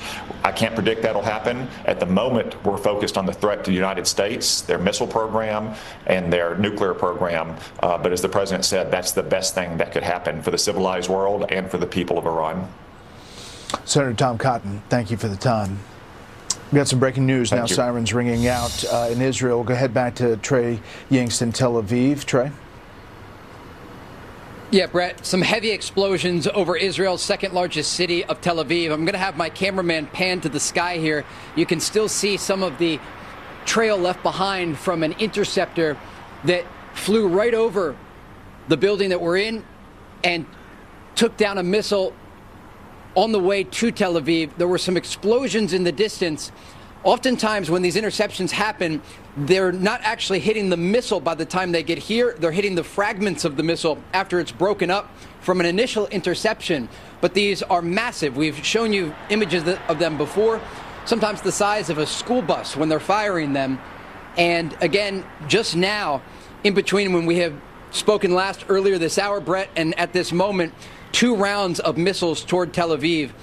There are no reports of impacts at this moment, but the IDF says they are keeping people in shelters until they are sure that this barrage is finished. It just gives you a sense of how these Iranian missiles are trying to get past air defense systems. They're basically trying to overwhelm any of the systems on the outskirts of Tel Aviv. But given the fact that they've not been able to fire them in these large barrages with dozens of missiles at a single time, the interception rate has been quite high. We reported to you earlier this hour, a few light injuries have been reported. There are also images circulating from central Israel, close to the border with the West Bank, showing a crater impact and damage to a house. Again, no fatalities reported inside Israel, but each and every hour, multiple times, people rushing back into bomb shelters as interceptions take place overhead.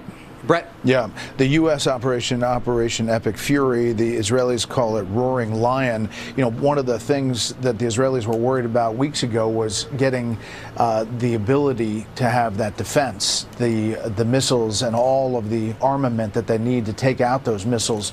There's a confidence there in Israel that they have what they need? Absolutely. We saw the C-17 transport planes that were arriving here in Tel Aviv over the past several weeks. You could hear them overhead, and a lot of them were carrying interceptors and missile defense systems, because it's not just the Iron Dome short-range system for the Israelis or the David Sling or the Arrow 2 and 3 system that just shot down that incoming fire. You also have Patriot missile defense systems and THAAD provided by the United States.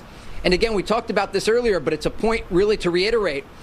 In the months leading up to this, President Trump was very clear. He wanted the preparation to be in place. You saw Israel's prime minister going to the White House multiple times, and there was a coordination at every level to ensure there was not just synergy when it comes to offensive action against the Iranian regime, but also synergy on defensive action. They knew there would be a response from Iran targeting U.S. bases in the region. We've seen those images from Bahrain to the UAE to Qatar of the Iranians launching their short-range ballistic missiles.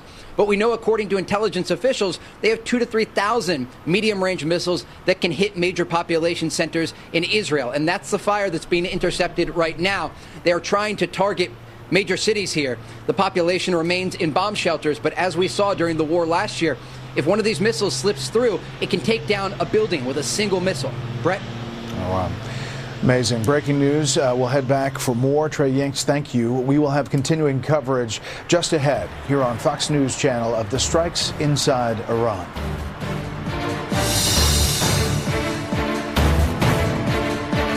Tommy Copper has an advanced weapon to fight pain and recover faster. I do this because I occasionally do this. And I have to do this. My wife makes me do this. And I love doing this. Infrared and red light therapy works at the cellular level to help reduce swelling and fight pain. That's 20 minutes of my day. That's all it takes to get the most out of every day. Go to TommyCopper.com and save 40% site-wide today. You need this. Trust me. I used to go for walks every morning, and then my arthritis got so bad it just became unbearable. I tried nearly everything to alleviate my pain, and the only thing that worked is the Hempvana Arthritis Pain Relief Gel. All I do is apply it to my feet and my ankles daily, and it provides almost immediate relief. Hempvana Arthritis is the ultra-strength pain relief gel that specifically targets the pain caused by arthritis in your hands, shoulders, knees, ankles, wrists, and more. Available now at Walmart and on Amazon with immediate free shipping. Did you hear about SHIELD, that test for colon cancer? No, what? It's just a blood test. No. Exactly. So I don't have to spend time doing all that other stuff? Nope. No. Bring it back. Nope. SHIELD is for people 45 plus at average risk, not high risk for colon cancer. Ask your doctor about FDA-approved SHIELD from the company trusted in blood tests for cancer for over a decade. Don't kibble your dog. Oh, hey, Dr. Marty. Hey, Bam. But what's wrong with this? It's premium stuff. Let's check it out. It's still kibble, which means it's ultra-processed at extremely high temperatures that destroy the nutrients in the food. But at Dr. Marty, we gently freeze-dried premium meats, fruit, and vegetables, locking in their nutrients. Never kibbled. You got it, kid, and they're gonna love it. Joint attack on Iran. As the U.S. and Israel launch strikes across the country, stay with Fox News Channel for up-to-the-minute reports and continuing coverage. There's the measurement fee, delivery fee, restocking fee. And installation. That's not my department. With Empire's Home Floor Advantage, we have clear, all-inclusive pricing. 800-588-2300 Empire. Today.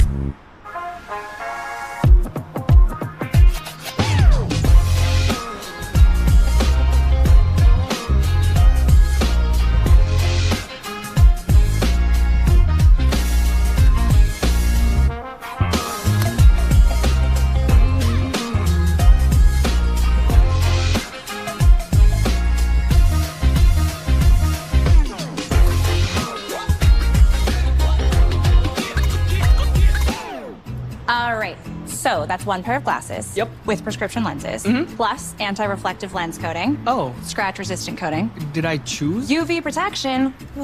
Award-winning customer service. That's me. That's also me. Free returns, free exchanges, and free frame adjustments for life. And how much more is that? Oh, it's all included at Warby Parker. So my glasses are still just $95. Oh. Surprise! I just get excited. Hey, I'm Daniel, one of the founders of Ridge. My dad and I realized that most wallets are falling apart, stuffed to the max, and barely fit in your back pocket. So we set out to create something better. Ridge is built to last a lifetime and is the perfect balance of modern style and durability. Find yours at ridge.com. Fox News alert right now, the U.S. and Israel are striking Iran, and Iran in recent hours has fired missiles in response. Let's bring in House Armed Services Committee member Nancy Mace. She's also running for governor in South Carolina. You know, Congressman, when we look at this, Article 2 gives the president a lot of discretion with the commander-in-chief power, but Article 1, Section 8 empowers your body to declare war. So what are your thoughts today? Well, it's complex. It's about separation of powers. We have the War Powers Resolution of 1973, which actually gives the president unilateral authority for up to 60 days. Some presidents, like President Obama, we were discussing at the break, used it for longer. But Article 1, Section 8 gives Congress the exclusive right to declare war. But then Article 2, Section 2 gives the president exclusive right as the commander-in-chief over our military. So those are the authorities inherently provided in our Constitution, which is why, you know, the first 48 hours of getting Congress briefed, particularly next week when we're back in session, will be very important for the administration. And over the next 60 days, I'm sure you'll see us having this debate on the Hill. Where do we go from here? Do we get an AUMF, an authorized use of military force? How are we going to handle this moving forward after the 60-day threshold that the War Powers Resolution provides for the president? There's some nuance in, let's say, some of the more moderate colleagues of yours, Gottheimer, for instance, congressman very supportive of Israel. After Fordo, he came out and said, this is not a Democrat or Republican issue. Dealing with the Iranian threat is central to American national security. Today, he emphasized the existential threat of Iran, but he said, you know, he wants an immediate classified briefing. It's a little bit more nuanced. Do you think those more moderate Democrats may come around to support this in full? I think potentially, because here at the end of the day, we all know that this is a very consequential moment in American history and in world history. We all know that there's no peace in the Middle East if Iran has a nuclear weapon. It'll bring destruction. And I think that you'll see, particularly since Iran made the grave miscalculation of attacking the Gulf states, that this is going to not end well for Iran, and that there will be peace in the Middle East after this. Does it take days? Does it take weeks? I think Iran will crumble sooner than we realize, because Israel took over air superiority, 2 days last time, and the war ended in 12 days, and they didn't have U.S. assets like we have now. But I think you could see in the next couple of days people coming around. Congresswoman Mace, thank you for joining us on set this morning. All right, Brett. Kayla, thank you. Continuing coverage as we get new information at the top of the hour of the strikes inside Iran by the U.S. and Israel. Keep it here on Fox News Channel. I do not like spending my weekends scrubbing and cleaning the house. Then I found Horsepower Scrubber. Wow, what a difference. It does all the hard work. Soap scum, mold, grime. It just vanishes. It's waterproof. Great for tough messes in the bathroom. Blast away buildup in the kitchen and make sinks, showers, and tile sparkle like new. It's even rechargeable. Now I have my weekends back. Get Horsepower Scrubber at Walmart and on Amazon with free shipping.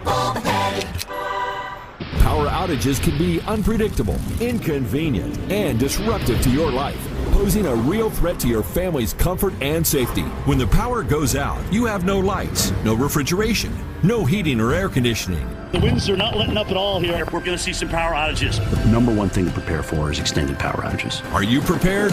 You can be with a Generac home standby generator. When a power outage occurs, your Generac home standby generator automatically powers up using your home's existing natural gas or propane, so your life goes on without disruption. You and your family are comfortable, safe, and secure. Stay tuned to get over a $500 value free on the most popular home standby generator in the world. With the Generac, we don't have to worry about whether we lose power or not. If the utility company does not come through, our Generac does.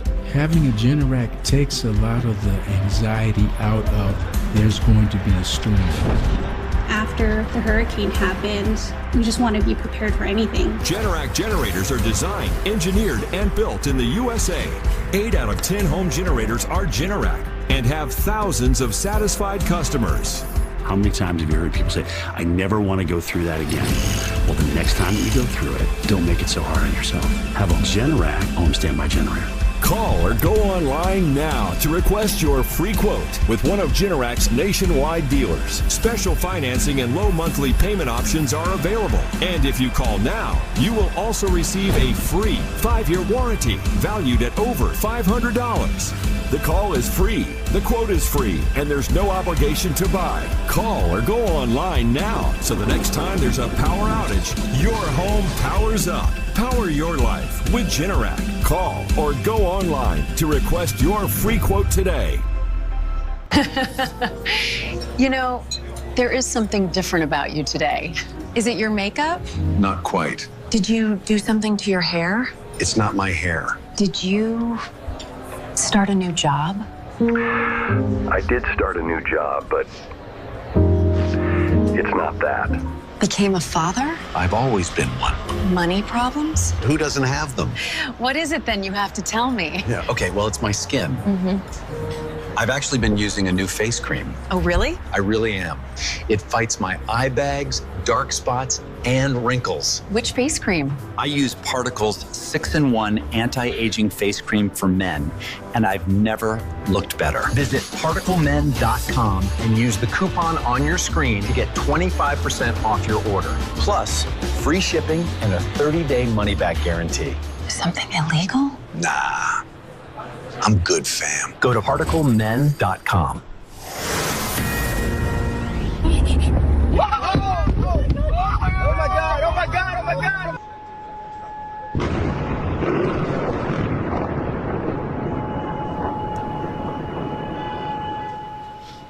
This is a Fox News alert. We're following breaking news in the Middle East. The U.S. and Israel have launched a joint surprise attack on Iran within the last few hours. The daring daytime strikes, part of what's being called Operation Epic Fury in the U.S., Roaring Lion in Israel. It's a widespread response to Iran's refusal to end its nuclear program, and unlike the last time in June, when the U.S. and Israel struck Iran, the assault might not be one and done. Officials warning everyone this could last days. President Trump telling Iran, lay down your weapons or face certain death. The president now urging the Iranian people to rise up and take over. Welcome back to this special edition of Fox News Live. I'm Brett Baer. Iran wasting no time retaliating after the strike. We're getting word that the Iranian nation is now hitting U.S. military sites across the Middle East. They're also striking parts of Israel.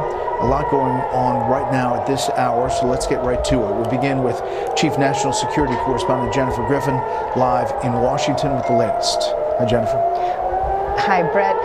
Earlier today, the Israeli Prime Minister and President Trump spoke by phone. During the Israeli Prime Minister's phone call with President Trump, on his desk was visible a book by British historian Tim Bouverie entitled Allies at War, about how the Allies defeated Hitler in World War II.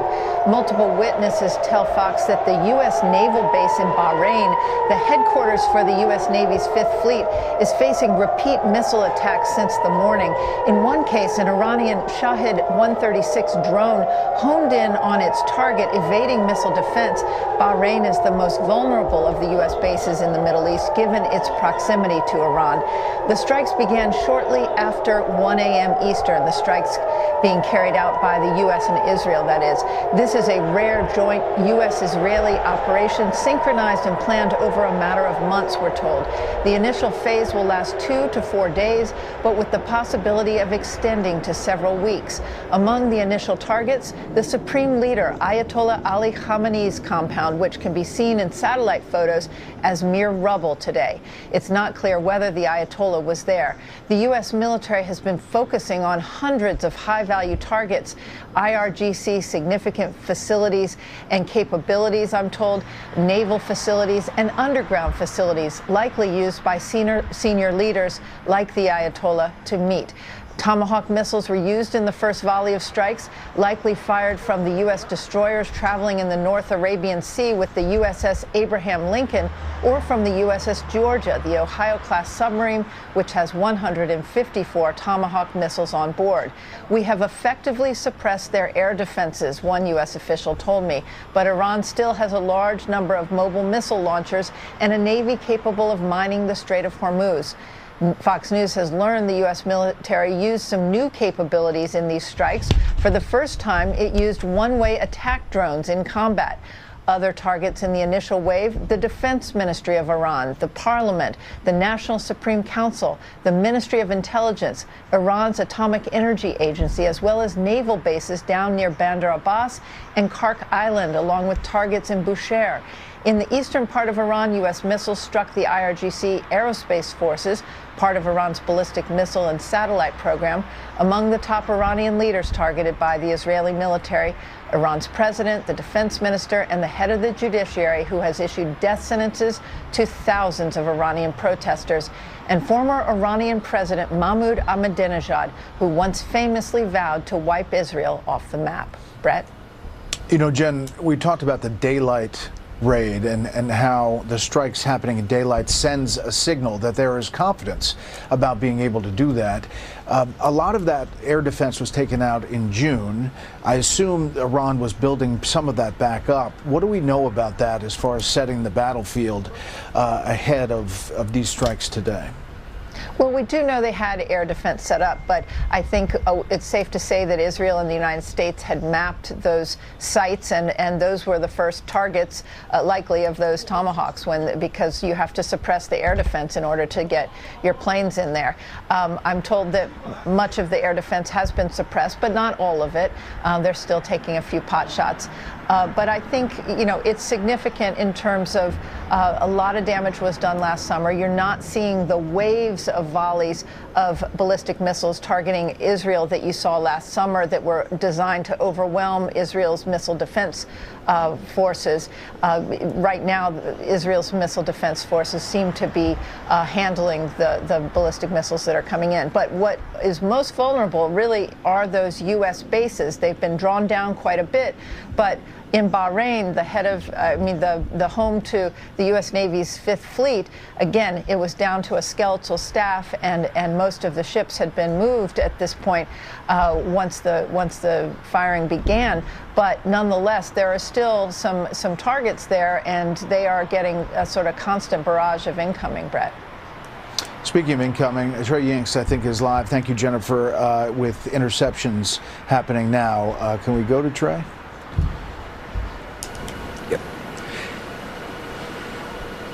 Yep, and you see right there, Brett, that flash on the screen, you're watching it live right now. These are the incoming Iranian ballistic missiles. The explosions in the distance there, you can see they are igniting the sky as Israel's missile defense system works to intercept this incoming fire. those booms in the distance. We saw 8 or 9 interceptors come off from different directions. This was the largest barrage of ballistic missiles toward central Israel that we have seen since this war began, and you are watching now live as they are intercepted in the distance. And you just hear those booms there. Iran is getting closer to what they did last summer in attempts to overwhelm. And you just hear those explosions echoing across the city, Brett. You know, Trey, last summer there were some missiles across central and northern Israel in shelters. Yeah, well, some missiles were coming in last summer, and there was nothing to them. They were kind of hollow. And then there were others that had significant impact and damage. Do we have any assessment of anything being struck significantly in Tel Aviv or elsewhere? We don't at this moment have any reports of significant damage, but I can tell you that the barrage that you're witnessing right now, again, is the largest ballistic missile barrage to target central Israel since the American strikes started. And you can just hear, again, these explosions echoing throughout the city as the Israelis work to shoot this down. We're going to check in real time. I'm going to have my team check with first responders to see if there were any direct impacts. But again, the latest information that we have from what we witnessed here, Brett, is that there were 8 or 9 interceptors that came off of the skyline at one moment, and they were coming from different directions trying to shoot down this incoming fire. The entire sky looked exactly as it looked last summer when the Iranians were launching these barrages from different locations in order to try and overwhelm the missile defense system here. It's not just Tel Aviv, though, that's taking fire. We have an alert system, and I'm scrolling through the different cities. It's Haifa, it's Jerusalem. These are major population centers. Haifa is in the north of Tel Aviv, closer to the Lebanon border. Jerusalem is further east, closer to Jordan. And we're here in Tel Aviv along the Mediterranean Sea. Remember, the USS Gerald R. Ford, the world's largest aircraft carrier, just yesterday docked off the coast of Haifa. And so it's in place to help with some of this incoming fire.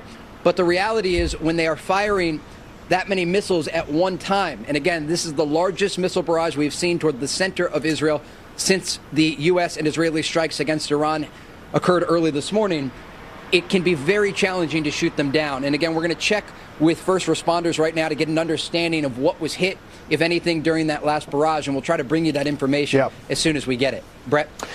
Trey Yingst in Tel Aviv with action happening right now. We're also getting word from Dubai that the Fairmont Palm in Dubai has been hit. There's some fire there. We'll try to get some video of that. Again, the Dubai airport has been shut down. Obviously, the Israeli airport, Ben Gurion, has been shut down. Let's go now to Democratic Congressman Adam Smith from the state of Washington. He's the ranking member on the House Armed Services Committee. Congressman, thank you very much for being here. Your thoughts on this day as we're watching all of this historic action happen? Well, we don't know a lot more than we know. I mean, that's the biggest challenge right now. I mean, how much damage has been done to Iran, to the Iranian regime? Have the protesters and the people who were, protesting against the regime, are they organizing to rise up? Is the regime at risk? What is their missile defense capability, their missile launch capability? And then of the, over a half dozen different countries that they've struck, Israel, Bahrain, Qatar, UAE, etc., what is the damage there? I think it's pretty clear that nothing decisive has happened right now in the short term. So this is going to go on for several more days. And we absolutely have a full-scale Middle East war right now. I mean, we will see how countries like Saudi Arabia and the UAE respond to the fact that their territory has been attacked.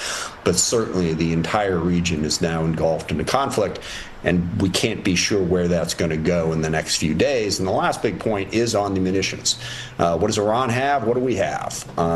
Who has more and who can outlast the other, I think, is going to be a major part of this conflict in the days and maybe weeks ahead. Are you clear on the objective from the administration's point of view on how they briefed, what they said the objective is from the U.S. side, what the objective is from the Israeli side?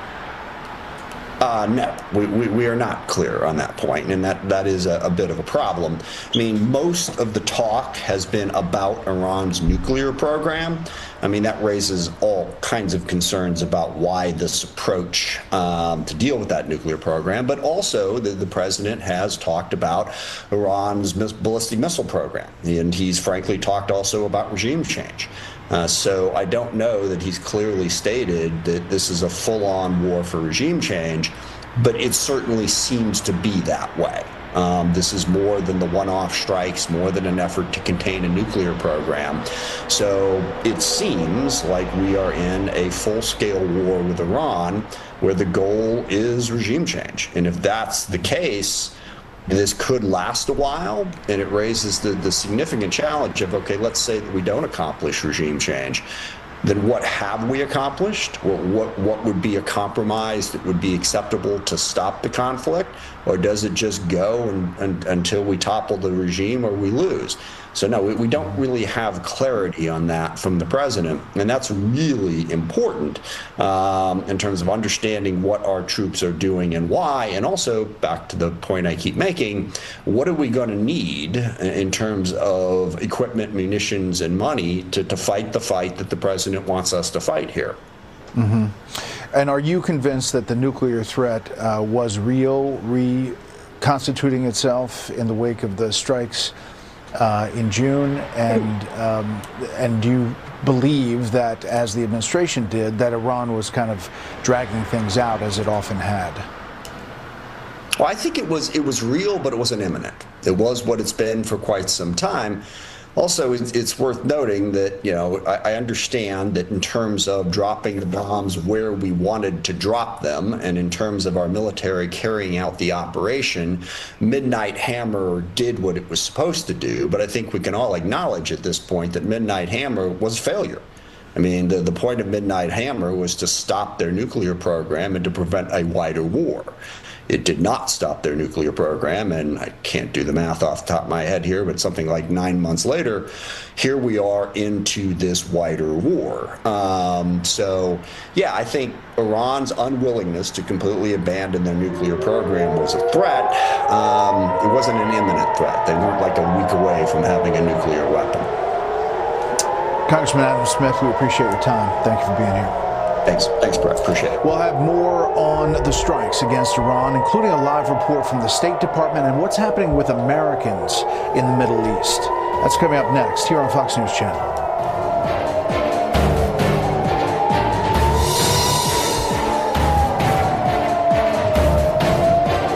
There are many ways to do things. At Old Dominion Freight Line, we do them this way.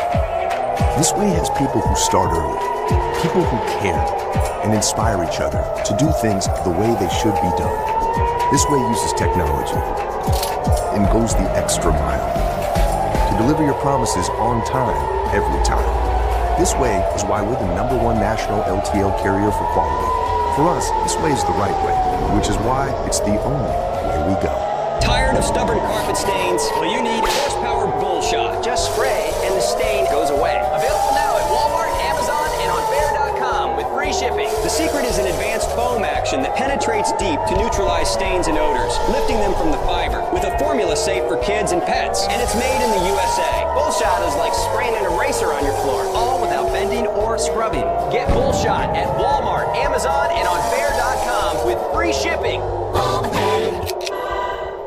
Lowe's knows when you need a new appliance, you need it fast. So we offer next day delivery on hundreds of appliances. Plus, members save more. And we'll haul away your old one. When you need it fast, we've got you covered. Shop Lowe's today. We help, you save.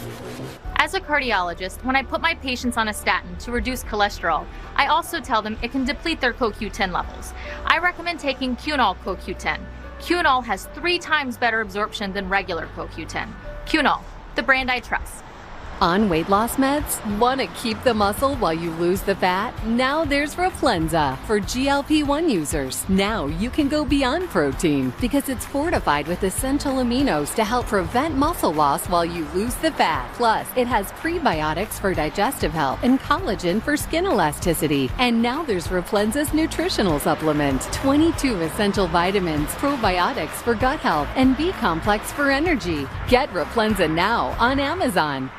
Joint attack on Iran. As the U.S. and Israel launch strikes across the country, stay with Fox News Channel for up-to-the-minute reports and continuing coverage. My audience hearing aids helped me get my life back. I couldn't hear my wife. I couldn't hear my friends. It's frustrating. I grew up going to car races, hearing the roar of the engine, going fast. I have lived a loud life, and I don't want my hearing loss to slow me down. I want to hear my wife. I want to hear my granddaughter again. I want to hear that engine roar. I still want to go fast. My audience helped me get that back. They were affordable. You can get them over the counter. I don't need a prescription, and they're easy to set up. I'm proud of my life, and I'm proud of my audience.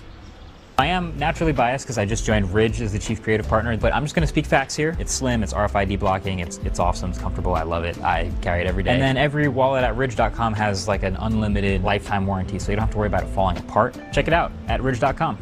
This is Pho-licious. Now what is pho? It's an authentic Vietnamese noodle dish. The Pho-licious chicken pho brings the comforting, aromatic flavors of Vietnam to your bowl, and Mama Thu's signature spice blend. Well, this chicken pho is as close to homemade as it gets without the wait. Some cubed chicken, a little lime, and then the magic moment. See you soon, my friends. Pho-licious is now available at your local Walmart or walmart.com. As a mom, your top priority is your child's comfort. Then at Caden Lane, we make it easy for you. Our bamboo pajamas are breathable, stretchy, and oh so cute. For all your baby needs, check out CadenLane.com. Welcome back. Joining me now, Kayleigh McEnany, host of Saturday in America, former White House press secretary. Obviously, Kayleigh, we've been talking all day about how this is historic, but we just don't know where this goes. This is obviously day one in what appears to be a long operation. We don't know where it goes, and your interview with Adam Smith indicated that, a little bit of a wait-and-see approach from Democrats. I'm very interested in Trey Ying's reporting. I think it's extraordinary, with sources telling him that this plan was in the works for months, but there was an operational detail that now was the time to strike. And I immediately was drawn back to September of 2025, where, if you'll remember, I'm sure you will, Brett, that Israeli intelligence found that within hours, Houthi leaders would be meeting for a meeting to watch their leader al-Houthi, and within hours Israel struck and was managed to kill 11 leaders. We don't know the aftermath of what's happening here, but that September 2025 operation is instructive of the degree and sophistication of U.S. and Israeli intelligence, and the sophistication of operations. We'll see if this pans out in a similar fashion. Yeah, it does seem like that, because it seems, to the Israelis' point, that they went after this meeting and they believe they took out some senior Iranian officials, and it may have been that meeting that was the trigger for this window to happen during the daylight hours. We'll wait and see. A lot of people, Kayleigh, on the West Coast may be waking up and not have heard President Trump's original announcement for these strikes. He made the comments in Mar-a-Lago announcing these strikes this morning. We want to play that entire statement from the president that he posted on Truth Social. Take a listen. A short time ago, the United States military began major combat operations in Iran.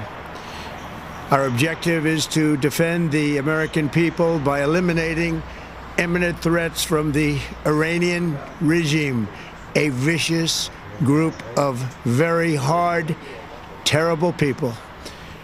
Its menacing activities directly endanger the United States, our troops, our bases overseas, and our allies throughout the world.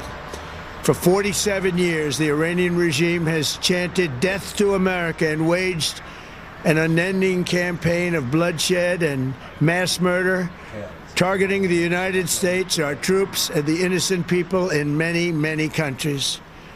Among the regime's very first acts was to back a violent takeover of the U.S. Embassy in Tehran, holding dozens of American hostages for 444 days. In 1983, Iran's proxies carried out the Marine barracks bombing in Beirut that killed 241 American military personnel. In 2000, they knew and were probably involved with the attack on the USS Cole. Many died. Iranian forces killed and maimed hundreds of American service members in Iraq. The regime's proxies have continued to launch countless attacks against American forces stationed in the Middle East in recent years, as well as U.S. naval and commercial vessels in international shipping lanes.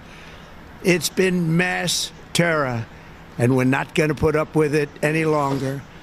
From Lebanon to Yemen and Syria to Iraq, the regime has armed, trained, and funded terrorist militias that have soaked the earth with blood and guts.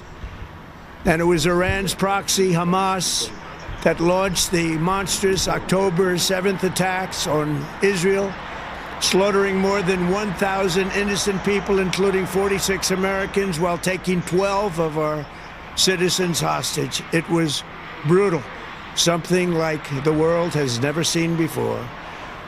Iran is the world's #1 state sponsor of terror and just recently killed tens of thousands of its own citizens on the street as they protested. It has always been the policy of the United States, in particular my administration, that this terrorist regime can never have a nuclear weapon. I'll say it again, they can never have a nuclear weapon. That is why in Operation Midnight Hammer last June, we obliterated the regime's nuclear program at Fordow, Natanz, and Isfahan. After that attack, we warned them never to resume their malicious pursuit of nuclear weapons, and we sought repeatedly to make a deal. We tried.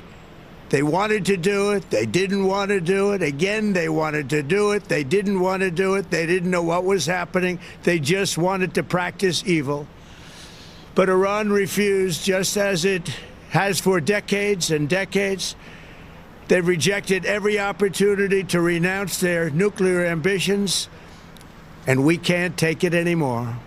Instead, they attempted to rebuild their nuclear program and to continue developing long-range missiles that can now threaten our very good friends and allies in Europe, our troops stationed overseas, and could soon reach the American homeland. Just imagine how emboldened this regime would be if they ever had and actually were armed with nuclear weapons as a means to deliver their message. For these reasons, the United States military is undertaking a massive and ongoing operation to prevent this very wicked, radical dictatorship from threatening America and our core national security interests. We are going to destroy their missiles and raise their missile industry to the ground. It will be totally, again, obliterated. We're going to annihilate their Navy. We're going to ensure that the region's terrorist proxies can no longer destabilize the region or the world and attack our forces and no longer use their IEDs or roadside bombs, as they are sometimes called, to so gravely wound and kill thousands and thousands of people, including many Americans. And we will ensure that Iran does not obtain a nuclear weapon. It's a very simple message. They will never have a nuclear weapon. This regime will soon learn that no one should challenge the strength and might of the United States Armed Forces. I built and rebuilt our military in my first administration, and there is no military on earth even close to its power, strength, or sophistication. My administration has taken every possible step to minimize the risk to U.S. personnel in the region. Even so, and I do not make this statement lightly, the Iranian regime seeks to kill. The lives of courageous American heroes may be lost, and we may have casualties. That often happens in war. But we're doing this not for now. We're doing this for the future, and it is a noble mission. We pray for every service member as they selflessly risk their lives to ensure that Americans and our children will never be threatened by a nuclear-armed Iran. We ask God to protect all of our heroes in harm's way, and we trust that, with his help, the men and women of the armed forces will prevail. We have the greatest in the world, and they will prevail. To the members of the Islamic Revolutionary Guard, the armed forces, and all of the police, I say tonight that you must lay down your weapons and have complete immunity, or, in the alternative, face certain death. So, lay down your arms. You will be treated fairly with total immunity, or you will face certain death. Finally, to the great proud people of Iran, I say tonight that the hour of your freedom is at hand. Stay sheltered. Don't leave your home. It's very dangerous outside. Bombs will be dropping everywhere. When we are finished, take over your government. It will be yours to take. This will be probably your only chance for generations. For many years, you have asked for America's help, but you never got it. No president was willing to do what I am willing to do tonight. Now you have a president who is giving you what you want. So let's see how you respond. America is backing you with overwhelming strength and devastating force. Now is the time to seize control of your destiny and to unleash the prosperous and glorious future that is close within your reach. This is the moment for action. Do not let it pass. May God bless the brave men and women of America's armed forces. May God bless the United States of America. May God bless you all. Thank you. That's President Trump making that statement early this morning as the bombs started dropping inside Iran, doing that from the Winter White House at Mar-a-Lago. Kayla? Thank you, Brett. Well, for more, the strike came a day after the State Department announced Secretary of State Marco Rubio had plans to travel to Israel. Now, Julian Turner is at the State Department with the latest. Julian. Kaylee, don't know yet. State has not confirmed whether that trip is on or off. We can only anticipate it is not happening. They do tell us, though, that right now Secretary of State Rubio is with the president at Mar-a-Lago, monitoring everything that is going on all through the night. This morning, there are tens of thousands of Americans in harm's way in the region, potentially hundreds of thousands. So the Secretary is launching a task force to try and help as many of them as possible. One possible element of this could be evacuation flights. No word yet from the State Department on whether they are going to actually schedule any of those, but we know, looking backwards, this administration did provide that for Americans during the 12-day war. Also getting confirmation that Secretary Rubio did brief congressional leadership ahead of these strikes. He briefed 7 of the 8 congressional leaders that form the infamous Gang of 8. Apparently, he was hitting the phones all night. He was able to reach 7 of them. We don't know who the 8th was, though I suspect we will find out imminently from Capitol Hill. Meanwhile, Iran's foreign minister telling his allies in the region, or who he thought were his allies, that he is going to be counting on them to counter the United States and Israel's attacks. Here is what he just said. We have new sound from Aragachi in an interview. Well, there is no communication right now, but if Americans want to talk to us, they know how they can contact me. We are certainly interested for de-escalation. This is not our war. This is an imposed war against us. This is a war of choice by the United States, and they have to pay for that. And they do. So heads of state in the region, though, are not going along with that program. They are denouncing Iran's retaliatory strikes in the region. Saudi Arabia put out a statement where they said they denounced them along with the UAE, Bahrain, Qatar, Kuwait, Jordan. European allies are weighing in now as well. The UK, France, and Germany denouncing Iran in a statement. Keir Starmer also just said this, Prime Minister of Britain, a moment ago. The United Kingdom played no role in these strikes, but we have long been clear. The regime in Iran is utterly abhorrent.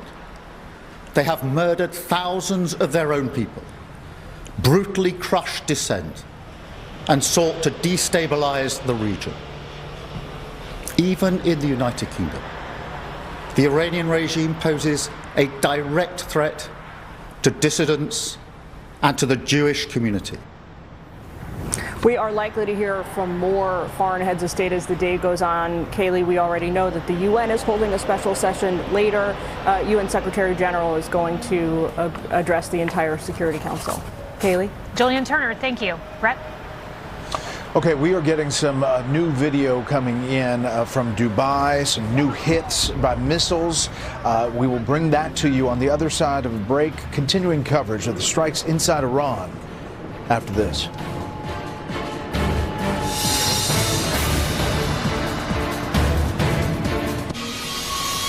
So, here is a before of my stomach before Sono Bello, and this is after.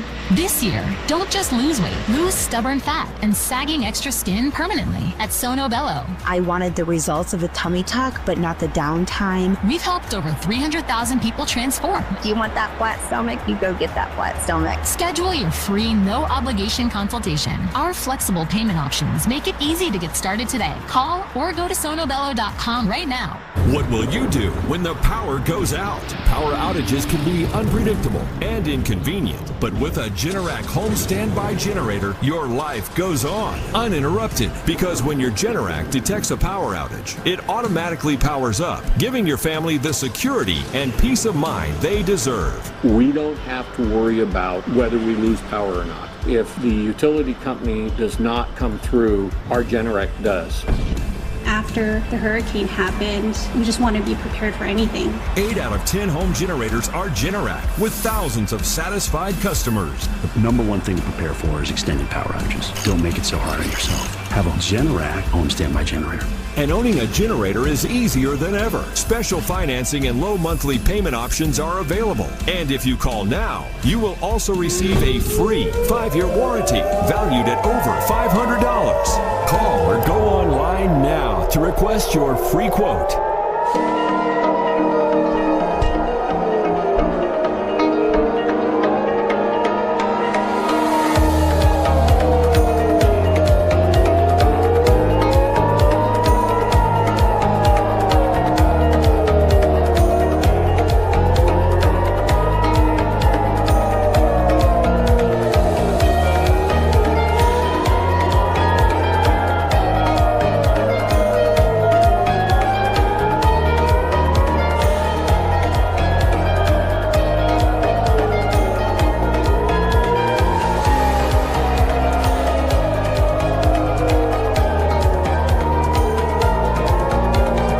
Explore the Columbia and Snake Rivers with American Cruise Lines. Visit AmericanCruiseLines.com or call for a free cruise guide.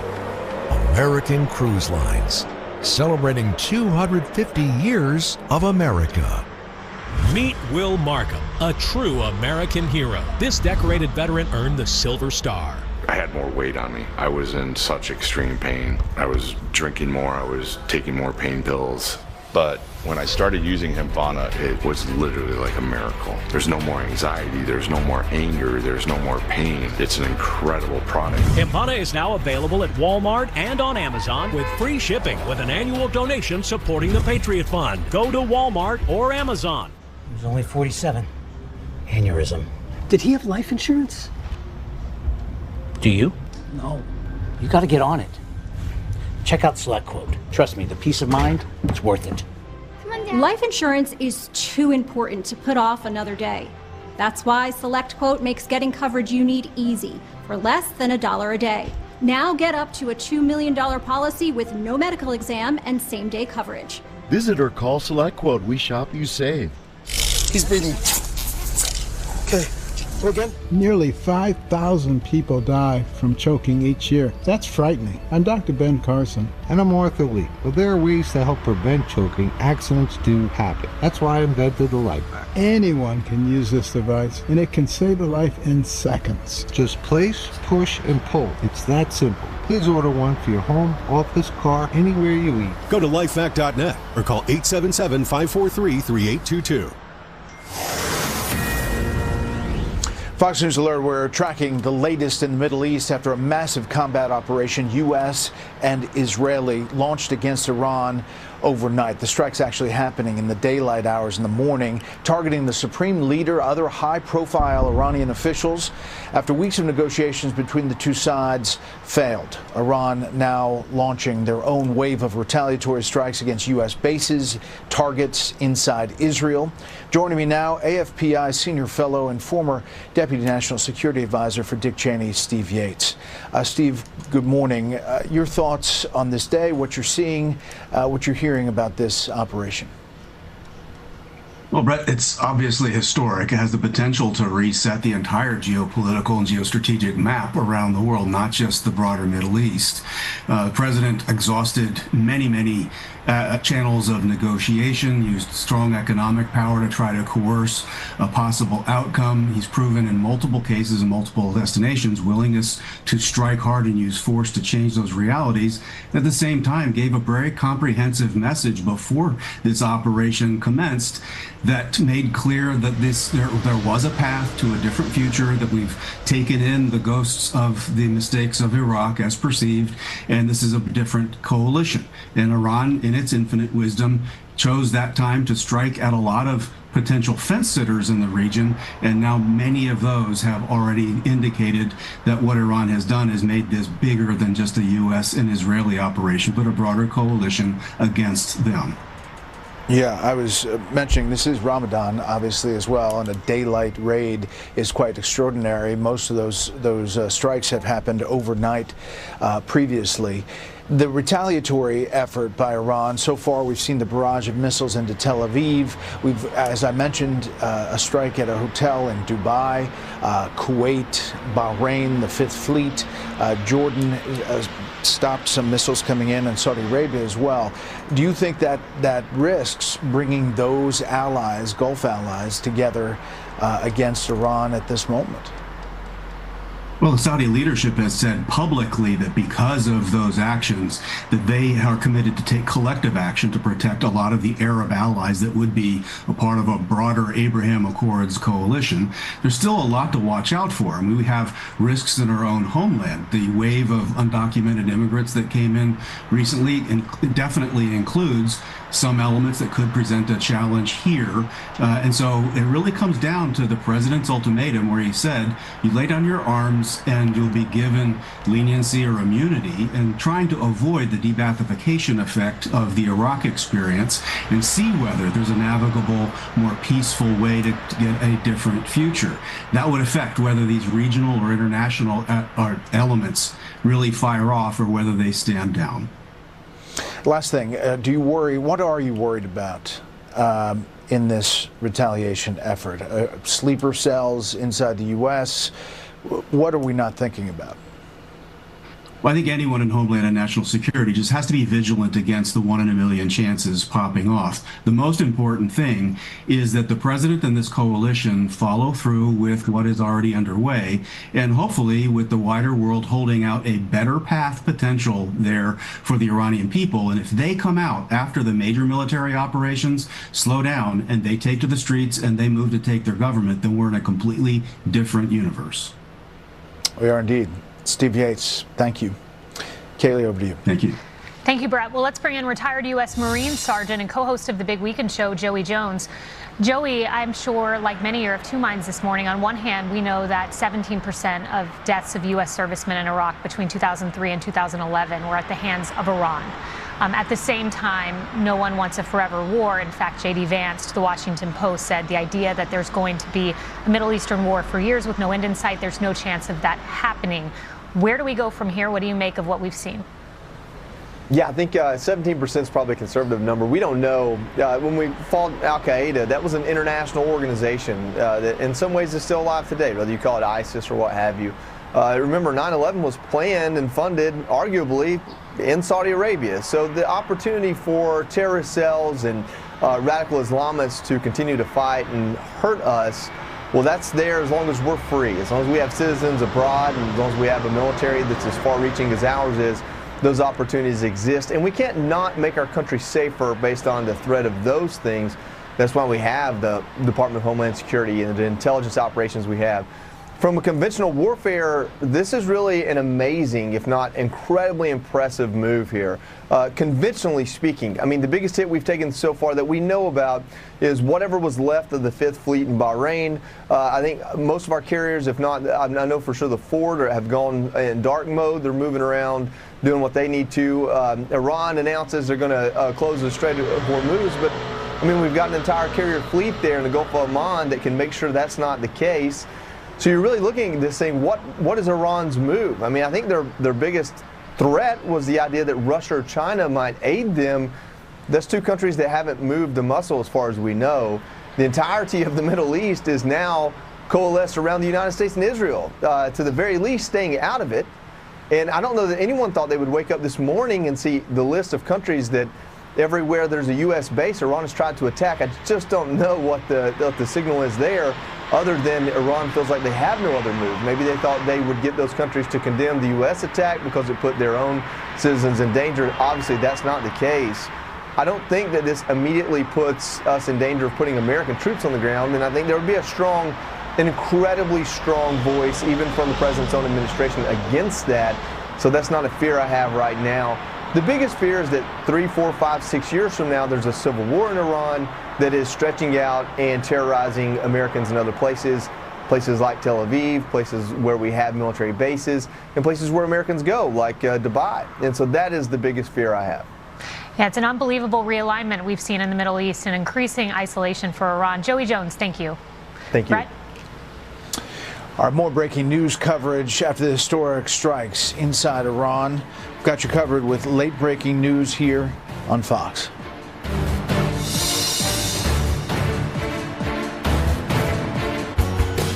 I remember getting my first jersey. The mascot came out and he just started taking pictures with everybody. The last shot of the game. 30% off merch at experiences you'll never forget with Chase Freedom Unlimited. We all know that words have power. They set things in motion and make us happy or sad. But there's one word that stands out because when people say it, lives are changed. It's not a big word. It's itsy bitsy. It's only 3 little letters. But when you say it, the life of a kid like me can be changed. So, what is this special word? It may surprise you. It's yes. Yes. Yes. Yes to becoming a monthly supporter of Shriners Hospitals for Children. That's right. Your monthly support allows the doctors and nurses at Shriners Hospitals for Children to give the most amazing care anywhere and change the lives of kids like me. And me. And me. Because people like you have said yes. Now I can play football. And I can play catch. And I can walk. So what do you say? Will you say yes right now? It's so easy. All you have to do is pick up the phone or go to loveshriners.org right now and say yes. When you say yes to giving just $19 a month, only 63 cents a day, we'll send you this adorable Love to the Rescue blanket as a reminder of all the kids you're helping every day.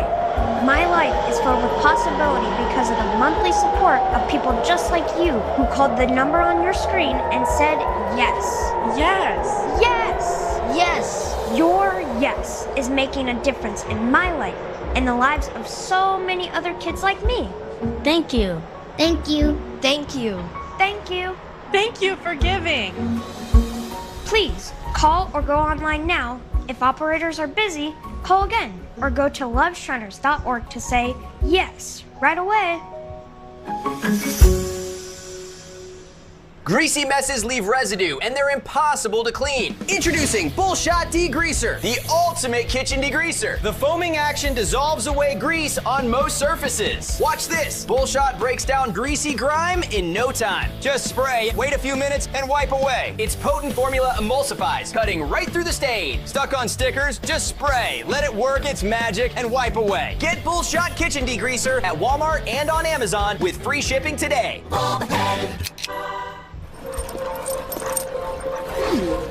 Don't kibble your dog.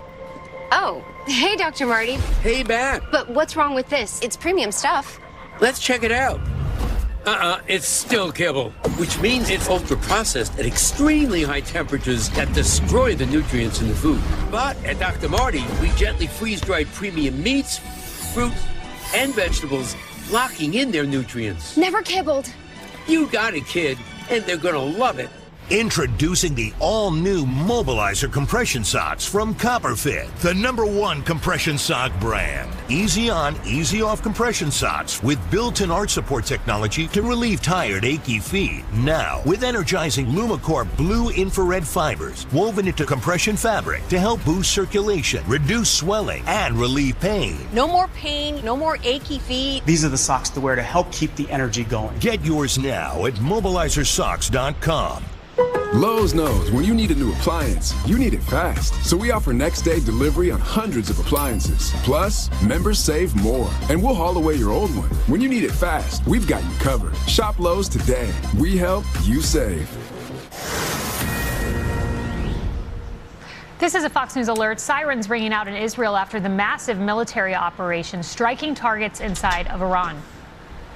Kaylee, President Trump describing that Operation Epic Fury as, quote, massive and ongoing, while warning American lives may be lost. Let's bring in Chief Foreign Correspondent Trey Yanks. Trey, you've described a big barrage in recent hours coming into Tel Aviv.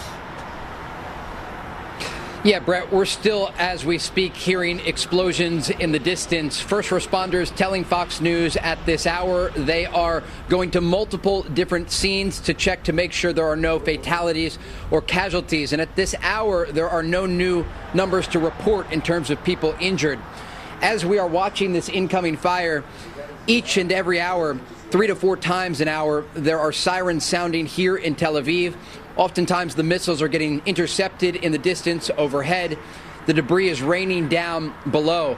And that is why people here in Israel are told to stay in bomb shelters. We expect this operation, this war that has erupted, to go on for a number of days. The Iranians are still firing on major population centers here. They caused some significant damage in Gulf countries, including the UAE, Bahrain, and Qatar. And at this moment, it does not appear that there is any sort of off-ramp. We do understand, according to Israeli and U.S. officials, that each of the two countries had specific targets in mind going into this operation. And remember, there was a diplomatic window for the Iranians leading up to this moment, and they didn't take the opportunity presented and didn't adhere to the constraints that the Americans had presented to negotiators in both Oman and Switzerland. And so tonight, Israel is bracing for what is expected to be another heavy evening that this country is used to after 2.5 years of war in the region. But that will include ongoing ballistic missile fire as the Americans and the Israelis go after more targets inside of Iran. And I'm just going to look at my phone here for a moment, Brett, because there are more missiles coming in just to the northeast of Tel Aviv. And it's an indication that the Iranians are starting to launch some of these heavier barrages toward major population centers. Earlier in the day, when these alerts first went out, there were 1 and 2 missile barrages. It was very easy to be intercepted by the air defense systems across this country. Now the barrages are far heavier, and it's making it a little bit more difficult for the Israelis to shoot down the incoming fire. Brett? Trey Yanks in Tel Aviv, thank you, and stay safe. Brett? All right, we'll continue to take you to all over the Middle East, as well as take you to Mar-a-Lago for reaction to the breaking news out of Iran, the latest from the administration. When we come back to continuing coverage here on Fox News Channel.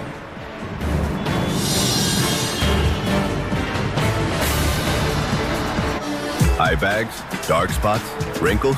There's one product that can fight them all. Only one. Particle face cream. ParticleMin.com. Engineered for men, made for our skin, and backed by science, and it actually works. Visit ParticleMin.com and use the promo code on your screen to get 25% off. 1 minute in the morning And 1 minute at night. Super easy. Visit ParticleMin.com and use the promo code on your screen to get 25% off, free shipping, and a 30-day money-back guarantee. ParticleMin.com. What will you do when the power goes out? Power outages can be unpredictable and inconvenient, but with a Generac home standby generator, your life goes on uninterrupted because you'll have power when you need it the most. Special financing and low monthly payment options are available. And if you call now, you will also receive a free 5-year warranty valued at over $500. Call or go online now to request your free quote. Power your life with Generac. This is the true story of Alex. Recently promoted, he was earning more, but investing for the future, I definitely needed a plan. With his advisor Dennis, Alex invested his savings into 3 accounts. One for now, one for later, and of course, his retirement. A plan in motion put the future in focus. The wedding, the barn dominium, kids. Maybe kids. The point here, Alex has more than big goals for his future. He's got a plan to get there. So Dale, you really need to get that colon cancer screening. Dad, it's been forever. I need to be in there. Wrap it up. Come on, Dad. It's taking forever. How much longer? It's been an hour. Are you done yet? Dale, don't worry. We can do it with just a blood test. Shield. Okay, let's do it.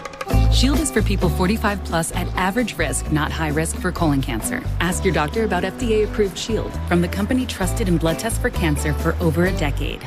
Joint attack on Iran. As the U.S. and Israel launch strikes across the country, stay with Fox News Channel for up-to-the-minute reports and continuing coverage. My audience hearing aids helped me get my life back. I couldn't hear my wife. I couldn't hear my friends. It's frustrating. I grew up going to car races, hearing the roar of the engine, going fast. I have lived a loud life, and I don't want my hearing loss to slow me down. I want to hear my wife. I want to hear my granddaughter again. I want to hear that engine roar. I still want to go fast. My audience helped me get that back. They are affordable. You can get them over the counter. I don't need a prescription, and they're easy to set up. I'm proud of my life, and I'm proud of my audience. Hey, I'm Daniel, one of the founders of Ridge. My dad and I realized that most wallets are falling apart, stuffed to the max, and barely fit in your back pocket. So we set out to create something better. Ridge is built to last a lifetime and is the perfect balance of modern style and durability. Find yours at ridge.com. When we started Warby Parker, we just sold glasses, and only online. But people liked them a lot.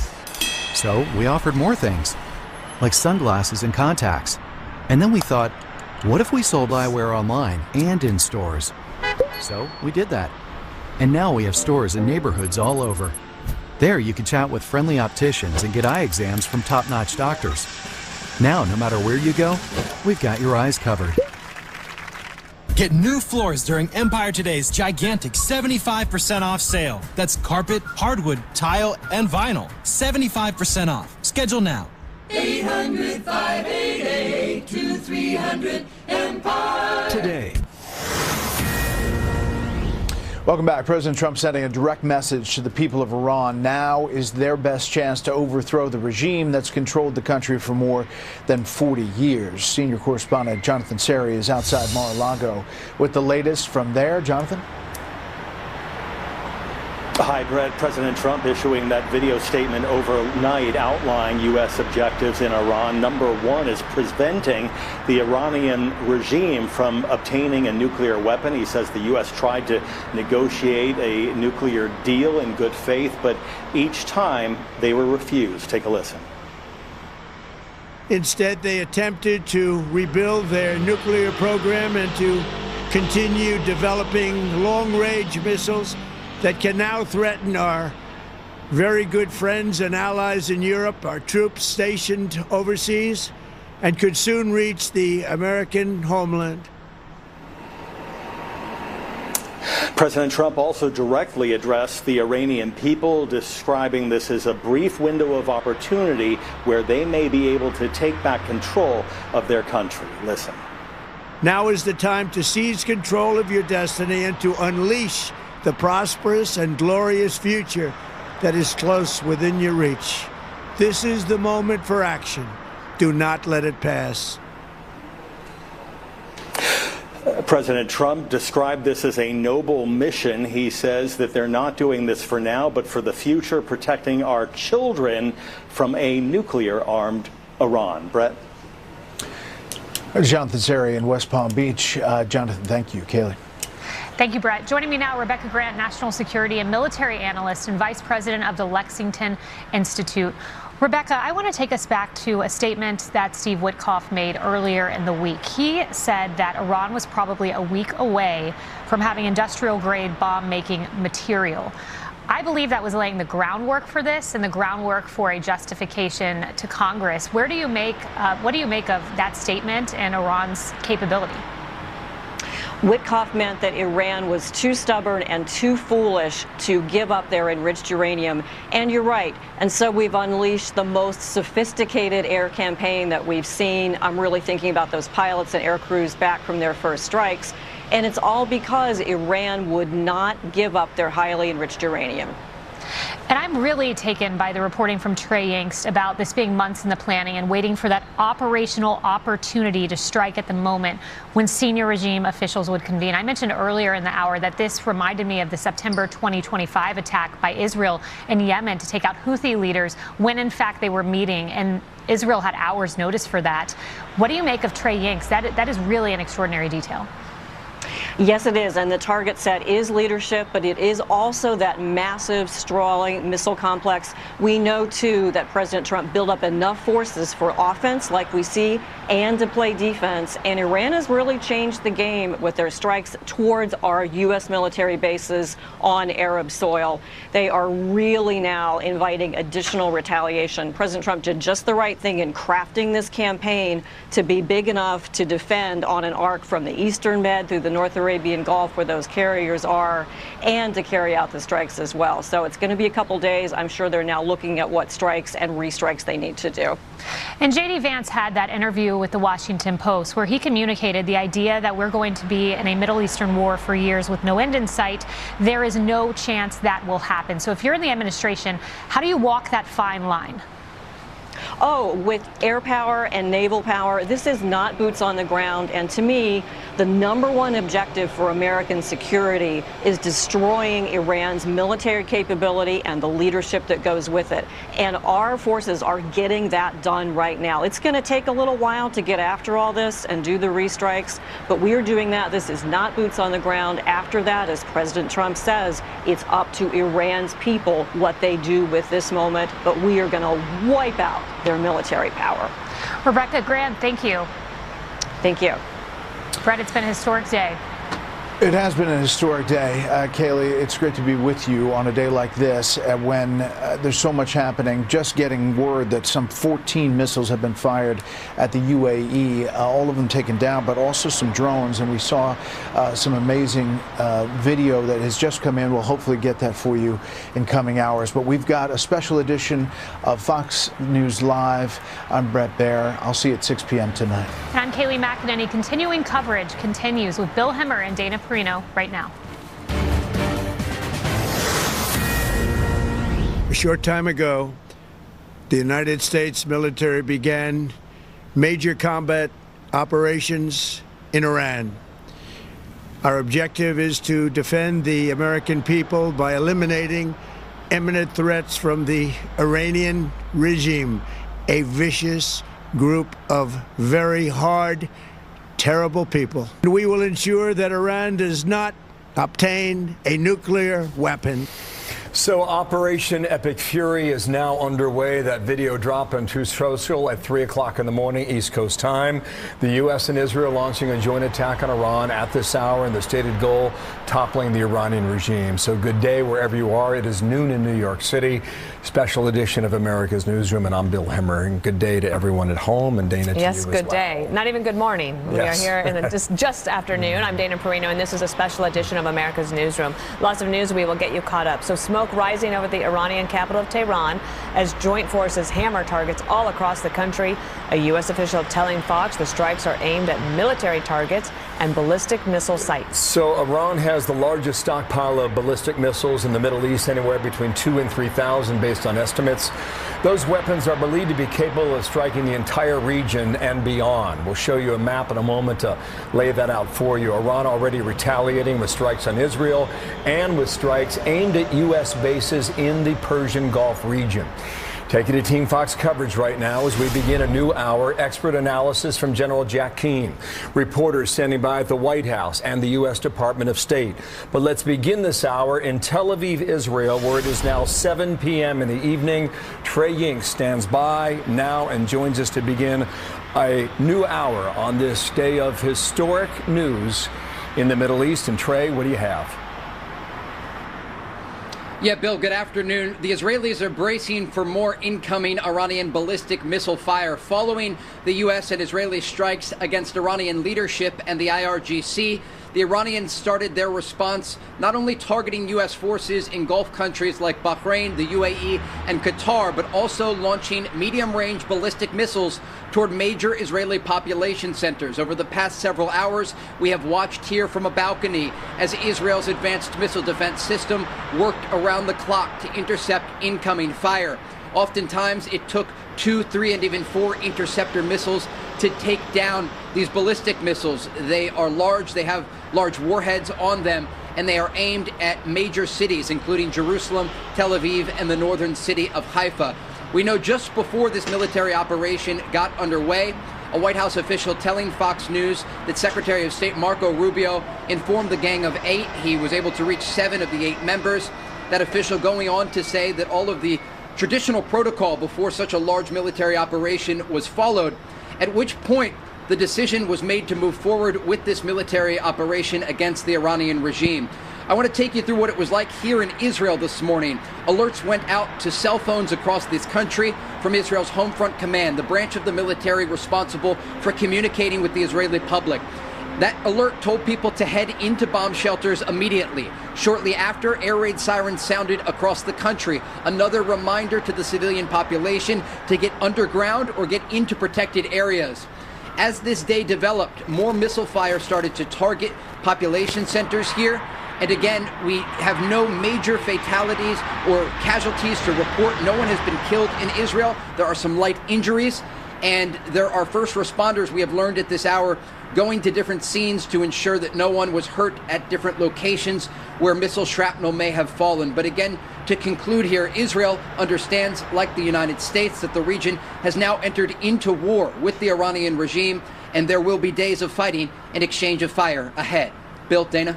Trey, it's Dana, and I'm thinking about October 7th, 2023, which is when Iran-backed proxies through Hamas attacked Israel. And nothing has ever been the same since. And so many people in Israel, the citizens there, who serve in the reserves and in the military, they have been a part of this war since then. Any sense about where that goes from here? Because a lot of them have been fighting ever since that time. It's a great question. There is a very large reserve force in this country due to the mandatory military service for the Israeli people. And Fox News has learned from an Israeli military official that the country plans to call up 70,000 reservists in the days ahead in preparation for conflict. Most of those soldiers will be manning air defense systems, but they are preparing for a possibility of scenarios, understanding that the Iranian regime still has proxies that are weakened in the aftermath of October 7th and the wars that followed. But they have Hezbollah in southern Lebanon, they have the Houthis in Yemen. Both groups have the capability to launch significant missile fire at Israeli cities. I do want to check with our team in New York to see if they have a new video we were able to capture of the incoming missile fire tonight. You could see so many of these interceptors trying to take down the incoming ballistic missiles as they were launched and then made it to Israeli airspace. And just to conclude here, Bill and Dana, when we step back and look at the days ahead, the Israelis are very clear. This operation has just begun. We're actually getting a new statement as we speak from the Israeli Air Force that says they continue to operate in Iran even at this hour.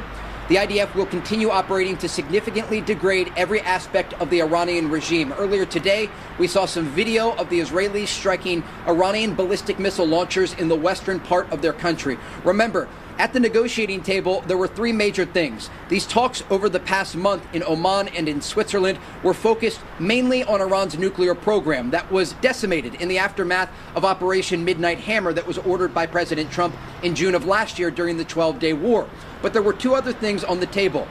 the support of regional proxies, like we discussed, the Houthis and Hezbollah, and also the ballistic missile program. And that is of concern to the Israelis because they are under fire from that program as we speak. Okay, I want to get Bill, to Jennifer Griffin in a moment here, Trey, but one more question for you. You mentioned Hezbollah. Listen, there are numerous developments by the minute happening here. This is just one of them. The U.S. ambassador in Lebanon is saying that Israel will not escalate against Hezbollah in Lebanon to the north if it refrains from hostile fire.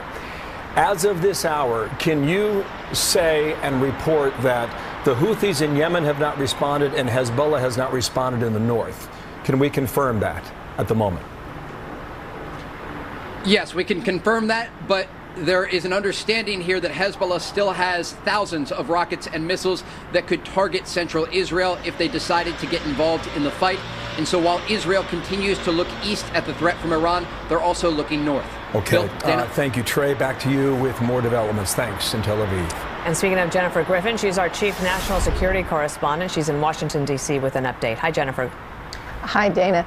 Well, during the president spoke just earlier today with Israeli Prime Minister by telephone after the strikes began. During the Israeli Prime Minister's phone call with President Trump, on his desk, you can see a book by British historian Tim Bouverie entitled Allies at War, about how the Allies defeated Hitler in World War II, clearly showing how Prime Minister Netanyahu is viewing this current operation targeting Iran, something he has viewed as an existential threat for the bulk of his career, really.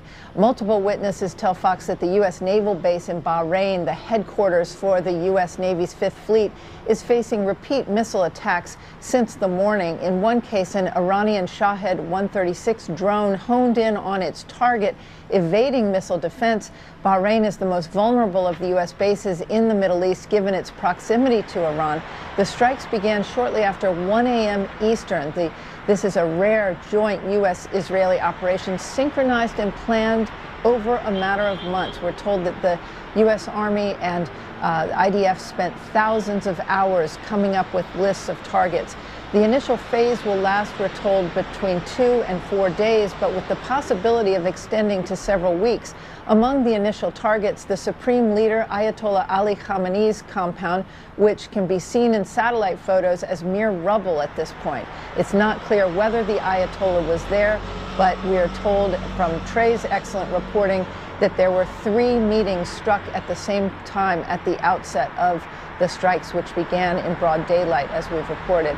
The U.S. military has been focusing on hundreds of high-value targets, IRGC, significant facilities and capabilities, naval facilities, and underground facilities, likely used by senior leaders to meet. Tomahawk missiles were used in the first volley of strikes, likely fired from the U.S. destroyers traveling in the North Arabian Sea with the USS Abraham Lincoln, or from the USS Georgia, the Ohio-class submarine that has 154 Tomahawk missiles on board. Dana? Jennifer Griffin, thank you so much. We'll be in touch, no doubt. Bill? Okay, Dana, we've got a lot of information now we want to relay to our viewers, and a lot of this we're just picking up over the past 6 or 7 hours based on what we think is happening in the region. It could change by the moment, but this is our understanding, okay? On the map here, you see Tehran. This is, and there's some pictures flying all over the internet right now about a before and after shot about the Supreme Leader and where his home is located in Tehran. And it's been obliterated. The results of that is something that we do not know. You know, is the Supreme Leader still there? Let me go ahead and clear this off. Apologies about that. Is the Supreme Leader still there? Has he been moved to a safe location? He's 86 years old. He'll turn 87 in April. Is he still alive? That has not been confirmed either. Based on our reporting so far, there's been no indication from him about proof of life. But go cautious with that right now as we move to the hours to come. Remember, it's about 8:30 in the evening Iranian time. So this is Kermanshah in the west of Tehran. It's part of the reason why we're pointing out a lot of these cities here is because they had ballistic missile launchers in western Iran, which was clearly one of the targets on behalf of the Israelis and the U.S. Air Force in the initial strikes, in addition to what happened in Tehran. Let's go forward one time, okay? And there's a lot to look at here, okay? I want you to focus on 3 things. All right? There is a large U.S. Army base in Kuwait. It's been there for 30-plus years, going back to the first Gulf War of 1991. That apparently has taken incoming on behalf of Iran. We don't know if there are casualties. Some reports suggest there are, but none of that we can confirm. In Bahrain, just to the south of there, okay, that's the Navy's 5th Fleet. That's been established for 31 years, going back to 1995. Reports of incoming fire there as well. Al Udeid Air Force Base, all right, Qatar. It was built by the Qataris 1996, 30 years ago. So you get the idea here, right? Between the Air Force and the Navy and the U.S. Army, we have significant bases in the Persian Gulf region. And all three of those are said to be targets on behalf of the Iranian regime. And we'll see how that goes throughout the day. Okay, so this is the area we were talking about, but you look back here to western Turkey and southern Turkey. These are established bases on behalf of the U.S. military. Then you've got other areas where you've got like the Iraqis cooperating with the U.S. military. That's why you see this location here in northern Iraq and a few others here in Saudi Arabia. Let's go to another map here. This is significant because this shows you Kuwait, Bahrain, Qatar, UAE, and Oman. Some of the reporting so far has shown us that there's been a reaction from the Arab world suggesting to the Iranians that what they are doing against the targets in their country is unacceptable. I would suggest with one exception, and that's Oman so far. And that foreign minister, he was on NBC yesterday, he was out again earlier today, suggesting that the negotiations on the nuclear front were making progress. That was his message, but he was the only voice that I can point to so far, a singular voice suggesting that. Here are some of the targets right now, and you heard this from the president in that clip at 3 o'clock in the morning. Fordow and Isfahan, Natanz, and the Israelis have been looking at Parchin as well. And the first three, by the way, they were targeted in June by Midnight Hammer. The results of that is something we're still trying to assess. I think this is important too, and we'll bring in Jack Keane in a moment here, Dana. If you were to fly like a missile or fly like a bird from Tehran to Tel Aviv, it's a distance approximately of 1,200 miles. It's very important because the Iranians have said that they will retain the ability to produce ballistic missiles that can travel about 1,300 miles in the air. If it is true that the Iranians have anywhere between 2,000 and 3,000 ballistic missiles, we may be just at the very, very beginning of this Operation Epic Fury. If, however, the teeth has been taken out of the Iranian Defense Forces back in June by the Israelis and by the U.S. and by Midnight Hammer, if the teeth has been taken out of the tiger, it's hard to know right now whether or not Iran is a paper tiger or it still has the ability to fight. Now, you mentioned earlier, right, maybe the first graphic I showed you about that town in western Iran. You think about these cities over here, okay? That's a significant distance from Tehran. If you were to go a straight line here as the bird flies or the missile flies, you're only talking about 800 miles. So that would suggest the Iranians have plenty of capability and plenty of fire to aim attacks on Israel or any of these bases I described here in Iraq, in Kuwait, down here in Bahrain. But that is yet to really, I would suggest, materialize as we're coming up at 8 o'clock in the evening. Jimmy, I'll go ahead and I'll join Dana again over here at the desk. Then we'll bring in Jack Keane and talk to him about what he's seeing on the ground there. Dana? General Keane, if you could join us now and tell us your thoughts this morning. This is something that you, oh boy, the region, we couldn't have a better guest than you to talk about this morning. Yeah, sure. Well, thanks for having me on here. Let me frame this a little bit. First of all, why are we doing this operation? And the president's been pretty clear about what's happening here. First of all, the administration, as well as Prime Minister Netanyahu, came to the conclusion that despite the success of the 12-day war and Midnight Hammer taking down a nuclear enterprise, the Iranians weren't about to change who they are and what they intended to do in terms of their objectives. The evidence was clear. They were rapidly recovering their missile program. This is short-range and medium-range missiles. They had a few thousand. They were increasing that by additional thousands. And that became a very dangerous element in of itself. Secondly, they made a decision to recover their nuclear program, but nothing consequential in terms of actions taken, but the intent was there. Third, they began to fuel and support their proxies with money and also with weapons and munitions. In other words, Iran, despite the 12-day war, and what was done to them, they weren't changing one bit. Their aspirations, their goals, their objectives were going to remain the same despite all the negotiations, the posturing, all the rest of it. So that is number one, and that is why we're doing this. Secondly, is we put, by establishing a condition-based operations, which we're conducting, this could last 2 to 3 weeks based on the conditions. And what are those conditions? Those conditions, we want to set the conditions for a regime collapse. So we're starting with leaders, both civilian and military, and national parliamentarians and military leaders. The results of that will likely take days to sort out. No confirmation yet on the Ayatollah and his son, but yes, they were targeted. But it's so much more than that. It's the entire infrastructure that sustains this regime. That's on the political side in terms of its legislature, all the agencies that support the regime, and on the military security side, the IRGC, the Basel militia, the police infrastructure, the entire defense industrial base, wherever those manufacturing centers are. They intend to deliberately and methodically strip away all this capability that sustains this regime. And if it takes 2 to 3 weeks to do that, so be it. That is the plan. At the same time, taking down their military capability. And what is that? It is largely their short-range and medium-range missiles.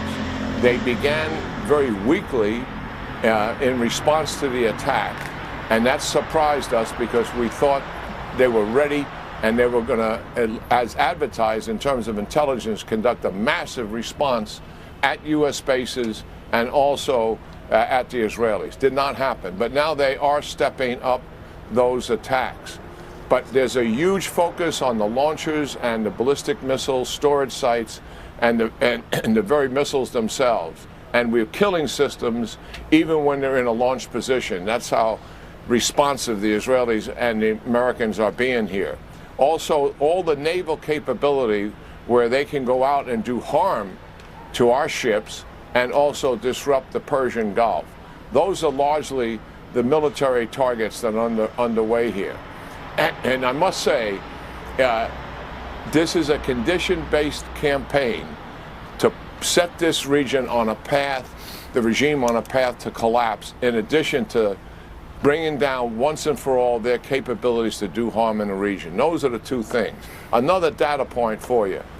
Within 3 or 4 days, we'll expect the potential suspects of Qatari, Turkey, Egypt to say we should have a ceasefire.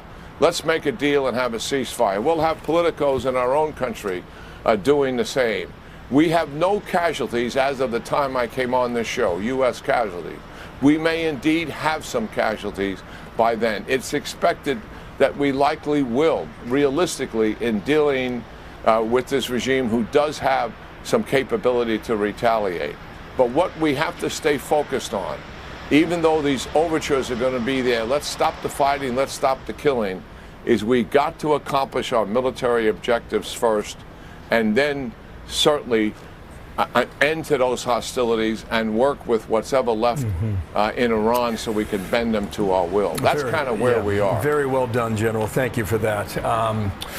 Follow-up question. The Israelis have the back of the Americans and vice versa, the Americans in Israel. The Americans also have suggested that they'll defend Kuwait and Bahrain and Qatar. With regard to Iran, who will come to Iran's defense, if anyone? When you think about the Chinese that have had a cooperation relationship with them, the Russians more so than the Chinese, but you would suggest that they are on that side of the ledger. Absent that, who would defend Iran? Yeah, it's a great question, and I think the 12-day war gives us some insight here, Bill. The reality is Russia and China did nothing. North Korea did nothing to assist Iran. Hezbollah, when I was talking to the operational planner and oversight of the mission every single day, after 3 or 4 days, I mean, he wrote the plans and oversaw the operations. I said, how come Hezbollah hasn't fired back? Did we destroy all their missiles? He said, sir, they got a couple thousand missiles still left. He said, the reality is we broke their will. We decapitated so many of their leaders, they don't want to get into this thing. I suspect that's still where Hezbollah is today. The Israelis have warned them, you stay out of this fight and we will do no harm. The Houthis are another matter. They have less allegiance. They call their own shots. I suspect if the Ayatollah is in fact killed, they may get into this fight to some degree. But listen, we are prepared for Hezbollah joining the fight. We are prepared for the Houthis if they get in the fight. And believe me, while they have some capability, what we will do to them would be quite devastating. And I think they truly know what is at hand here based on the evidence we've been demonstrating for weeks now in terms of the buildup, and they certainly know the resources that the Israelis have.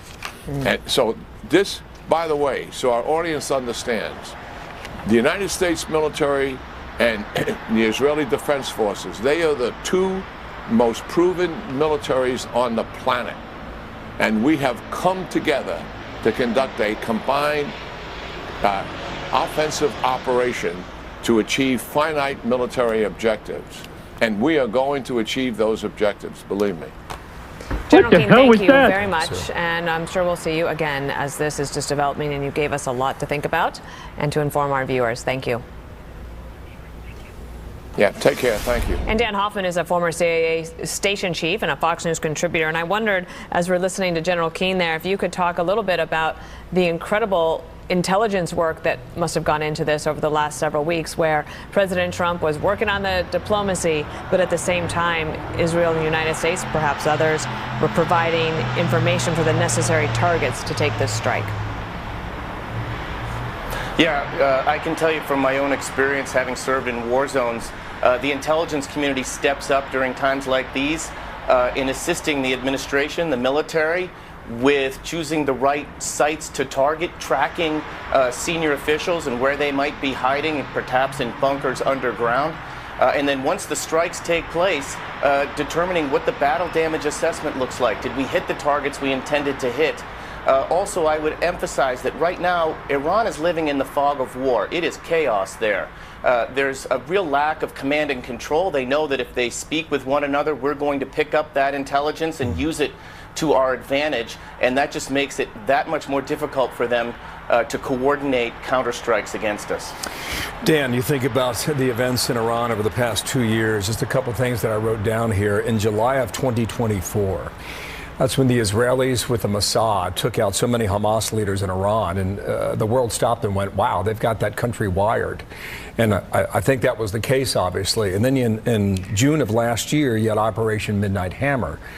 And those bombers returned to their base in Missouri. And then you had Netanyahu at the White House 18 days ago. And Dan, what struck me is that he came and went with barely a picture taken of him. No press conference, no statement, and went back to Israel. That was 18 days ago based on my calendar. When you think about what Jack Keane was describing there, you have the two most advanced air forces in the world combining together to carry out this joint military operation. Can Iran survive? Well, I think that's the key question, Bill, for sure. And I think the stakes could not be higher. For Iran, for their regime, if they do survive, and the United States and Israel, if we halt our attacks and the regime is not destroyed and we don't have some sort of regime change, then Iran's regime will be further entrenched. So it's clear what our measure of success is. It's regime change. It's not about democracy building or nation building. It's regime change to get to a deal. I think that's what President Trump wants. He wants a nuclear deal with no sunset clauses. He wants an end to Iran's ballistic missile program, and he wants an end to Iran's support to proxy terrorists. What happens inside Iran? Who ultimately takes over inside Iran? Perhaps some of the military and security officials will decide to flip and side with the protesters. We haven't seen evidence of that, but we might. I think that's what the president is looking for. And again, Israel's intelligence, they have decapitated Iran's scientific community. The attacks that we launched last June along with Israel also demonstrated the extraordinary intelligence we have to launch pinpoint kinetic strikes, which is what we're doing right now. One of the things that's fascinating about this time, and since October 7th and that attack from Hamas and basically backed by Iran against the Israelis, is that we're at a time of very different technological capabilities, both from a defense standpoint and intel gathering. How do you think about that based on your experience? Yeah, our military also uses very advanced cyber technology. So does Israel. And so we're able to infiltrate Iran's networks, collect intelligence, and then launch targeted strikes against Iran's technological infrastructure, which makes it that much more difficult for them to defend themselves. So absolutely, it's not just the missiles, it's how we're guiding those missiles with human source intelligence and cyber intrusions into Iran's networks. Dan, just so our viewers know, that's a live look at Tel Aviv, where the day has concluded, the night has begun there. There was incoming missiles, we do believe. And what you see on your screen, we also believe, is the missile defense shield on behalf of the Israelis that goes up to seek out those missiles and knock them out of the sky. Dan, there were sirens a moment ago. They've gone quiet, so we just want to bring that to our viewers. Let's continue our discussion here. We are only 9.5 hours into this, so I grant you it hasn't even been half a day. The fact that we have not heard from the Ayatollah, what does that suggest to you, if anything? It suggests he might be running scared, Bill. He might like to have the opportunity to stand up in front of his nation and say that his military is bravely defending the country from an onslaught from Israel and the United States, but he hasn't done it, and you're absolutely right. That is telling. If he were to do it, he'd be putting himself at risk. Now, he may already be incapacitated. We don't know. That's a high priority for our intelligence community to determine his whereabouts or whether some of the strikes against his residence have had the effect that we wanted to take him out. Dan Hoffman, we are going to take a quick break in a moment, but as we look here, Bill, at the skies, it's a dark and menacing sky, and you know they've been through this a lot in 2.5 years, but this one could be the start to the beginning of a new era in the Middle East. You think about the 12-day war this summer, and we're not sure if we're headed there or not. Maybe it's longer, maybe it's not. There are wide open questions now for this entire region. So let's get a break here. Our coverage will continue in a moment. Operation Epic Fury now in its 9th hour. Based on the clock, and our coverage continues on this significant breaking news story on a Saturday afternoon, right after this. Look, if you're an executive, this shirt is a must-have in your closet. I was tired of floppy collars and shirts with sweat stains, so I got this shirt I saw on TV, and now I don't have to worry. I got it shipped in no time, and I switched from regular polos to this immediately. The brand is called Collars & Co. They make a regular stretchy golf shirt, but the top has a firm collar on it. I got rid of so many problems by upgrading to this. No dry cleaning needed anymore. I'm free from uncomfortable long sleeves, and the collars stay stiff all day. Get 20% off today using code TV at collarsandco.com. Go ahead, crank the volume. We got you. USPS has increased daily package processing capacity by 46% in the past 5 years. And with USPS Ground Advantage, your packages stay in our secure network, dock to door, nationwide. For full visibility, near real-time tracking, affordable pricing, for peace of mind. USPS Ground Advantage. I'm William Devane. Do you know why central banks all around the world purchase gold? Because they view gold as a stable asset that can be used in times of financial crisis. So if gold can help preserve the wealth of nations, I'm confident gold can help protect your wealth. Roslyn Capital is a trusted leader in helping people acquire precious metals. Gold bullion, Lady Liberty gold and silver proofs, and premium coins can help you preserve